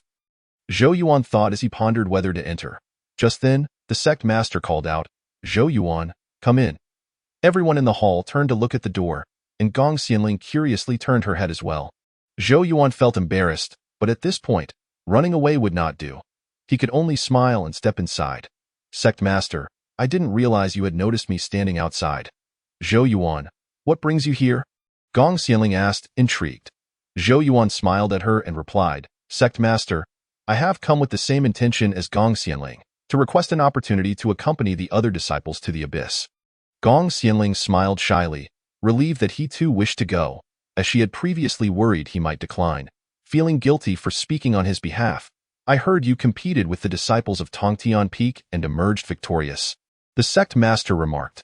Zhou Yuan was taken aback by the abrupt shift in conversation and wondered how the sect master knew so much about him. It was a narrow victory, he replied modestly. The sect leader suddenly erupted into laughter, for this was the esteemed eldest disciple of Tongtian Peak, renowned for both his cultivation and martial prowess. Yet, he had been rendered bedridden for 3 days by your hand, while you emerged unscathed, claiming it was merely a narrow victory. Indeed, it was a narrow victory, a mere stroke of luck. The sect leader resumed his previous serious demeanor, acknowledging that such opportunism was also a skill of yours. Since Gong Xianling has recommended you accompany them to the abyss, you shall indeed join them on their journey. Gong Xianling, having fulfilled her wish, turned to Zhou Yuan, who merely expressed his gratitude to the sect leader before departing with her. Zhou Yuan, make sure to prepare well. We shall set off in a few days, she said with a smile. Zhou Yuan nodded, then inquired, by the way, how is the iron-eating beast? A pang of melancholy struck Zhou Yuan's heart. It had been several days, and the creature had yet to return, truly living up to the saying that men must not be retained. The iron-eating beast is doing well if you miss it. I shall bring it back to you tonight, Gong Xianling replied. No, I was merely asking. Life without it has been quite leisurely, Zhou Yuan protested with a look of aversion. By the way, Zhou Yuan, there is something else. Gong Xianling's expression shifted from mirth to seriousness, prompting Zhou Yuan to do the same.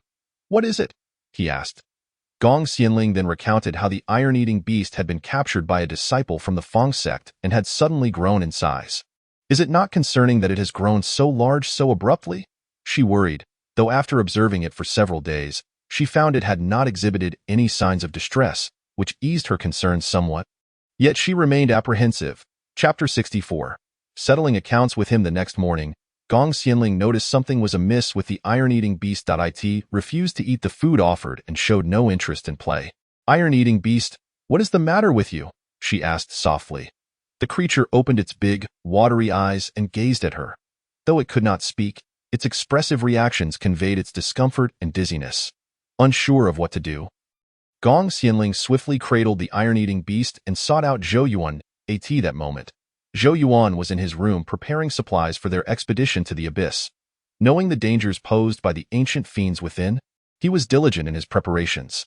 Zhou Yuan, you must see what has happened to the iron-eating beast, Gong Xianling exclaimed, bursting into the room without knocking, startling Zhou Yuan, who quickly set aside his belongings.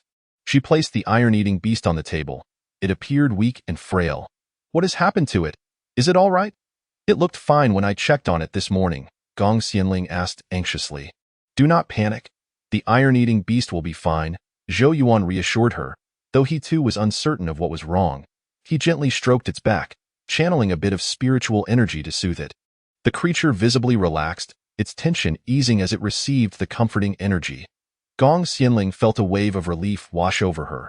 But how could the iron-eating beast have suddenly changed like this? She queried. Zhou Yuan shook his head, equally puzzled. Could it be that the disturbances in the Abyss's seal have affected it as well? I know. It must be that disciple from the Fang sect.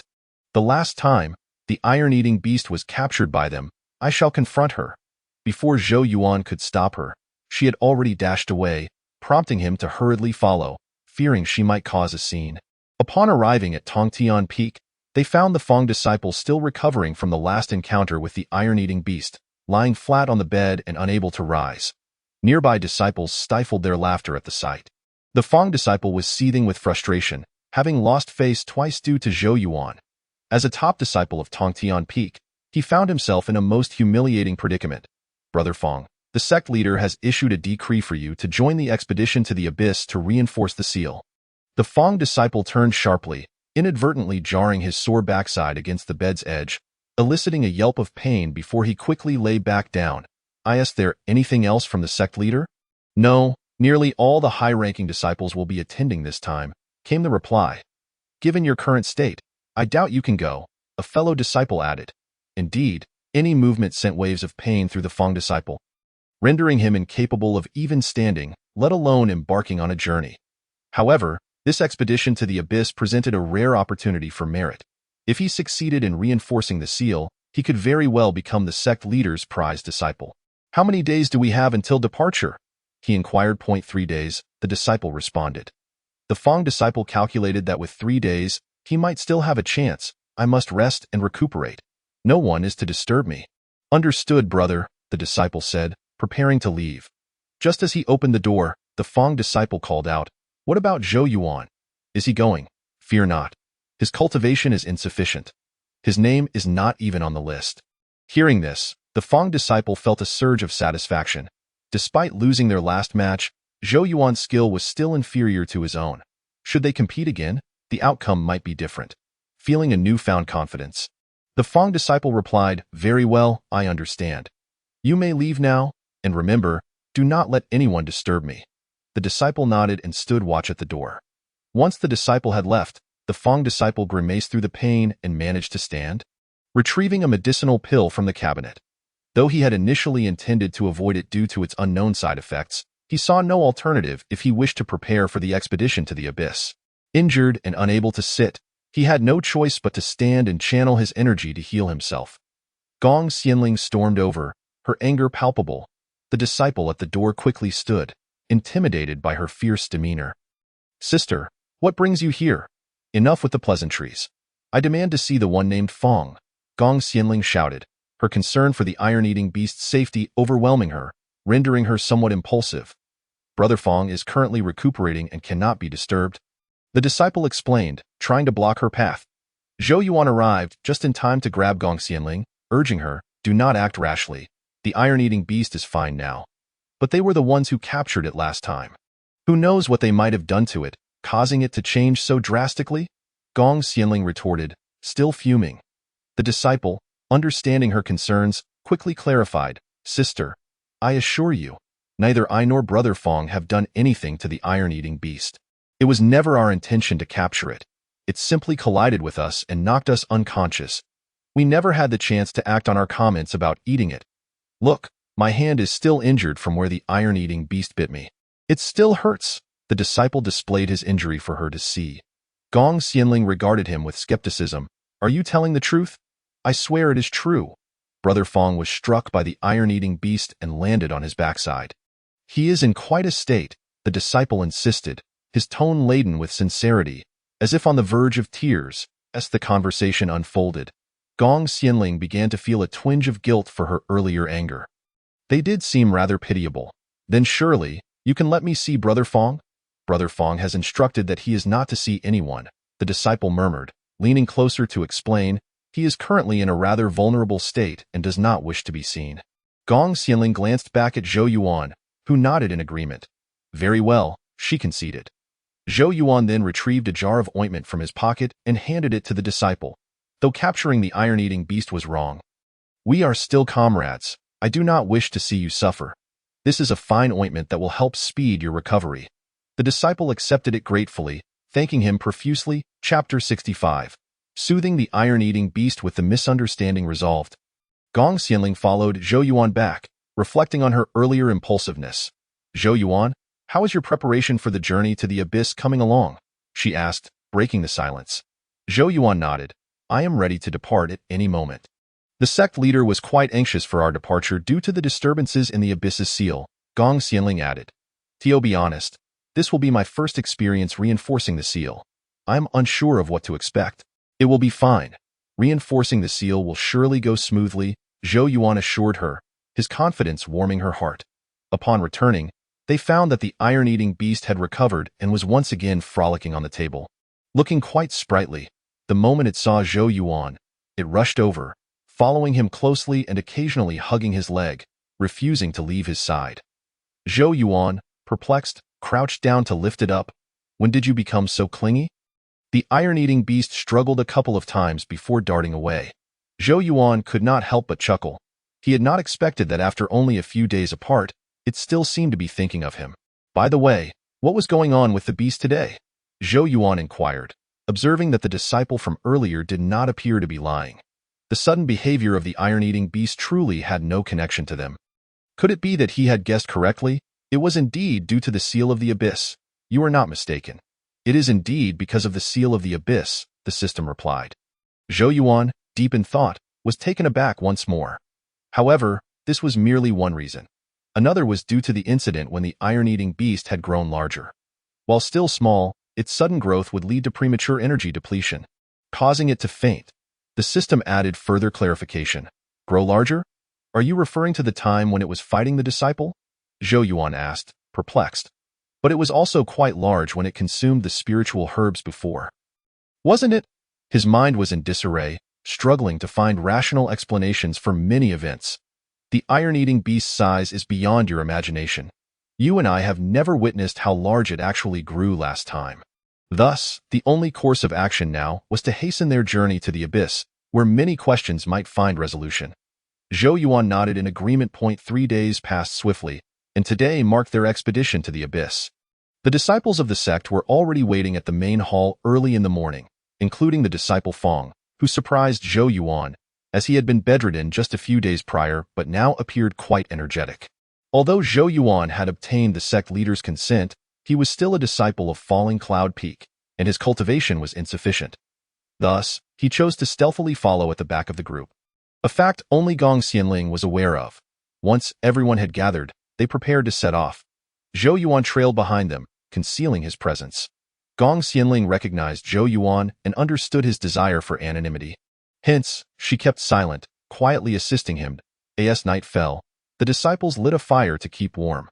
Gong Xianling, concerned that Zhou Yuan might feel cold, sent him some clothing and food for the iron-eating beast. "Zhou Yuan, this is for you."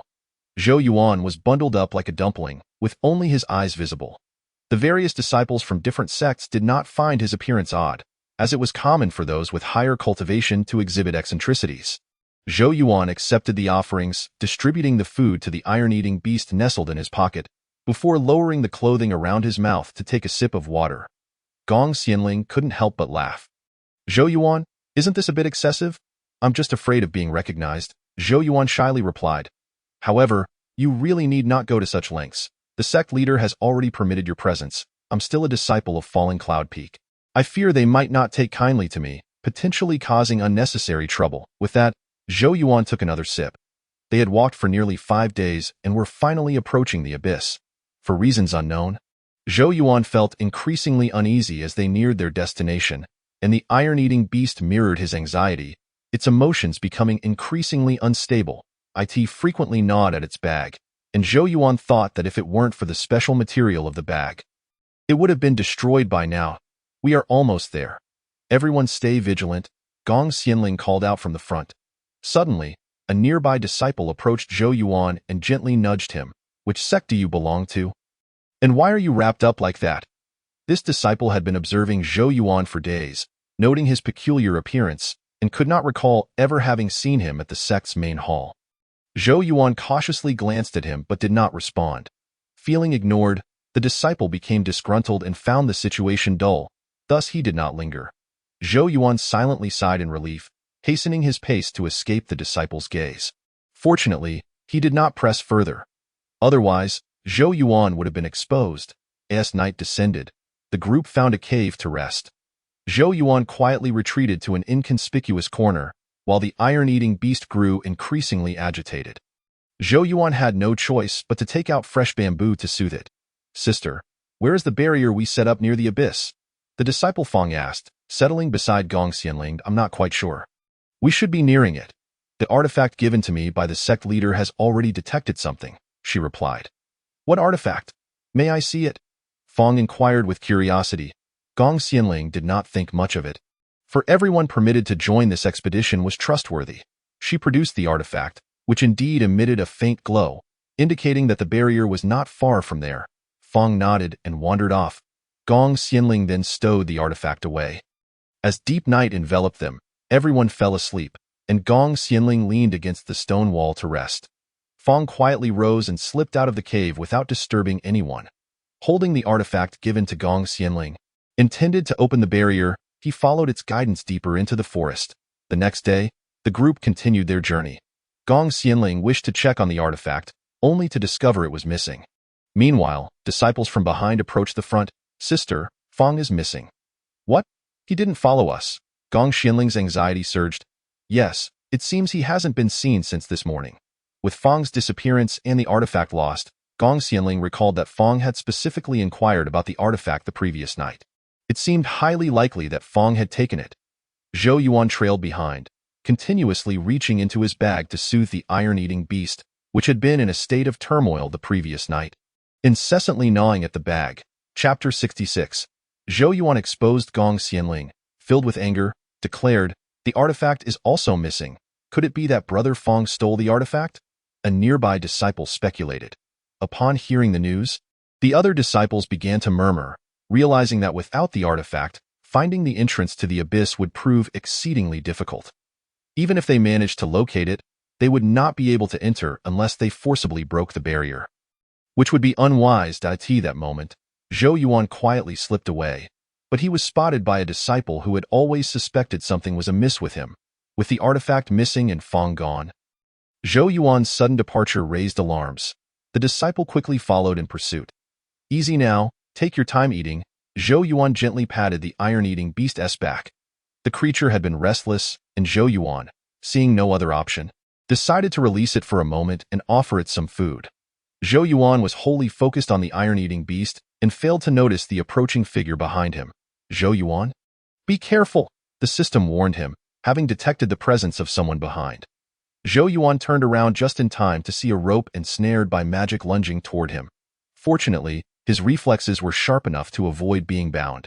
In the struggle, the cloth wrapped around Zhou Yuan's head fell away, revealing his face to the disciple. Moreover, the iron-eating beast in his hands made it easy for the disciple to recognize him.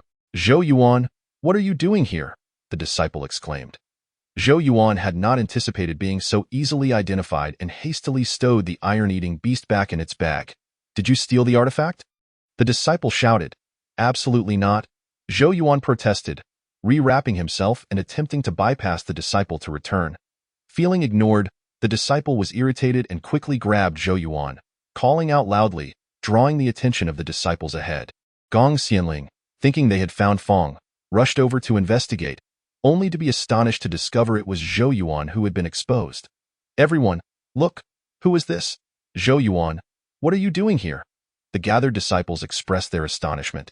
"I recall you do not have permission to be here," one disciple remarked, suspicious of Zhou Yuan's furtive demeanor and attire.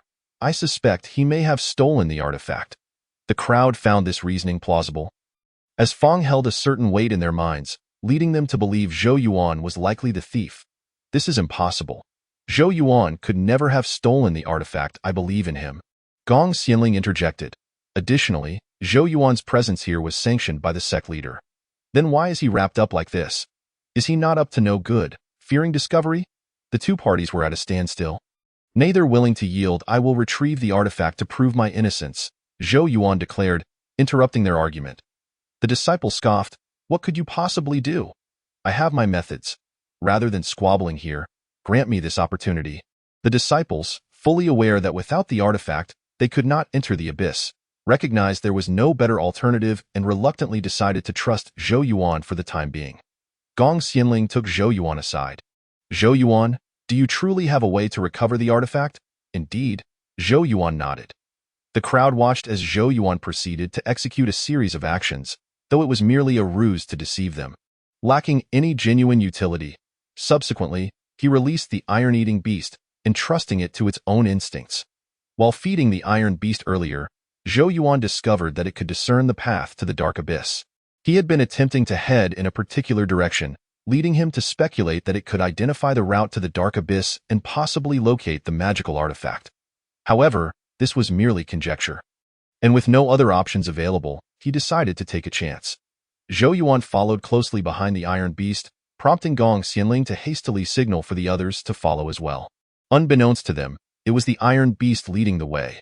They believed Zhou Yuan had genuinely figured out the direction after his previous flurry of actions. The iron beast came to a halt beneath a large tree, and Zhou Yuan quickly approached to inspect the area around it.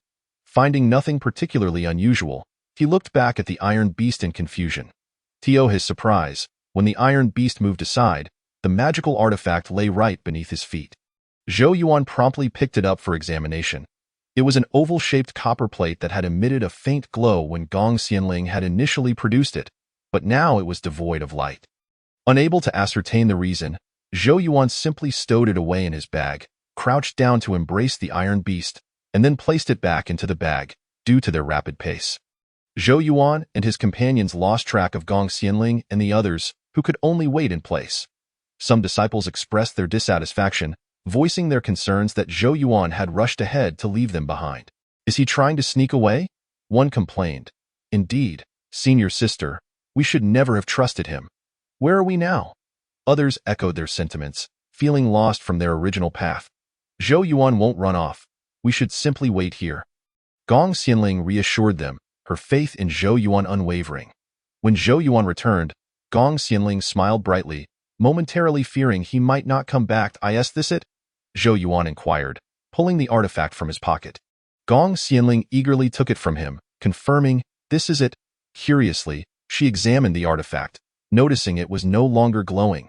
The other disciples, seeing the artifact's lack of illumination, quickly became agitated. Why isn't it glowing? They demanded. Zhou Yuan shook his head, explaining that it had already appeared that way when he found it. You didn't break it, did you? The disciples accused angrily. Calm down, Gong Xianling interjected, blocking those who intended to confront Zhou Yuan. The master has instructed us that if the artifact fails to glow, it signifies the barrier of the dark abyss has been breached. With a serious expression, she inquired, have you found Feng Shidi? Zhou Yuan shook his head in response. Let us proceed along this path. Since we found the artifact here, perhaps we may also locate Feng Shidi. The other disciples remained disgruntled with Zhou Yuan. But out of respect for Gong Xianling, they refrained from confronting him directly, though jealousy simmered within them. As night fell, they traveled along the path for an entire day without encountering any sign of Feng Shidi or discovering the location of the barrier. However, based on the Iron Beast reactions, Zhou Yuan felt assured they were on the right track. Let us rest here, Gong Xianling called out. But we haven't found Feng Shidi or the barrier yet. We should keep moving. A worried disciple protested, we shall rest. We can search again tomorrow, Gong Xianling insisted. The gravity of the situation was not lost on Gong Xianling, but continuing the search without a plan seemed futile. The artifact showed no signs of recovery, indicating that the barrier had indeed been compromised. Zhou Yuan, how did you find the artifact? Gong Xianling asked, approaching him with curiosity. I have a connection with the artifact. Do you believe in such things? Zhou Yuan replied, deciding to keep the matter of the Iron Beast a secret for now. Gong Xianling smiled, respecting his privacy, and asked, where do you think Feng Shidi could be? For some reason, a sense of unease lingered in her heart, as if something ominous were on the horizon.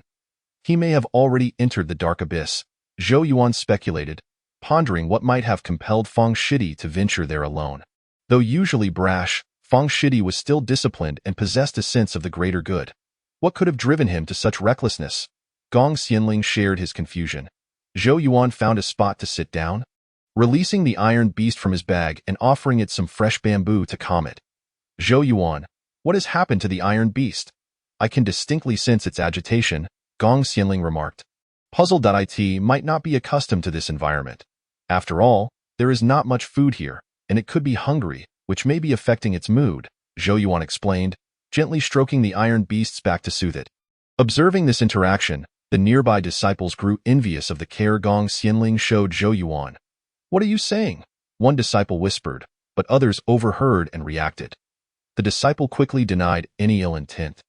Zhou Yuan, since the master permitted you to accompany us, why not walk openly with us instead of sneaking behind like a ghost, all bundled up?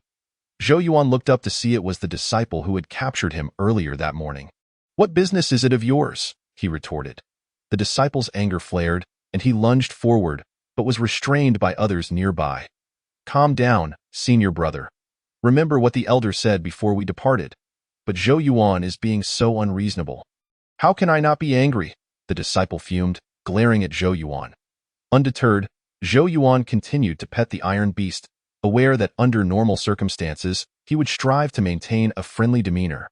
Yet, the individual before him had caused his identity to be exposed, derailing all his plans, and he felt no inclination to be cordial. Seeing Zhou Yuan's indifference only fueled the disciple's rage. Stay calm, senior brother. Let us not stoop to his level. Fortunately, nearby disciples intervened just in time to prevent a confrontation. Gong Xianling, naturally leaning towards Zhou Yuan, remained silent as the disciple was led away. The iron beast had calmed down, having eaten its fill, though it still occasionally tugged at Zhou Yuan's pant leg. Refusing to let go, Zhou Yuan resignedly allowed it to continue, remarking, "It's fine. No need to engage with them. They are simply upset that you weren't on this expedition's list but still came along." "I don't mind," Zhou Yuan replied, "by the way. What exactly lies within the dark abyss? Why did the previous master go to such great lengths to seal it and establish a barrier?" One of the male disciples eagerly interjected. "The dark abyss holds the suppressed beasts that once wreaked havoc upon the living." "The beasts? You mean the legendary ancient demon?" Zhou Yuan asked, perplexed. "Indeed, it was sealed here a millennium ago," the disciple confirmed. Zhou Yuan glanced down at the iron beast still gnawing at his pant leg. Could it be connected to its lineage? Surely not. Their mission was to break the seal of the dark abyss, while these individuals aimed to fortify it. Was this not a fundamentally unattainable task? The system, picking up on Zhou Yuan's thoughts, felt an overwhelming urge to leap out and deliver a sharp knock to his head to rouse him from his stupor. Have you wrapped your mind in confusion? How could the Iron Beast's parents be that ancient demon? The Iron Beast is a spirit beast, while a demon beast cannot give birth to a spirit beast. Zhou Yuan was suddenly enlightened, realizing he had overlooked that crucial distinction. If that were the case, it would alleviate his concerns. That's true. If they aren't related, then what sort of demon beast is imprisoned in the dark abyss? Zhou Yuan pondered further, realizing he had been the one to cloud his judgment. He had intended to converse silently with the system, but inadvertently voiced his thoughts aloud. Zhou Yuan felt the weight of curious gazes upon him and regretted his slip. Fearing it would tarnish his image in the eyes of others as he scanned the area, it was evident that everyone was looking his way, and the disciple who had spoken earlier quietly withdrew. "I meant to say that it has been quite stuffy with my head wrapped for these past few days," he stammered. But the lack of responses only heightened his embarrassment, plunging the atmosphere into awkwardness. Spotting Gong Xianling, he hoped she might come to his rescue, yet she appeared equally bemused. Desperate to escape the scrutiny, Zhou Yuan diverted his attention to the iron beast, internally lamenting how fortunate it was that the creature bore no judgmental gaze. The group cast a few glances in their direction before returning to their own affairs. Gong Xianling, still curious, inquired, "Zhou Yuan, what was that about just now?" Feeling the heat rise in his cheeks, Zhou Yuan awkwardly lifted his head, replying, "Oh, it was nothing. I was just reminded of a trivial matter." However, he remained perplexed about how to successfully complete their mission if the imprisoned demon beasts were not related to the Iron Beast. Where could its parents be? Gong Xianling, what is the origin of the demonic beasts within this dark abyss? Zhou Yuan inquired. Gong Xianling was only aware that the creatures confined here were irredeemably wicked. Beyond that, She was not well versed in the details. Why do you wish to know the origins of these demonic beasts? To know oneself and one's adversary is the key to victory in 100 battles. Gong Xianling nodded and summoned the disciple most knowledgeable about this history. Sister, what do you need? The disciple asked. Please sit down and recount the origins of the demonic beasts in the dark abyss. Gong Xianling urged the disciple to take a seat. Chapter 68. The origins of the demonic beasts. The disciple settled comfortably and began to narrate the legends of the dark abyss that he had encountered in books. According to the tale, the ancient demonic beast of this abyss had once been the mount of an ancient true immortal, exuding an air of arrogance. Despite being merely a steed, it was emboldened by the protection of a true immortal, leading it to become exceedingly haughty. Its hubris, naturally, attracted the ire of other minor immortals, who could not abide a mere mount daring to ride upon their heads. During its ascension, the beast was betrayed and fell due to its overwhelming malevolence. Failing to achieve immortality, though it was rescued by the true immortal, it lost its previous arrogance and became the subject of ridicule among lesser immortals. Ultimately, it managed to escape, but its malevolence had grown too strong. It could only be temporarily sated by the act of killing. Once it tasted blood, it could not stop, resulting in widespread devastation as it continued to slay and absorb life essence, growing ever more powerful, to the point where no one in the celestial realms could oppose it. And then, the listeners were captivated, eager to hear what followed. The iron-eating beast furiously tugged at Zhou Yuan's pant leg. Gnawing at it, Zhou Yuan could only watch helplessly as his pants were torn into shreds. No alternative could appease the creature, which had recently developed a peculiar fondness for that very spot. Please be patient. Let me have a sip of water first. The disciple stood to fetch water, took a sip, and continued.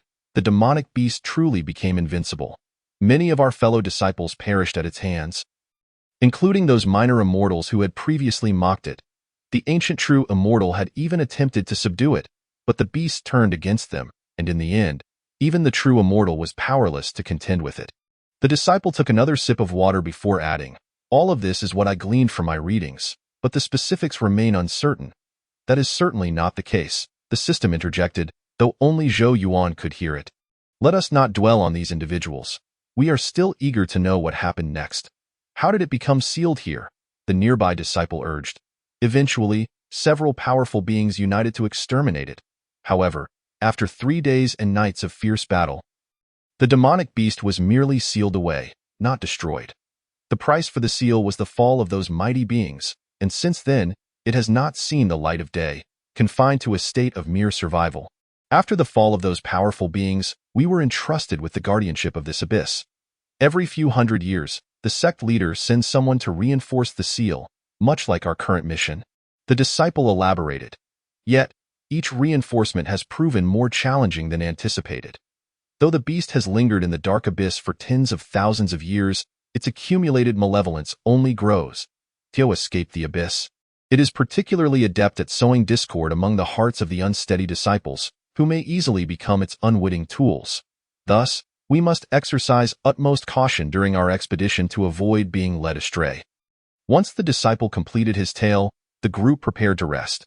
Zhou Yuan leaned against a tree, contemplating the story told by the disciple, which starkly contrasted with what the system had previously conveyed. His inquiry had been a mere attempt to glean information about the iron-eating beast's parents, yet the disciple's narrative mentioned no other life forms within the abyss. Who are the parents of the iron-eating beast?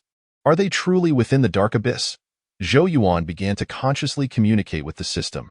Indeed, the parents of the iron-eating beast reside within this dark abyss, the system replied. How can this be? Zhou Yuan asked, perplexed. All will be revealed once you arrive at the abyss, the system responded. However, much of what that disciple said was inaccurate, embellished with exaggerations. I find his account plausible. As you previously mentioned, the true immortal did not descend to subdue it, yet it was, after all, his mount. It would be unreasonable for him to have taken no action at all, Zhou Yuan countered. The truth is that he did not attempt to subdue it, nor did any minor immortals mock or conspire against it. The beast's downfall was solely due to its own overwhelming malevolence, rendering it unworthy of ascension. The system insisted, feeling frustrated and convinced that its version of events was the closest to reality. Yet, given the passage of time, All accounts have likely been embellished by later generations. Only those who lived through the events truly understand what transpired, Zhou Yuan mused. The following day, just as dawn broke, the group set forth, continuing their journey. Zhou Yuan, having not slept a wink, remained preoccupied with thoughts of the iron-eating beast's parents and their sealing. Today, the iron-eating beast behaved unusually well, remaining in the bag and not emerging. This led Zhou Yuan to believe that they were drawing closer to the boundary of the secret realm. Everyone, look, Gong Xianling exclaimed, holding a glowing artifact. Why has this artifact begun to glow again? A disciple inquired, puzzled. Gong Xianling's memory retraced back to her meeting with the sect leader. This artifact is used to open the boundary and guide our path. She reached out to receive the artifact handed to her by the sect leader. I will ensure the completion of this sealing reinforcement, Gong Xianling declared. The closer we approach the boundary, the brighter the light emitted by the artifact. If it ceases to glow, it would indicate damage to the boundary. She hesitated, recalling that the sect leader had trailed off mid-sentence. What other possibilities exist? A disciple called out, repeatedly addressing Gong Xianling. Finally coming to her senses, Gong Xianling realized that the sect leader had not clarified the last possibility, and now she found herself in a similar predicament. Never mind. For now, our priority is to open the boundary and enter the dark abyss. I hope the artifact glowing once more is a good omen. Do not fret. We are not far from the boundary. Let us proceed, Gong Xianling encouraged. Zhou Yuan, I sense something amiss in our surroundings, the system suddenly spoke. Zhou Yuan cast a wary glance around. What is it? Gong Xianling inquired with concern. Seeing nothing unusual, Zhou Yuan reassured her, it is nothing. We should be nearing our destination. Regardless, vigilance is paramount, the system reiterated. Suddenly, one disciple at the rear let out a blood-curdling scream, and then vanished without a trace. The group, terrified, quickly formed a protective circle, drawing their weapons. Sister, who was that just now? A disciple asked cautiously, scanning the area. However, after that chilling moment, the forest fell silent once more. It dawned on Zhou Yuan that the closer they approached the dark abyss, the more the forest seemed devoid of life. He had not heard the chirping of birds or the buzzing of insects for quite some time. In fact, he realized he had not heard such sounds since yesterday. Chapter 69. Diminished cultivation. This place is truly strange, as if it exists in isolation, Zhou Yuan mused, feeling a growing sense of unease. The group remained huddled together, cautiously observing their surroundings, fearful of what might emerge.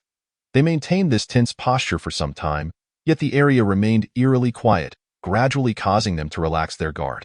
The speed at which the previous disciple had been taken was alarming. One moment he had been there, and the next, he was gone, leaving no trace of how he had been seized. Gong Xianling, displaying remarkable courage, ventured toward the direction from which the disciple had been taken. The others called out in fear to stop her. It's all right. I'm just going to take a look, she reassured them, signaling for them to remain calm, and proceeded to investigate. Zhou Yuan knelt down and observed that not only were there no birds or insects, but the trees around them appeared shallow-rooted, as if they could be uprooted with minimal effort. Despite their appearance, the trees were still lush and verdant. Recalling that the area had not always been like this, he pondered whether the proximity to the dark abyss had altered the tree's growth. Gong Xianling returned, reporting that she had found nothing unusual in her exploration. There is nothing amiss there. Let us continue forward, but we must remain vigilant about our surroundings, she advised.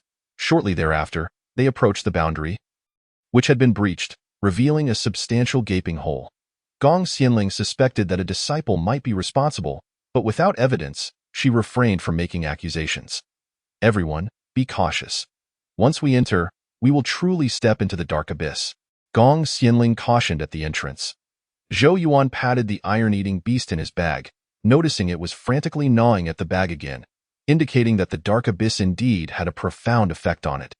One by one, the group entered, and before long, they were engulfed by a sensation of plummeting dizziness, unable to scream or take any action, only feeling themselves falling endlessly. Zhou Yuan, wake up! The system incessantly called out Zhou Yuan's name, and everyone succumbed to the sudden wave of dizziness, collapsing into unconsciousness. However, Zhou Yuan exhibited no signs of awakening. Instead, the iron-eating beast, having arrived at the scene, appeared more alert than ever, its earlier irritable demeanor vanishing as it poked its head out of the bag to survey its surroundings. At last, everyone had landed safely, thanks to the iron-eating beast's protection. "Zhou Yuan, please wake up," the system exclaimed in frustration. Time passed, and eventually, Zhou Yuan stirred from the system's calls. He strained to open his eyes. The iron-eating beast nestled beside him, nuzzling against the back of his hand. Zhou Yuan reached out to stroke the creature's back, sitting up to discover he had sustained no injuries. He glanced around at the disciples sprawled on the ground. All seemingly unharmed. It was astonishing that after falling from such a height, they had emerged unscathed. "Did you save us?" Zhou Yuan addressed the iron-eating beast. The creature ignored him, instead bounding over to Gong Xianling, nuzzling her hand in an attempt to rouse her. Zhou Yuan smiled helplessly. It was clear that Gong Xianling held great importance in the creature's heart. Surveying the area, he noted that it resembled the place above. But upon closer inspection, he realized the trees here were genuinely growing, and he heard the chirping of birds, indicating that this was reality, while the previous place was merely a reflection of it. Gong Xianling awoke, her eyes meeting the round, glistening eyes of the iron-eating beast. "What are you doing here?" she asked, struggling to sit up. The lingering dizziness had left her with a splitting headache. Once she managed to stand, she surveyed the surroundings, finding the scenery indistinguishable from above. "Is this the dark abyss?" Zhou Yuan called out upon seeing that Gong Xianling was awake. "Gong Xianling, come quickly and look at this." She hurried over, pointing out the visible signs of passage, including dragging marks. Zhou Yuan indicated the shallow footprints and the obvious traces left behind. "So you suspect that the disciples who vanished earlier were brought here?" Gong Xianling inquired tentatively. Zhou Yuan nodded, albeit uncertain, as it was merely a conjecture. If that is the case, then the most likely culprit would be Disciple Fong. Gong Xianling hesitated to accept this, yet the only explanation that made sense was that Disciple Fong had fallen under the sway of the ancient demon, transforming into a beast. Gradually, the surrounding disciples began to regain consciousness. "Sister, is this really the dark abyss?" one asked. Gong Xianling affirmed, "Yes, we must reinforce the seal quickly. Once the task is completed, we can return." As a disciple prepared to cast a spell, there was no response, leading to puzzled expressions. Others attempted the same, only to find their powers diminished. Gong Xianling also tried to cast a spell. While it manifested, her spiritual energy was halved.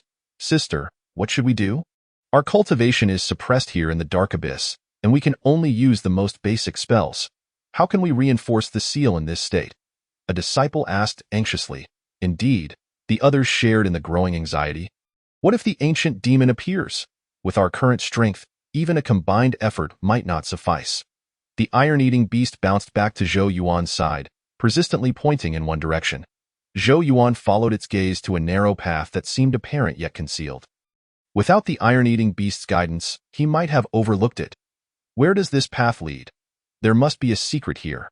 Perhaps we can find a way to unseal the iron-eating beast's parents, Zhou Yuan pondered, wishing to explore but recognizing that now was not the time. Gong Xianling, too, was concerned. 2 disciples had already vanished without a trace, and their cultivation was suppressed. "Everyone, do not panic. This suppression is likely temporary. If we adapt to our surroundings, we will be all right," she reassured them. Taking out a magical artifact from her pocket, it glowed brighter in this realm, drawing the others closer. "Sister, what does this brightness signify?" a disciple asked, puzzled. Suddenly, the artifact seemed to indicate a direction, leading everyone to a path completely different from the one Zhou Yuan had discovered. Gong Xianling's spirits lifted. "Let us go this way?" Zhou Yuan hesitated between the 2 paths but ultimately chose to accompany Gong Xianling. As they ventured deeper into the dark abyss, Gong Xianling led the way, feeling an increasing sense of pressure accompanied by biting cold. Even she, who was typically unfazed by the cold, found it chilling. An unsettling feeling washed over her, as if unseen eyes were watching them. Suddenly, a beast leaped from the woods, startling the group into retreat. Other beasts followed suit, surrounding them entirely in a wonder she had felt watched. It was these creatures. The iron-eating beast poked its head out of the bag, only to be pushed back by Zhou Yuan, yet it stubbornly insisted on emerging. Upon seeing the iron-eating beast, the approaching beasts seemed enraged and charged at Zhou Yuan, one of them piercing its arm through Gong Xianling's sword. The beast's claw was inches from Zhou Yuan's face. He widened his eyes, swallowing hard, narrowly escaping a disfiguring blow. The iron-eating beast, sensing the danger, scrambled back into hiding. "Are you all right?" Zhou Yuan asked, shaken by the encounter. "I'm fine." The surrounding beasts, witnessing the commotion, surged toward them. Strangely, most of the beasts seemed fixated on Zhou Yuan's bag. Did they recognize the iron-eating beast? The group united to defeat the lesser beasts. Their current cultivation sufficient to handle them. "Is everyone all right?" Gong Xianling inquired anxiously. "We're fine," they replied, resting for a few moments before setting off again. Zhou Yuan remained puzzled. The previous beast's intent had been too focused, as if it was specifically targeting the iron-eating beast, which had also insisted on revealing itself. Zhou Yuan checked his bag, only to find the iron-eating beast was missing. Assuming it was sulking inside, he opened the bag to find it truly empty. "System, where is the iron-eating beast?" Zhou Yuan halted, questioning internally. "I have no idea," the system admitted, having been preoccupied with the beasts. While Zhou Yuan had been engaged with the beast, the iron-eating beast had stealthily slipped out of the bag, defeating several beasts that had pursued it. Zhou Yuan, disregarding the need to explain to Gong Xianling, turned and ran, with Lu Ruyun following closely. "Zhou Yuan, where are you going?" she called out. Having been too anxious to notice Lu Ruyun's presence, Zhou Yuan urged, "It's not your concern. Return quickly." Gong Xianling led the way, the artifact growing brighter, indicating they were nearing the depths of the dark abyss. Meanwhile, Lu Ruyun continued to chase after him. "Zhou Yuan, if you stray from the group and encounter a beast, what will you do?" Zhou Yuan, solely focused on finding the iron-eating beast, paid no mind to Lu Ruyun trailing behind. He quickened his pace, leaving her struggling to keep up and ultimately lost in the dark abyss. He retraced his steps to the spot where he had collapsed, where the iron-eating beast had pointed towards a narrow path. Zhou Yuan stood at the entrance, attempting to sense the iron-eating beast's location, but the dark abyss's influence rendered him unable to pinpoint its whereabouts. He could only faintly sense its sorrow. "Let us go take a look. Perhaps the iron-eating beast is down that path," the system suggested. With no other choice, Zhou Yuan decided to take the risk. "Wait, I hear sounds of a struggle over there," the system interjected. Zhou Yuan paused, listening intently. Indeed, there were sounds of combat, prompting him to change direction. As he ran, he called out the iron-eating beast's name, feeling its sorrow resonate within him. What was it enduring? Before long, he spotted the iron-eating beast sitting forlornly on the ground, its round little head adorably cute. Zhou Yuan's heart soared with joy upon finding it. "Iron-eating beast?" he exclaimed. The creature turned, tears glistening in its eyes. Zhou Yuan felt a pang of sympathy at the sight, beckoning it to come closer. Suddenly, the iron-eating beast began to swell, growing to an enormous size, towering over Zhou Yuan. This was the first time he had seen the iron-eating beast so large, a flurry of thoughts racing through his mind. "Could it not recognize me?" he tentatively asked. "Iron-eating beast, what's wrong?" The iron-eating beast seemed oblivious to Zhou Yuan's words, continuing to expand. "Zhou Yuan, look behind you!" The system suddenly exclaimed loudly, causing Zhou Yuan to feel a chill run down his spine. Cautiously, he glanced behind him, only to find a similarly large beast had appeared, glaring furiously at the iron-eating beast. To say he was unperturbed would be a blatant lie. Zhou Yuan, who usually maintained his composure, now found himself gripped by fear. "Zhou Yuan, quickly hide!" the system shouted, clearly distressed at the imminent clash between the two beasts. With Zhou Yuan standing foolishly between them, it was nothing short of courting death. Upon hearing this, Zhou Yuan hurriedly darted away. As he ran, he felt himself lift off the ground, his perspective shifting as he soared higher. The beast had grasped him tightly, binding him completely, save for his head. No matter how he struggled, it was futile, as if he were embedded within a massive stone. The iron-eating beast visibly tensed, taking a small step back. The other beast seemed to sense something, tightening its grip on Zhou Yuan, who was left gasping for breath, his face turning crimson and unable to utter a word. Witnessing Zhou Yuan's distress, the iron-eating beast mirrored his suffering, a tear rolling down its cheek, before it gradually began to shrink in size. In this bizarre circumstance, Zhou Yuan was able to acutely sense the iron-eating beast's emotions, transitioning from its prior rage to profound sorrow and helplessness. A sensation so genuine it was the first time Zhou Yuan experienced such feelings. The iron-eating beast had endured far more than he had ever imagined. Closing his eyes, Zhou Yuan summoned the power of the great being's legacy. The beast seemed momentarily stunned, contemplating tossing Zhou Yuan aside. But it was too late. The might of the great being shattered the beast's arm, causing it to stumble and crash to the ground with a resounding thud.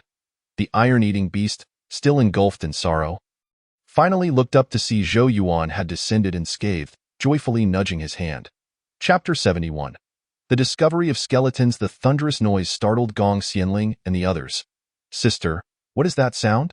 a disciple inquired. Gong Xianling, equally perplexed, felt the sound emanated from a different direction, uncertain of what transpired. After the cacophony, the forest returned to tranquility. "Everyone need not worry.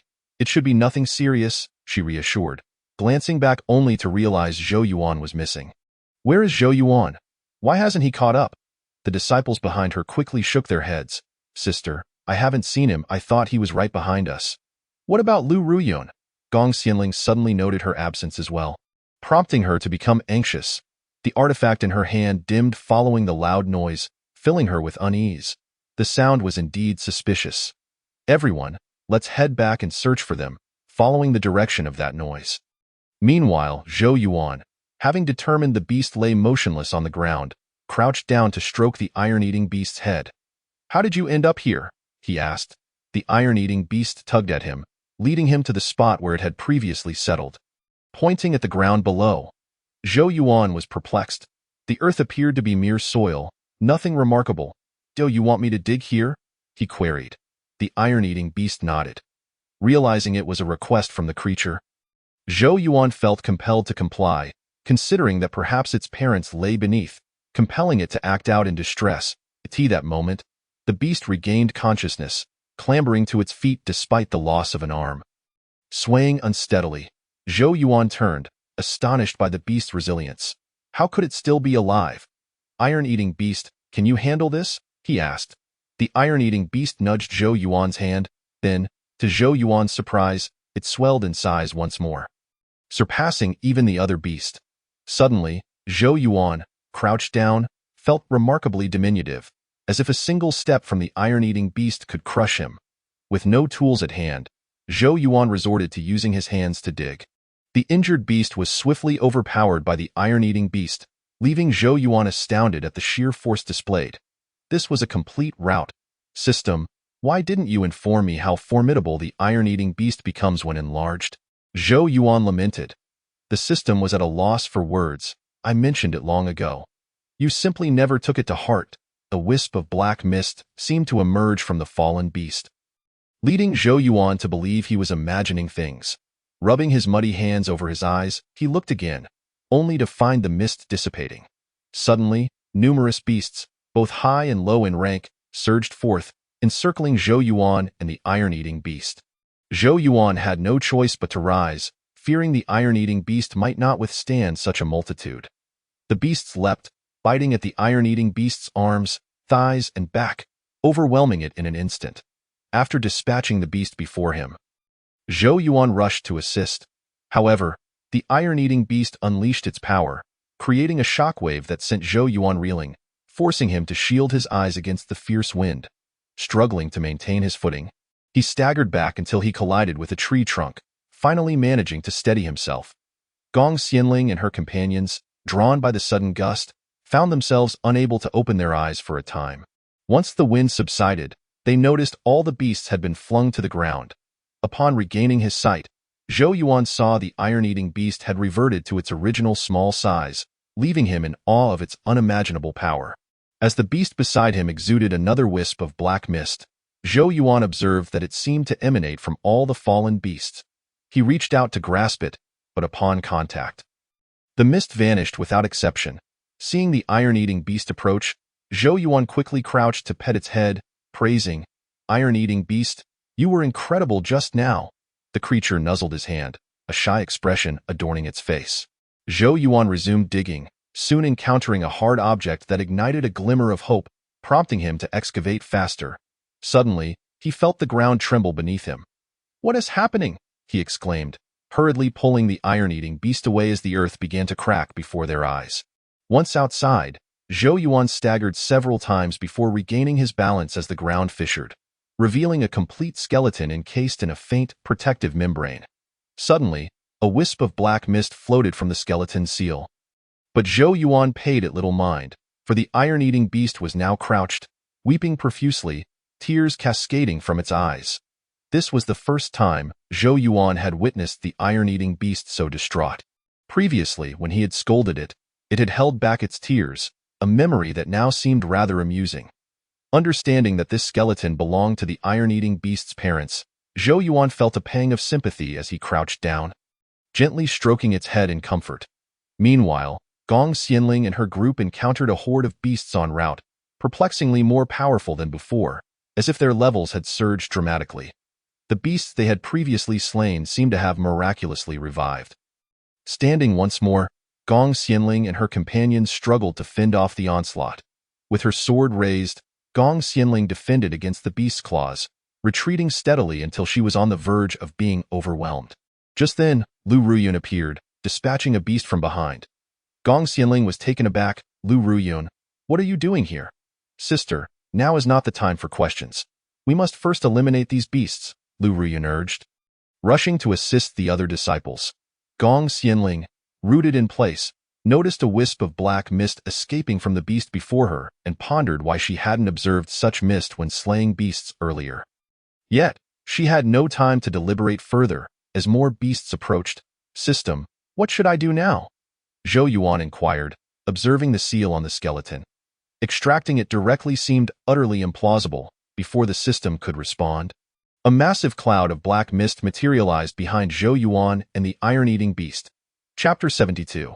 The temptation of the black mist. Zhou Yuan awaited the system's answer, but it remained silent. System, why are you not speaking? You may want to turn around. The system's voice trembled. Zhou Yuan felt a chill of dread wash over him. Surely the beasts here have a penchant for appearing unexpectedly from behind? After mentally preparing himself, he swiftly turned, only to find nothing amiss. What? You tricked me! The Iron Eater rose to its feet once more, its form expanding to an immense size. It was only then that Zhou Yuan noticed a swirling mass of black mist directly before him, which he had previously observed emanating from the beast. However, what lay before him now was a vast expanse of mist, far more substantial than the mere wisp he had seen earlier. He could not discern what the black mist was saying to the Iron Eater. Nor could he understand it. It sounded like a string of incantations. Gradually, the mist enveloped the Iron Eater, starting from its feet and creeping upward. Zhou Yuan stood aside, bewildered, but suddenly recalled that the black mist had drifted from the demon beast. Furthermore, when the bones had been discovered, a significant amount of mist had also been released, that time. He had focused solely on comforting the Iron Eater, paying little heed to these details. In retrospect, it seemed the black mist possessed a bewitching quality over the demon beasts, allowing lesser creatures to match the combat prowess of their more formidable counterparts. Thus, the mist was now attempting to ensnare the Iron Eater. Iron Eater, do not trust it, Zhou Yuan shouted, intending to rush forward and pull the creature away. But it seemed as though a barrier surrounded the Iron Eater, preventing him from advancing. Iron Eater, do not believe its words. It is the very fiend that harmed your parents, Zhou Yuan cried out again. The Iron Eater, however, was not impervious to temptation and struggled against the encroaching influence of the black mist on its consciousness. Zhou Yuan, standing outside, attempted to break the barrier with his spells, yet it was exceedingly solid. Showing no signs of weakness, he observed the mists converging from all directions, while the beasts that Gong Xianling and the others were battling fell to the ground, as if their strength had been abruptly drained upon the mist's dissipation. Gong Xianling found this peculiar, as the beasts had been formidable moments prior, yet now they lay defeated. Everyone was equally perplexed by this sudden turn of events. Lu Ruyun approached, saying, Sister, this place is indeed strange. It seems the black mist is controlling these beasts. Without it, they seem lifeless. I see the mist heading in that direction. Shall we follow? Lu Ruyun pointed in the indicated direction. Gong Xianling agreed. That makes sense. Let us continue forward. However, some disciples were reluctant, having come merely to find Zhou Yuan. Their initial purpose for descending into the abyss had been to reinforce the seal, which was clearly located elsewhere. Exhausted from the recent battle, they were unwilling to waste further time here. Gong Xianling understood the mission's importance but could not abandon Zhou Yuan. The black mist was heading in that direction, and perhaps Zhou Yuan was in grave danger. She could not turn a blind eye. Noticing Gong Xianling's distress and the unwavering stance of the other disciples, Lu Ruyun spoke up, "Everyone, let us remain calm. Sister, I shall accompany you to find Zhou Yuan, while the rest of you return to locate the seal." Gong Xianling grasped Lu Ruyun's hand, and Lu Ruyun turned back with a smile, conceding, "So be it." The group agreed, and Gong Xianling entrusted her talisman to other disciples, setting off with Lu Ruyun in pursuit of the direction the mist had drifted. The Iron Eater was on the verge of being completely enveloped, while Zhou Yuan stood helplessly outside the barrier, having exhausted every method he could think of, including tapping into formidable powers, yet to no avail. The barrier was fortified by the deepest greed residing within one's heart, rendering it nearly impenetrable, as the system explained. Zhou Yuan felt powerless against this barrier and hesitated to unleash his full strength, fearing harm to the Iron Eater and the bones they had just discovered. "Iron Eater, think clearly. Do not be deceived," Zhou Yuan shouted, hoping the creature could hear him. All around, the black mist surged toward this direction, growing larger and increasingly malevolent before the Iron Eater. The mist sensed that the Iron Eater was nearing its seductive grasp and reveled in its triumph. Just as the mist prepared to envelop the Iron Eater's face, the creature, seemingly responding to Zhou Yuan's repeated calls, suddenly opened its eyes, raised a hand, and struck the mass of black mist, scattering it. Zhou Yuan's face lit up with joy. The Iron Eater could still hear his voice, "Iron Eater." Before long, the mist regrouped, albeit now diminished to half its previous size and significantly weakened, clearly injured from the Iron Eater's powerful blow. The mist had not anticipated that the Iron Eater's abilities would vastly surpass its expectations, even exceeding those of the higher-tier beasts within the abyss. Thus, it was unwilling to relinquish its pursuit, for this was a body far superior to that of an advanced beast, and it was determined to possess it. The mist resumed its attempts to seduce the Iron Eater, weaving incantations that Zhou Yuan could not comprehend. However, this time the Iron Eater was on guard and resisted more effectively, striking down once again, causing the mist to flee in haste. The Iron Eater approached Zhou Yuan's side, now several times larger than before, gently nudging his hand, and thus began to affectionately stroke Zhou Yuan's head. Zhou Yuan was momentarily taken aback. The sensation was extraordinary. Previously, he had been the one to pet the Iron Eater, which would nuzzle against him, but he had not anticipated this role reversal. The Iron Eater, oblivious to the nuances of this exchange, merely sought to express its affection for Zhou Yuan, mirroring the affection Zhou Yuan had always shown to it. Meanwhile, Gong Xianling and Lu Ruyun continued their search for Zhou Yuan. They soon witnessed the black mist returning, which was indeed peculiar. Gong Xianling attempted to ensnare it within a bag. But even if captured, it would merely escape through the tiniest gaps and continue to coalesce anew. Lu Ruyun drew her sword to disperse the mist, yet it proved futile. The mist would quickly regroup and remain an insurmountable challenge. The two exchanged glances, shaking their heads in frustration. They followed the black mist, hoping to uncover its destination, only to discover that it was returning to the bodies of the demon beasts, concealed in the shadows. They dared not move, fearful of alerting the creatures. As anticipated, upon the mist's return, the demon beast rose once more and fled. Chapter 73. Defeating the black mist once the beast had distanced itself. Gong Xianling and Lu Ruyun finally stood. "Sister, this black mist can possess the demon beasts, allowing them to rise anew?" Lu Ruyun exclaimed. Gong Xianling shook her head. "No, more accurately, it substitutes for the demon beasts." "What then? If so much of this mist has passed by, does that mean the demon beasts cannot be killed?" Lu Ruyun expressed her concerns. "We shall take it one step at a time." Gong Xianling replied, uncertain of a strategy. By the way, why did you disappear earlier?" Gong Xianling inquired. Lu Ruyun's gaze faltered. "Sister, let us discuss this once we are safe. Shouldn't we hurry to find Zhou Yuan?" "Were you not worried about him encountering danger?" Lu Ruyun said, grasping Gong Xianling's hand in an effort to divert her attention. Gong Xianling, however, pulled Lu Ruyun back, sensing that the more Lu Ruyun acted this way, the more suspicious she felt. There was something Lu Ruyun was hiding. "Tell me the truth. What happened during the time you went missing?" Lu Ruyun hesitated, appearing troubled. "Sister, I merely followed Zhou Yuan, who suddenly slipped away, and I wanted to see what he was up to. I inadvertently lost track of him, and then I got lost myself, taking a long time to find my way back. You know the rest. I encountered you all while battling the demon beasts, is that so? Gong Xianling scrutinized her with a discerning gaze.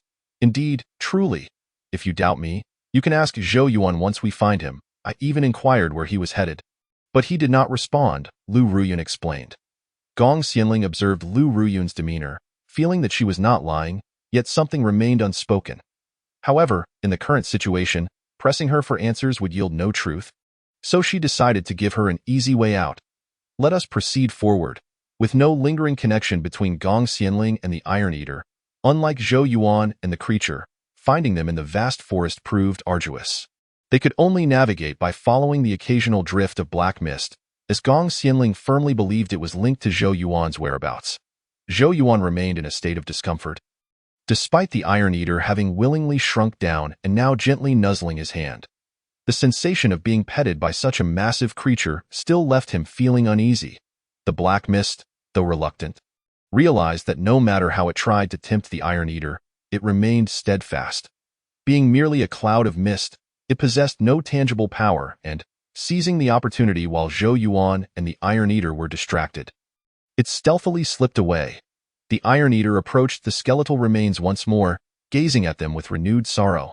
Zhou Yuan had not anticipated the swift change in the Iron Eater's emotions, as it had not been this way moments before. The Iron Eater attempted to reach out, but the encircling seal retaliated, injuring its hand. What happened? Zhou Yuan heard the sound and quickly rushed to examine the Iron Eater's hand, noticing a small cut, though thankfully not severe. Astonishingly, the seal could even inflict harm. By the way, Tongzi, you have yet to inform me how to lift the seal on the skeleton, Zhou Yuan inquired. The system remained silent. Tongzi, system, Zhou Yuan called out several times. Yet the system did not respond. With a resigned expression, Zhou Yuan realized he could not rely on it. Amidst the faint sounds, he seemed to hear footsteps approaching. His first instinct was that it was Gong Xianling and the others, but upon further reflection, he deduced that there could only be two individuals, so it likely was not them. It would be prudent to hide for the time being. However, what to do about the skeleton before him? Regardless of who was coming, these bones must not be discovered. In a sudden impulse, Zhou Yuan seized the skeleton, only to realize that the seal had no effect on him. He quietly sighed in relief and placed the bones into his Qingquan bag before hiding with the iron-eating beast. Gong Xianling and Lu Ruyun were approaching. From a distance, Gong Xianling spotted a slain beast lying nearby, its body shattered. Could it be that Zhou Yuan had rendered such a large beast in this state? Gong Xianling speculated. Senior sister, look, there's a large pit here, and the remnants appear to be from some creature's carcass. Lu Ruyun pointed towards the spot where the skeleton had been placed. Concealed in the shadows, Zhou Yuan and the iron-eating beast felt a sense of relief upon seeing Gong Xianling and Lu Ruyun arrive, especially the iron-eating beast, which yearned to rush over to Gong Xianling in a moment of distraction. Zhou Yuan failed to notice as the iron-eating beast dashed forward, prompting him to follow suit. Upon seeing the iron-eating beast, Gong Xianling was filled with delight and quickly knelt to pet its head. The iron-eating beast relished the affection, interpreting it as a display of love. The iron-eating beast, what are you doing here? And where is Zhou Yuan? Gong Xianling stood up, scanning the surroundings. Just as Zhou Yuan was about to emerge, he inadvertently tripped over a branch at his feet. Tumbling out from the thicket as he looked up, he found Gong Xianling and Lu Ruyun gazing at him with puzzled expressions. Zhou Yuan awkwardly smiled. Uncertain as to why he had been prone to such embarrassing incidents lately, I accidentally tripped over a branch, Zhou Yuan explained, gesturing to the branch at his feet before quickly rising and brushing off the dirt from his clothes. How did you find your way here? He asked. I haven't had the chance to ask you that yet. What brings you here? Gong Xianling replied with a hint of irritation. The iron-eating beast ran off. So I came to find it. I apologize for causing you concern and for making you come looking for me, Zhou Yuan answered sincerely. Gong Xianling was not genuinely angry. Her fear for Zhou Yuan's safety was paramount. Now that she saw he was unharmed, she felt a sense of relief. Lu Ruyun, however, had been observing the pit from the corner of her eye. Zhou Yuan, what is this? Zhou Yuan leaned closer to take a look, realizing he had overlooked the deep marks left in the ground when he had previously picked up the skeleton. I'm not sure. I hadn't noticed that before, he admitted, feeling confident in his acting skills. capable of playing a leading role without a doubt. You didn't he notice such a large pit? Lu Ruyan expressed disbelief. It could be the result of a battle between the iron-eating beast and that demon beast. Zhou Yuan suggested. Chapter 74. The Black Mist Possession. Seeing Lu Ruyan remain skeptical, Zhou Yuan quickly added, looking at the patterns in the pit, it likely belongs to a demon beast. Given the number of demon beasts in this area, it is quite normal for one or two to perish. Over time, naturally, traces would be left behind. There's nothing unusual about that. Gong Xianling crouched down to inspect the pit further. But what kind of demon beast could leave such bones? Zhou Yuan found himself at a loss for words, regretting not having filled the pit before leaving, which would have spared him from this troublesome situation. It's merely a typical demon beast pit. We should hurry back to regroup with the other disciples. Our priority is to locate the seal and reinforce it as soon as possible, Gong Xianling suggested as she stood up, finding her reasoning sound. Indeed, let us return promptly, Zhou Yuan thought to himself, feeling a weight lifted. By the way, I still don't know how you found your way here. We heard a loud noise and rushed over to investigate. That's when we discovered you were missing, so we came to look for you. Gong Xianling replied, her expression still tinged with displeasure, silently chastising him for leaving without informing her. Zhou Yuan nodded, concluding that the loud noise must have been the sound of the demon beast collapsing. He pointed toward the dismembered creature. Who would have guessed? You possess such formidable strength to have left it in this state? Lu Ruyan interjected. And no, it wasn't me. Zhou Yuan quickly denied it was the iron-eating beast that defeated this demon. The iron-eating beast, understanding the situation, shyly retreated behind Zhou Yuan, who pulled it back into view, causing it to blush. Gong Xianling found it less surprising, having witnessed the iron-eating beast's capabilities at Tongtian Peak, where its enlarged form was indeed formidable against the demon beast. Yet Lu Ruyan was astonished, as she perceived the iron-eating beast as merely a small creature reaching her calf. She could hardly fathom its newfound prowess and could not help but crouch down to pat its head. Exclaiming, the iron-eating beast is surprisingly powerful, the trio prepared to return, knowing that reinforcing the seal was of utmost importance. Zhou Yuan recalled the route they had taken and began to retrace his steps. By the way, Zhou Yuan, during the battle with the demon beasts, there was a black mist emanating from them. Do you know what that is? It seemed to revive the demon beasts, Gong Xianling inquired. Ah, so you noticed that too. I'm aware of the black mist. It specializes in seducing demon beasts. All demon beasts possessed by it lose their judgment and fall under its control. Does that mean the black mist is inexhaustible? Is there any way to counter it? Gong Xianling expressed her concerns. Zhou Yuan shook his head. I have yet to discover a solution. Although the iron-eating beast managed to reduce its size considerably with a single blow, it can quickly reassemble and summon more black mist from various locations in no time. It will revert to its original form.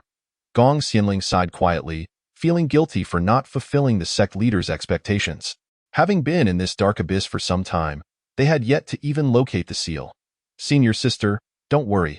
We will certainly accomplish our mission, Lu Ruyan promptly reassured her.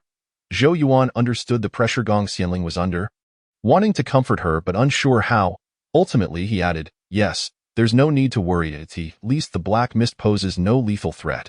It cannot entice ROW and it seemed Zhou Yuan's words had inadvertently jinxed them, for the three suddenly halted in their tracks.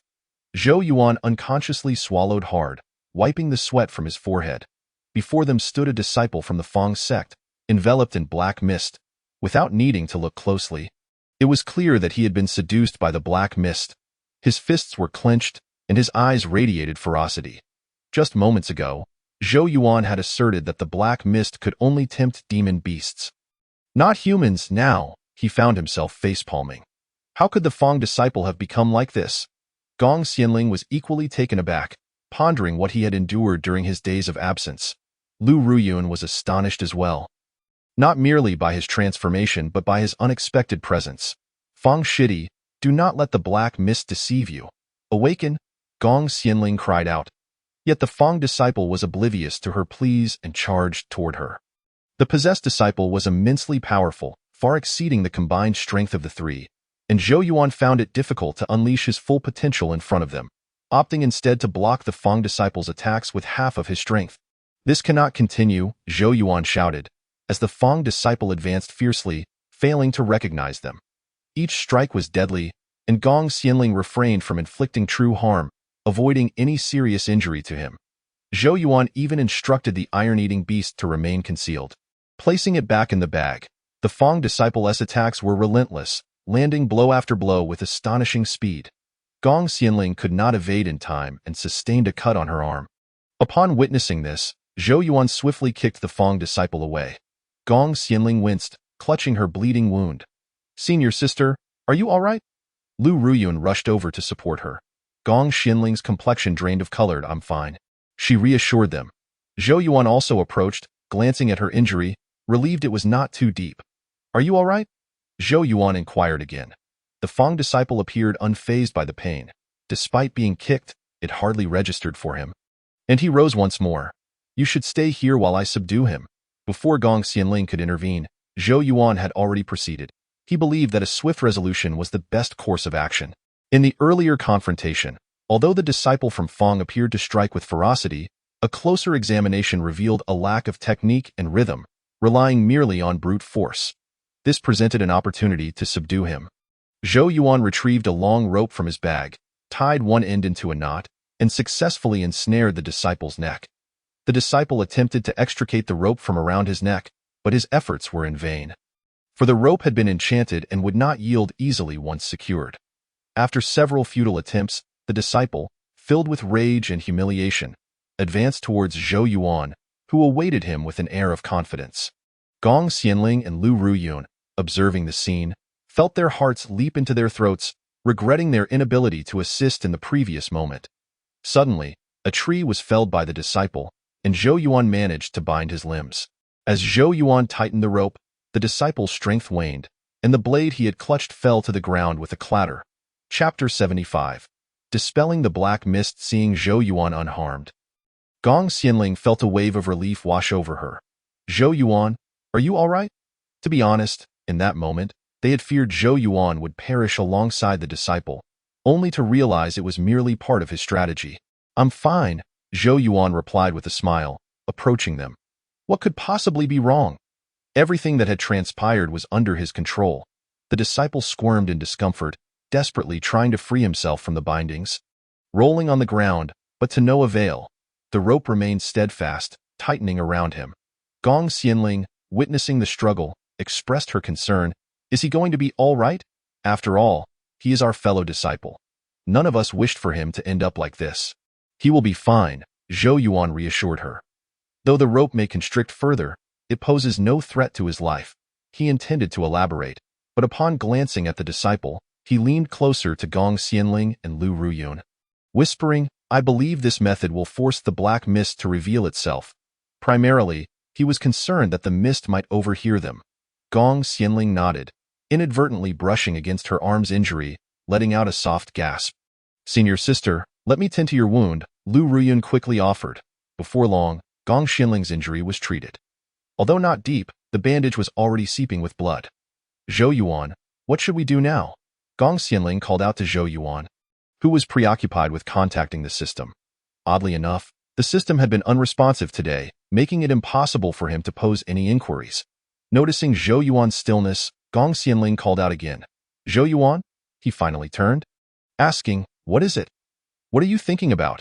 Gong Xianling inquired. Zhou Yuan shook his head, contemplating how to resolve the issue of the black mist. Gong Xianling rose and approached the struggling disciple, who continued to writhe in agony, occasionally emitting strange cries. The black mist surrounding him showed no signs of dissipating, indicating that it had no intention of leaving him. "He must be in unbearable pain," Gong Xianling remarked, despite her usual disdain for the disciple. Seeing him in such distress stirred her compassion. Zhou Yuan crouched down, observing the tortured expression on the disciple's face. Clearly, he too was reluctant to endure the torment of the black mist. He gently loosened the rope, allowing for a semblance of comfort. Zhou Yuan and Gong Xianling then moved a short distance away, with Lu Ruyun joining them. The black mist is cunning, however, if it understands that the disciple holds no more value to us. It may choose to emerge, Zhou Yuan explained. "What do you propose?" Gong Xianling asked, puzzled. "We simply need to hide in the shadows and leave the disciple here alone. The black mist might think we no longer care for him. If he cannot break free from the rope, It will realize that possessing him serves no purpose, Zhou Yuan speculated, initially intending to consult the system for ideas, but the system remained uncooperative. How unfortunate that it fails to assist at such critical moments. Zhou Yuan thought to himself. All right, both Gong Xianling and Lu Ruyun agreed. To enhance the believability of their ruse, Zhou Yuan kicked the disciple a few times, avenging the iron-eating beast. The trio moved farther away until they could no longer see the disciple. But after a short distance, they circled back to observe from the shadows. The disciple continued to struggle, and after Zhou Yuan's kicks, his discomfort intensified. His hands were clenched tightly, eyes bloodshot from exertion, and his body was bruised and bound by the ropes. The black mist still enveloped him, rendering him akin to a zombie. Why does it seem to be worsening? Lu Ruyun expressed her concern, gripping Gong Xianling's hand. Before long, the disciple ceased his struggles. Lu Ruyun, unable to contain herself any longer, was about to rush forward when Gong Xianling restrained her, shaking her head gently. Wait a moment. The black mist began to withdraw from the disciple, gradually coalescing into a large mass. Gong Xianling was taken aback. This was undoubtedly the largest black mist she had ever encountered, explaining its capacity to entice others. Once the mist gathered, it drifted away, leaving the disciple motionless on the ground. The bloodshot veins in his eyes faded, and the pallor returned to his face as the mist surrounding him vanished entirely. Seeing the black mist disperse, the three of them rose and approached. Lu Ruyun was the first to rush over, lifting him up. Fortunately, he was merely unconscious. Zhou Yuan untied the rope, and although it had bound him for quite some time, there were no marks left on his skin. Thank goodness he is fine. Gong Xianling finally felt at ease. As dusk settled, they had no choice but to rest there for the night. Yet, Gong Xianling remained anxious about the other disciples in their sect, wondering if they had located the sealing site. However, given the lack of commotion from that direction, she hoped they were safe. Zhou Yuan kindled a fire, and the iron-eating beast emerged from the bag, bouncing over to Gong Xianling and nuzzling her hand. Upon seeing it, Gong Xianling's spirits lifted, as if all her worries had vanished, and she embraced the creature. The iron-eating beast frolicked in her arms, and they both reveled in the joy of the moment. Zhou Yuan, observing this, inwardly complained about the iron-eating beast being so forgetful, failing to notice that its creator was toiling to maintain the fire, without offering any assistance. Meanwhile, Lu Ruyun remained by the side of the disciple, vigilantly attending to him. After enjoying their playful time, Gong Xianling set the iron-eating beast down, which then bounded over to Zhou Yuan, who feigned annoyance and turned his face away. The creature nudged his hand, its round head gazing at him, employing its tried-and-true tactics to elicit forgiveness. Seeing this, Zhou Yuan relented, and Gong Xianling then noticed Lu Ruyun's worried expression. It struck her as odd. Lu Ruyun seemed unusually concerned for the disciple's well-being. Moreover, she had been the first to rush to his aid when he collapsed. Typically, their relationship within the sect did not suggest such closeness. Yet it appeared otherwise now, Junior Sister Lu. I didn't realize you were so close to Feng Shidi, Gong Xianling remarked. Lu Ruyun quickly averted her gaze, discreetly wiping away her tears before turning back with a smile. Not really, he is just a fellow disciple, and seeing him like this makes me worry. Gong Xianling was taken aback by Lu Ruyun's reaction.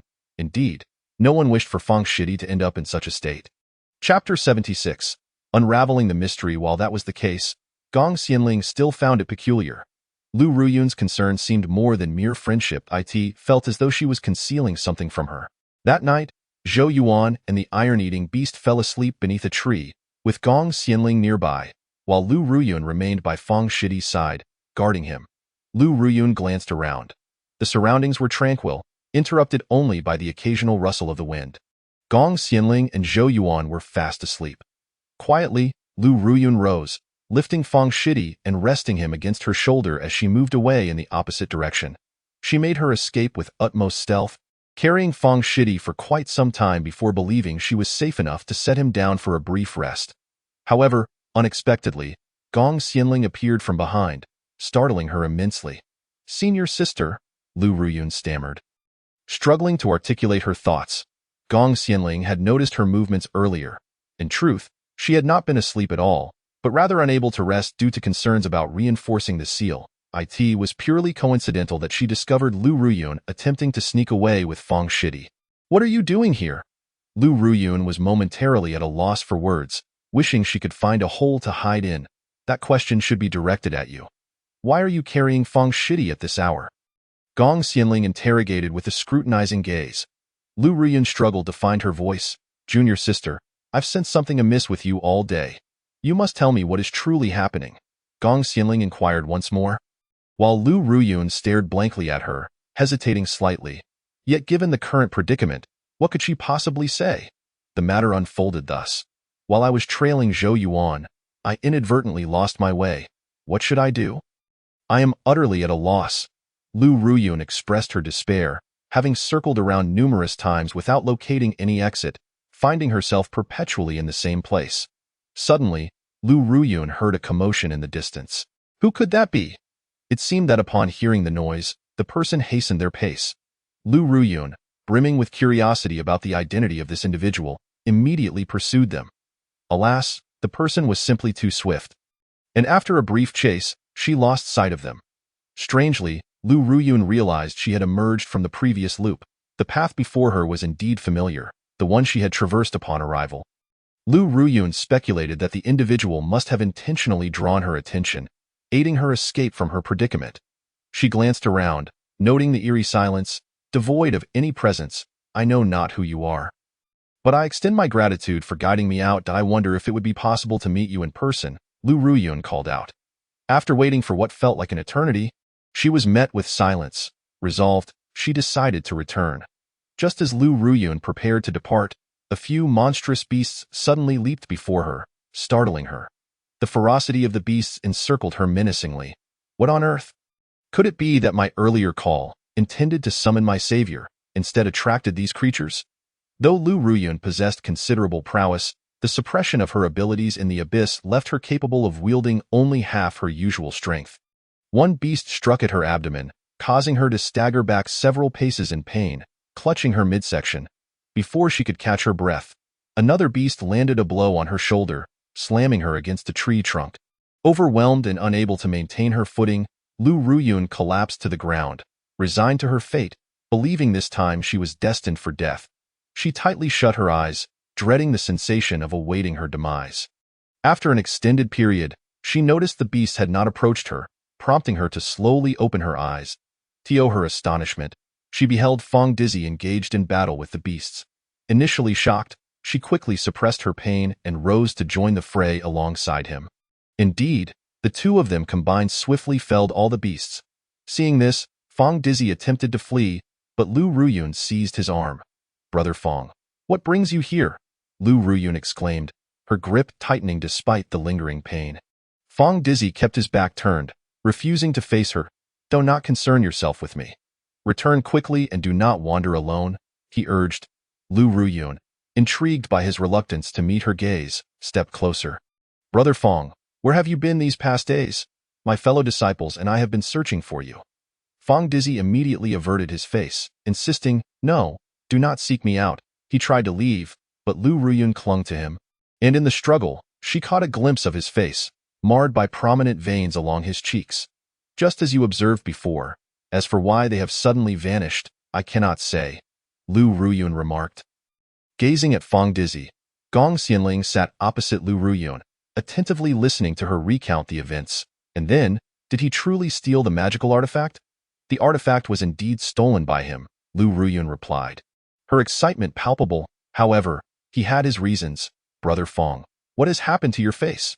Though reluctant to look directly, her curiosity prevailed. Feng Dizzy, realizing he could no longer conceal the truth, removed his hat, revealing the repercussions of the potion he had consumed. What sort of potion did you take? Lu Ruyun pressed. Feng Dizzy explained that in his haste to heal the injury on his backside, which would allow him to join everyone in the abyss, he had resorted to that pill. The artifact? It cannot be that you? Lu Ruyun hesitated, unwilling to believe he could commit such an act. I did steal the artifact. Just days ago, I noticed these veins appearing on my face, filling me with dread. Hearing tales of treasures within the abyss that could remedy my condition, I took the risk to steal the artifact and descend it. Feng Dizzy elaborated. I successfully acquired the artifact and, guided by it, located the entrance to the abyss overnight.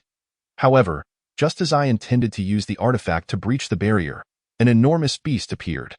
During the ensuing battle, the barrier shattered due to the artifact's influence, and I inadvertently fell into the abyss. When I awoke, I found myself here, and the artifact was nowhere to be found. Fong Dizzy confessed, his head bowed. Chapter 77. Rescuing a fellow disciple. That so? Then why did you wish to take him away in the dead of night? Gong Xianling inquired once more. He implored me to do so. Junior sister, I acknowledge my wrongdoing, yet there is no turning back now. The situation has unfolded as it has due to my own actions. Should I return, I would undoubtedly face punishment, so I beg you not to disclose my presence here. Please, allow me to leave. Fong Dizzy pleaded, donning his hat once more. You do not intend to return? Where will you go? Lu Ruyun questioned, her concern evident. Although they were not particularly close within the sect, he had just saved her life and had led her out of the labyrinthine forest. Instilling a sense of gratitude within her, I have searched for days in this abyss, yet have found no treasures said to heal the veins on my face, and I am still uncertain of my next steps. However, I absolutely cannot return. Lu Ruyun hesitated. If she returned, there was no doubt that others would discover his affliction. Moreover, as he had mentioned, that pill was surely forbidden by the sect, and returning might very well lead to his expulsion, a consequence that few could endure. Very well, I consent. I shall act as though I have never seen you, Lu Ruyun replied. Fong Dizzy grasped her hand excitedly. Thank you, junior sister. It is nothing. But brother, if you are unwilling to return to the sect, you should not linger here either. There is surely no treasure as you described, and this place is fraught with peril. It would be wise to leave quickly, Lu Ruyun advised. Fong Dizzy nodded and departed in the opposite direction. You already know the events that transpired thereafter, sister, Lu Ruyun sighed. The reason I sought to bring him out so late was to save his life. After all, he had saved mine, if he were to return. The sect leader would not show him mercy. I shall plead on his behalf, Gong Xianling stated. Reluctantly, Lu Ruyun could only escort Fong Dizzy back to their original location to reunite with Zhou Yuan. Zhou Yuan was sound asleep, entirely oblivious to the happenings. Sister, please do not share this matter with anyone else if you would. Very well, I promise. However, I still have one question. Gong Xianling asked again. What question? Before we entered the abyss. What transpired with the disciple who was dragged away? Gong Xianling had long harbored this curiosity, initially believing that Fong Dizzy was responsible, but now it seemed otherwise. Who could it have been? Lu Ruyun shook her head. Sharing her own uncertainty, though she refrained from voicing it in Fong Dizzy's presence. Sister, we should hasten to find the others and reinforce the seal. The dawn was just breaking when Zhou Yuan awoke. Having slept soundly through the night, with the iron-eating beast remaining by his side, by the time he roused, Gong Xianling and Lu Ruyun had already risen, having not slept at all unbeknownst to Zhou Yuan. He thought he had merely woken late, feeling somewhat embarrassed. Zhou Yuan, you are awake? Gong Xianling remarked upon seeing him stir. Why did you not wake me? Zhou Yuan asked, genuinely feeling a bit guilty. We refrained from waking you as you were sleeping so peacefully. They replied. The more he spoke, the more embarrassed he felt, hastily getting to his feet. The three of them tidied themselves briefly before setting off to reunite with the others. Zhou Yuan supported Fong Dizzy, who remained unconscious and weak. Though the veins on his face had disappeared, the effects of the pill had caused him greater harm. Zhou Yuan, perhaps I should take over. Lu Ruyun had previously taken the initiative to carry Fong Dizzy on her back, considering it a way to repay him for saving her life. Zhou Yuan, unable to refuse Lu Ruyun's request, relinquished Fong Dizzy to her. However, he was taken aback by the apparent closeness of their relationship, especially since his impression of Fong Dizzy still lingered on the brash challenges he had posed to him. It was unexpected to realize that Fong Dizzy held a significant status among the other disciples. At that moment, the other disciples were trapped amidst a horde of demon beasts, having been ensnared for a considerable duration. The overwhelming number of demon beasts, combined with the protracted battle, had drained their stamina, rendering them utterly incapable of countering the beasts. At a critical juncture, the magical artifacts wielded by the disciples erected a protective barrier, safeguarding them from harm. Yet, their relief was short-lived, as the barrier was too small and suffocating, making their confinement quite uncomfortable. The demon beasts showed no signs of relent, persistently assaulting the barrier. Hearing the sounds of combat, Gong Xianling said, Zhou Yuan, junior sister, listen. The three halted, straining to discern the noise of a skirmish in the distance. Let us not speculate. It must be them. We should hurry and investigate. Gong Xianling turned to Lu Ruyun, instructing, you stay here and look after junior brother. We will regroup once the area is secure. I assure you, I will keep my promise, and I trust you will too. Lu Ruyun nodded, responding, senior sister, please be cautious. Zhou Yuan, uninterested in their whispered conversation, focused his efforts on racing towards the source of the fighting.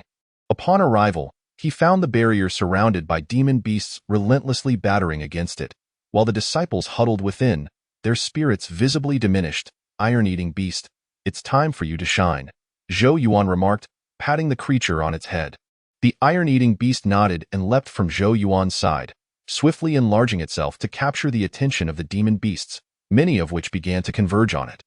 The sight of Zhou Yuan and Gong Xianling revitalized the disciples, who promptly opened the barrier. Senior sister, you've finally arrived. At that moment, all the demon beasts were drawn away by the iron-eating beast, allowing the weary disciples, many of whom had been trapped for too long, to rest against nearby trees. After ensuring the safety of her fellow disciples, Gong Xianling inquired, what exactly transpired here? Senior sister, hear us the situation. When our group arrived, we were suddenly surrounded by a vast number of demon beasts. There were simply too many for us to handle, and it was only the barrier erected by our magical artifacts that protected us, a disciple explained, handing a magical artifact back to Gong Xianling. The iron-eating beast efficiently dispatched the demon beasts, each one falling with ease. Senior sister, that must be the iron-eating beast, exclaimed one disciple in awe. Indeed, Gong Xianling replied, her face beaming with pride as she witnessed the beast's formidable prowess. Many of the demon beasts, realizing their disadvantage, began to flee in all directions. Just then, members of other sects arrived to join them. Senior sister, Gong Xianling exclaimed in surprise, how did you all get here? The sect leader dispatched us to assist you. As time passed with no word from your side, it became imperative to send reinforcements.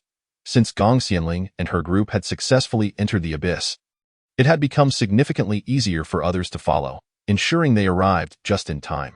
With the iron-eating beast having chased away all the demon beasts, it returned to Zhou Yuan's side, shrinking back to its original size.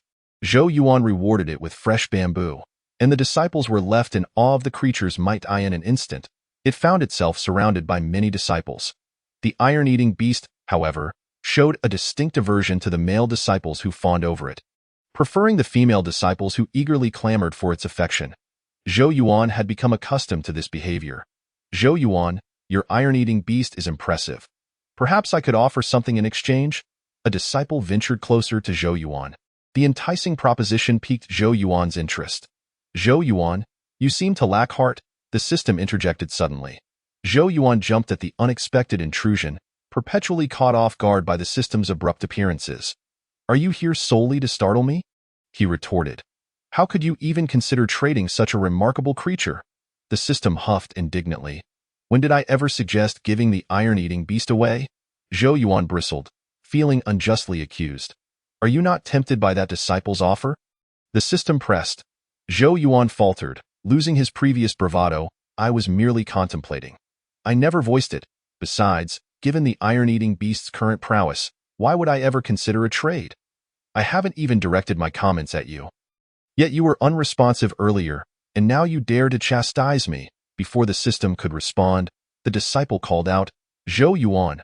Zhou Yuan, caught off guard by the sudden exclamation, was left momentarily speechless, wondering if he had been intimidated by the enticing offer. Regaining his composure, Zhou Yuan found himself face to face with the disciple, prompting him to instinctively push him away. The disciple, incensed by the shove, exclaimed, What is your problem? It's just a matter of agreeing or disagreeing. I refuse. The iron-eating beast is not something you can measure against your trivial possessions, Zhou Yuan declared with an air of haughtiness. The other disciples regarded this exchange with mild irritation. They had grown accustomed to Zhou Yuan's demeanor. Meanwhile, Gong Xianling was tending to the injured disciples, carefully bandaging their wounds, when one of them inquired, Senior sister, where is Lu's senior sister? Why hasn't she returned? Gong Xianling hesitated, unsure of how to respond. Particularly regarding Feng Dizie's situation, She's waiting for us not far from here.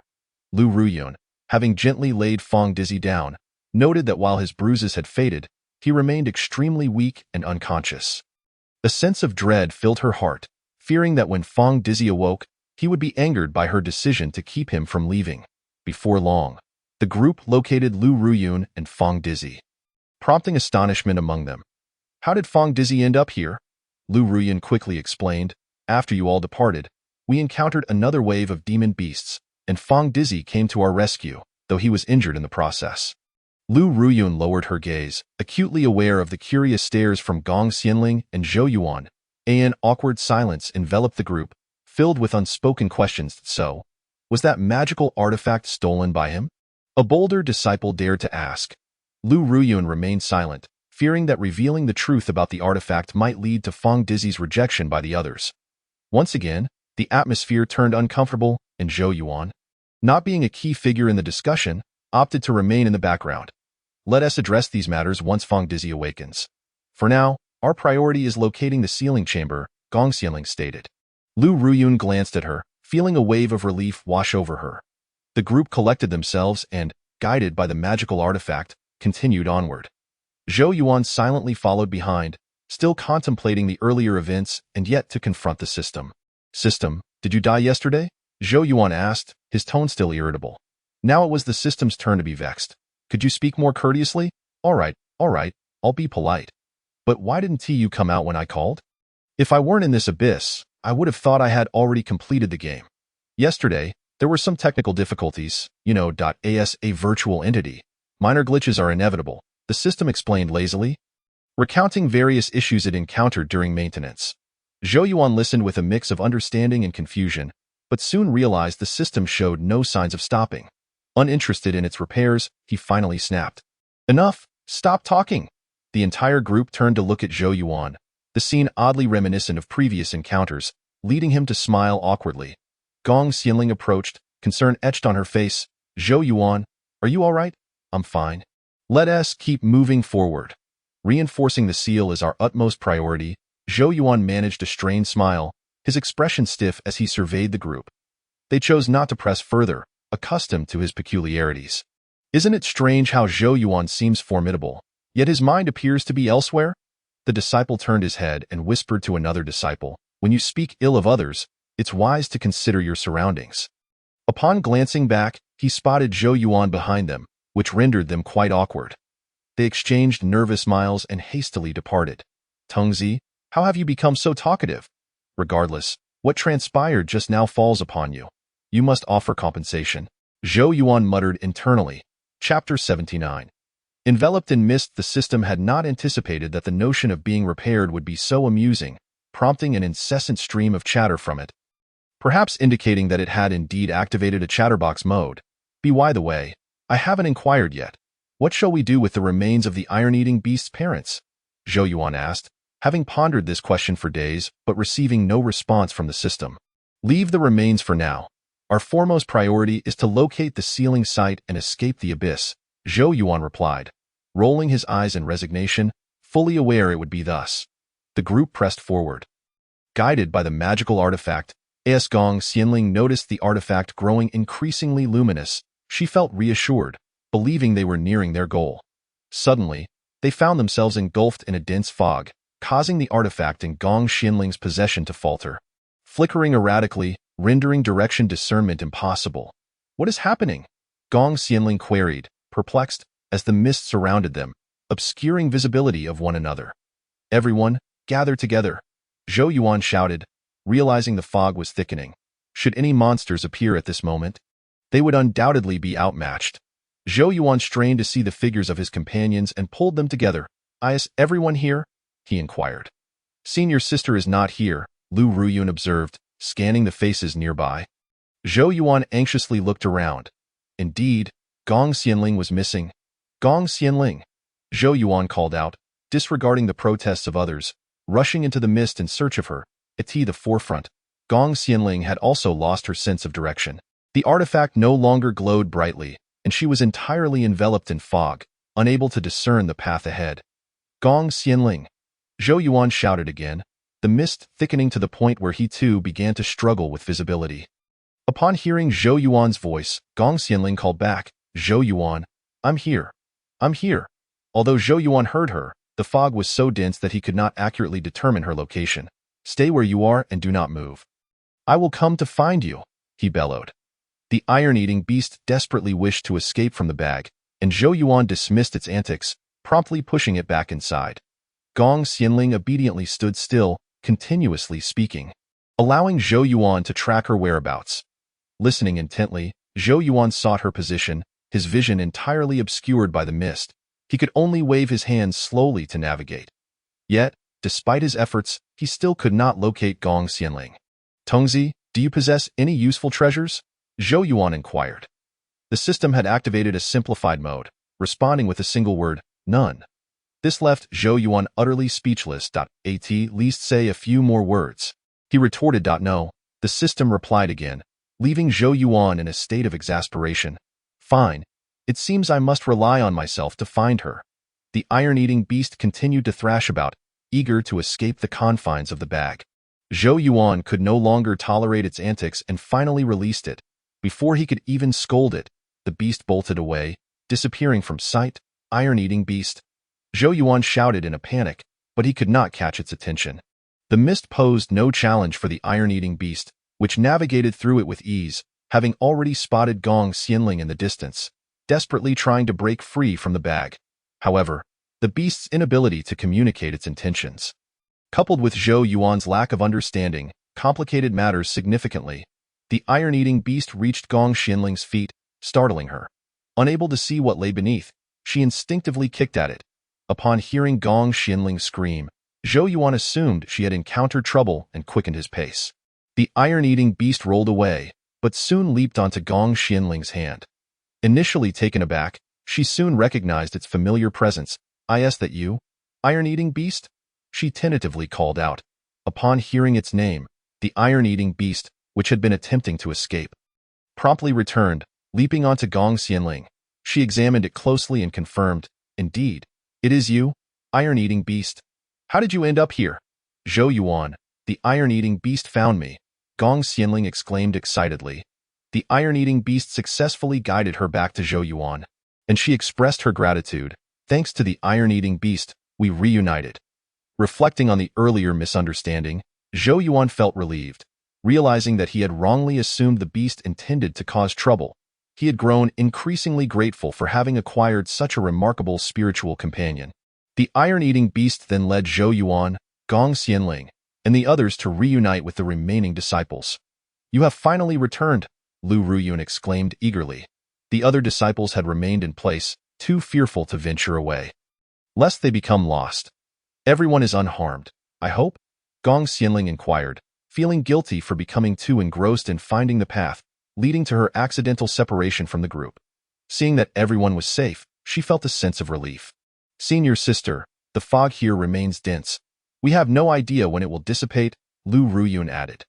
Zhou Yuan and Gong Xianling turned to each other, pondering, can the iron-eating beast find a way out? This question was better directed at the iron-eating beast itself. Zhou Yuan looked down at it. "Can you do it?" The creature responded affirmatively. Under the guidance of the iron-eating beast, the group successfully emerged from the fog. The clarity of vision was a welcome relief, and the disciples began to admire the iron-eating beast even more. "Zhou Yuan, where did you capture this iron-eating beast? Please tell me. I wish to acquire one as well." A disciple approached Zhou Yuan, inquiring eagerly. Zhou Yuan assessed the disciple's expression, unsure how to respond. He certainly couldn't reveal that he had obtained it through a system reward. The disciple waited expectantly for a response, but Zhou Yuan remained silent, leading the disciple to grow disinterested and depart. Zhou Yuan sighed inwardly, relieved. The artifact in Gong Xianling's hands resumed normal function, guiding them once more. Yet, Zhou Yuan found it peculiar. Was the abyss truly this expansive? They had been traveling for nearly a day without any sign of an exit. "Tongzi," Zhou Yuan thought, but then recalled that the system only responded with a single word. Frustrated, he mused, "What is it now?" "You are functioning normally," the system replied. Zhou Yuan scoffed, "Are you going to address any issues?" "I believe we may be trapped in a loop," the system explained. "Due to differing perspectives, we can see varying vistas. What can we do?" Zhou Yuan inquired again. "Logically, there should be no mistakes. We have been following the artifact's guidance all along.